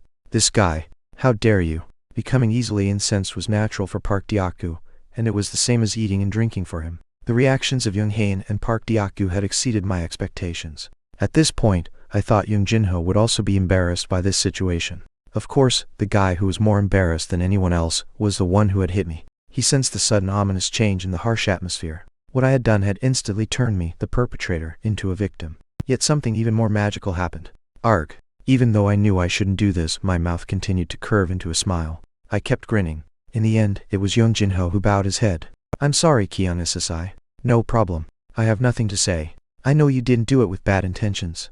If you hadn't used magic, something even worse would have happened. Ye-jun is saddened that Kichul, who had been with us for a long time, has died. I hope you understand. Ye-jun. But Ye-jun, you have to apologize. It was an unavoidable situation, and it was the best option. If it weren't for Kyung, we might all be dead. I didn't know if it was due to seeing Young Jinho's expression, but the guy named Ye-jun, who had constantly been furious up until now, also bowed his head slightly. It seems I got out of control for a while, sorry. His fists were shaking. He was not looking at me properly, and it was not difficult to know why. I thought I had to be the one to apologize in this situation, but my mouth wouldn't open if I wanted it to. In fact, he still looked as red as an apple, and he wasn't apologizing wholeheartedly. Rather, it came off as if he was just trying to control his anger. It's okay, Ye-jun. I can understand. I was also a little frivolous. I cannot comfort you with any words, but I sincerely apologize. Of course, I wasn't serious either. I'm sorry. I could see that he was forcibly lowering his head. I didn't really feel like I was getting an apology, but it felt good apart from that. Phew.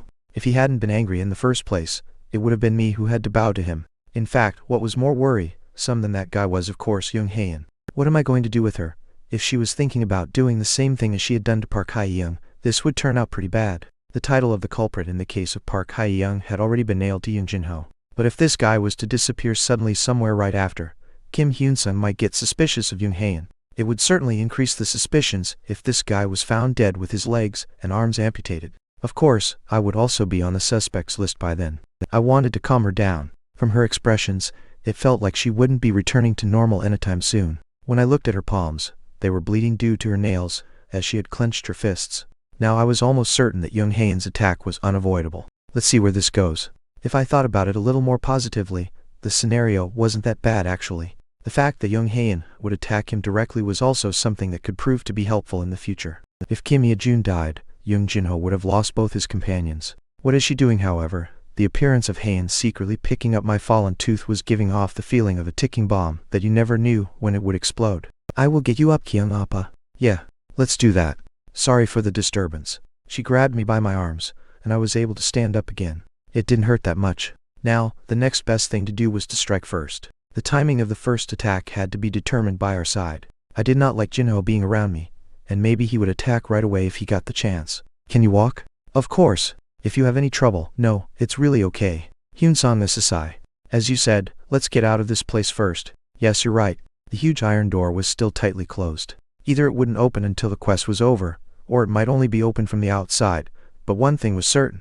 In order for us to survive, we had to find a way to complete the quest of this dungeon. Unfortunately, the name of the quest itself was survival. Maybe when the woman in the beginning was talking about surviving, she was referencing to this quest here. Yoon Jin-ho's words lightened up everyone's spirits.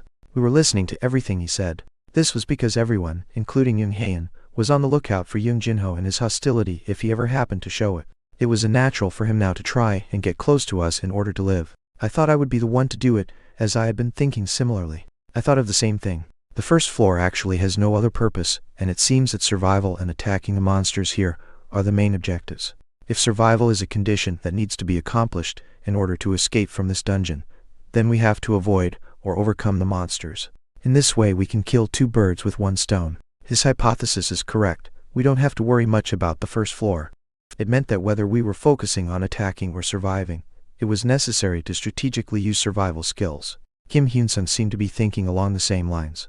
I couldn't concentrate on the conversation because I was trying to find my way towards the front, but seeing that there was no dissenting voice, it seemed that my hypothesis was correct. Both survival and attacking that the woman talked about in the beginning tutorial took place here. I understand the survival part, but, well, there may be something like a boss monster here. Oh, that's common under such conditions.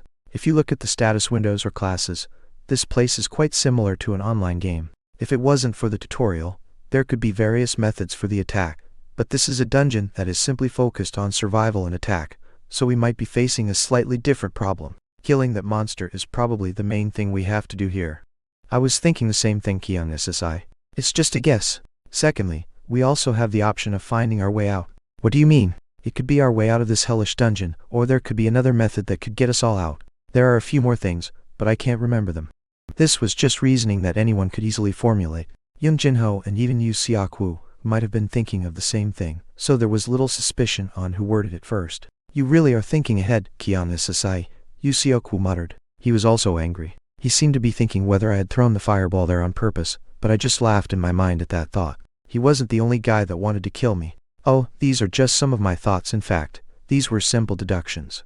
As I continued walking, I couldn't see the monsters anymore. Of course, there were some others scattered around, but they weren't of the same level as the ones we were fighting before. We killed them as quickly as possible because they could cause unforeseen problems, and then we would have to face the same kind of battle again. Most of our stamina had been drained, so we were moving very slowly. We repeatedly had to stop to catch our breaths. In the meantime, our magic powers were passively recovering, which was a good thing for us. There were occasions when Kim Hyun-sung frowned, and Young Haein kept staring at Kim Ye-jun, but fortunately, nothing big happened. Particularly in the case of Haein, whenever she saw me with my swollen mouth, she got even more frustrated and angry. Sometimes she would start crying all of a sudden and shake her head, while muttering to herself. Park Diaku appeared to be a bit affected whenever she cried involuntarily. Only contrary to the rumors that I was good with women, I didn't seem to have any idea on how to comfort Young Haein. This whole sequence of events had been bizarre. Then she bowed her head, and whispered in a small voice. Her voice was so low that I couldn't hear it properly even after getting close to her. Thus I tried to guess what she was saying. It sounded like I have to kill him, but I didn't let my expression show that I had hurt her. In the end, this would benefit me too. I will take revenge. I pretended as if I didn't hear that either. This could turn out better than I had originally anticipated. Chapter 32, Quest 5. Quest 5, what do you think is out there? Well, whatever it is, it definitely won't be more delicious than the food you are eating here. Well, maybe Diaku wants something to eat. Well, it's okay. The two who were talking to each other became strangely quiet. This had become a regular occurrence now. Young Haein was staring at me and couldn't hold back her tears. It wasn't as passionate as the first time, but every time I saw her tears falling like that, I felt a little strange. Of course, the situation itself was not that good. It was because Kim Ye-jun and Young Jin Ho kept looking at this side. In order to ruin the atmosphere of the party even more, during various conversations, Young Haein cried out in this way, and it was unavoidable that the atmosphere became a little quiet. Someone would have thought it was me who died, not Lee Kai-cheol. In fact, it became a routine for Young Haein to stare at Kim Ye-jun. Nobody could imagine how uncomfortable Kim Ye-jun was. They were already in a position to stand on our side. As Lee Kai-cheol suffered an unexpected accident, the balance of power that had been maintained collapsed. Young Jin Ho's party actually seemed to have given up trying to hunt us. Young Jin Ho might have decided that it would be better not to launch an attack as long as there wasn't any good opportunity to do so. I would have done the same thing. Even if I was in Young Jin Ho's position, I would have completely cancelled the plan to kill Kim Hae and Sung's party. This was why they were sensitive to even the slightest conflict. I'm really sorry. No, Mr. Jin Ho. That's a little embarrassing. In fact, I am the one who should apologize. He had been apologizing like this over and over again. I was just excited. Of course you were excited. I also apologize again. I don't know what the two had talked about, but whenever Young Jin Ho apologized, Kim Ye-jun also expressed his apology. The problem was that, little by little, Young Haein was showing hostility. Why did I do that? I'm sorry. More often than not, they talked about this among themselves as if it was not for us to listen. I was not worried about them talking about attacking us, as I could discern that much. What humored me was Yu Seok-woo's reaction. From the time I first revealed that I was close to Young Haein, he seemed to be in a bad mood. As expected, when Young Haein and I started to hang around, he often showed signs of discomfort. In particular, it seemed to him that Haein had swollen eyes because she had been crying for me. That was how much Young Haein was thinking of me. Yu Seok-woo. In the first place, he was nothing more than a rapist for Young Haein. In fact, even if he had only tried to do it once, it was still correct to say that him being here was slightly absurd. Considering what he had done before, it would not have been possible for him to hang out with their group, but it seemed that Young Jin Ho had made a deal with him. That was also why he had got that job and gained experience by sticking with them. It was his deranged delusion if he thought that he could get my beloved and get away with it. But as the plan had been cancelled already, I sufficed by sending him a hateful gaze. In any case, this party was heading in a good direction with respect to friendliness, at least superficially. It was the dream party that forgot old disputes and did not fight. All of this was an atmosphere created by Young Jin Ho and Kim Ye-jun, but unfortunately, I didn't want to be so embarrassingly peace-loving like they were. Kim Hae and Sung sometimes seemed to be thinking about something. I hoped that it was something about how to dispose of Young Jin Ho, as they were the murderers who killed Park Hae-young. I thought it was right for them to die here. In fact, if you considered the reaction that Kim Hae and Sung showed when he first saw Young Jin Ho, there was a big possibility of that. Young Jin Ho, Yu Seok-woo and Kim Ye-jun were still wearing pretentious smiles. Kim Hae and Sung, of course, looked as if he were about to go crazy. This guy would probably be the first one to attack. At least for Park Diaku, Young Haein and I, he was looking for a cause or a good opportunity, as it was certain that he did not want to let the other party know his true intentions. No, that was certain. A good opportunity to kill them, or a justification to attack. From Kim Hae and Sung's occasional frown, he seemed to be thinking about these things. Can I help him? Kim Hae and Sung was implicative of needing help. We needed a situation where we had a total moral high ground and could attack them. For example, I get attacked first, what would they do then? Perhaps that was an ideal situation. The warriors of justice, fighting against a group of cowardly criminals who had attacked suddenly gave a pretty good feeling. The problem was that Young Jin Ho and his lackeys would not attack us. However, considering that one was an angry buffoon, and the other was feeling jealous, it was not difficult. Maybe it was as easy as a yawn. Provocation, after all, is my specialty. In particular, in the case of Yu Seok Woo, there was a possibility that Yoongjin Ho may behave unexpectedly as well, as he had just entered Yoongjin Ho's party. These thoughts went through my head in an instant. First of all, it didn't appear to be a bad idea to use Haein to disturb them. I didn't have any other plans. This would be enough. Ulpa, Haein whispered in a small voice. A little embarrassing, but I didn't dare to move my hand. She had been trembling just because I had put a hand on her waist. Someone might think that I was walking with Haein for support. The only ones that felt the ambiguity of the hand's position were young Haein and Yu Seok Woo. It was neither the waist, nor the pelvis, nor the buttocks. The reaction came just by holding the boundary line between the sensitive areas. Pop, I could feel his anger from over here. Haein. Sorry, okay, it's okay. It's a comfortable place. You can grab it still, it's okay. The expression, as if his beloved girlfriend was stolen, looked horrible. While Kim Hyun, Sung Youngjin, Ho Park Deok, Gu and Kim Hye-eun were talking about the dungeon, he was looking only at this side. As I slightly lowered my hand, Young Haein bowed her head. I like it so much. This reaction was not expected, but on the contrary, Yu Seok Woo had a face that signaled he was close to blowing up. We had eye contact for a second, and I did not forget to have a smile on my face. I dare you, that was what my face covertly expressed. I did not have to settle with a verbal message. Actions and facial expressions are sometimes a great means of communication. Thank you, Haein. Isn't it difficult? No. Compared to what my appa helped me with, this is nothing. Young Haein actually still wanted me to hold on to her. I was holding on to her really smoothly, so it was not unreasonable for her to have such a reaction. It didn't matter if Yu Seok Woo was serious about Haein in the first place or not. If he thought about my actions, I think he might have to get serious, but good. It was a seed that had been sown. Besides this, there were also other things that were going on. Like Haein's eyes or sweet voice, and the way that she was worried about me right now. Of course, it didn't sound sweet to me, but I knew that a voice that seemed like it was covered in honey would crush his pained heart even more. Hold her hand. Pull her body close. Put your hands on her back or shoulders, and maintain moderate tension.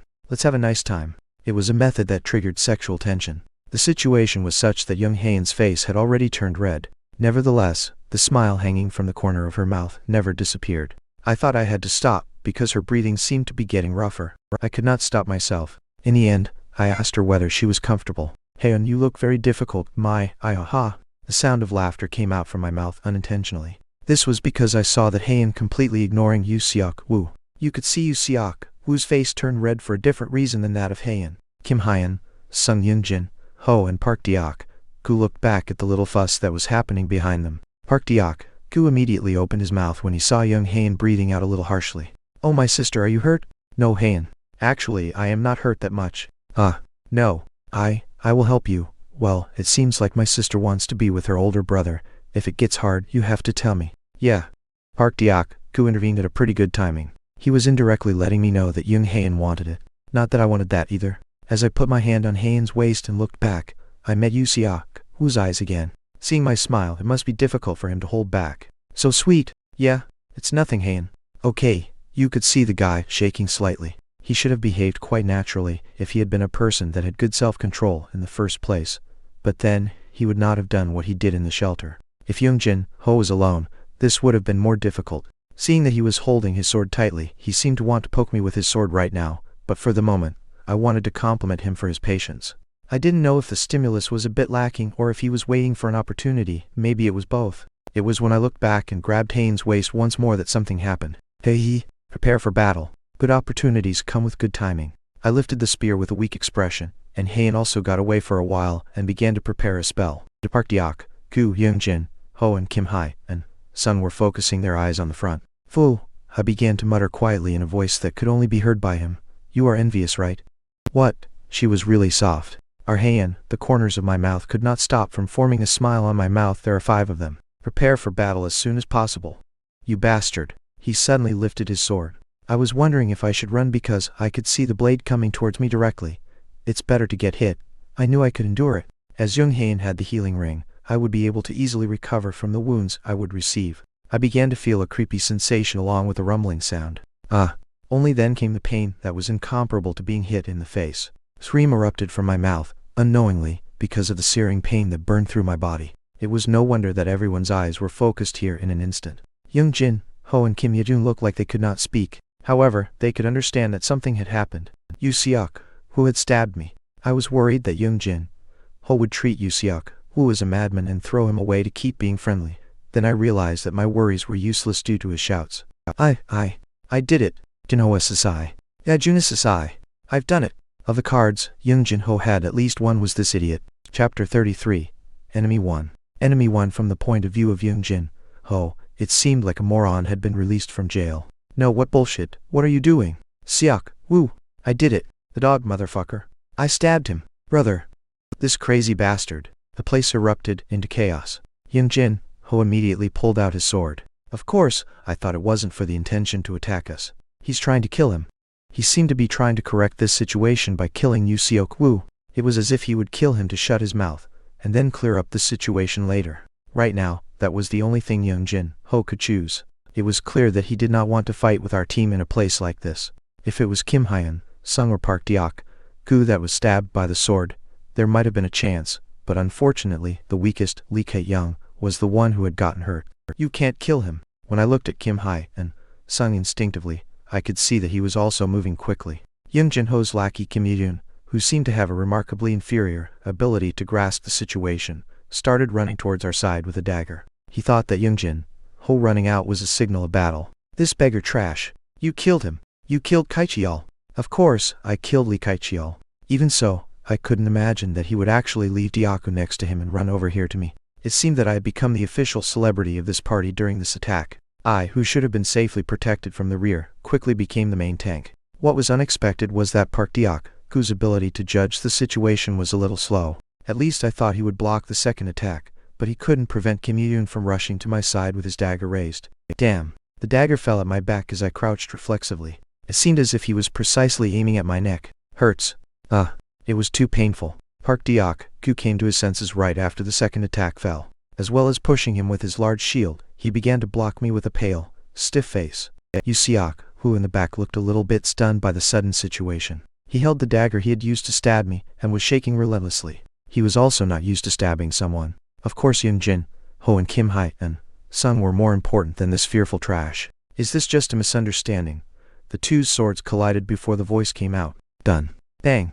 As soon as I heard the sound, the sight of Young Jinho being blown far away could be seen. The battle had already begun. The goal was achieved, and the two were put against each other. All that remained was to correct this situation. I wanted to ask for a quick treatment, but the problem was that I couldn't speak. There was no voice other than screaming that came out due to pain I felt for the first time in my life. When I thought I would hear the healing magic from Heian, I actually heard a scream of rage from Heian's side. I hate you. Hurt. These guys. Heian Sasai. I hate you. I hate you. I quite honestly hoped she would heal me instead of screaming. The situation was so urgent and I couldn't get up either. Monsters were running in from the front of them, and Young Jinho and Kim Hyun Sung were fighting with their swords. It seemed that Park Deok-gu had not yet been able to find out whether he should block the front or the back where Yuseok Wu was, but he was trying to protect himself as much as possible. Appa! He's not dead yet, sister! Ring! Use the ring quickly! The ring! Appa! Calm down and use the ring. I expected Young Hain to panic, but things were a little more serious than I had thought. Only after Park Deok-gu held Young Hain's hand tightly did she remember what she was capable of doing. Oh, the cure. The light came pouring down on me. My body didn't recover in an instant, but a strangely pleasing light was surely healing my wounds. Pain was still there. However, there was no sensation of tingling and bleeding from the wound. I almost died. If it was a little later, I would have bled to death right then and there. Appa. Brother. I'm fine. Now, with a slightly trembling body, I look around again. Kim Hyun Sung and Young Jinho were fighting without a word. Whoever saw it would know that Kim Hyun Sung was stronger. Of course you couldn't hear his curses. Eventually, our main villain abandoned Yuseok Wu, and Kim Yedun turned his back and ran to leave this place. Kim Hyun Sung, who looked this way for a while, nodded and spoke urgently. Deok-gu, please look after Heian and Kiana Sasai. I'm going after Young Jinho. Okay, I see. He had judged that we would have the ability to organize the situation. As he was quite fast, he disappeared from our view in an instant. Kim Yedun also seemed to be trying to get out of the place immediately, as if he understood that the situation was twisted. But that guy also did not take Yuseok Wu with him. In this situation, Park Deok-gu could stop the monsters. These guys. Once again, I could see Yuseok Wu swinging his sword. Of course, it didn't hit me this time because Park Deok-gu struck him with a shield. Huck. Yuseok Wu's body floated through the air and was hit against a wall, but at the same time, monsters rushed to the place. Magic shield. The second insurance prepared by Kim Hyeon. Sun blocked their path. At the same time, I was memorizing spells in that instant. Kim Ye-jun and Yoongjin Ho had already disappeared from view, but Kim Hye and Sun could not catch both. Hyeon-isai's sister is gone. Yoon-haen had gone to catch Kim Ye-jun. Don't worry, Deok-gu. First, take care of the monsters in front of us and follow her immediately. I know where she went. I'm glad then, I didn't see when and how she disappeared. She prepared a new spell and just followed Kim Ye-jun. I didn't know if she'll be able to catch up to the guy with high agility. But seeing that she was rushing without any sense of direction, she'll probably come back after solving her problems. Park Deok-gu's face was also filled with tears, perhaps because he encountered an unexpected situation. I looked at him and spoke as it seemed to be quite shocking to see me bleeding. Don't cry, piglet. Who cried? Thanks to the guy's pushing, the dagger got stuck in my body once more, but it wasn't that bad. Shit. It was hard to understand what was going on and why. Yuseok, who is a stupid guy. He's trash. There was no hope for him. No, actually, Yuseok, who wasn't alone in that. The same could go for myself, who accepted Yoongjin Ho's sword as an attack signal and put a dagger in that other trash. I thought it should have been the right thing. Lee Kaichial was a friend of his who had moved together with him for a long time. He could not control himself because Kyung had killed his friend.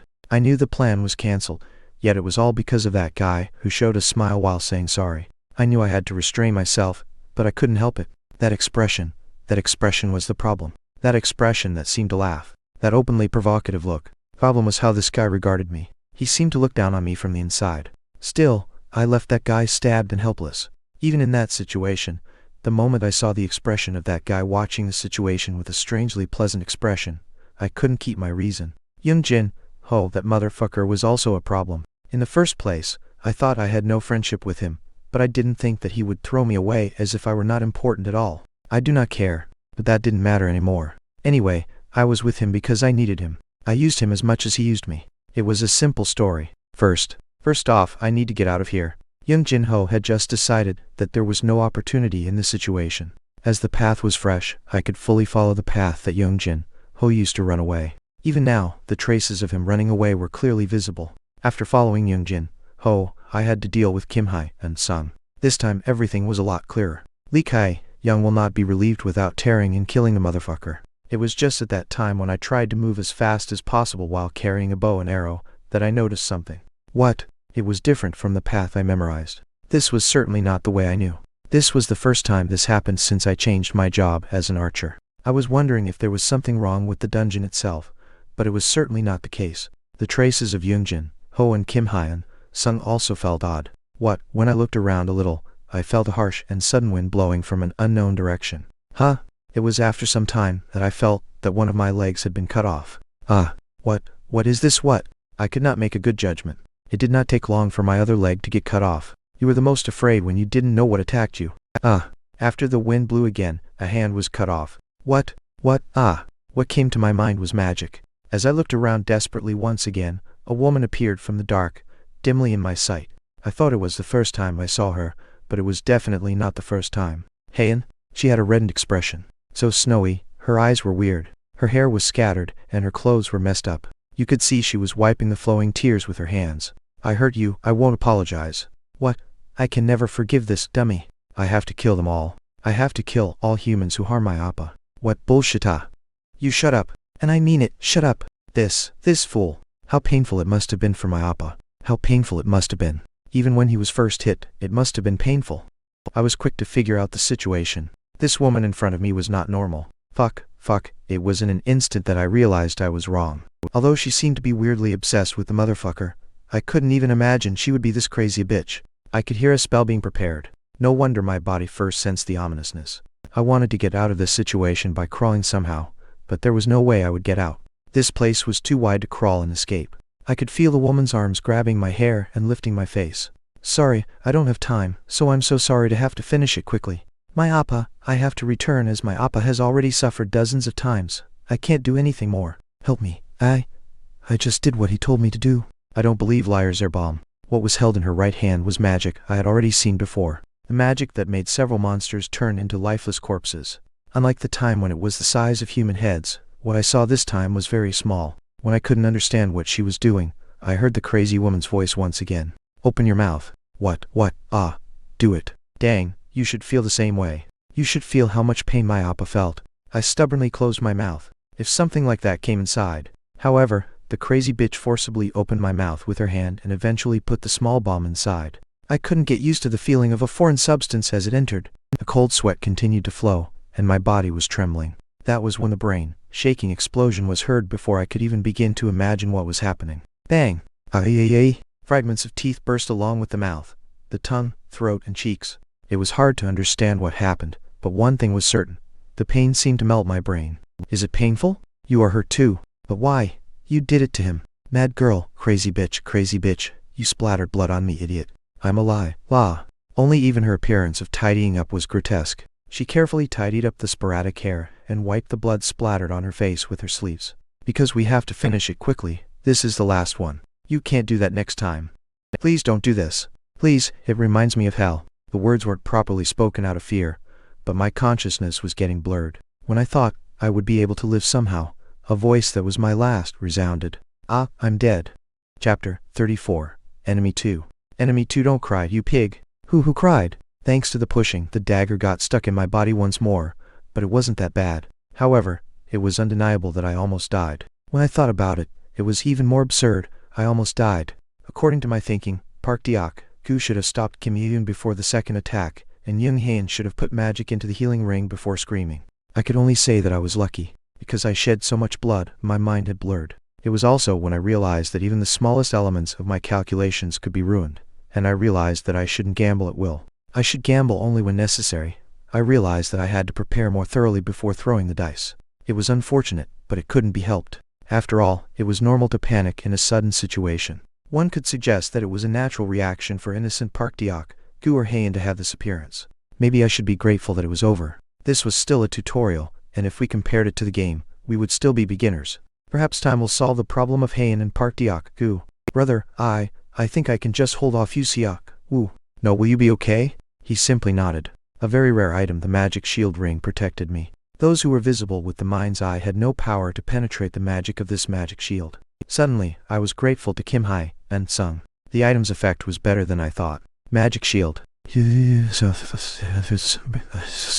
the meantime, I started to prepare more spells.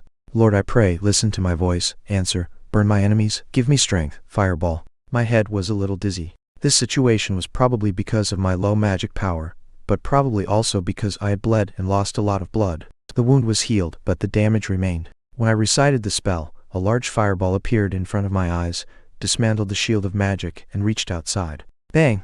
It was a perfect direct hit, but Park Deok-gu positioned himself in front of me, wondering if there were any survivors. Simply put, I had created destruction. What? Hi, Onissus. Is your body okay? It's okay. I was a little dizzy, but it was no problem. Rather, it felt very refreshing. It was almost because I died and came back to life, and things were currently running pretty well. Kim Hae-un, Sung will kill Yoongjin, Ho, and Kim Yoon will be held onto by Haen, having a happy time. What mattered was Seok-woo. It didn't mean that they were free and had nothing else to do. However, it was natural that the complete problem should be solved. Park Deok-gu tied that guy up and held him down. That would have been a poor leash, but it was better than none. No, in the first place, he couldn't break such a leash with the strength he had now. Let me go. What do you want to do? Seok-woo had started to resist the moment he came to his senses, but there was no hope for him. He was struggling while lying on the floor, and Park Deok-gu was holding him down with sheer force. Bitch. You Lee Kai-young, you little mouse. Can't you release me right now? Bitch. The others will come here. Kim Hae-un, Sung is going to come right here after getting rid of that motherfucker and stick a knife in your throat. You guys want to be saved? Dream on. He was talking willingly, but he couldn't even say anything else because he was overwhelmed. The world of delusions in his brain was deeper than I thought. Haha. Are you smiling? Is this funny? Do you think you can keep laughing like that? Lee Kai-young. And the pig next to him. I can't forgive that Haen also. Never. I will make you regret it every day. What? This? I can't hear you well? It's no wonder that he was so mad. As I gently brought my hand to my ear, putting my face out, and raised his mouth, the face of the guy biting with anger was visible. This Lee Kai-young, this trash. It is always fun to see such excitement. You must be pretty confident. What? The older brothers you love seem to have abandoned you and run away from everyone.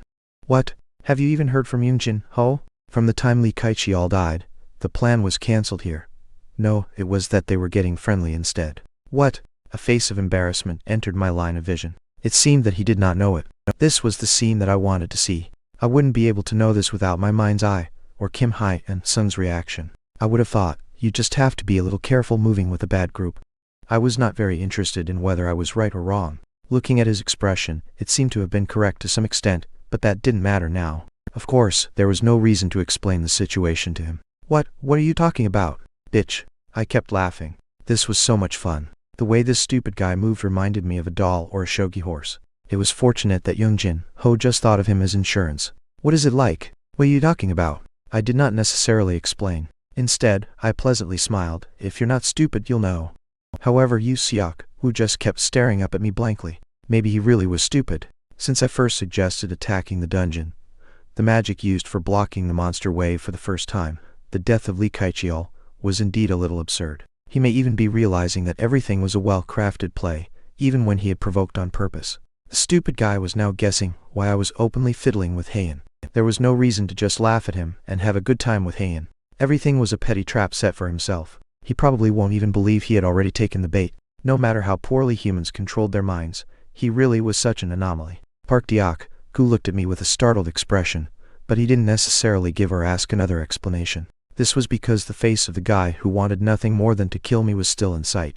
This Li Kai, young, this trash, you're crap. It was laughable that he was waiting for his brothers.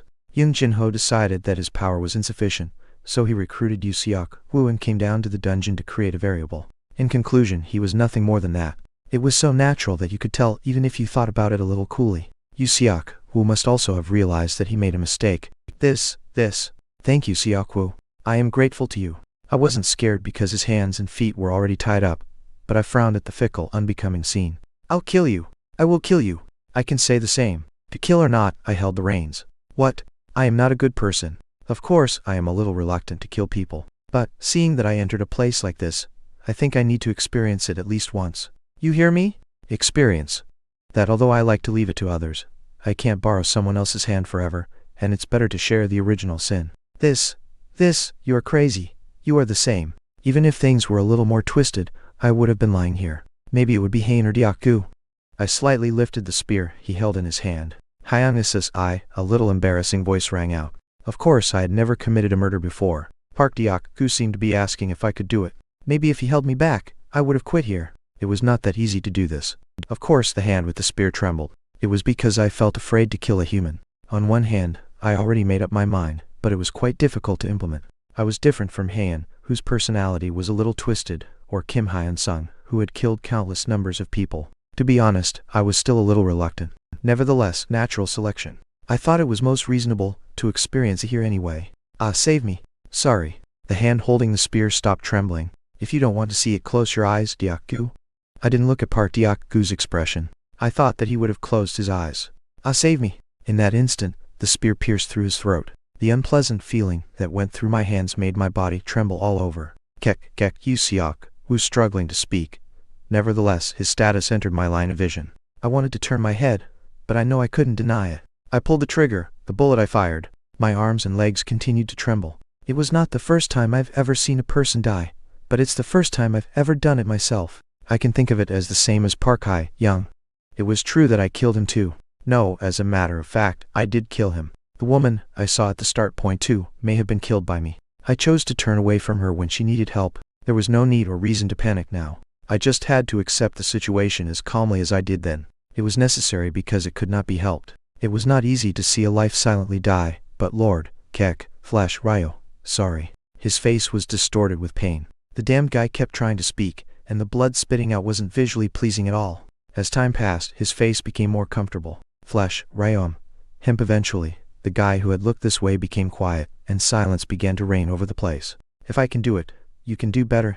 These were the same lines spoken when I first hunted with Park Deok-gu and caught a monster. Unlike the first time, there was no answer in this situation. Instead, a slightly erratic voice came. From Park Deok-gu's point of view, now was a good time to speak up and divert my attention. Hyannis Asai, was he Christian? Only an embarrassing question that doesn't suit the situation. I laughed and said what I thought. There is no such thing as God. A new job has been opened. Please choose the job you think you need. What? It cannot be. Something like this suddenly popping up, it can't be. Chapter 35. A new job has been opened 1. I thought that the timing of the system message was random, but after considering the fact that I have been accumulating experience so far, It wasn't that strange to me anymore.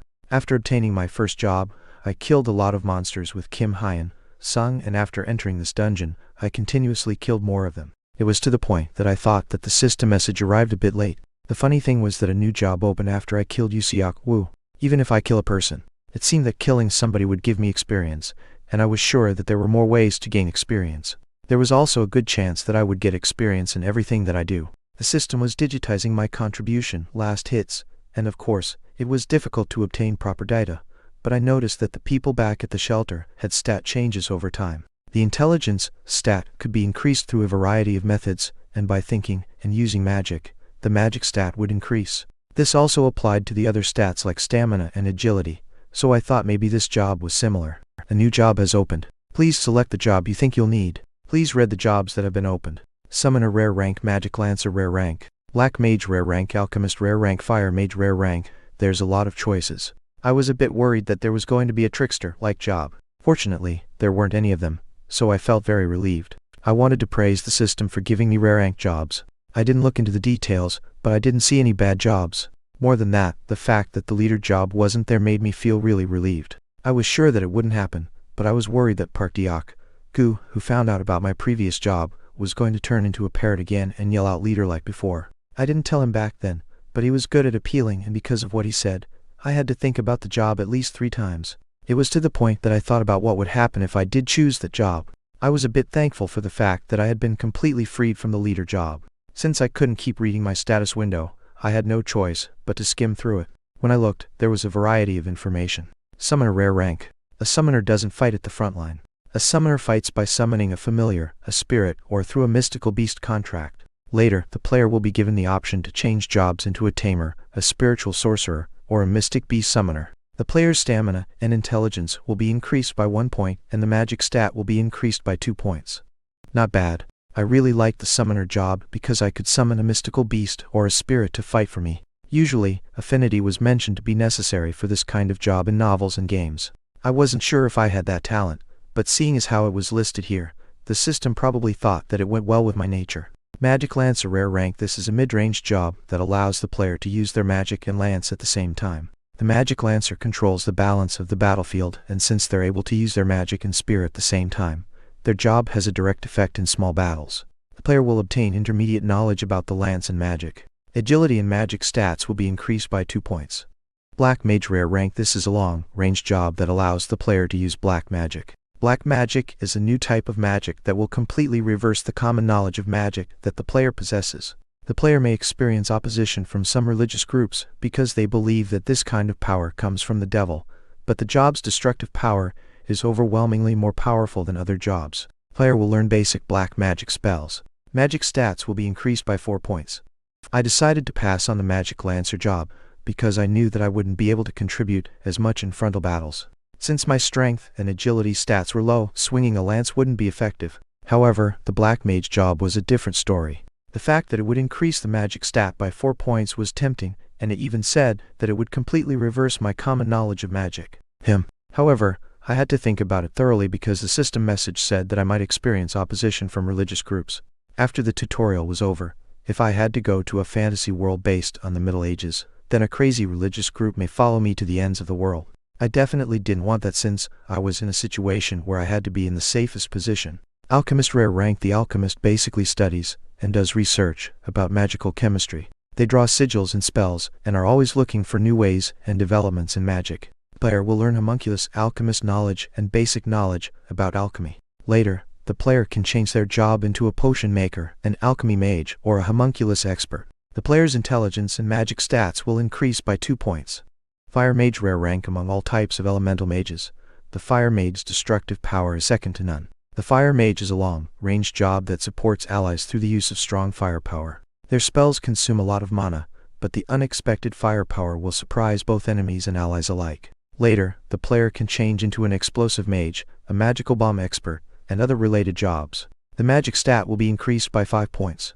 Obviously, I was going to pass on the Fire Mage job. Still, it was worth thinking about since it increased the magic stat by 5 points, and the fact that it could release unexpected firepower caught my attention. I could probably use the job spells twice, and even though I could clearly see the disadvantage, the job didn't seem all that bad. Alchemist.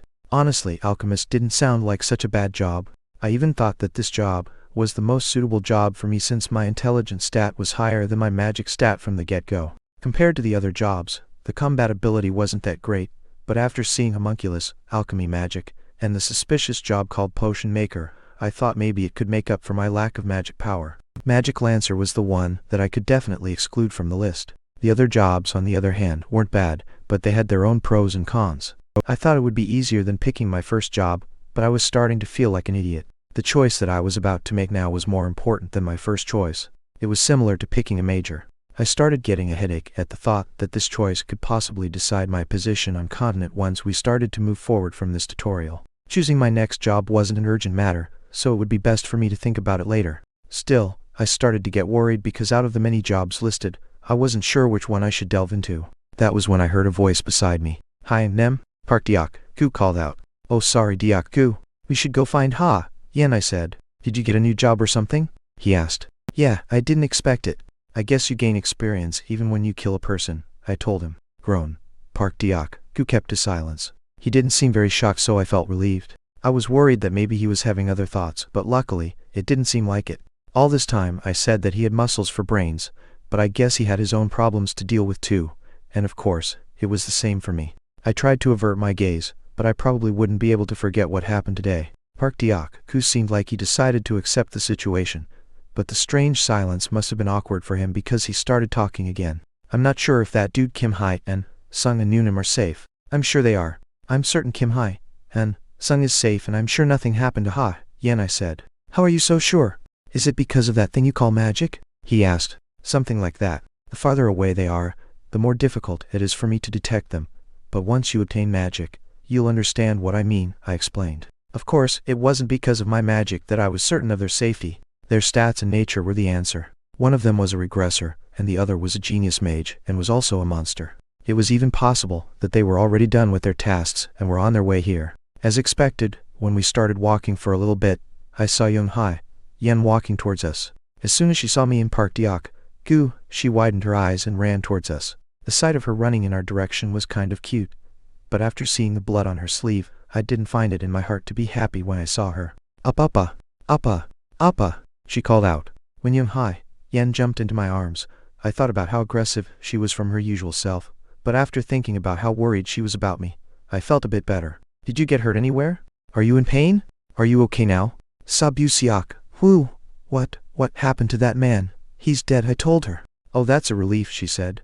I didn't think that Young Hai Yen was going to be shocked by the news, but she immediately accepted it. I wasn't sure if I was seeing things, but she looked a bit disappointed. Rather than asking questions, she smiled while releasing a sigh of relief, and Park Diak Gu must have sensed that something was strange because he was examining Young Hai Yen closely. "Noonim, where did you go?" Park Diak Gu asked. "Oh, am I unintentionally?" For a moment, Young Hai Yen looked as if the cat got her tongue because she probably didn't think of an excuse on her way here. She did scream a lot while I was lying on the ground, so I was assuming that she didn't have the luxury to think about any explanations, but I guess she had the time to tidy herself up because she wanted to look good in front of me. After seeing her slightly flustered face, I thought that I should help her out this time too, so I spoke in her place. "You left to go help Mr. Hai and Sung, right?" "That's not it, Appa. It's not like that. I'm not interested in him at all. She said. "What?" "It wasn't because I was worried about Mr. Hai and Sung," she said. She was overreacting more than I thought. Young Hai Yen seemed like she didn't want me to misunderstand that she was interested in Kim Hai and Sung, but of course that wasn't my intention when I asked. "I was just really angry," she continued. "Oh, I was really mad at Kim Ye Jun, so I did it without realizing it," she said, finishing her sentence. "The truth was Yu Siak Wu was the first one that stabbed me with his sword, but she didn't see it clearly because seeing Kim Ye Jun punch and stab me in the back with a dagger had been more memorable to her. She must have recalled that moment because she started crying again." Park Diak Gu must have realized the fact that Young Hai Yen was going to release her large tears in 3 seconds, so he looked back at me with an awkward expression. His flustered reaction didn't fit the nickname the Casanova of Gang 1 do. "Love doctor my ass, it's okay, it's okay, it's okay. I think I know what you want to say, Noonim, because I immediately wanted to run after them too. Hi, an, Nem, don't just stand there and do," Park Diak Gu said. Sob. I kept thinking about what happened. "Noonim, everything is okay now, so please, stop crying. It's all over, everyone is safe and hi, an, Nim's wound healed, Park Diak, Gu told her. Sob, geez. Hi, Nim. Please comfort Noonim. Her eyes are swollen. What should? He said while panicking. I couldn't help but laugh when I saw him quietly looking at me and begging me to comfort her. It felt like my light headache was starting to go away. In the end, I did what he asked, and when I lightly hugged her, I saw her shoulders moving up and down. I'm sorry. I'm sorry, Appa, she said. I wasn't sure what she was apologizing about, but I patted her back. It's okay, I said. I'm sorry, Appa. Sob. I was actually thankful, because it felt like the situation ended nicely, and I started feeling better when I was feeling dirty earlier. When I glanced over at Park Diak, Gu while comforting Yan, I saw him with a funny bright smile. That pig, no matter how much I thought about the situation, I still found it absurd. Of course Yan was calmer compared to before, but he was still smiling while looking at me in a calm manner. It was obvious, but the smile that he had wasn't a warm smile that came out because he was watching me and Yan. It was more of a vulgar and dirty smile. Was this part of his design? It was to the point that I was able to sort of relate to Siak who died by my hands. That you two look good together, Noon and Park Diak, Gu said. Park Diak, Gu gang, one do's love doctor. This was the moment when I thought about the possibility of this title being true. Chapter 36. A new job has been opened too. I saw Park Diak, Gu snickering, so I had an idea what that guy was thinking about. He was probably thinking that I was on edge, and it was his intention to help me shake off the gloomy feeling by using my dear Yan. But I wasn't exactly happy about it. It was because she was breathing heavily in my arms. Appa, she said. Even if her crying was irrelevant to the situation, it felt like she was taking a deep breath. It was as if she was smelling my body odor, because she buried her face into my chest and wasn't moving away. If Kim Sung didn't arrive on time, she probably would have stayed like this for a few hours at least. You're all here, Kim Sung said. He came a little later than I thought. I honestly thought Kim Sung would finish a little bit sooner than Yan, but that wasn't the case. He looked clean on the outside, but there were small burn marks on his clothes and small cuts on his cheeks, so I knew that his fight with Ho wasn't easy. Kim Sung had monster-like stats as the regressor, but Ho wasn't an easy opponent either. They're monsters. But the fight was probably one-sided though, because even if Ho was a skilled fighter, there was a gap between him and Kim Sung's basic stats and experience. At most, he probably used magic in order to create a variable. After seeing his carefree expression, I assumed that Ho was no longer alive. The others, it was a sensitive question. I quickly answered before Yan said something strange. I killed him.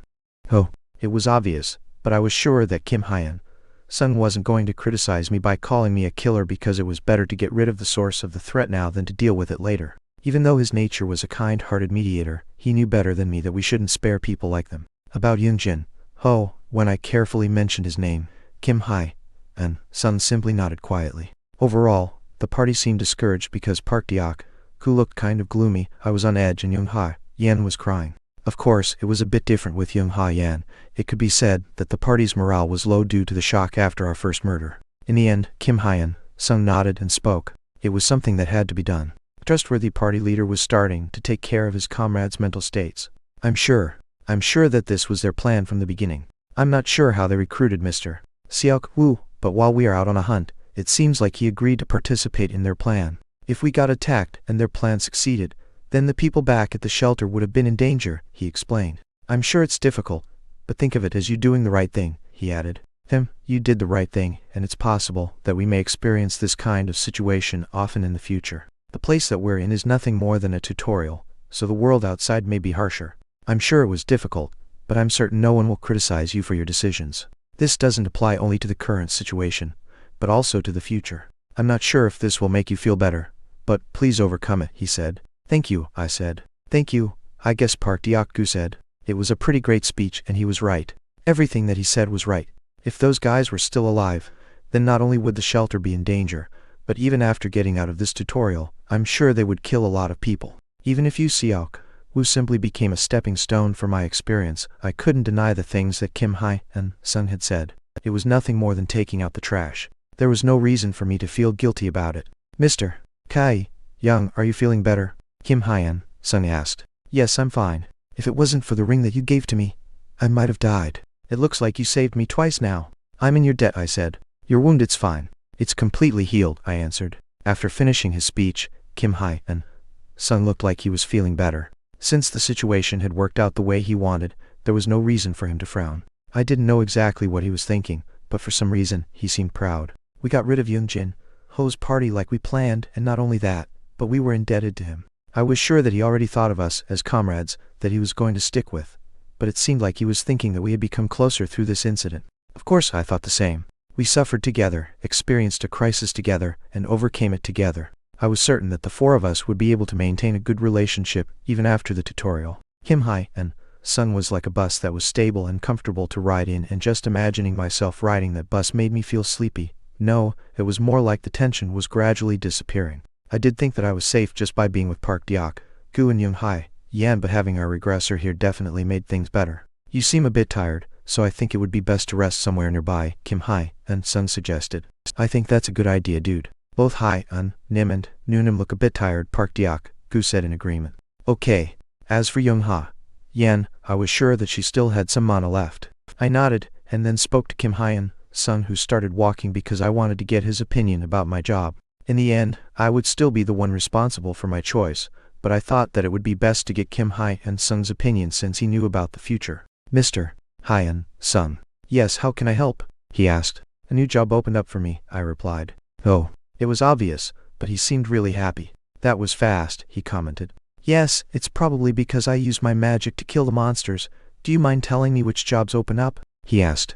Of course. Both Park Deok, Gu and Young Hae, Yan seemed interested because they were looking at me. I thought it was a good topic to discuss while searching for a place to stay for the night.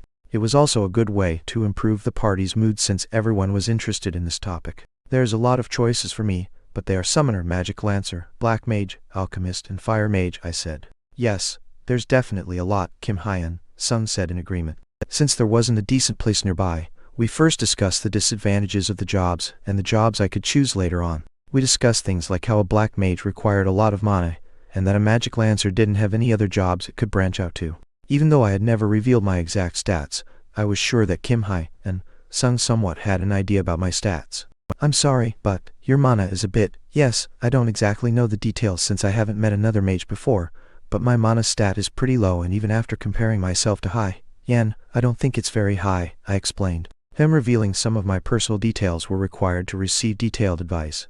In addition, there was no need to hide the things that I was lacking because I still had many strong points that I could show to him. I think it would be best to think about the Fire Mage a bit more. I think your compatibility with fire magic isn't all that bad, but since it demands a large amount of mana, it could become a problem later on, Kim Hae and Sung explained. Oh, I agree with you, I said.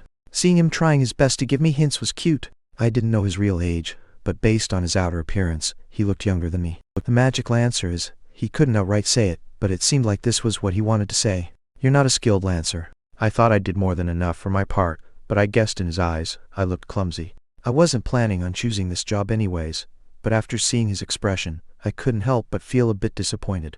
I couldn't help but think to myself, was I that bad? Personally, I think choosing from Summoner, Alchemist, and Black Mage is the best, but it's difficult for me to recommend Black Mage. I can't say it with certainty, but you could end up being in a dangerous situation because the status window never lies to us, he explained.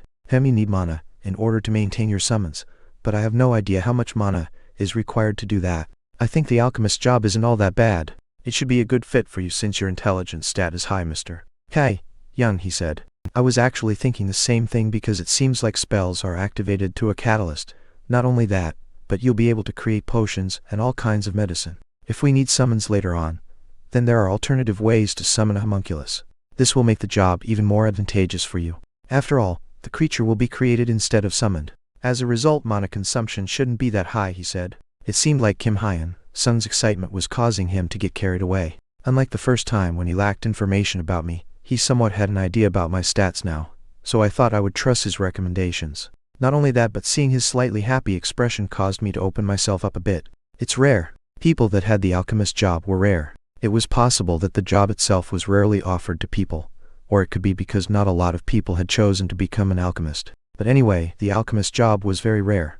If we also assume that the priest job was rare, then the value of potions should be high. But after I considered how a priest's holy power had its limits, I realized that high-quality potions would become a required item in anyone's arsenal sooner or later. The summoner job was also tempting, but if two people in the same party had similar jobs, then it was possible that our summons would differ later on. While I was thinking about different things, Park Deok-gu, who was listening to our conversation, shook his head and participated in the conversation. What are you talking about? Hi, Nim should definitely go for the Black Mage, Park Diak-gu said.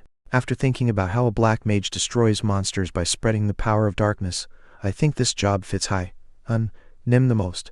No matter how you look at it, Hi, Nim is definitely a Black Mage, right? Park Diak-gu asked. I had no idea why, but I felt tired listening to his words. I guess he forgot about how he reacted when the leader job opened up last time. Now, he was set on making me choose the Black Mage job.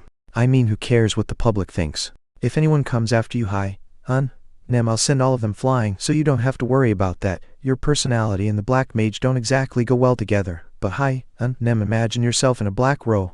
But I think you'll look great, Park Diak-gu said. I think the alchemist job is better, Kim Hyun-sun said. I think Kim Hyun-sun was starting to feel agitated because he noticed the strange conviction in Park Diak-gu's voice whenever he shouted. No, Hi, Nim needs to choose the Black Mage no matter what. Back then Park Diak-gu had once turned into a parrot that repeatedly shouted the leader job. But now, he changed into a parrot that was now repeatedly shouting Black Mage. The alchemist job is way better, Kim Hyun-sun said. Black Mage, Park Diak-gu shouted. The alchemist is Black Mage. I want to see Hyun. Nim spread the power of darkness, Park Diak-gu said.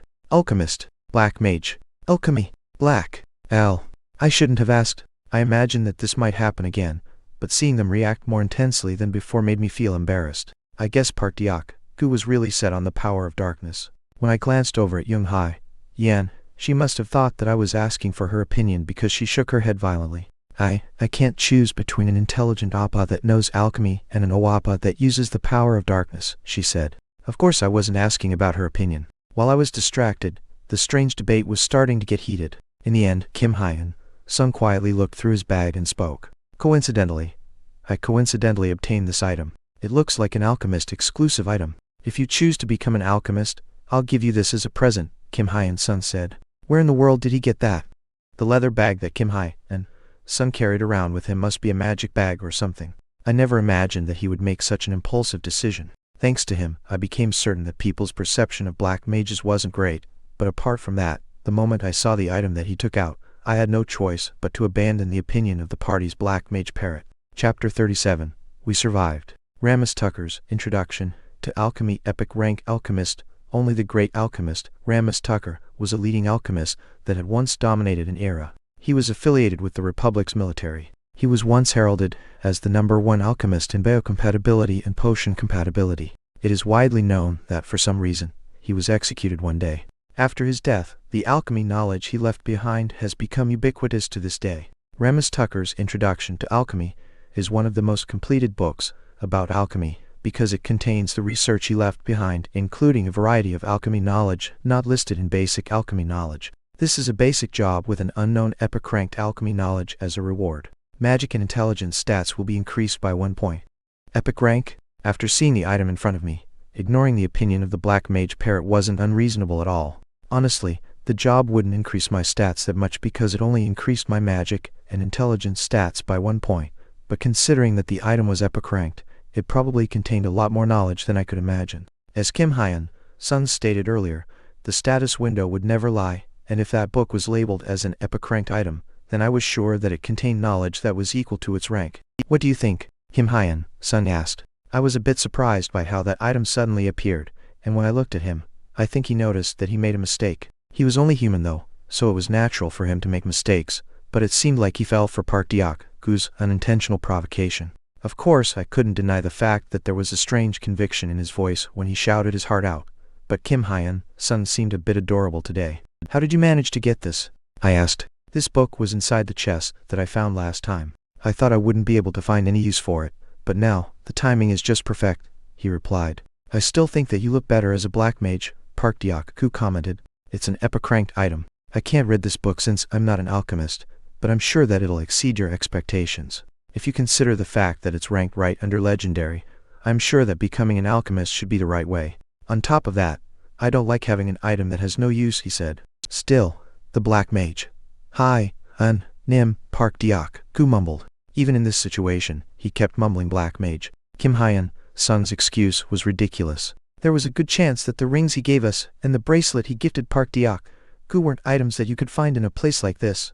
Saying that a treasure chest suddenly popped up was a bit far-fetched. Even if he told me that he coincidentally got it after yielding it to others 100 times, it wasn't convincing enough for me to say that this book truly existed in a place like this. So he is finally being bold? But after seeing Kim Hyun-sung's face, I guess he decided to pretend not to acknowledge the absurdity of his excuse. I wasn't sure if his entire inventory was filled with rare items, or if he was using some sort of shop that wasn't open to us just yet, but I assumed that the leather bag he was carrying with him contained items beyond my imagination. If his inventory was filled with rare items, then I could understand his mistake, but if it was the latter, then it meant that he fell for Park Deok-gu's provocation and purchased that item from that secret shop outright.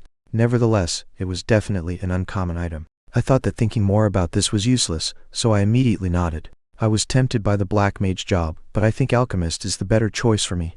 Kim Hyun-sung's face brightened up. You made a good choice, he said. Thank you. You have changed your job to alchemist. You have acquired basic alchemy knowledge. Checking player Lee Kai-young's status window and stats. Name Lee Kai-young, title none. Please work harder. Age 25, nature cautious, strategist, job alchemist, job effect, acquired basic magic knowledge, stats, strength 11, below average growth limit. Agility 11, below average growth limit. Stamina 15, below average growth limit. Intelligence 29, above epic growth limit. Endurance 12, below average growth limit. Luck 25, above epic growth limit.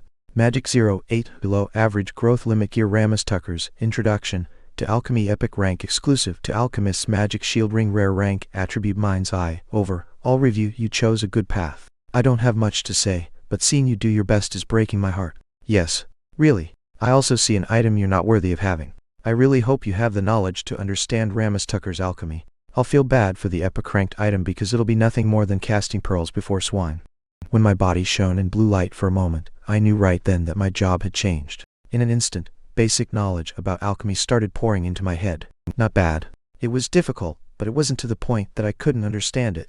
When I displayed a satisfied expression, I noticed that Kim Hyun-sung's expression was slowly changing as he looked at me. I guess his evaluation of me had increased. I was sure that I went from being a useful administrator to an alchemist that had to be trained well. It's good news.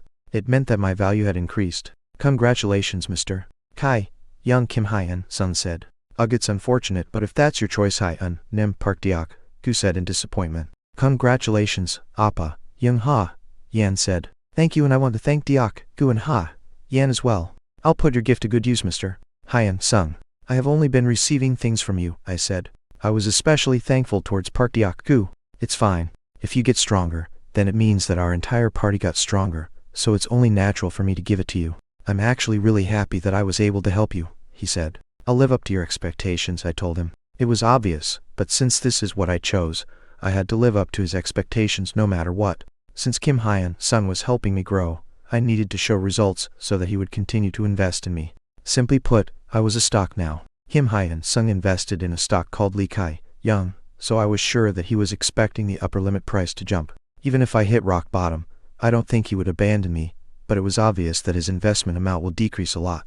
In order to make him continue to invest in me, I needed to continuously show him my growth. There's no need to do that, haha. Let's rest here for today. Seeing as how we haven't found a decent place after walking this far, I think the underground doesn't have a place we can camp, Kim Hyun-sung suggested.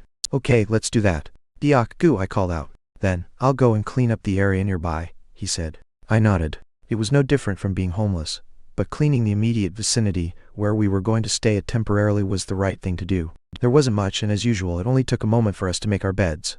I lightly nodded at the thought that this tutorial was coming to an end soon. Even though we haven't completed the survival quest yet, Kim Hyun-sung didn't seem nervous about it, so I guess it was okay to think that we were at the last stage of taking control of this dungeon. Whether we had to find the entrance or get rid of the owner of this dungeon, I was sure that this party will get through it without any issues. When I glanced over, I saw the party members.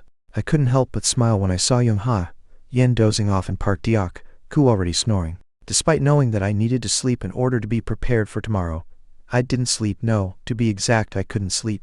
Alchemy. It was because I had to somewhat organize my newly acquired knowledge. There weren't any skills that I could use right now because in order to perform alchemy, I needed a lot of equipment. This place also didn't have a catalyst that allowed me to use alchemy magic. However, studying ahead was the right thing to do since organizing the basic alchemy knowledge would take some time. Because of this, I decided not to open Ramus Tucker's Introduction to Alchemy yet. You weren't sleeping? Kim Hyun-sung asked. I couldn't sleep, I replied. I needed to level myself up in order to survive. Not only did I have to train myself, but it was fair to say that the idea that one should never settle in one place gave me this passion. Potion compatibility, basic knowledge about homunculus, alchemy catalyst, and correlation with magic were all difficult topics. I noticed Kim Hai and Sung staring at me, but I didn't care because I actually wanted him to stare at me longer. I'm working hard, Mr. Investor. Showing this side of me was beneficial because when I saw Kim Hai and Sung nod with satisfaction, I became even more satisfied. When I noticed that a little bit of time had passed, it was already morning, and even though I didn't sleep at all, I didn't regret it. The party members slowly started getting up, and while having different conversations, we started to walk. The others looked more relaxed than gloomy. While walking, Kim Hai and Sung would make jokes here and there, and Park Deok Gu would laugh at them as if he was trying to drown out the dungeon with laughter. Kim Hai and Sung looked a bit relaxed, and I was sure that the others felt the same thing as him. I guess there's no boss in this dungeon. Probably not. We were wary of our surroundings, but we weren't wearing our battle-ready faces. Kim Hai and Sung seemed a bit carefree, but he was also worried about the things that could happen in the future. But if I were to explain exactly what he was thinking, he was probably thinking that this was only the beginning. This is only the beginning. It wasn't over. We got lost easily at first, but with Kim Hai and Sung leading the party, we continued to try and escape this hell together. We would fight from time to time, but the fights never escalated to the point that we felt nervous. After walking for a while, we found an entrance that was a bit different from this place. You know, a monster may jump out from there, Park Deok Gu said. We'll enter after we prepare for battle, Kim Hai and Sung said. Dude, I'll take the lead, Park Deok Gu said. I leave it up to you, Kim Hai and Sung told him. When the large door opened, I heard a familiar voice. Activating rare rank required quest. Rare rank quest control 0 of 1. When we looked around as soon as the door opened, we didn't see any monsters. The location looked like some kind of temple. There was a strange magic circle in the center, and on the other side, there was another door. Park Deok Gu quickly ran towards it and tried to push it open, but the door wouldn't budge. I guess the door won't open, he said. I'm sure there's a condition to open it. I'm sure escaping this place is what they mean by control, I said. Then I noticed that the situation had changed a bit. Unlike me, Park Deok Gu and Young Hai Yan, who were a bit hesitant, Kim Hai and Sung slowly raised his hand as if he was really used to it. When he slowly channeled his mana into the magic circle that was in the center, the circle lit up. Seeing everyone stare at it absent-mindedly was kind of funny. It was magic. There wasn't some great quiz that was needed for control. Magic itself was the medium that existed far from where we lived, and that was the answer to the quiz. You have completed the rare rank required quest. Rare rank quest control 1 of 1, rare rank quest survival 1 of 1. Hai Nim Park Deok Gu called out. I know, I said. Seeing Kim Hai and Sung clench his fist made him look as if he achieved something. He wasn't the type to show his emotions, but he looked like he was in a really good mood. He looked like he was crying, but that wasn't the case. I was sure that I was right because unlike his shoulders that were shaking intermittently, his face looked as if he felt an enormous amount of accomplishment. It's pretty, Young Ha, Yen said. You're right, I said. Considering the ending that happened at a lousy place, I saw something beautiful. The lights that emanated from the ground shot up to the high ceiling, and the lights that were on the ceiling filled this entire place. Seeing the door on the other side slowly opening, I knew that we were finally about to escape from this damn place. The sunlight that was shining down from within the door was totally different from the artificial light in this place. Sunlight. What I saw wasn't a landscape, but people who were holding armors and weapons. A woman that looked like the leader of the group quietly approached us. Congratulations on your safe return from the tutorial. My name is Lee Sang. And I'm the person in charge of this tutorial dungeon. We survived, and we finally came to our senses at this moment. Chapter 38. New Environment 1. Congratulations on your safe return from the tutorial. My name is Lee Sang. And I'm the person in charge of this tutorial dungeon, she said. She looked very polite. Not only did she quietly bow, but seeing the small smile on her face made me realize that Lee Sang, and the people behind her didn't have any hostile feelings towards us. On the contrary, they were actually friendly. What do you mean by the person in charge of this tutorial dungeon? Park Deok Gu asked. It's like I said. I'm the sub-guild master of the Blue Guild, a free guild within the Banagoa Empire, and I am in charge of the tutorial dungeon for this round, she explained. Does that mean you guys are the ones that summoned us to this place? Kim Hai and Sung asked. No. We're in the same position as all of you guys. We were suddenly summoned into the tutorial dungeon one day and experienced the same test as well. The only difference is that we arrived before you. I don't know how this happened or why the summoning ceremony started, she answered. Our job is to take care of you after you've finished taking control of the tutorial dungeon and saving the survivors that are still inside. Not only will we help you adapt and teach you about living in a new environment, but we guarantee that you'll have basic living rights, Lee Sang, he explained. Basic living rights? Kim Hyun, Sun asked. Yes, basic living rights, she replied. I see. Does that mean all of you are able to enter this place after controlling the dungeon? He asked. That's right. The door of the tutorial dungeon will remain open for about 3 days after completion. After 3 days, the door of the dungeon will close again. We haven't figured out why that happens, but anyways, please follow us. We can talk about the details once we're inside, she suggested. I felt a bit dumbfounded because I never imagined that we would be able to relax like this after leaving the dungeon. More than that, the woman's attitude was strange. Checking player Lee Sang. He status window and stats. Name Lee Sang. He title Iron Blood, age 33 nature, ideal mediator, job Holy Knight, job effect acquired basic swordsmanship knowledge. Job effect acquired basic shield knowledge. Job effect acquired intermediate swordsmanship knowledge. Job effect acquired advanced swordsmanship knowledge. Job effect acquired basic holy knowledge. Job effect acquired intermediate holy knowledge. Stat strength 82 above epic growth limit. Agility 52 above rare growth limit. Stamina 90 below epic growth limit. Intelligence 30 below average growth limit. Endurance 91 above epic growth limit. Luck 33 below rare growth limit. Magic 77 above rare growth limit. Gear Saint Caliber. Epic rank Iron Blood Shield. Epic rank exclusive to Knight's Belt of Strength. Rare rank. Attribute Iron Blood. Overall review player Lee Sang. His stats are amazing. She experienced quite a bit of growth and is now settling down. Her endurance and strength stats still have a bit of room to grow, but it may be difficult for her to grow her other stats. In the end, her stats aren't bad, but it's a bit unfortunate. However, please don't underestimate her because a comparison between you two is impossible. Underestimate? Of course, I wasn't going to underestimate her. A monster. Even if all of us attacked her at once, we wouldn't stand a chance. It was the same for the people around us.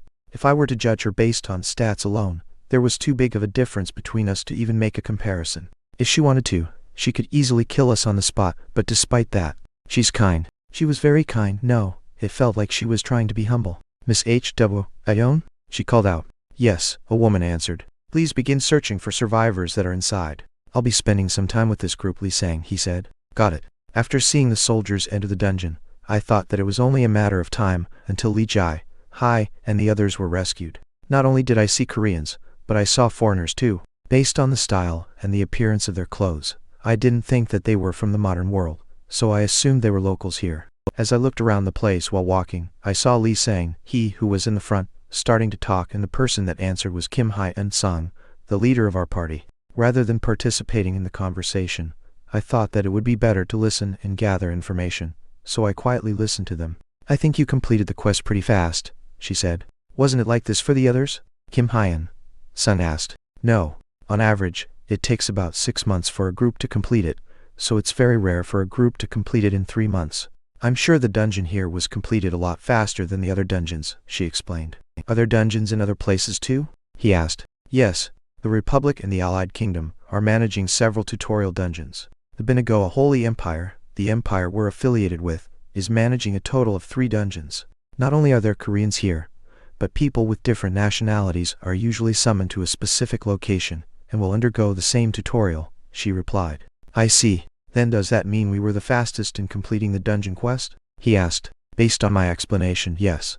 It's forbidden to ask exactly what happened inside, but I'm really curious as to how you managed to complete the quest so fast. Not only that, but you managed to do it with a small group that only has 4 people, she said. A lot of things happened and it would be difficult for me to tell you everything, but we didn't really face a lot of hardships. Not only that, but Mr. Diakku, Mr. Kai Young and Miss Ha Yen all did their parts, so we were able to control the dungeon. Oh, there's also a shelter on the 1st floor, so please rescue the people that are there, Kim Hyun Sung requested.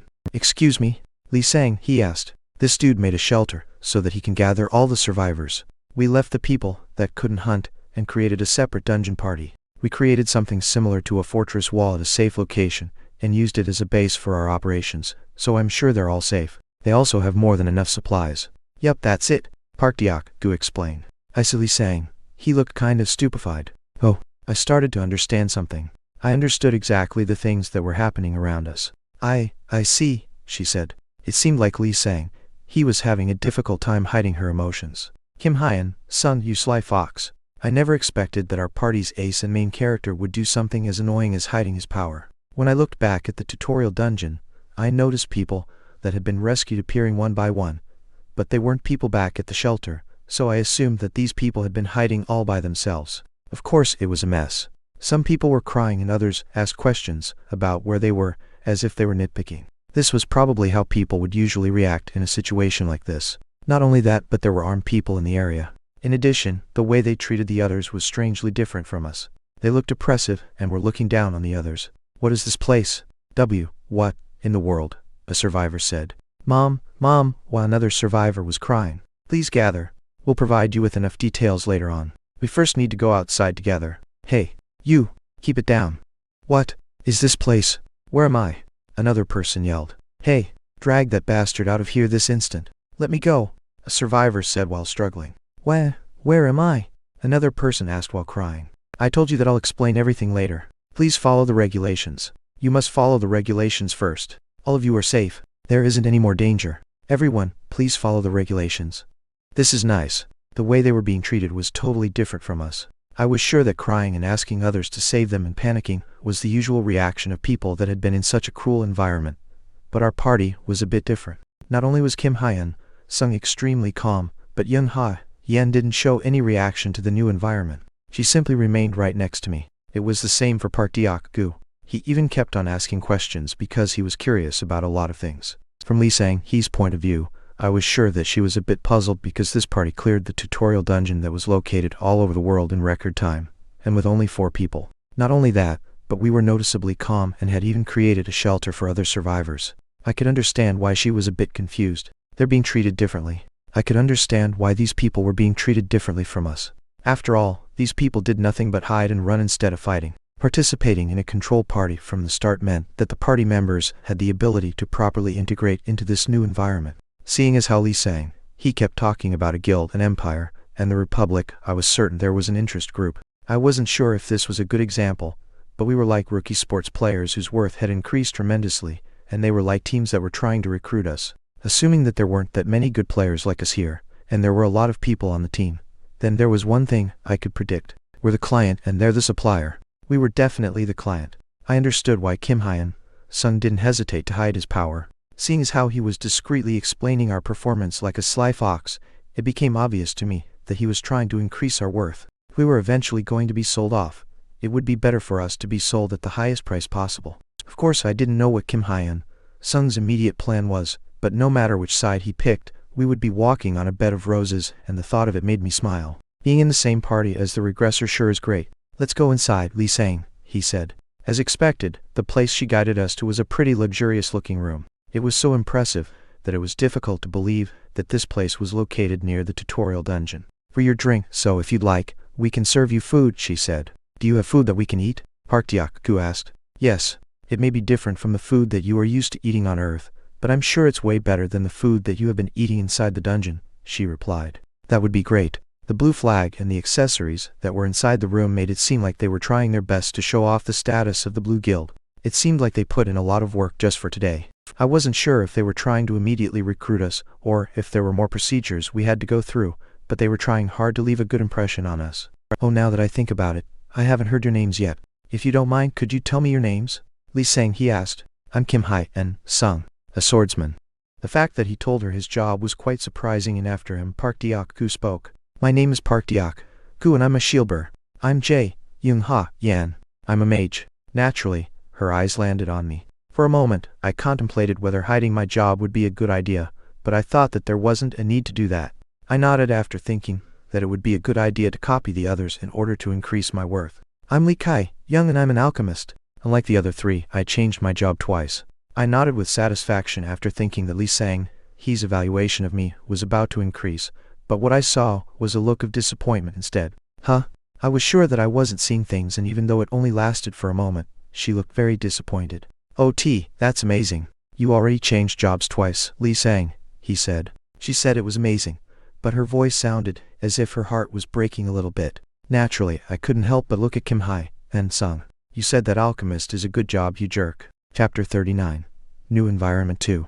I resented Kim Hye-in Sung for a moment, and even though I felt a bit like I had been stabbed in the back, I thought about how there wasn't a reason for him to trick me. I was sure that there was a reason why he recommended the alchemist job to me. Otherwise, there was no way he would give me an epic ranked item as a gift. To him it may not have been a big investment, but the Lee Sang, he that was in front of us, only had 2 epic ranked items. I had no idea how long had she been here, But not only had she changed her jobs a few times, but she had already reached her growth limit. From her perspective, an epic-ranked item would be worth it. I was worried that maybe Kim Hai and Sung just needed someone to make potions, but, seeing the way he acted, I didn't think that this was the case. I need to trust him. There was a good chance that this job wasn't valuable just yet, but later on, I was sure that the time would come when an alchemist would be considered valuable in some way. I planned to trust and follow our regressor for now, since I knew that he wasn't stupid, and I was sure that he had a good plan. As long as I don't have to constantly make potions. It was fine as long as this wouldn't happen. While I had a lot of different thoughts, the food arrived, and we started eating with a bit of an awkward atmosphere around us. It was definitely a friendly atmosphere, but it felt like Kim Hai and Sung and Lee Sang. He both wanted something from each other. Park Deok-gu shoved his face into his plate and was eating as though he hadn't seen food in a long time. Meanwhile, both Kim Hai and Sung and Lee Sang, he looked like they had a lot on their minds. They cleverly changed the subject by talking about different topics, but the innocent Park Deok-gu was the one that hit the nail. Wow, this is delicious. I don't know how long it has been since I ate a warm meal.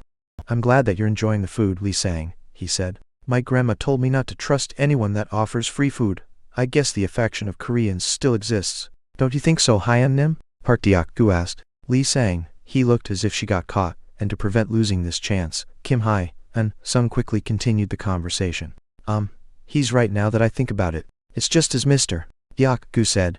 I appreciate you treating us well, but I'm curious as to why you're treating us this way. Of course, we're not uncomfortable by it. However, this feels a bit extravagant for it to be a celebratory event for us returning alive. If this is truly out of kindness, then I apologize, Kim Hai-an, Sun said. Oh no, it's fine. I'm the one that should apologize. You're right, and I'm sure everything is confusing for you all. All of you seemed a bit calm, so I don't think I was able to understand how you felt. I understand that it's difficult to trust people, especially after what you went through in there. I know, because I went through the same. I apologize for not explaining in detail earlier, she said. No, it's okay. I didn't say it with that kind of intention, Kim Hyeon-sun said. I guess it'll be best to start out by explaining the background of this place, she said. Yes, that would be great. This place is a bit different from Earth, but there are some similarities. The Union of Kingdoms, the Republics, and the Holy Empire, which is the nation we're affiliated with, are the three large countries that are maintaining the balance of this place. Of course, there are free countries and other kingdoms that I haven't listed, but the three countries that I mentioned earlier are the largest ones, Lee Sang, he explained. Oh, of course, we're not the ones that created this country, and I'm sure you noticed that on your way here. Besides us, there are locals that have been living here, and the relationship between the Earthlings and the locals are entangled with complex interests, she said. I see, strictly speaking, our Blue Guild is affiliated with the Binagoa Empire, but at the same time we're not. We may be free from their laws, but we've been living on their land, and have been receiving their cooperation and support. But it's not just us. All the groups that have settled down here are moving based on their contract with the Binagoa Holy Empire. I somewhat understood what she said, and in a way, I thought we were fortunate. Each group had freed themselves from the Empire's influence, and possessed somewhat of an autonomous right, and I was sure they had to offer things in exchange for their freedom. Like being drafted if a war broke out, taxes, or something just as complicated. Seeing as how the country wasn't in chaos, I guess the three countries possessed something to prevent the guilds from stepping all over them. I was sure that they were keeping the guilds with autonomous rights under control with armed forces or with resources. I see, Kim Hyeon-sun said. The tutorial dungeon opens up once every year. The Holy Empire has entrusted us, the foreigners, to manage the tutorial dungeon, Lee Sang, he explained. And you're referring to the Blue Guild, right? Kim Hyeon-sun asked. No, when it comes to managing, there's a rotation for it. All the large and mid-sized guilds gather and decide on the order. That's what I meant when I said that we were in charge this time. Not only is the Blue Guild managing the tutorial dungeon this time, but we have the right to negotiate with you first, she said. That's fair, Kim Hyeon-sun commented.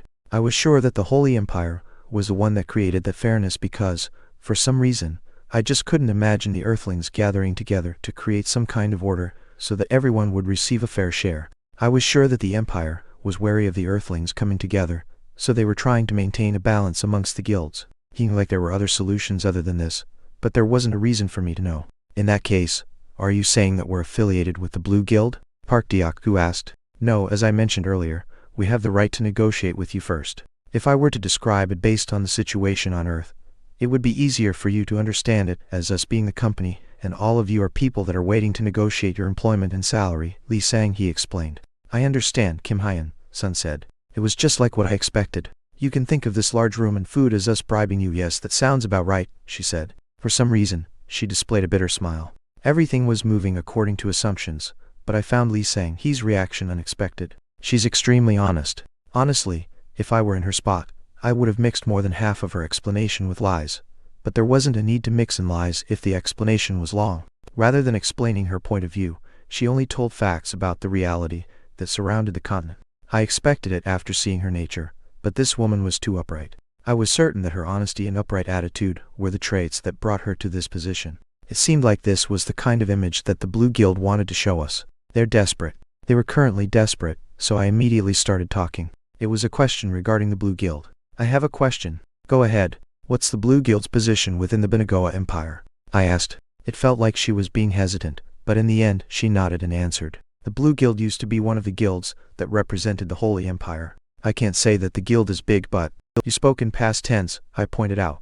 Yes, all I can say is that we experienced an unavoidable situation, but I hope you'll consider the guild's future potential. Not only do we have the same growth potential as the other large guilds, but I'm sure that we can offer just as much as the other guilds when it comes to the amount and any conditions that you have. Li Sang, he explained. I didn't know what it was about us that she wanted to recruit us. To be frank, if she recruited us after agreeing to give us a large sum of money, but we didn't provide the result that she was expecting from us, it would be akin to paying gold for shit. Considering how we cleared the dungeon at record time, and the four of us brought incredible results, it may not be a bad idea to invest in us, but she seemed to be in a hurry to even think of that.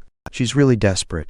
I had no idea what happened, but I was sure that the Blue Guild was currently in a desperate situation. Otherwise, there would be no reason for them to gamble like this. It's a bit difficult for us to give you our answer right now, but after hearing your story, I don't think it's all that bad, Kim Hai-eun Sung said. Oh, thank you. Kim Hai-eun Sung reacted in a more positive way than I thought, and it was as if he didn't mind hearing her out. I had a feeling that he hadn't decided on our next destination just yet. Is this a potential place? There was a possibility, and even though they were at the top at one point, the guild was currently falling, so we could potentially take advantage of them. Anyways, when we took a positive stance, Li Sang, his face brightened up. Then you can rest for today, and is tomorrow okay? She asked carefully. Yes, let's do that, Kim Hai-eun Sung answered. Li Sang, he nodded, and started guiding us to our rooms. Unlike the sticky and uncomfortable ground from the tutorial dungeon, the room had a fancy-looking bed that made me want to cheer. This was how business should be done. There was a possibility that they may not treat us as nicely once we signed the contract, but we could live life like a king before that happened. If you're uncomfortable with anything, please let me know. I'll take my leave, she said. Yes, thank you for taking care of us, Kim Hai-eun Sung said. After she left, the members turned their attention towards me, and it felt like they were waiting for me to share my opinion regarding this situation. In the end, Kim Hai-eun Sung was the one that made the decision, but I spoke because Park Deok-gu kept staring at me. It's a bit sudden, but I never imagined that we will be treated this way. I'm not used to this kind of VIP treatment, I said. Me too, Hai-eun Nem. Ugh. The conversation about contracts and empires gave me a headache. Did you understand it, Nunim? Park Deok-gu asked Young Ha-yan. Yes, sort of, she said. Not as complicated as you think, Mr. Deok-gu, Miss Ha-yan. Right now, we're in a position where we will receive extravagant treatment, and I'm sure that the Blue Guild isn't the only place that'll treat us this way. After we finish our first negotiation, we may receive different offers from different guilds, Kim Hai-eun Sung said. I hate things that give me a headache, Park Deok-gu said. We don't have to think that hard about which place will be beneficial for us. This place may be better for us than joining a larger guild. The condition may not be as good, but since this place needs us immediately, I'm sure a certain standard of treatment will be guaranteed, he explained. Then are you suggesting that we join a guild that needs our help? I asked. Yes, it's just my feeling, but Miss Li Sang, she doesn't seem like a bad person, and the Blue Guild doesn't seem bad either. I don't know what caused the guild to fall, but since they're focused on rebuilding the guild, I'm sure their offer for us won't be disappointing, he explained. I nodded after hearing his answer. I guess Young Ha-yan and Park Deok-gu weren't interested in this kind of conversation because when I looked at them they looked like they were spacing out. I think me and Kim Hai-eun Sung were the only ones that had a brain here. What was a bit surprising was that he seemed like he didn't want to become independent. He even seemed quite fond of the Blue Guild. Li Sang, she seemed like she wouldn't play a big part, but after considering the possibility that Kim Hai-eun Sung may have lived here in his past life, I thought that it wouldn't be so bad to live here. Is that what we decided on? Park Deok-gu asked. Appa? Young Ha-yan called out. I think we should think about it more, and I'm sure we'll know more about things tomorrow, since nothing has been decided yet. It'll be better to just relax for the time being, I said. He's right, it's best to think about the different possibilities. Yes, the different possibilities, Kim Hyun-sung said. He seemed like he was saving his breath. I had no idea what he was thinking about, so I had no choice but to lie on the bed because I immediately started falling asleep since I stayed up last night. Like Lee Sang, he mentioned before, the place had become busy the next morning. Whatever happened to Lee Jai, Hai and the others at the shelter was none of my business, but I was sure that they had been rescued and were spending time at a different place. The important matter was negotiation, and about what they were going to offer. I was sure that Lee Sang, he didn't get any sleep last night because she was thinking about how much she would have to pay and what kind of support she would need to provide in order to recruit us. To the members that had an important role within the guild, this was probably the most important day for them. We waited after eating breakfast and washing up before we heard them calling for us. I thought that maybe the entire guild would try to negotiate with us, but that didn't happen. Mr. Hyun-sung, Lee Sang, he called out. Yes, Kim Hyun-sung was the first person to go in. I had no idea what happened, but after he entered, I heard people clapping. Young Ha, Yan and Park Deok-gu were second and the same thing happened. It was obvious, but it seemed like they were doing several tests and not just a simple interview. I hate this kind of atmosphere. It was because it felt like I was about to reveal everything about myself. I was envious of Park Deok-gu and Young Ha, Yan, who exited with a slightly absent-minded look. Compared to Kim Hyun-sung, Park Deok-gu, and Young Ha, Yan, my stats weren't that great, but if I used magic, then they would find out that I was a trap card. My stats weren't that bad. There might be a limit to my growth, but if someone looked at my current stats, they would notice that I was a pretty knowledgeable alchemist. My intelligence stat was high and I even possessed magic, which not many people had. When I thought that maybe they would offer me a similar pay as the others, I heard a voice from inside the room. Mr. Kai Young. Yes. As soon as I opened the door, I saw Lee Sang. He and a few other people. I was sure that they had executive roles or were on the recruitment team. An older man fixed his glasses and spoke. Mr. Young's job is, alchemist, right? He asked. Yes, when the second job opened, I picked alchemist, I answered. I was a bit confused when they looked like they didn't like my job.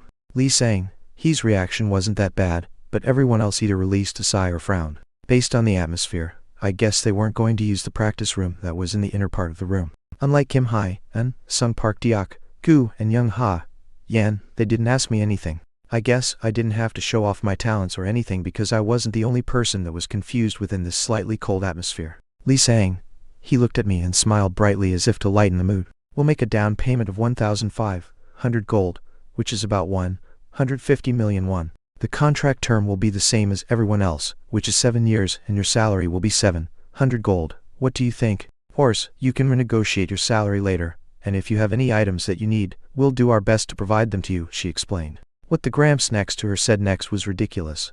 Under the condition that you join with the others. At this point I understood what was going on. You guys are nothing but trash. They thought I was stupid. Chapter 40. Contract. Honestly, the deal wasn't that bad because it was 150 million won. They were offering 1,500 gold as a down payment and 700 gold was my salary, which meant that my salary would be 70 million won. I didn't know how rookies were evaluated here yet, but I felt like they were being thoughtful. The amount that I heard sounded like a large amount, but they weren't welcoming me afterward. I knew they had a lot of reasons for it, but I was sure they didn't know about the fact that my potential stat was below average. After seeing their status window, I noticed none of them had a similar attribute as mine's eye. I was sure that I lost points because of the alchemist job and my relatively low magic stat.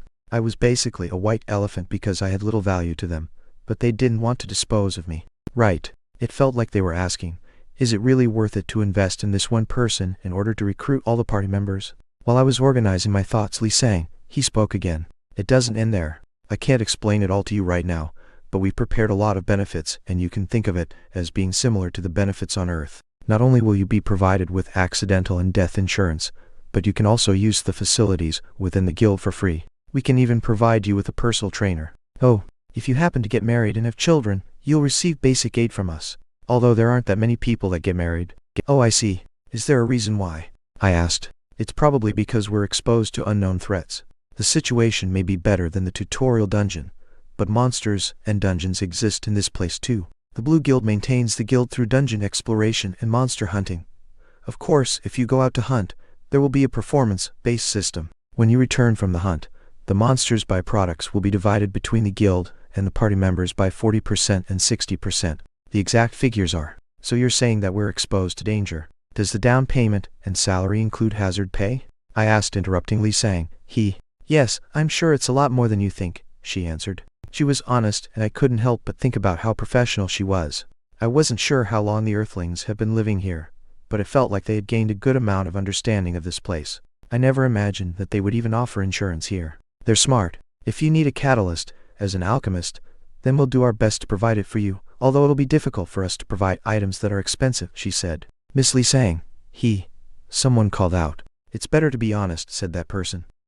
These are the things that the Blue Guild can offer, she said. At least Li Sang's attitude wasn't that bad. She seemed like she was respecting me, while showing how desperate she was at the same time. However, the old men that were beside her were the problem. They would constantly sigh, or would look as if they were grading me, so I was certain that they were nothing more than stagnant, rotting water. I was sure that they didn't know what kind of relationship I had with Park Diak, Gu and Youngha, Yan. Although I thought that being labeled as comrades that had cleared a dungeon together would hold greater meaning, I guess that wasn't the case in the outside world. I'm sure it happens often. They might have seen people split up after clearing the tutorial dungeon together because of certain conditions, money, or even personal circumstances. Comrades that had experienced life and death together was putting it nicely. Considering the fact that we were strangers 3 months ago, it wasn't impossible to split up because of what was happening around us. Seeing as how even siblings, families, and best friends on Earth could split up due to personal interests, I was sure that the same was applied here. Of course, it doesn't apply to our party. I couldn't imagine Park Diak, Gu doing that since we were close. Younghai, Yan wouldn't abandon me, and it was the same for Kim Hai, and Sung since he had invested a lot in me. We were closer than they thought, and we were intertwined because of an interest, which they didn't know about. Considering this, their attitude towards me was amusing. I applaud them for making such a great offer in order to recruit the 4 of us, but if they were really desperate, then they should have been humble about it. It put me in a bad mood, but at the same time it didn't. Actually, I found this situation to be very amusing. Idiots. I wanted them to treat me poorly. I wanted them to look down on me, because that would make it more advantageous for me. I can't really tell, but it seems like a good offer, and I understand that you worked hard on this negotiation, I said. Yes, you won't be disappointed, Li Sang, he said. Are there non-combatant members within the guild? I asked. Yes, she answered. When I brought it up, one of the Gramps that was beside her spoke up. Yes, Mr. Kai, Young.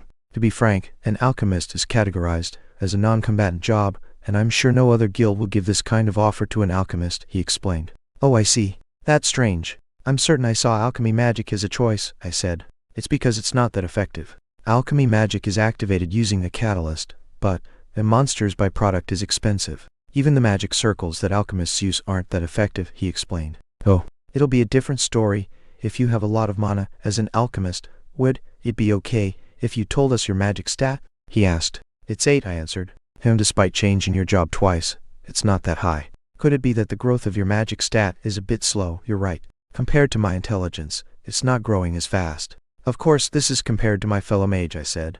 Oh, I see. I understand, he said. He looked as if that was what he expected. Because of the conversation just now, I deduced that their evaluation of me had gone down. It was as if they were saying that they were only recruiting me because of Kim Hai-an, Sung, and Youngha Yan. If you put in a good word when you talk to the others, I'll make sure you're taken care of. What do you think? The grandpa asked. It was funny to see him quietly push the contract towards me despite what happened. After glancing at the contract, I continued the conversation. Well, I think I'll have to think about it some more, I said. What do you? Oh, I'm thinking positively about it. But I was hoping you'd be able to give me some time to think about it, I said. Oh, I hope you'll give us your answer as soon as possible since we don't have a lot of time, he said. Okay, I'll think about it, and let you know as soon as possible, I told them. And I hope you'll put in a good word for us with the other members, he added. Yes, of course. When I tried to stand up Li Sang, he quickly spoke up. With information that's included in the Blue Guild's catalog and the contract. If you read it while thinking about our offer, I'm sure it'll help, she suggested. I'll read it later, I told her. It wasn't even worth reading, because within a few days, all the information is going to change. When I exited the room, I saw Park Diak, Gu, Youngha, Yan, and Kim Hai-an Sung waiting for me. They looked at me as if they were asking if it went well, but I answered by quietly smiling. Hai-an, Nim, didn't you go through a test of some sort? Park Diak, Gu asked. Well, somewhat, I answered. I think they're actually treating us pretty well, he said. Really? I asked. It's true, Mr. Kai, Young. I personally did some research, and it seems like the other big guilds aren't offering contracts as good as this one, so I think they're telling the truth. They're offering this much despite not seeing our growth potential, Kim Hai-an Sung said. Yes. I think they're good people, Appa, Young-ha, Yan said. I'm sure they're somewhat gambling from their side too. They're probably feeling the pressure because they need to make sure this recruitment is successful since people are resources for them, Kim Hyun-sung explained. They didn't seem to be like that.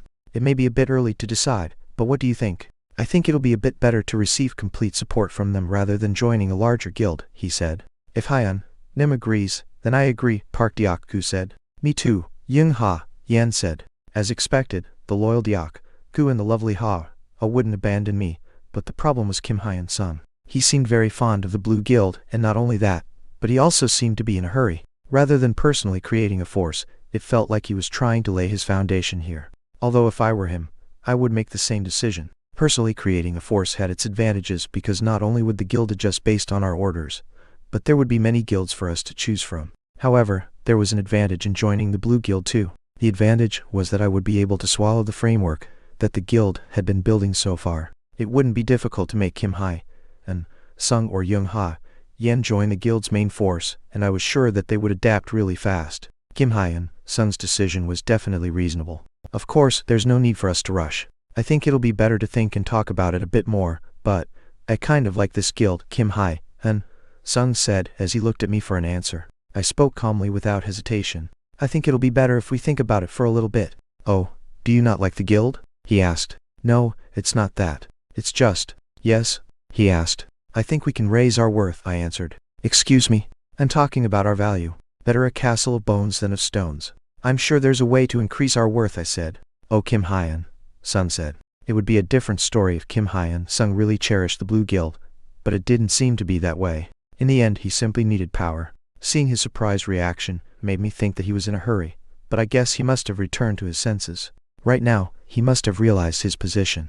I didn't know what his plan was, but our party still had some time. Since we completed the tutorial dungeon in record time, I was sure that us bidding our time wouldn't disrupt the future that Kim Hyun-sung was thinking about. I think I understand what you mean, he said. Yeah, there's no need to rush in signing the contract, Mr. Hyun-sung. The more we drag it out, the more anxious they'll become, I said. Kim Hyun-sung definitely understood what I said. Then are you saying that we can get more than what we were offered? Honestly, money doesn't really matter, Park Deok-gu said. Well, that's true, I commented. Are you thinking about joining a different guild, Hyun-nim? Park Deok-gu asked. Why, you can't do that, Appa. Young-ha, Yan yelled. I'm not thinking of doing that because I want to stay with you guys, and of course with Mr. Hyun-sung too. Isn't that right? I asked him. Yes, although we were brought together through a strange place like this, I would like to stay with Mr. Young Mr. Deok-gu and Miss Yan, he answered. It was a very heartwarming sight. When I looked at Kim Hyun-sung, I couldn't help but grin. Hyun-sung, this Hyun of yours will help you make a lot of money. Chapter 41. Let's raise the ransom one. What the Blue Guild offered us was basically an investment in a scratch card that hadn't been scratched yet. The conditions that they offered were excessive for the new recruits. I was sure that they were surprised by the fact that a four-man party managed to complete the tutorial dungeon. But despite that, the leaders of the Blue Guild made this kind of offer, making me think that they weren't that stupid after all. They're not stupid. Actually, they were competent. When I glanced over, I saw Park Deok-gu diligently reading something. I couldn't help but speak. Are you reading the catalog? Well, yeah, since we might live here, I thought it would be best to read it. It says here that the restaurant in the guild is pretty amazing, he said. Huh? You know, when I was on Earth, there was a star chef named Raymond Park or something, and he managed a restaurant. Just looking at the dishes in his restaurant made me drool, Park Deok-gu explained. Oh, I think the housing here is pretty good too. Yeah. What if I became successful in a place like this? I wish my Gramps could see me become successful here, he said. I wasn't sure if he was being serious when he said that, but I was sure that Park Deok-gu's grandfather wouldn't want him to live in a place like this. The guild seems pretty amazing. So exactly how big are the other guilds? He asked. I'm sure there isn't a huge difference. Even though they said that this guild wasn't like before, I'm sure that they're doing fine since this is still a well-off guild. They had some savings when they were still at the peak. I'm sure that they can endure with what they have. They could be trying to recruit us in order to get back the glory that they had a long time ago, I explained. Wow, I feel special with this kind of treatment. I feel great, Nim, Park Deok-gu said. We'll get even better treatment from now on, I told him. Really? Of course, I said. It wasn't going to take long, and describing the situation as a scratch card that hadn't been scratched yet was right. We were the scratch tickets that hadn't been scratched yet, and they had a high chance of getting a prize by scratching us. At our current state, we were already offered this much, but once they realized how valuable we were, our worth will increase beyond our imaginations. By the way, Nunim didn't look so good. I guess she really doesn't want to be apart from you. Take good care of her, Park Deok-gu said. I've been doing more than enough without you having to tell me. This has to be done, so there's nothing I can do, I said. But still, you don't have to tell me. Even if Park Deok-gu hadn't made plans like what he did back in the dungeon, I knew better than anyone else how important Young Ha-yen was. She was one of the reasons why Kim Hai and Sung's party was so valuable. It was all thanks to these two Young Ha-yen, a future arch-mage that possessed legendary, ranked magic stats, and Kim Hai-en Sung, the talented regressor. A player's potential wasn't defined solely on the growth limit of their stats. It was because a player with high potential stats would experience growth that was much faster than the opposite. My intelligence and luck were like this. For Young Ha-yen, her magic stats increased at an incredible rate. In addition, she already changed her job twice. Elemental Mage. It was the second job she chose after Kim Hai-en Sung, and I suggested it to her. Unlike me, who could only choose Fire Mage among the elements, it seemed like Young Ha-yen possessed an affinity to all elements. I couldn't find an alchemist in her list of jobs. The attribute that she possessed from the start was how to become a mage, so it obviously encouraged her growth as a mage. If we considered the quest completion reward that I had forgotten about, which increased stats by 2 points, I already knew that she was growing well and that she only needed a small opportunity to make a breakthrough. I wasn't sure if what happened in the dungeon became a traumatic experience for her, but she had to be enthusiastic. I also created an unspoken rule that could be placed between me and Young Ha-yen. Like a student that would get rewarded for listening well, every time Young Ha-yen achieved something, I planned to give her a reward. Of course, it was more effective than I imagined. I simply started out with a compliment, and little by little, I increased the amount of physical contact between us. At first, all I did was pat her head or interlock our hands, but the more I increased the level of physical contact, she became obsessed with getting achievements. Her goal was to receive compliments and rewards from me rather than to make herself even stronger. When she didn't achieve anything, I reacted coldly towards her, making her quite desperate. I think what Park Deok-gu was talking about was the incident earlier. It was all because I didn't meet with her despite the fact that it was almost time for the trial performance. Young Ha-yen was the type of person whose magic stat increased just by eating, so despite working hard to achieve results, if her stats didn't increase, then that would be strange. Out of the four of us, Young Ha-yen spent the most time in personal training. I nodded and continued our conversation from earlier. If I stay with her, Ha-yen won't be able to concentrate, so I'm just staying away from her for the time being. Ugh, that's true, but it's a trial performance where the leaders of the Blue Guild and recruiters from other large guilds gather. I don't want to mess things up. But I was going to stay with her anyways once we successfully complete this, I explained. I could hear her sobbing every night, Park Deok-gu said. She needs to learn to be apart from me since I can't always be by her side. This just happens to be the right opportunity since it's only for a week, I said. Ugh, I don't understand why they even have this, Park Deok-gu complained. If we think of ourselves as sports players, it's normal since they have to know exactly how valuable we are in order to set an exact price. It's a bit unfortunate, but if we mess up because of me then it won't be good for Ha-yen either, I explained. You know, the more I think about it, the more Nunim seems to like you, Ha-yen, he said. It would have been better if it ended with her just simply liking me, but it had been a while since she crossed that line, and it was all because of Park Deok-gu's design. I was curious whether he was pretending not to know or if he really didn't know. After I stood up, I spoke to Park Deok-gu. Let's go. Hey, wait for me, Ha-yen, he said. Hurry up. Ugh, when I started walking, various sceneries passed me by, and the feeling was totally different from the tutorial dungeon. I felt classy, safe, and well treated. When I looked out the window, I saw the survivors from the shelter gathering and doing something. They were probably getting basic training or training that was necessary in this place. I did think about Li Jai Hai for a brief moment, but I ignored it, and when I started walking again, I saw the inside of the tourney hall. There were a lot of people and of course, I looked around using mind's eye. Before I looked around to see if their stats were high or low, I noticed that the clothes they were wearing were pretty fancy. But it wasn't just the leaders of the Blue Guild, the others raised different flags, and like directors of a large company, the way they looked around the hall made them seem like they played an important role within a large guild. Recruiters? Yeah, they were probably recruiters. I followed their gaze and saw that they were looking at Young Ha-yen, who looked really nervous. It felt like it had been a while since I saw her like that. When the Blue Guild's first negotiation finished, it was decided a week earlier that they were going to open the trial performance.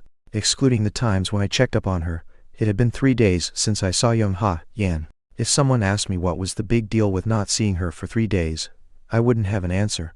But to Young Ha-yen, it seemed like a painful time. Don't you think that she lost some weight? Park Deok-gu asked. A little, I said. She looked more tired than thin. I guess what Park Deok-gu said about her crying every night was true because her eyes were red. I told her that I would come to the trial performance to see her, so it seemed like she made herself look presentable, but her overall condition didn't look so good. I guess she was looking for me because she kept looking around. Yan looked anxious, and the people watching started whispering. Him had high expectations. She doesn't look so good, right? It's probably because she's nervous. And it hasn't been that long since she came out from the dungeon, so putting that into consideration, she doesn't look that bad. I was looking forward to it since she completed the dungeon in record time. I think her mentality is, I didn't know who the voice belonged to, but they were right about her. This isn't good. No matter how I looked at her, she looked anxious.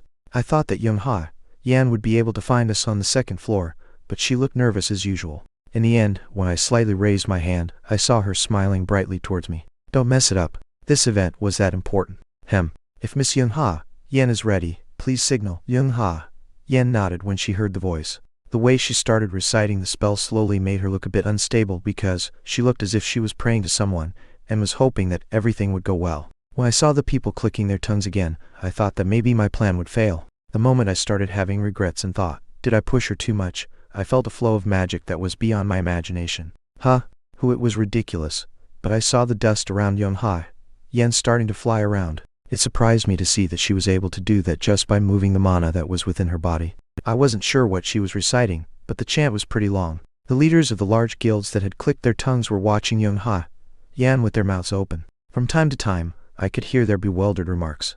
Report this immediately. Hurry. Hey, hurry up and bring me her profile. It was definitely surprising. No, my mouth opened wider than theirs from the start. I expected that there she would have some kind of achievement, but I never imagined that it would be this impactful. The longer the chant was, the louder their murmurs became. I saw Li Sang, he of the Blue Guild, sitting far away, and she was watching Yan as if she didn't know what was going on because until a week ago, she wasn't like this. What is she? Elemental bomb? Boom! With a loud sound, a vibration emerged from Yan's hand. It sounded extremely grating to the ears that I had to cover my ears. I felt like my eardrums were about to rupture, so I quickly used magic to cover my ears. The unknown magic flew towards the large target located at the center of the hall. It pierced through the target whilst vibrating, and the trail that connected it from Yan to the large target was left in a mess.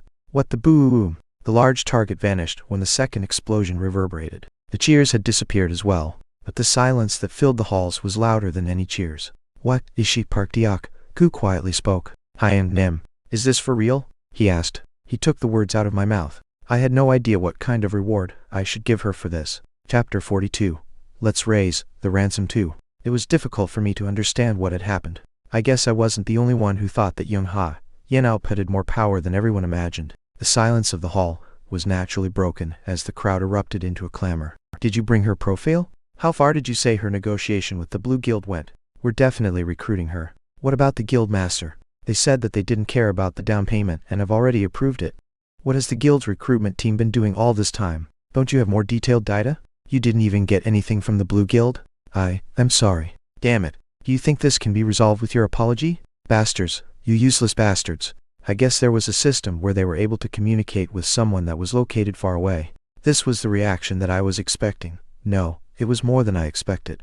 I could tell because the guild leaders that were trying to look tough earlier had become excited as they tried to obtain her data as fast as possible. Not only did they ask for Yan's profile, but I could see them already preparing for the recruitment war. I even saw large guilds approaching the Blue Guild. As the guild that had the first negotiation rights, they were also thinking about negotiating with the Blue Guild, and of course, Li Sang, he and the leaders became flustered. They must have realized by now that we were scratched tickets that hadn't been scratched yet, but I was certain they didn't expect this much of a reaction because they looked like they didn't know how to handle this sudden situation. When I turned my head with a smile, I saw Yan, who seemed very happy. I was sure that she knew that she had succeeded. The way she looked at me while clasping her hands looked kind of cute. I was curious to see her growth. When I looked at her status window using Mind's Eye, her status immediately popped up before me. Checking player Yan's status window and potential. Name Yan title none. Please work harder. Age 21, nature innocent supporter. Job elemental mage, rare rank. Job effect acquired basic magic knowledge. Job effect acquired intermediate magic knowledge. Stats strength 11 below rare growth limit, agility 11 below rare growth limit, stamina 16 below epic growth limit, intelligence 29 above epic growth limit.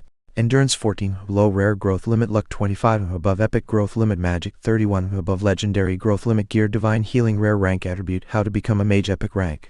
Overall review amazing. The increase in her magic points is the most noticeable. She is showing an incomprehensible rate of growth, but the fact that her stats aren't increasing evenly can be considered as her weakness. Player Li Kai, Young is a lucky person. Make sure to always stay by her side. That's the answer if you want to survive. You just have to be careful while on this hike. Quality bow.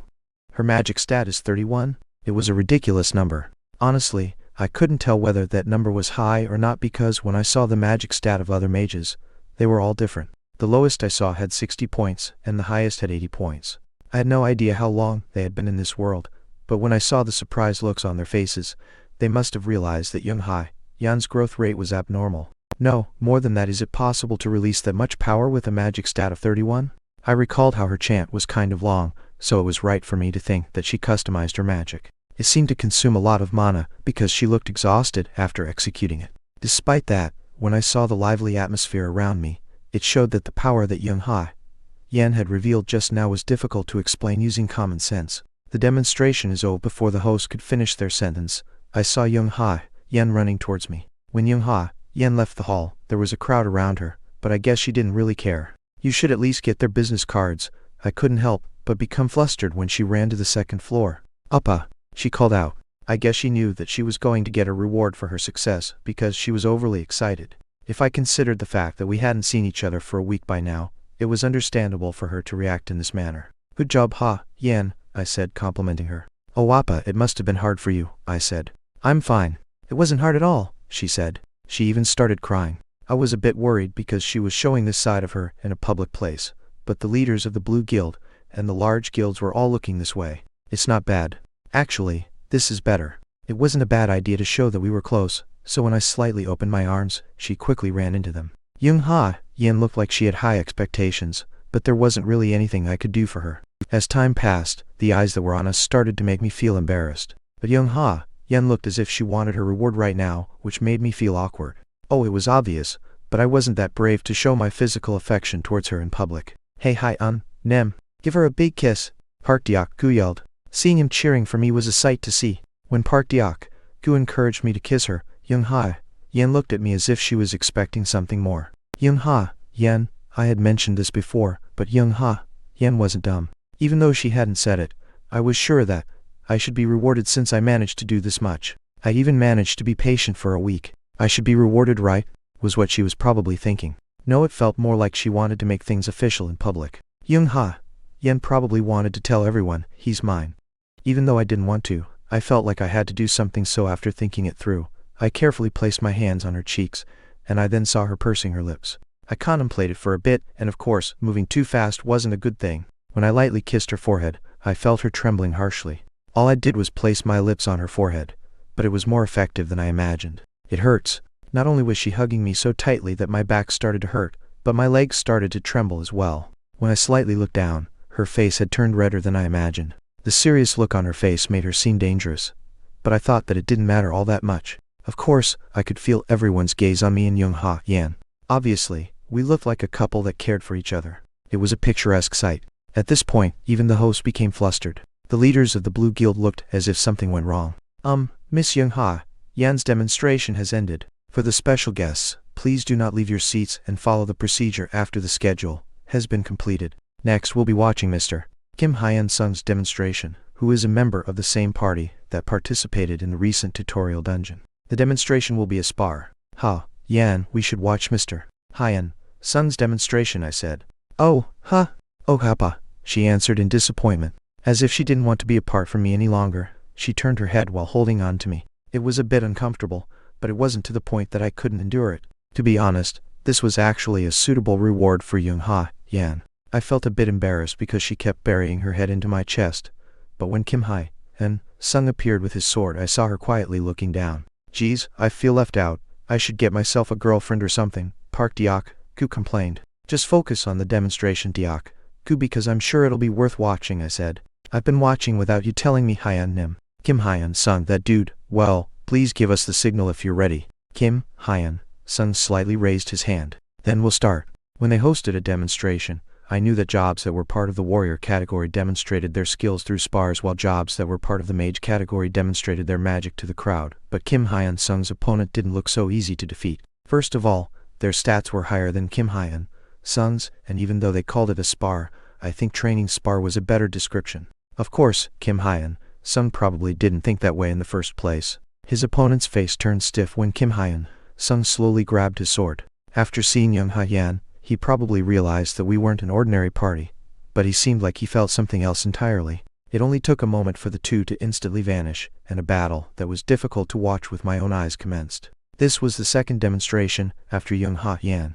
I guess the special guests that came here today had a lot of things to be surprised about because, as the battle continued, I noticed their eyes widening with time. Did they think that it was because of Young Ha-yan? They were probably thinking that Young Ha-yan was the one that had the real power within our party. Little did they know that the true powerhouse was someone else. When I saw the special guests opening their mouths wide, I couldn't help but laugh to myself. The sound of swords clashing was the only sound that could I hear, so I knew that they weren't simply brushing their swords against each other. Good job. I already knew that our lovely regressor was strong, but this was my first time seeing him fighting in all seriousness. It was to the point that it was overwhelming. But when I saw his opponent's face as their swords clashed, I was able to figure out the answer. Kim Hyun Sung's opponent was sweating a lot, and as if he was in a panic, I saw him use his magic. Honestly, I knew nothing about swordsmanship, but I knew this. Kim Hyun Sung is strong.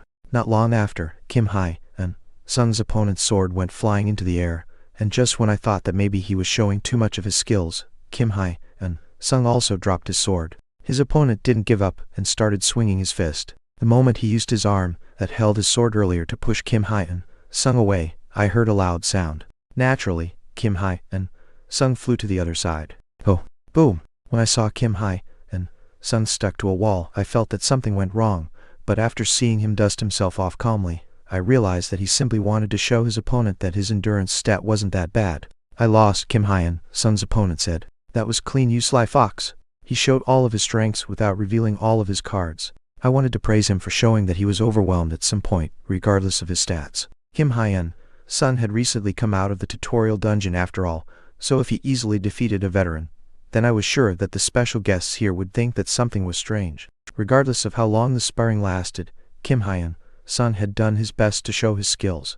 I could hear the sound of people clapping ever so slowly, while the leaders of the large guilds looked a bit agitated. I wanted to say that Young Ha-yan left a bigger impact on these people than Kim Hyun Sung, but what he showed was definitely different than what Young Ha-yan revealed. Even though I couldn't watch properly with my own eyes, the people with close range jobs that were holding their weapons looked flabbergasted by Kim Hyun Sung's performance. Wow, genius, I could tell by the comments that I heard. Well, Mr. Kim Hyun Sung's demonstration has finished. Special guests, please follow the procedure. The special guests couldn't hear what the host was saying. When Kim Hyun Sung's demonstration came to an end, I saw people approaching him, and of course, he wasn't the only one that was bound to become a star today. Can we talk for a moment? Mr. Lee Kai-young and Miss Young Ha-yan. If it's not too much trouble, can you spare? I'm Cha-hee-ra of the Red Mercenary Guild.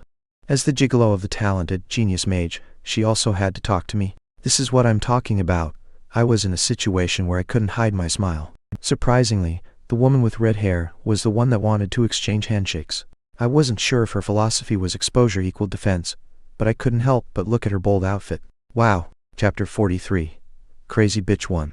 I was in a situation where I couldn't hide my smile. Surprisingly, the woman with red hair was the one that wanted to exchange handshakes.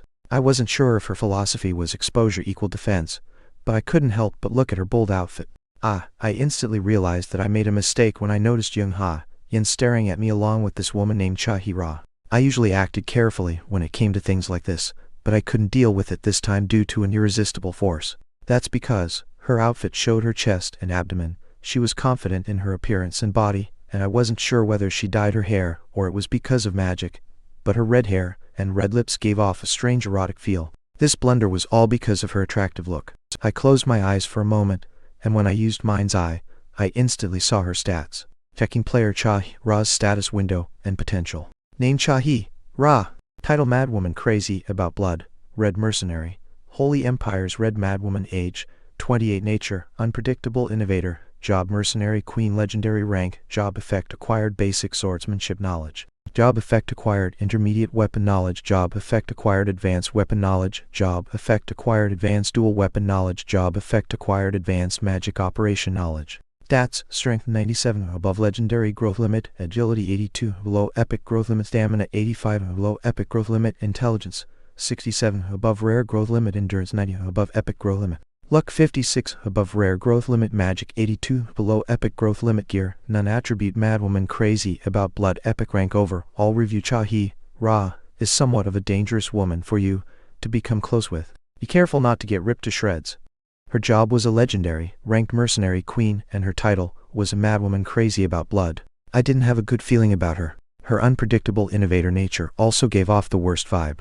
Her stats are, her 97 points strength and 90 points endurance were impressive, making her stronger than Lee Sang-hee. However, her stats were pretty similar to Lee Sang-hee's, so I thought I could consider their stats as the high standard around here. Joara had stats that were over 90 points and a job, as well as an epic ranked item. I was sure that there were many more conditions to consider someone as high standard, but this was probably the minimum. Truthfully, the way she quietly extended her hand out for a handshake with a smile on her face made her look charming, but I couldn't express that because Yan looked uncomfortable. Of course, she wasn't being obvious about it. I was certain that she realized that she wouldn't be able to handle Joara just yet.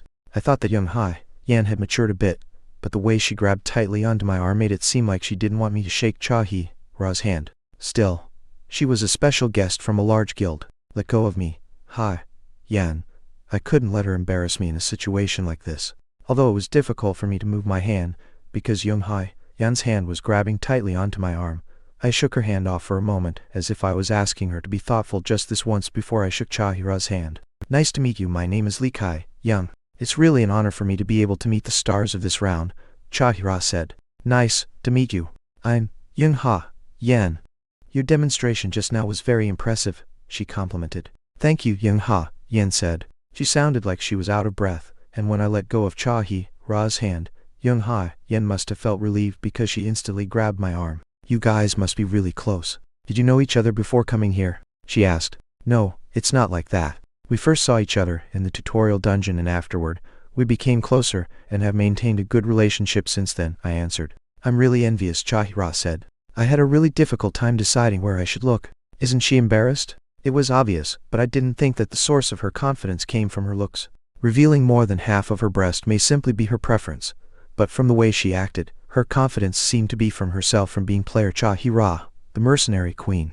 That was how strong she was. She was the strongest from the people that I've seen so far, and I wasn't simply talking about her stats. I could tell because even as we were talking right now, no one dared to come close to her. Oh, I think I should introduce myself again. My name is Joara, and I'm the leader of the Red Mercenary Guild, and my job is Mercenary Queen. As expected. Oh, you came? Yes, I have a huge interest in talented people, and I heard that a lot of talented people came this time. I also had free time, Joara said. Oh, I see. Thank you for the compliment.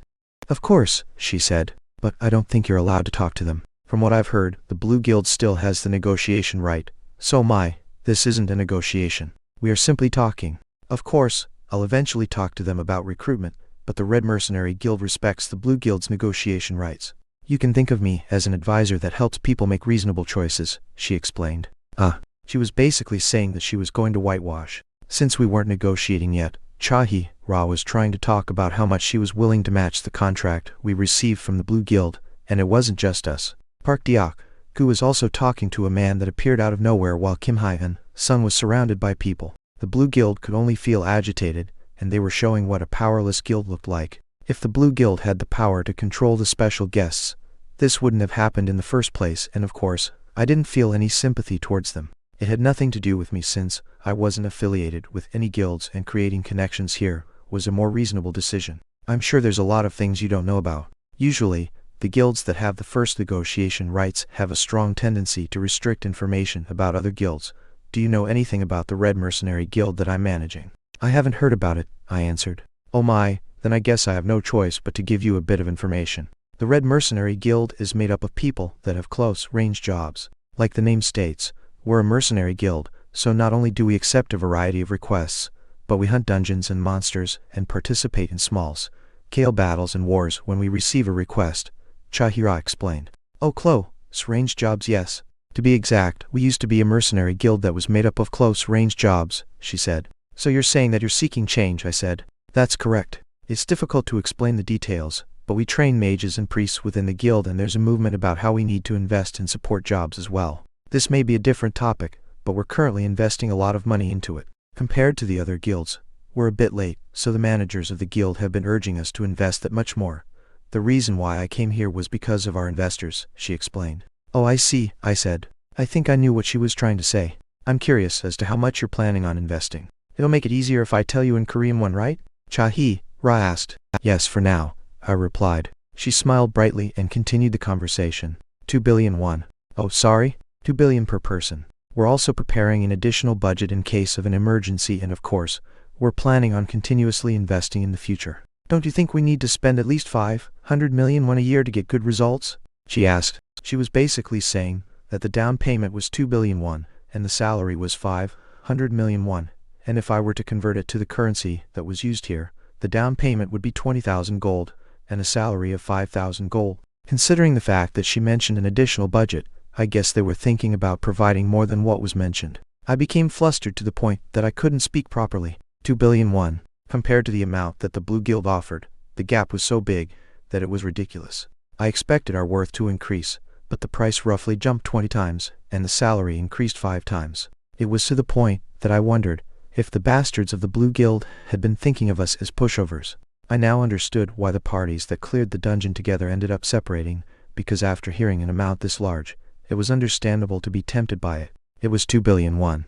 An amount that an ordinary person could never get even if they worked for it throughout their entire life. I even started to calculate what it would be like if I joined Ra's guild. However, it may be a bit difficult to invest in all of you since you all have close-range jobs. We're actually overdoing it as well, she mentioned. Oh, our guild has a lot of talented people, and it's not like we don't have an interest in people like Kim Hai and Sung, but we want to focus on one area, she said. This wasn't good. I see, I said. I think you and Miss Hai Yen may be slightly interested in our guild's current project, so I would like to ask for your opinion, she requested. Ra was telling us to abandon both Kim Hyun, Sung and Park Deok, Gu and join her guild. Since the guild was created by people that had close-range jobs, swordsmen and tankers were saturated, so I understood why she didn't want to invest in Park Deok, Gu and Kim Hyun Sung. She was already the perfect shield and sword, and even if I were in her position, I would have taken a bigger interest in Yoon Ha Yan. The project itself sounds very exciting, but I'm a bit worried that we won't be of any help. We've also gotten close to the members that we cleared the tutorial dungeon with, so focusing on one area as I explained. That's unexpected, Cha-hya commented. She looked a bit excited, and for some reason, I felt like a rat that couldn't move in front of a scary cat. It would have been nice if I could afford to invest in other areas, but our guild has been in a tough situation recently. We usually don't hold back people that want to leave, but this is really unfortunate. The same goes for Miss Young Ha Yan, but Lee Kai Young, I'm a bit disappointed, she said. What, a present for you, Cha-hee, Ra said. When she got close to me, I felt her putting something into my hand. I didn't check it properly, but it seemed like an item. A bribe. I decided to look the other way and think that she simply gave me a gift. I started feeling better because the gift was from the woman that was the leader of a large guild, so I was sure that it was a pretty valuable item. Let me know anytime if you change your mind, and even if it isn't because of that, I would like to maintain a good relationship between us. Since we're both affiliated under the same empire, don't you think we'll see each other often when we go into dungeons or stand in the front lines? Also, I am Miss Ha Yan, she called out. You need to learn to suppress your bloodthirstiness, Miss Ha Yan, Cha-hee-ra commented. Oh, it only took her a moment to get close to me, and before I had the time to be surprised, I felt something moist on my lips. This crazy, I momentarily didn't know how to react because of her sudden action. I quickly tried to push her away using my hands, but there was no way that my weak body would be able to push Cha-hee-ra when her strength was 97. To make things worse, I felt something entering my mouth. I was so flustered that I became speechless. I looked at Young Ha Yan while making a fuss, but I didn't feel any flow of mana or bloodthirstiness from her. She looked as if the world had come to an end as she stood there in a daze because of the unexpected situation. That was a present too. I'll see you later, Cha-hee-ra said. Damn it. The people around looked at us because of the sudden noise, and even Park Deok, who looked surprised. I wasn't sure why he also looked as if the world had come to an end, but I needed to fix this as soon as possible. I'm doomed. Chapter 44. Crazy Bitch 2. Mr. Lee Kai Young, please give us a signal once you're ready. When I slightly raised my hand, I could feel everyone looking at me. Kim Hai and Sung Park Deok, Gu, and Young Ha Yan were looking at me from the second floor. I felt a bit nervous because everyone in this place was focused on me, but I didn't feel pressured about showing a different side of me because I knew that the leaders of the Blue Guild didn't have high expectations to begin with. "I'm ready," I said. I was actually more worried about Young Ha Yan because she strangely remained quiet, making it hard for me to guess what she was thinking. I wasn't sure if it was because of Park Deok, Gu, who was getting angry for her, but she acted as if the incident yesterday never happened. "I'm feeling anxious." I had no idea why that crazy woman acted the way she did because it didn't seem like she had feelings for me. Chahira probably did it because she wanted to tease Young Ha Yan for expressing her bloodthirstiness. I was sure that she also did it as a way to warn Young Ha Yan for expressing her bloodthirstiness towards a guild leader, and if kissing me was her punishment, then Young Ha Yan got off easy. It was just the method itself was questionable. Honestly, I wanted to thank that crazy woman, because we were in a situation where we should be thankful for the fact that she didn't cut our heads off. I cleared my head from the slightly complicated thoughts. I slowly drew a magic circle on the ground. It was a pretty complicated process, but it was a magic circle that was already in my head. It's inefficient. It didn't consume as much mana, but it was still inefficient. I completed the magic circle quickly, and my actions must have seemed familiar because I saw a few people nodding. "Lord, I hope, answer my voice," I chanted. The magic circle was the one that was building the magic, and as soon as I recited the chant, I felt mana flowing out of me. Fire pillar. When I cast the spell, a pillar of fire shot out from the magic circle and burned the target, but it wasn't a fire power that I was able to materialize using my magic. It was a pretty impressive effect, and with the help of the magic circle, I knew I could be more efficient than when I used the magic that I possessed. Phew, their cheers weren't as loud as Park Deok Gu's, who demonstrated before me, as well as Kim Hai and Sung and Young Ha Yan's, who demonstrated yesterday. However, clap, clap, clap. I could hear a few claps as everyone nodded and started clapping as well. It wasn't a bad demonstration, but it wasn't worthy of applause. However, there was one thing that the crowd wanted. They probably wanted to look good in front of me since I seemed like our party's hidden influential figure to the others. "Thank you," I said. "Mr. Li Kai, Young's demonstration has ended. For the special guests, please move according to the procedure." It was the same as yesterday. As if they didn't care about the procedure, the special guests and recruiters started crowding around me. "My name is Leon. He and I manage the 4 Stars Guild. If we can talk." "No, let me give you my business card first," she said. "I'm Youngjong Shul, and I'm the master of Clan. "If you don't mind," he said. "I'm Go Young Su.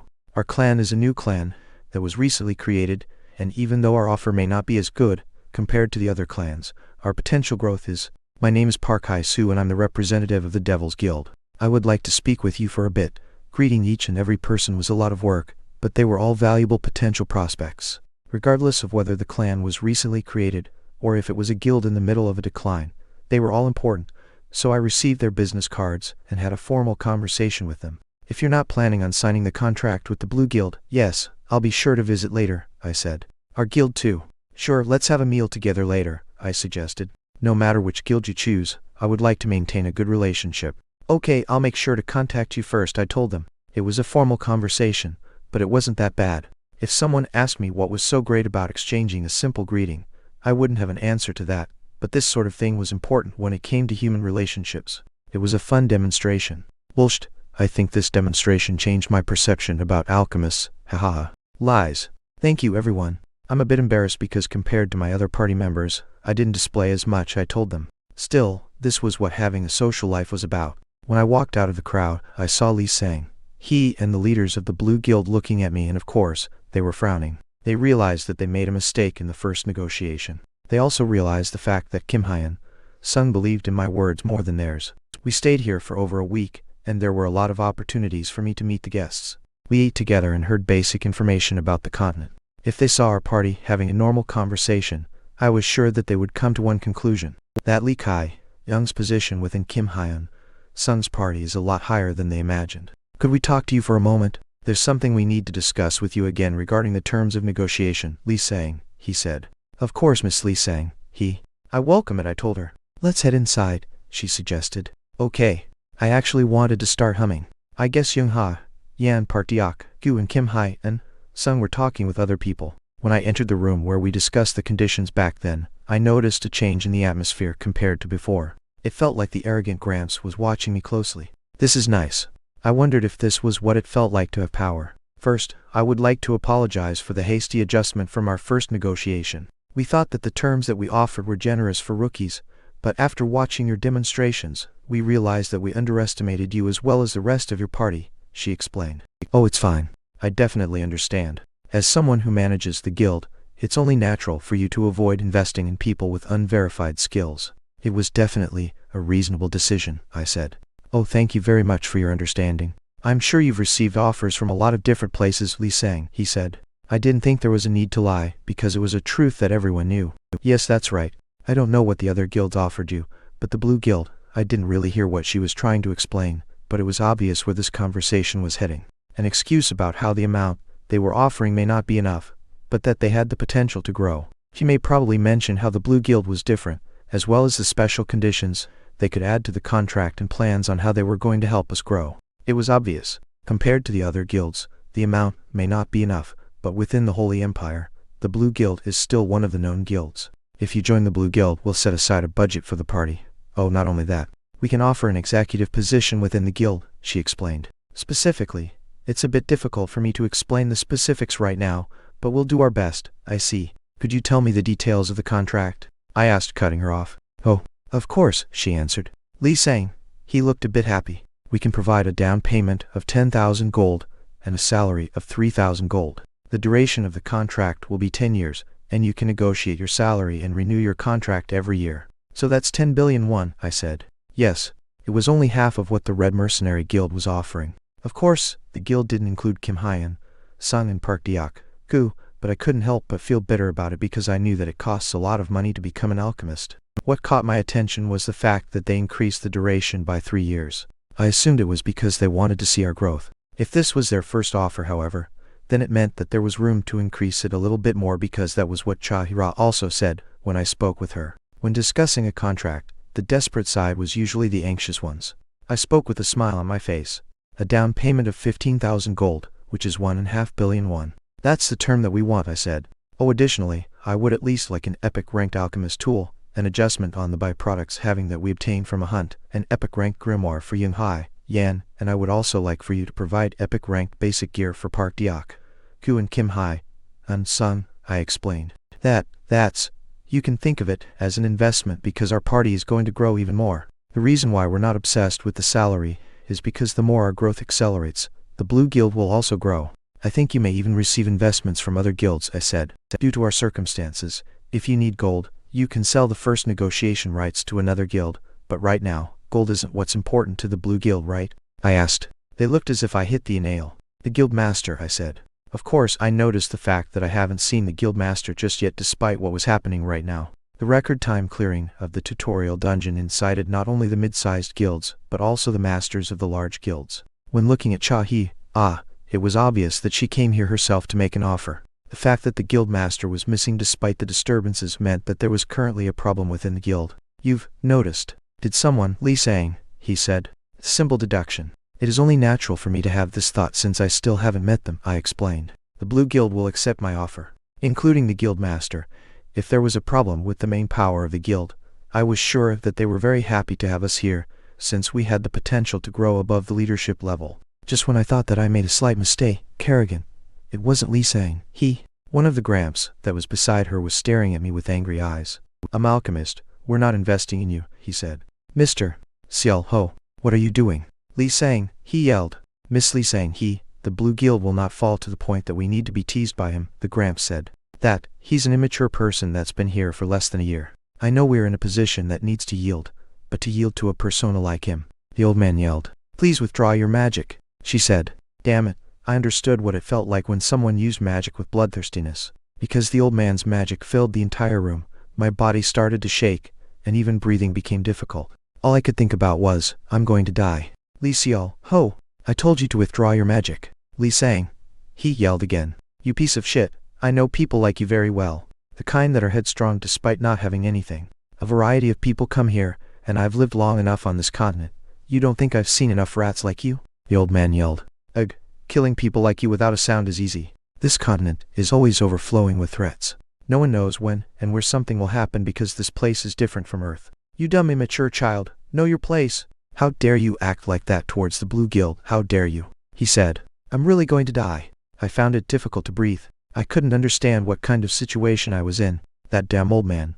I wanted to run out of the room this instant, but it was difficult to even move my body, let alone stand up and run. When I was at the point where I had to make a choice, I had no choice but to pick one out of the many choices.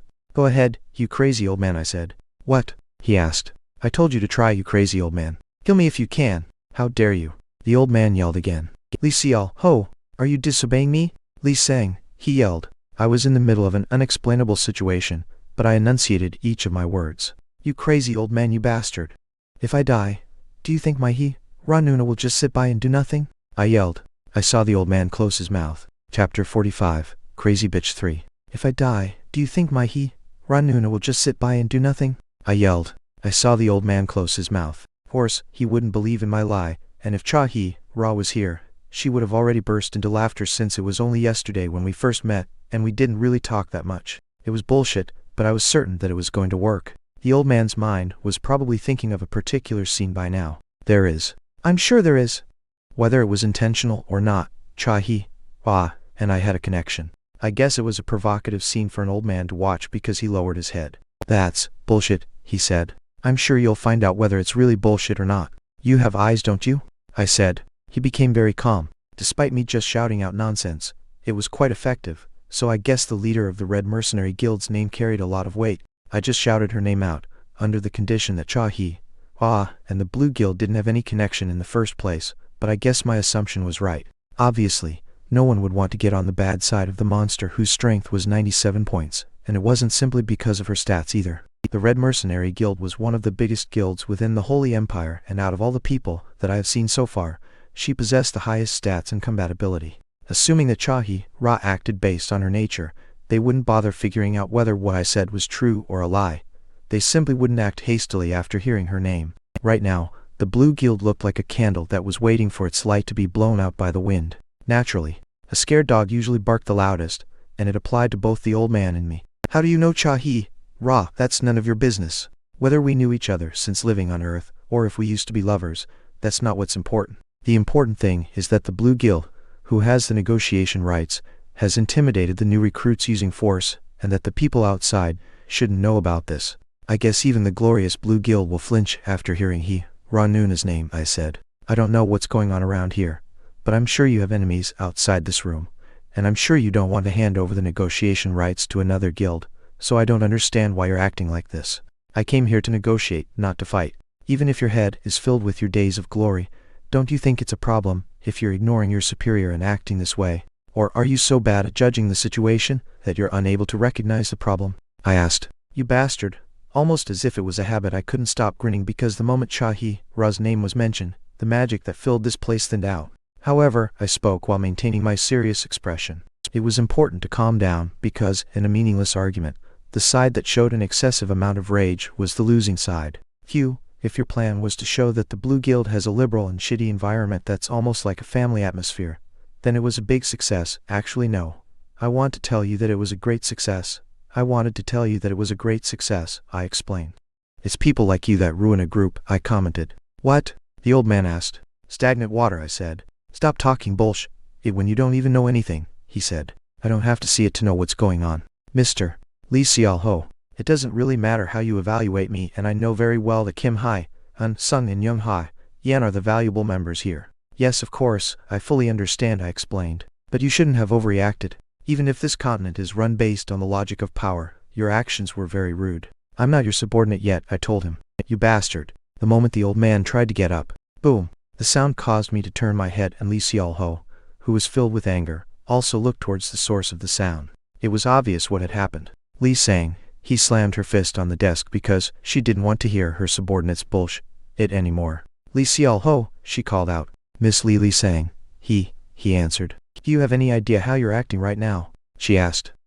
You're on probation, she said. Excuse me, I said. You're on probation as of this moment. You can leave and return to the guild after you apologize to Mr. Kai Young, she ordered. I somewhat knew that this was going to happen. As the person that was the central figure of the guild, there was only one thing she needed to do for the condescending people that were still stuck during their days of glory. It was, for the guild, the old man said.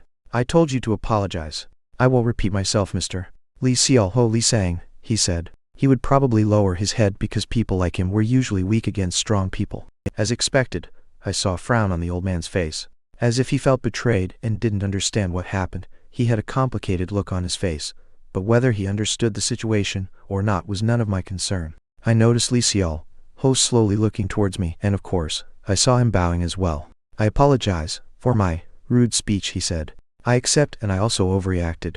My apologies, I said. Thank you for your understanding, he said. Li Xiaoho didn't seem apologetic, and the way he ran outside was a sight to see. His slightly complicated expression made me feel a bit anxious, but I couldn't show it, so when I looked at Li Sang, he with a bright smile, I saw her bow as well. I'm really sorry. It was because of my carelessness that I wasn't able to control the guild members properly. I'm really sorry, she said. She's virtuous.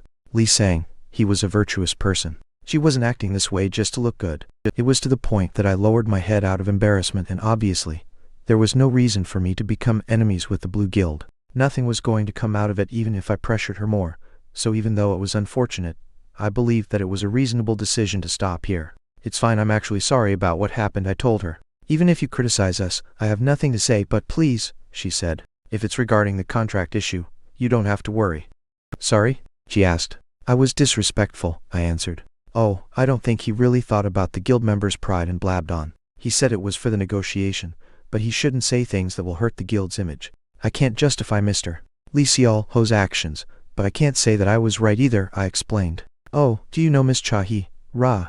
I was lucky enough to make a small connection with her. I think it'll help the Blue Guild if I maintain a good relationship with her, I said. Does that mean I can consider that as you agreeing to the contract? Li Sang, he asked. Of course. I'll agree to the down payment of 10,000 gold instead of 15,000 gold, however, I started. Go on. I hope you can consider giving us an executive position within the Blue Guild, I said. Oh, I'm sure you understand why I'm making this kind of request. There was no guarantee that the situation just now wasn't going to happen again, and there was also no guarantee that he was the only old man with this kind of mindset within the guild. He may unite people and try to fuck us over because that was how vested rights usually worked. I wasn't planning on letting him walk all over me, and if he wanted to have a political fight, I would welcome it with open arms. I hinted at what kind of power I needed in order to create that foundation. It doesn't matter if it's just a rank, I told her. She would probably accept my suggestion, because she was judging that my value had increased compared to before. But the biggest reason was that I had a connection with Chahi Ra, the mercenary queen, and if our party joined the Blue Guild, then the guild would have the possibility to work with the Red Mercenary Guild. Of course, all of this was a lie. Li Sang, he looked like she was considering the possibility of me being the Red Mercenary Guild spy, but I guess she eventually came to the conclusion that the guild had no reason to mess with the Blue Guild. In that case, joining hands was a profit that she wouldn't be able to put a price on. Not only that, but stagnant water, the force that kept the stagnant waters who were gnawing the guild, may think that we were good enough. To Li Sang, I was sure that the condescending members gave her quite a headache, and after recalling the situation just now, this guild had a lot of issues, and they were different from power struggles. The reason why I asked for an executive position wasn't only for me, but it was for her and the guild. I'll take care of it for you, was basically what I was telling her. Of course, there was probably a difference in the result that she wanted and the result that I wanted, but when it came to purifying the stagnant water, I believed she wouldn't have a different opinion about it. Honestly, she started. Yes, for the down payment, we'll match it as much as we can, and regarding the executive position, it's not like I haven't thought about it at all, but I can't help but be cautious because it seems like you're asking for a position that's a bit higher than what I am thinking. Am I right? She asked carefully. I didn't need to lie about it, so I nodded. Yes, that's right. Not only that, for the epic ranked items, I would like to let you know ahead of time that it may be difficult for us to give them to you right now. It may be possible if you give us enough time, but right now, oh, it's rarer than I imagined. I guess epic ranked items were more valuable than I thought. Maybe it was because Kim Hai and Sun nonchalantly pulled out Ramus Tucker's introduction to alchemy, but I had slightly underestimated the rarity of high-tiered items. You don't have to provide the items right away if it's an item that we can't use right away, I told her. Oh, then would it be okay if I tell you more about this after we hold an internal meeting? It won't take long, Li Sang, he requested. Of course. I know it's not an easy decision, so you can take your time thinking about it, I replied. Thank you for being considerate, she said. I was sure that it wasn't a meeting about whether to accept us or not since that was already a given. I was sure that they were going to discuss which items they were going to give and what kind of rank they were going to give me. I wanted to listen to their meeting, but unfortunately, I didn't have the time nor the luxury to do that. I'll take my leave now, I said. Okay, thank you, Mr. Kai Young, and I'm sorry again for the rudeness earlier, she said. It's fine, I should be the one apologizing, I told her. It was because I had to change the bullshit I said earlier into reality. Cha-hi-ra, just like the Gramps said, I underestimated this place. No one knew what kind of things could occur within this continent. The talented Kim Hyun-sung could suddenly get killed, and the crazy old man could be making plans to target me later. The reality was that it was too dangerous to move forward just by trusting our party alone. We need support. I thought it was time that we needed support to prepare us for an unexpected situation. Chapter 46. Even where there are tigers, foxes sometimes become kings. 1. If it was just me, then I would have joined the Red Mercenary Guild. No, at the very least, I wouldn't have joined the Blue Guild. In my eyes, the Blue Guild was a guild that was already falling apart, and with the combination of rotten and stagnant water, it was appropriate to say that the guild was flooded with shit water. If I were to decide by only thinking about the present, choosing the Blue Guild was unreasonable, since it felt like the guild master may have already died somewhere. Lee Sang-hee, the sub-guild master, was the only person that had been showing her face around us, and the old Gramps that were still living in their days of glory were eating the guild away, making it easy for the other guilds to neglect them. Lee Sang-hee was the only normal person here, and deciding to join this guild was no different from getting on a sinking boat. But if I joined the Red Mercenary Guild's boat, then I would be extremely delighted for sure, as I could watch the guild sink while laughing. I wasn't overconfident in my stats, to begin with, and I didn't expect there to be any changes just because I joined the Blue Guild, and I was sure that Kim Hyun-sung was also thinking of the same thing. Since our fox is surprisingly cautious. Despite that, Kim Hyun-sung still wanted to join the Blue Guild, and he had been like that since the beginning. Of course, it seemed like he did consider the other guilds, but up until this moment, the regressor believed that this was the right path. I was able to come up with one conclusion, and whether it was in the near future or the far future, joining the Blue Guild was more profitable than joining the Red Mercenary Guild. There was no reason to buy a different lottery ticket just because the lottery ticket that had a high chance of winning was difficult to get. The regressor placed his bet on the side that had a bit more certainty. If the guild threw out the blessing that landed on their hands just because a few old Gramps felt uncomfortable, that would be a stupid thing to do. Of course, it wasn't like there weren't any problems. My safety. My safety was the most important, and as long as I didn't ruin the regressor's plan, making a plan for my safety was the reason why I was looking for Cha-hi-ra. There may come a time when I would have to ruin Kim Hyun-sung's plan for my safety, but now wasn't the time. I can handle it. I can handle a scene. I'll old man and a dying guild. Are you talking about the Red Mercenary Guild? Kim Hyun-sung asked. I'll be right back, I said. Why are you suddenly? I have something to discuss with the Mercenary Queen, I said, cutting him off. You're referring to Cha-hi-ra, he said, and then I nodded. Kim Hyun-sung's expression looked ambiguous, and just as I expected, there was a commotion on Park Deok-gu and Young-ha-yeon's side. For them to react that way was understandable, because despite experiencing a difficult time during the incident that day, I told them that I was going to visit her. Young-ha-yeon was openly expressing her anxiety, and Park Deok-gu was feeling awkward because of her. In Young-ha-yeon's case, not only did her face turn pale, but she looked as if she was panicking. Ulpa, she called out. Hey Nim, not trying to join that lady, I'm not. It's something that'll help the party, I said, interrupting Park Deok-gu. But still, she's a cunning woman, he said. Oh, Appa, Young-ha-yeon called out. To Young-ha-yeon, I was sure that it was a bolt out of the blue because she was trying to pretend that nothing had happened between me and Cha-hi-ra. When I suddenly told them that I was going to visit the Red Mercenary Guild, I was sure that this action of mine was something she never expected. I was honestly worried that she was going to cause trouble, but I thought that it would be fine for now since I was arranging my own safety gear for the future. Can I ask why? Kim Hyun-sung asked. There was no reason for me to hide it. I thought we needed someone to watch our backs.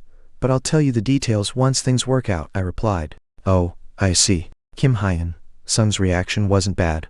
Since I was telling him that I was making a connection with her, I was sure that he welcomed the idea. Young-ha-yeon looked scared. She seemed to be thinking that I was going to abandon her, but of course, I wasn't going to do that. She was moving her lips, as if there was something she wanted to tell me. I wasn't sure if she was choking up or she thought that interrupting my conversation with Kim Hyun-sung was rude, but she didn't interrupt us. Park Deok-gu also remained silent. I had no choice but to lightly grab Young-ha-yeon's hands. I'm going to talk with her for a bit and come right back, I told her. Okay, she said. Normally, Young-ha-yeon's face would turn red, but I guess she was shocked in many ways after I saw her reaction.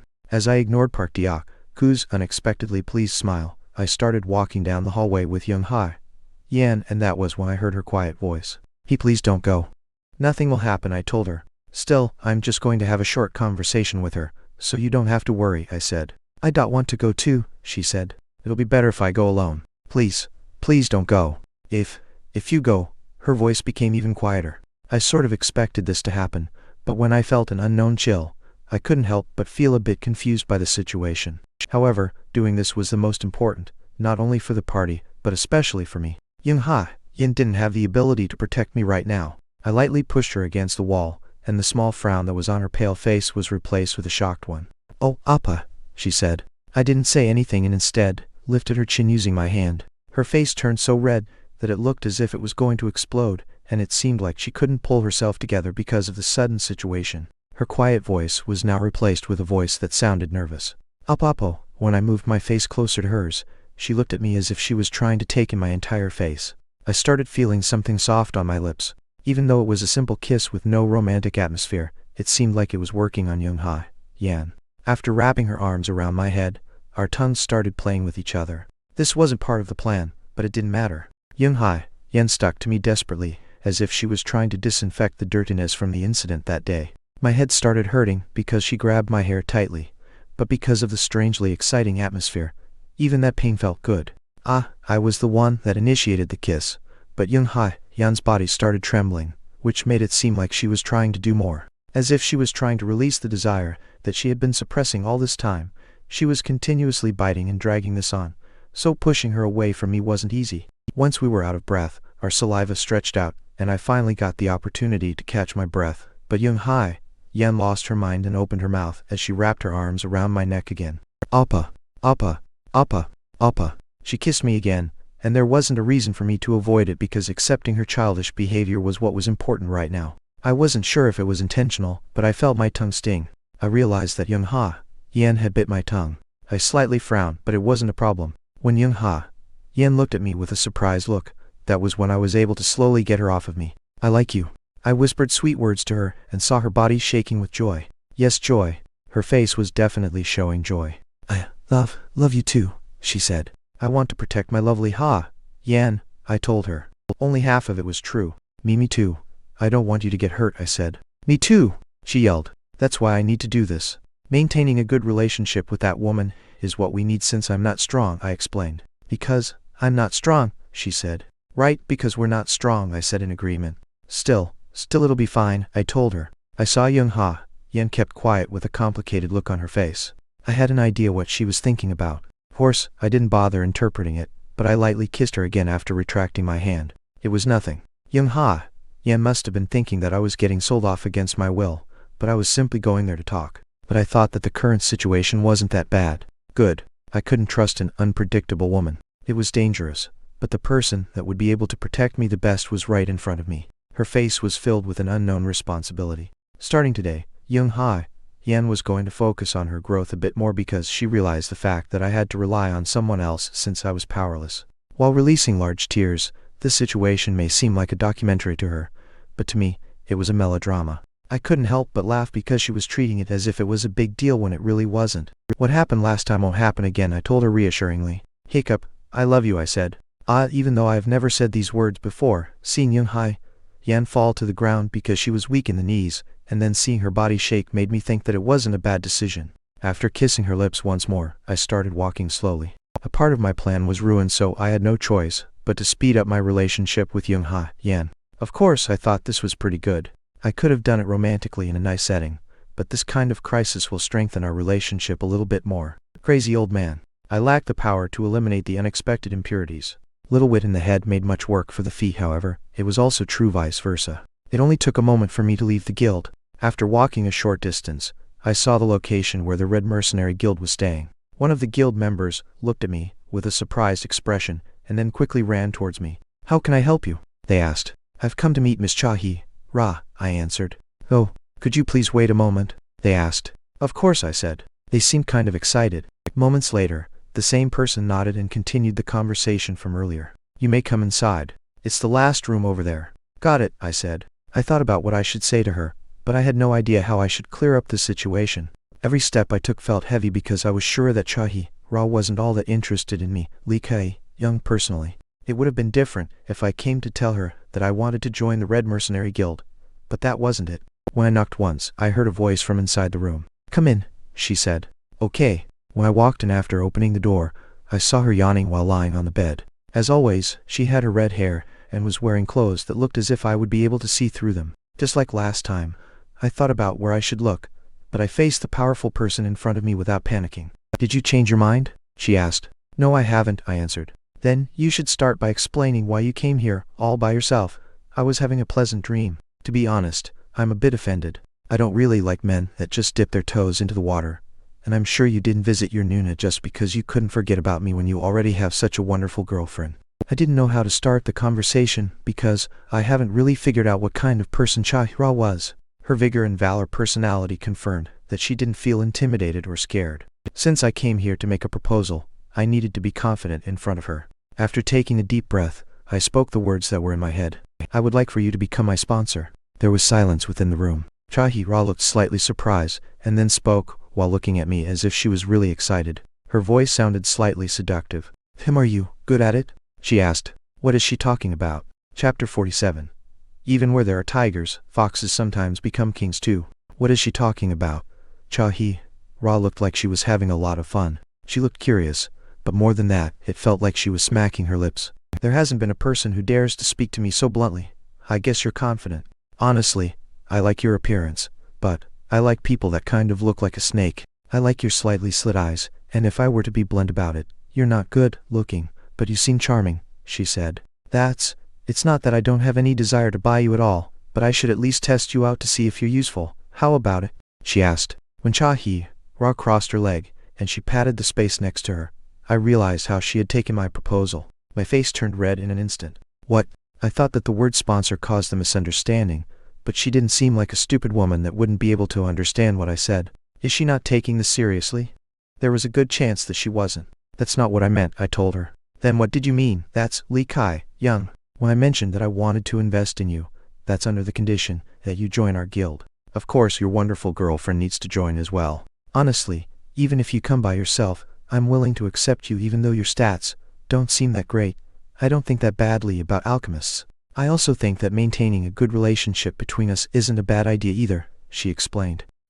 However, it doesn't make sense for you to continue receiving my support even after you transfer to a different guild because supporting you isn't my job. It's the job of the guild you're affiliated with. Investing in a nobody? All I'm saying is that it's more profitable for me to play with you a few times a month and give you money in return. Doing that is more profitable for us, understand?" Joara explained. Damn it, her facts hit me really hard. She was thinking that rather than investing in Li Kai Young's personal growth, it was more profitable to invest in the time we would spend in bed. Of course, the fact that she thought of me that way wasn't bad. I wasn't sure if she was acting or not, but she looked as if she wanted me right now. It felt like she simply discovered a fun toy rather than actually having feelings for me. Regardless of my pride, I didn't want to nitpick about whether it was profitable for me to act like a puppy that listened to her well. However, I can't do that.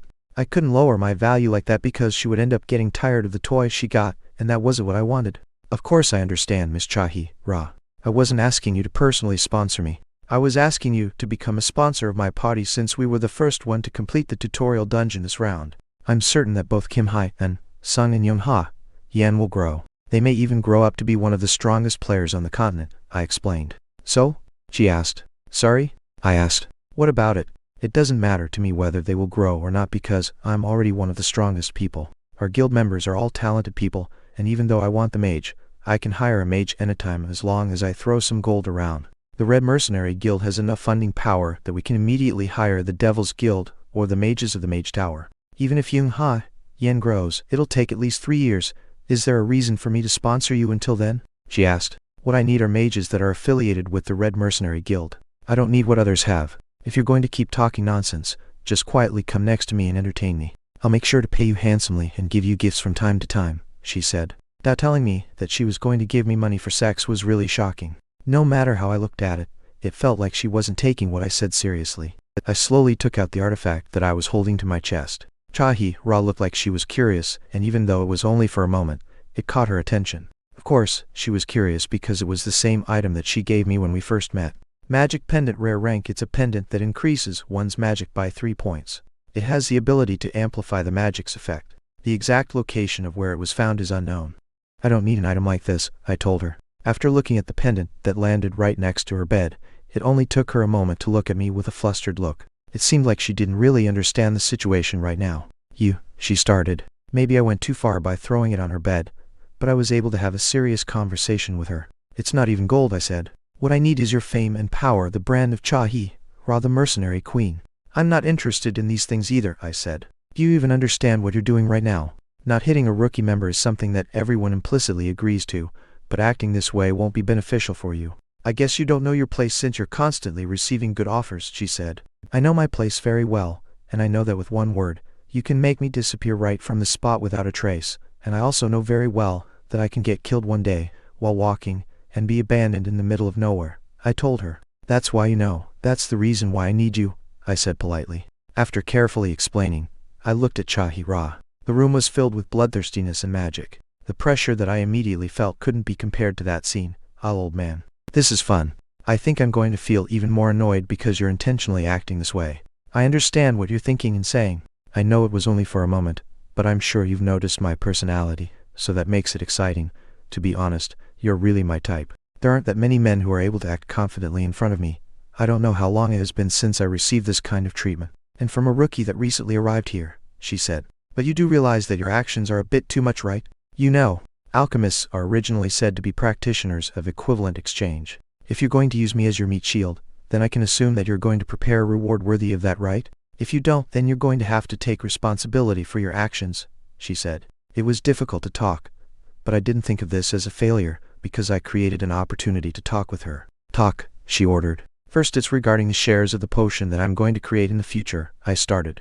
With my trembling hands, I took out the epic rank book from my pocket, and threw it on the ground. Her look of interest only lasted for a moment. It sounds like you're saying that you're going to become that amazing. I don't know where you managed to get this epic rank book, but if this all, then you're going to become a bit exhausted, she said. 1%. That's how much I'll give you, I said. That's it. You're going to be sitting on a pile of money, I told her.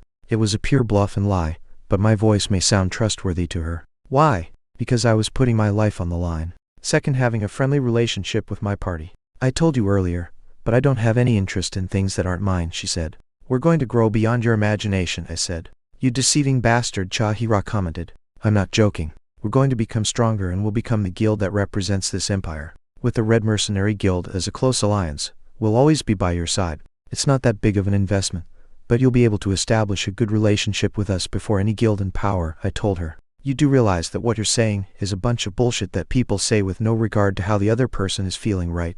Even if there's no cost in the investment, there's no guarantee that you'll succeed in making the potions, or that your party is going to grow, she explained. Third, I'll give you the mage that you need. Bullshit, she said. Out of the people that came out after completing this tutorial, within 3 years, no 2 years, I'll select people who can efficiently use magic. I'll create a chart and give you the list of names, I explained. I saw her staying quiet with her mouth closed. If the Red Mercenary Guild's project had just started, then I was sure that my proposal was exceptionally tempting to her. It's exciting, but is it possible? She asked. My first reason as to why I'm confident is because I'm going to have an executive position within the Blue Guild, who has the first negotiation rights. And my second reason is, it's a secret, I said. You said that alchemists are originally said to be practitioners of equivalent exchange, I told her. The fact that I was able to find those with talent was a secret, and although her protection was important, it would put me at a disadvantage if I revealed everything. Ra remained quiet. I was certain that she was thinking that my secret and her protection wasn't an equivalent exchange. I was hoping that she would release a hearty laugh like the characters that appeared in cartoons, so that I can wrap this up. However, I didn't think that it was going to happen. I noticed her in deep thoughts with a very serious expression, so I guessed that she was calculating the profit and loss. Damn it. Ra may be trying to guess what my secret was.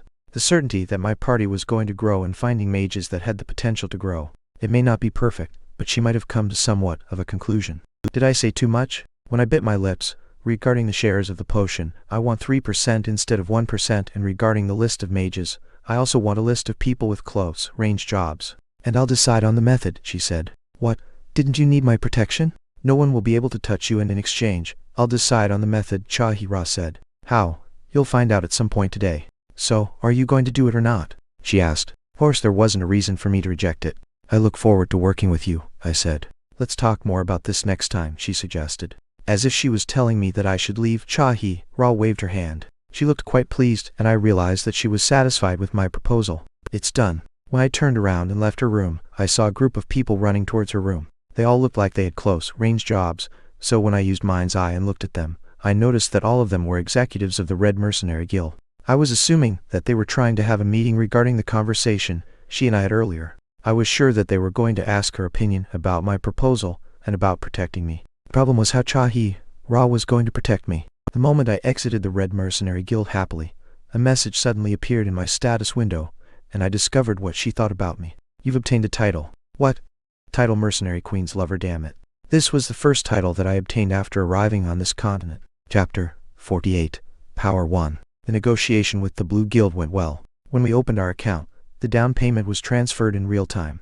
Although we haven't received our epic ranked items yet, we were given positions that we didn't deserve. We were provided exactly what was promised. Honestly, I did debate whether I should join the Blue Guild up until the last moment, but the more I knew about them, the more I thought that they weren't such a bad guild. For the Red Mercenary Guild, the Guild Master had the authority, but for the Blue Guild, their organizational system was divided more than I expected. There was the Guild Master, Sub-Guild Master, 6 teams under them, and a few administrative positions. To make it simple, the Blue Guild was made up of 6 parties.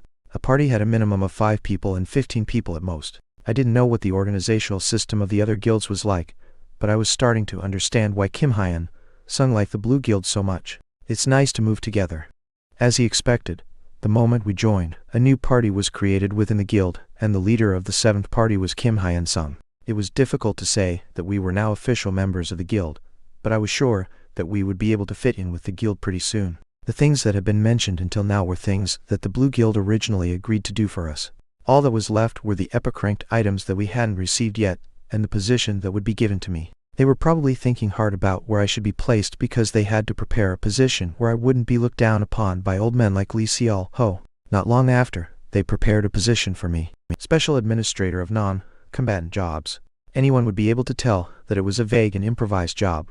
I originally had a party, so for someone like me to have an administrative job was rare, but Lee sang. He was being considerate by providing me with a foundation where I could grow with Kim Hyun Sung's party. Nice. Anyways, because of me, the Blue Guild took on one more administrative position, and no one knew what kind of job was assigned to me. I was sure that they wanted to ask me for help with the administrative work, but it was difficult for them to give me a task right now. Despite that, the fact that they gave me a position in such a hurry meant that there was something that they wanted from me. That was because Mr. Kai Young, a gift arrived for you outside, Kim Hyun Sung said. Oh, thank you, Mr. Hyun Sung. I was the Mercenary Queen's lover. Damn, when Joara said that she was going to do things her way, I was worried. But I didn't expect that she would do something like this. I thought that maybe she wanted to do an act of small revenge on me for my arrogant attitude, but considering the fact that she handwrote a letter for me every day and sent valuable gifts, I guess she thought that doing a proper investment would be better. Of course, I got what I wanted, and there wasn't anyone within the Binagoa Holy Empire that would be crazy enough to mess with the Mercenary Queen's lover. Still, this isn't right. Her method was a bit different from the method that I had in mind. Unlike me, who was upset, the Blue Guild became successful. Currently, the Red Mercenary Guild was the strongest guild within the Holy Empire, but the Blue Guild was rapidly rising up the ranks. Of course, I was in the center of all of this, so it felt like my position within the guild had gone up accordingly. However, the fact that some people were looking at me negatively couldn't be helped. Joara, the Mercenary Queen of the Red Mercenary Guild, has fallen deeply in love with the rookie that just came out of the tutorial. That rookie has an executive position within the Blue Guild, and is constantly being courted by the Mercenary Queen. This was the rumor that caused it, but there were other rumors about me, like how I was a bastard that still did shady things despite having a hidden lover, or that I was extremely skilled in bed, or that I had already been familiar with Joara back on Earth. Of course, the Red Mercenary Guild was the one that started these rumors. The rumors had already spread within the limited space in front of the tutorial dungeon, so I was sure that it would eventually spread to the Holy Empire. Damn it. While looking at the gifts that had piled up, Kim Hyun Sung carefully spoke to me. I was sure that he felt confused and shocked by it because his opinion about Joara was different from what he was seeing at the moment. Can you tell me what kind of conversation you had with her? It wasn't anything important, but I asked her to be our sponsor. I'm not sure why she's doing this, but I'm sure it's just a bad joke, I answered.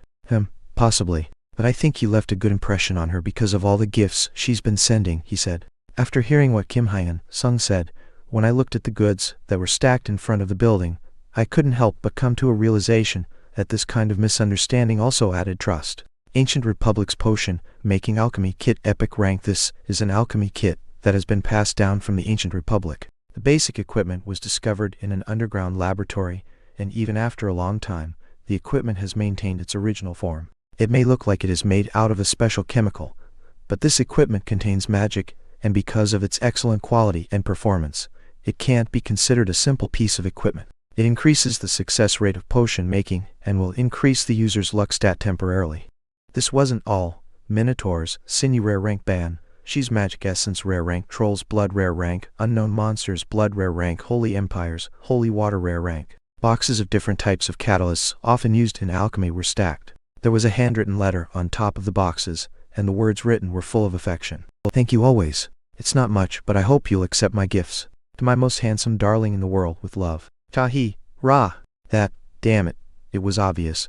But of course, I liked it since she was handing out free gifts and expensive items. And honestly, I didn't care how other people looked at me. The only problem was Yan. When this present first arrived, and the rumors started spreading, I couldn't describe her expression with words. I was worried that she was going to use magic on the gifts that the mercenary queen gave me. But seeing how she was crying and trying not to look at the gifts, she was obviously stressed with the fact that there wasn't anything she could do for me. Yan knew better than anyone that in her current state, she couldn't provide me with these kinds of gifts. Of course, I kept telling her that I didn't have that kind of relationship with Ra and tried to convince her that she was the only person I loved. But Yan spent a lot of time quietly thinking to herself. Yan focused on her magic training like crazy, making it look like she was overworking herself. Besides the short time that we spent together, I didn't think that she slept much, and of course, this included the times where we showed our affection physically. If we didn't spend time together like this, I was sure that Yan wouldn't be able to handle it. Those times were when we reconfirmed our feelings for each other, but it was also the times when she disinfected me from the dirty things. Where's Yan? I asked. Miss Yan is probably at the lake in the back. I think she's been training herself in water magic recently. I'm sure you'll find her if you go there. Mr. Gu has been. Kim and Sung answered. Gu? I asked. I think Mr. Gu has been building a boat on the lake since this morning, he said. A boat? Yes. I think the way Miss Yan was staring at the lake gave him the impression that she wanted to ride a boat. I thought that it will help with her training, so I left them alone, he replied. For some reason, I got chills on my back. Gu. I wasn't sure what he was planning right now, but I didn't have a good feeling about it. After gulping, I continued the conversation with Kim and Sung. More than that, is everything going well? Yes, of course. The meetings are a bit difficult to follow right now, but I think I know a bit more about the Blue Guild now. They said that tutorial dungeons have started opening up in other locations as well. It seems like the transfer market will open soon, but unfortunately, the guild doesn't have the luxury to invest in a conquest party. It'll probably be 1 or 2 people at most. I'm sure that there are people with a lot of potential within the survivors, so I think they're going to try to invest in those people, he explained. And it's because of us, I said. It was the perfect answer. You can say that, but if possible, I've been thinking about using the down payment for the members that'll be joining our party, he said. I don't think it's a bad idea, and I'm sure the guild itself will be kind of happy, I said. That's a relief. How are things on your side? He asked. I think the key members of the guild are thinking about collaborating with other parties to enter a dungeon, because helping us grow fast isn't that bad of an endeavor for the guild. It'll probably happen after this is done, but preparing in advance will be good, I explained. Which side? That hasn't been decided yet. Personally, I think finding an undiscovered dungeon will probably give us experience, but I think the guild is thinking about going out on a basic hunt, I answered. Oh, I see, Kim Sung said. Well, I have a meeting, so I'll head in first. What about you, Mr. Yum? He asked. Oh, I'll be heading out first. Okay, then I'll see you in a few, he said. It was a pretty helpful conversation. When I glanced over at Kim Sung, I saw him nod. If Kim Sung thought about our course of action from now on, and made plans based on that, then I could simply assist him with the external things.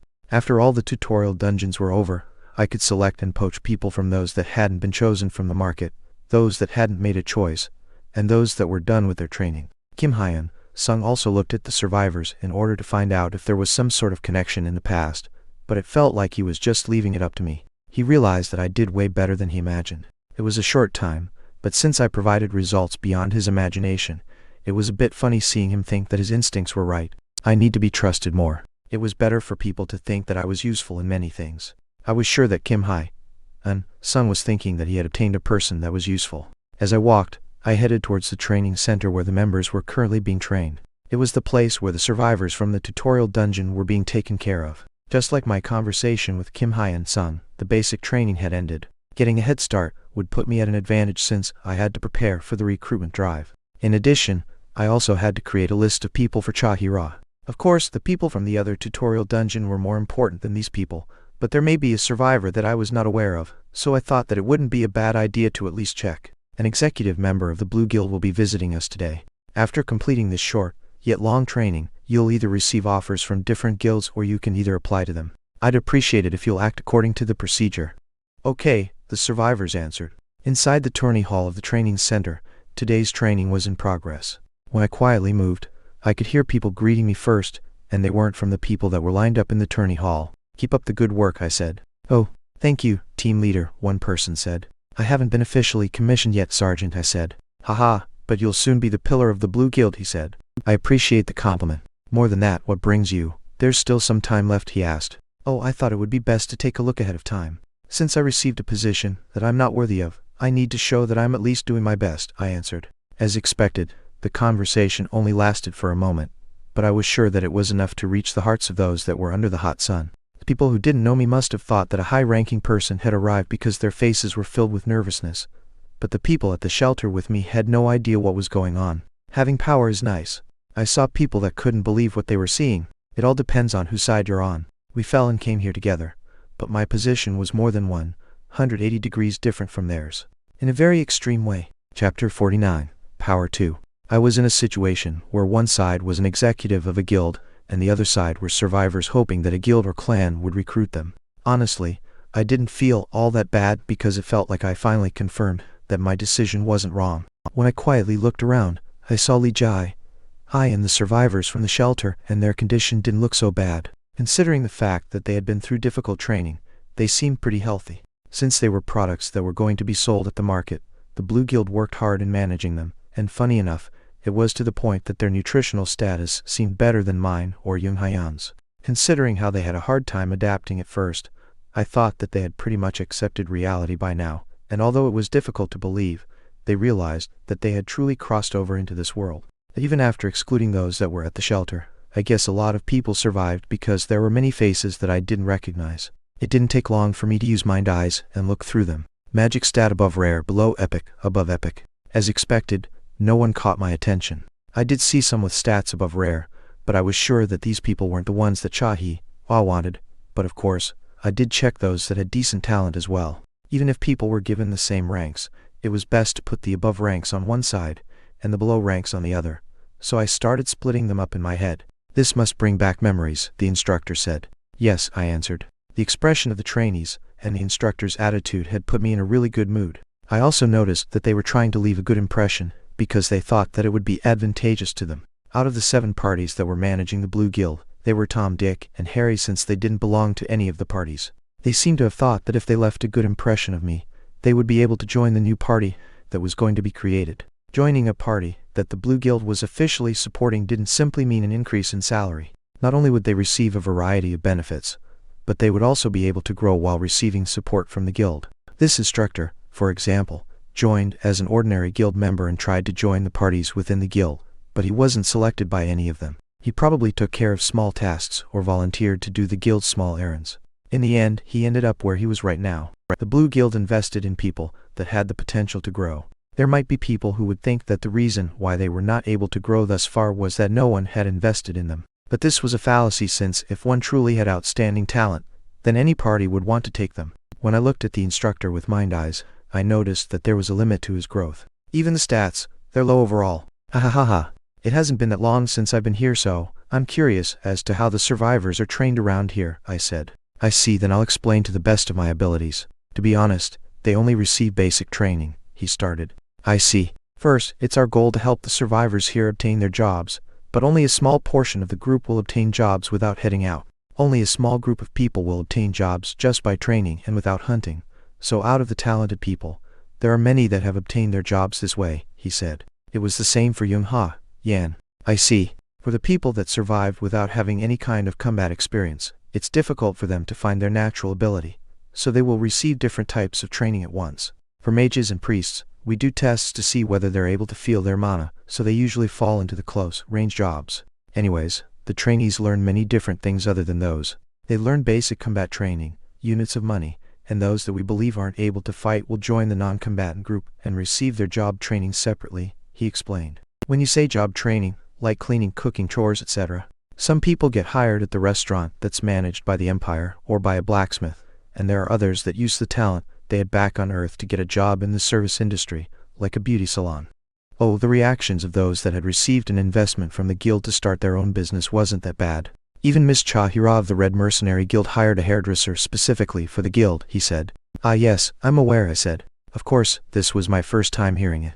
Joara seemed like she was taking care of her appearance, but it was more than I expected. Since she was a woman, it was only natural for her to do that, but for some reason, I couldn't imagine Joara receiving hair treatments. Then, for the people that join the non-combatant group, we usually respect their decisions, but it's something that's not recommended at the training center. The results aren't that good if they're driven out to the continent without any foundation. We do provide a small amount of gold, but it's not enough for them to settle down. The majority of people here want to be contacted by a guild or a clan, even though we're in danger no matter where we go, but in situations like this, humans prefer to be affiliated with a group, he said. Yes, and the majority of people want to join a mid-sized or a large guild, but guilds that are already doing well usually don't want to invest in rookies. They want rookies that aren't like rookies. For example, they want people like you, Mr. Li Kai, young. I had heard this from somewhere. A rookie that's not like a rookie or a rookie that has experience. What are the small clans like? I asked. I'm not sure what to tell you, but the small clans are in a more hopeless situation. People that aren't contacted by large or mid-sized guilds usually join a small clan, but the survival rate of those people isn't that high, he answered. That's interesting. Is there a reason why? I asked. The first reason is that compared to a large guild, they don't have resources to spare, so they overdo it by going on expeditions. It may be different for each guild, but like how there's a black corporation on Earth, there are a lot of clans here that are like that. Accidents caused by excessive subcontracts by large guilds are common, and there are a lot of clan masters that would either exploit their guild members or don't consider their safety because they want to bring in results. Most people die without basic insurance and only receive passion pay, the instructor explained. I understand what you're saying. Honestly, I didn't think that there was a need for me to listen anymore because I had an idea of how this continent was being managed. It seemed that the only thing that changed was the environment. It was difficult for me to point out exactly what it was, but it felt like I was looking at the perfect miniature version of modern society. Large guilds were the reason for everyone's envy, and the small clans overworked their guild members too much. There was probably a difference in pay. After the people with vested interests settled down here first, they succeeded in gifting a hellish environment for the rookies. The interesting thing was that the ratio of people joining the production or service job wasn't that low. I was sure that they had no choice though, but I thought that it was necessary to check in on the non-combatant members because there could be people that were idly selling bread because they hadn't realized their talent just yet. We also provide training about the general knowledge of the continent. Guilds, relationship with guilds, the relationship between the Holy Empire, the republics, and the Union of Kingdoms, as well as the history, he said. That's something that we haven't properly learned either, I said. For you, the guild itself will provide you with the training and also for the trainees. Even when the remaining survivors join a different guild or clan, each guild still provides their own training. You can consider that to be the start since each of the guilds have their own training period, and they will help the rookies grow based on their preference, he said. Oh, the Blue Guild is pretty free compared to others. The other guilds are kind of picky. I see, thank you for the information, I said. It was nothing. I'm really happy that I was able to help, the instructor said. I lightly patted his shoulder and it might make me seem a bit arrogant, but his mouth naturally opened. I'll be sure to pay you back for the information you provided today, I told him. Tying, there's no need. No thank you very much, I said, cutting him off. In cases like this, commoners who lived a rough life knew the best when it came to information like this. When I turned my attention away from the happy instructor, I looked around again and I saw Li Jai looking at me strangely. Should I bring her? Of course I didn't mean to bring her to the party because I was sure that I was going to be busy for the time being. I had to create a list of names for Joara and also recruit members for Kim Hai Unsung's party. I didn't have the time to receive training from the Blue Guild. I also had to help out with the overall administrative work. Not only that but dungeon expedition, potion making. I had to help with the dungeon conquest that Kim Hai Unsung was planning and create products to sell in the Holy Empire. I had so many tasks that even 10 copies of me wouldn't be enough, so I needed a team that could at least help me with my tasks. Since Li Jai was a pretty smart woman, I felt like I could trust her with simple tasks. Do you need something? The instructor asked. No, I'm fine, I answered. When I looked around again, I saw a familiar face entering the training center. Lee Sang, he, and Kim Hai and Sung. I didn't see that obnoxious old man Lee Seol-ho. Since he was on probation, I was sure that he was resting his old body. When I saw a few administrative team leaders, I lightly greeted them, and then saw them lightly bowing their heads. Our ranks were pretty much the same, so I expected that kind of reaction, but the instructor that I was talking to and the guild members that were on stand, I quickly greeted them as well. Lee Sang-hee, who was greeting each and every guild member, approached me and spoke. You came before me. Yes, I did, Miss Lee Sang-hee, I said. I told Mr. Hyun Sung this before, but if you need people I'll approve the recruitment. After I figure out whether the guild can provide assistance, I'll do my best to help, she said. Thank you. I saw Lee Sang. He smiling quietly. I'll do my best. I felt like my energy was being drained because I was surrounded by unusual people, but when I was with Lee Sang, I felt relieved. This probably wasn't something that I shouldn't be saying to a 33-year-old woman, but she was like my mother, because she gave off that comforting feeling. Thank you very much for always working hard, she said. No, I should be the one thanking you, I said. After the light greeting, they took a seat at a suitable location, causing the trainees to feel nervous. I was sure that they were thinking about whether they were going to get an offer or not because the people that were in front of them were the big shots of the Blue Guild. There wasn't any great pretentiousness, and even though I wasn't expecting them to salute a flag or something, the ceremony was extremely simple. After the Blue Guild sub-guild master got on the podium, she spoke. Thank you all for your hard work. I know you experienced hardship after being dragged here without knowing anything, but thank you for enduring it well even though it had only been a short time. If I could, I would like to train all of you for a little longer until you settle down on the continent, but due to various reasons, we're unable to do that and I would like to apologize for it. Soon, you'll be leaving this place and will be heading towards the Binagoa Holy Empire. After today's, some of you may get contacted by a guild or a clan and some of you may gather together and create a clan yourself. If not those, then some of you will settle down in the Holy Empire as a non-combatant. Everyone has different ways of living, but there's one thing I would like to say to you all. The atmosphere in the hall became strange. Please survive. It felt like it applied to me too. The Blue Guild has a guild house in the southern region of Lindell, a free city, and will always be waiting there for your applications. After lowering her head for a moment, she immediately started walking away, which caught me off guard. Not even when the Blue Guild wasn't planning on recruiting any of the survivors that were there, and I was sure that the other guilds had similar thoughts. They believed that it wasn't worth using the guild's money and manpower to help them grow. How cruel. This place was like everywhere else. People here were also intertwined through common interests. Chapter 50, Free City of Lindell 1. I didn't really think that I needed to save them. It was understandable for the Blue Guild to not take an interest in them, because considering the amount of money and time they had to spend in order to foster proper combat members, it was better to avoid the possible small group of elites that were among the survivors. If the Blue Guild hadn't recruited us, they might have taken advantage of this opportunity, but the guild had already spent a lot of money in order to recruit Kim Hyun Sung's party. Since another dungeon was going to open, the chances of these people getting recruited were low, and investing in them would be a stupid thing to do. They're not incompetent. Well then, when I saw the big shots of the guild turn around after bowing, the remaining people looked dumbfounded. Mr. H. Hi, and Sung. In the end, someone yelled out his name. Please take us with you. It was a slightly ridiculous request, and I knew exactly who it was. It was one of the survivors from the shelter, but I didn't really remember his name. He was one of the people that aggressively took the supplies that Kim Hai and Sung brought and talked badly about Young Ha Yan. Not only did he quietly look away when we asked him to go hunting with us, but when Young Jin Ho, who was now dead, first came to the shelter, he stuck next to him. He was beyond shameless.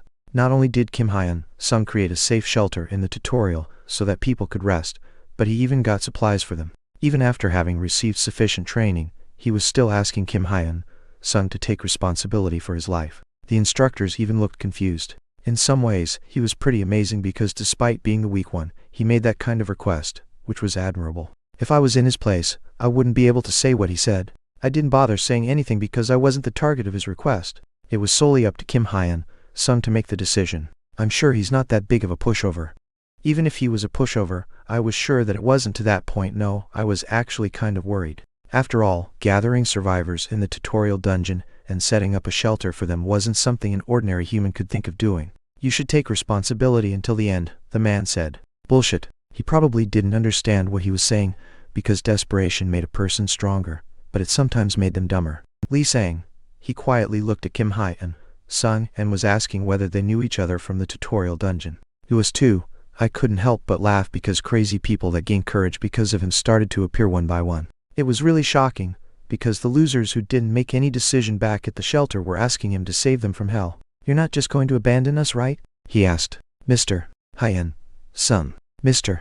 Hyen Sung, please take us." Kim Hyen Sung started walking towards them slowly. I was a bit worried, but seeing him bite his lips made me think that he was angry.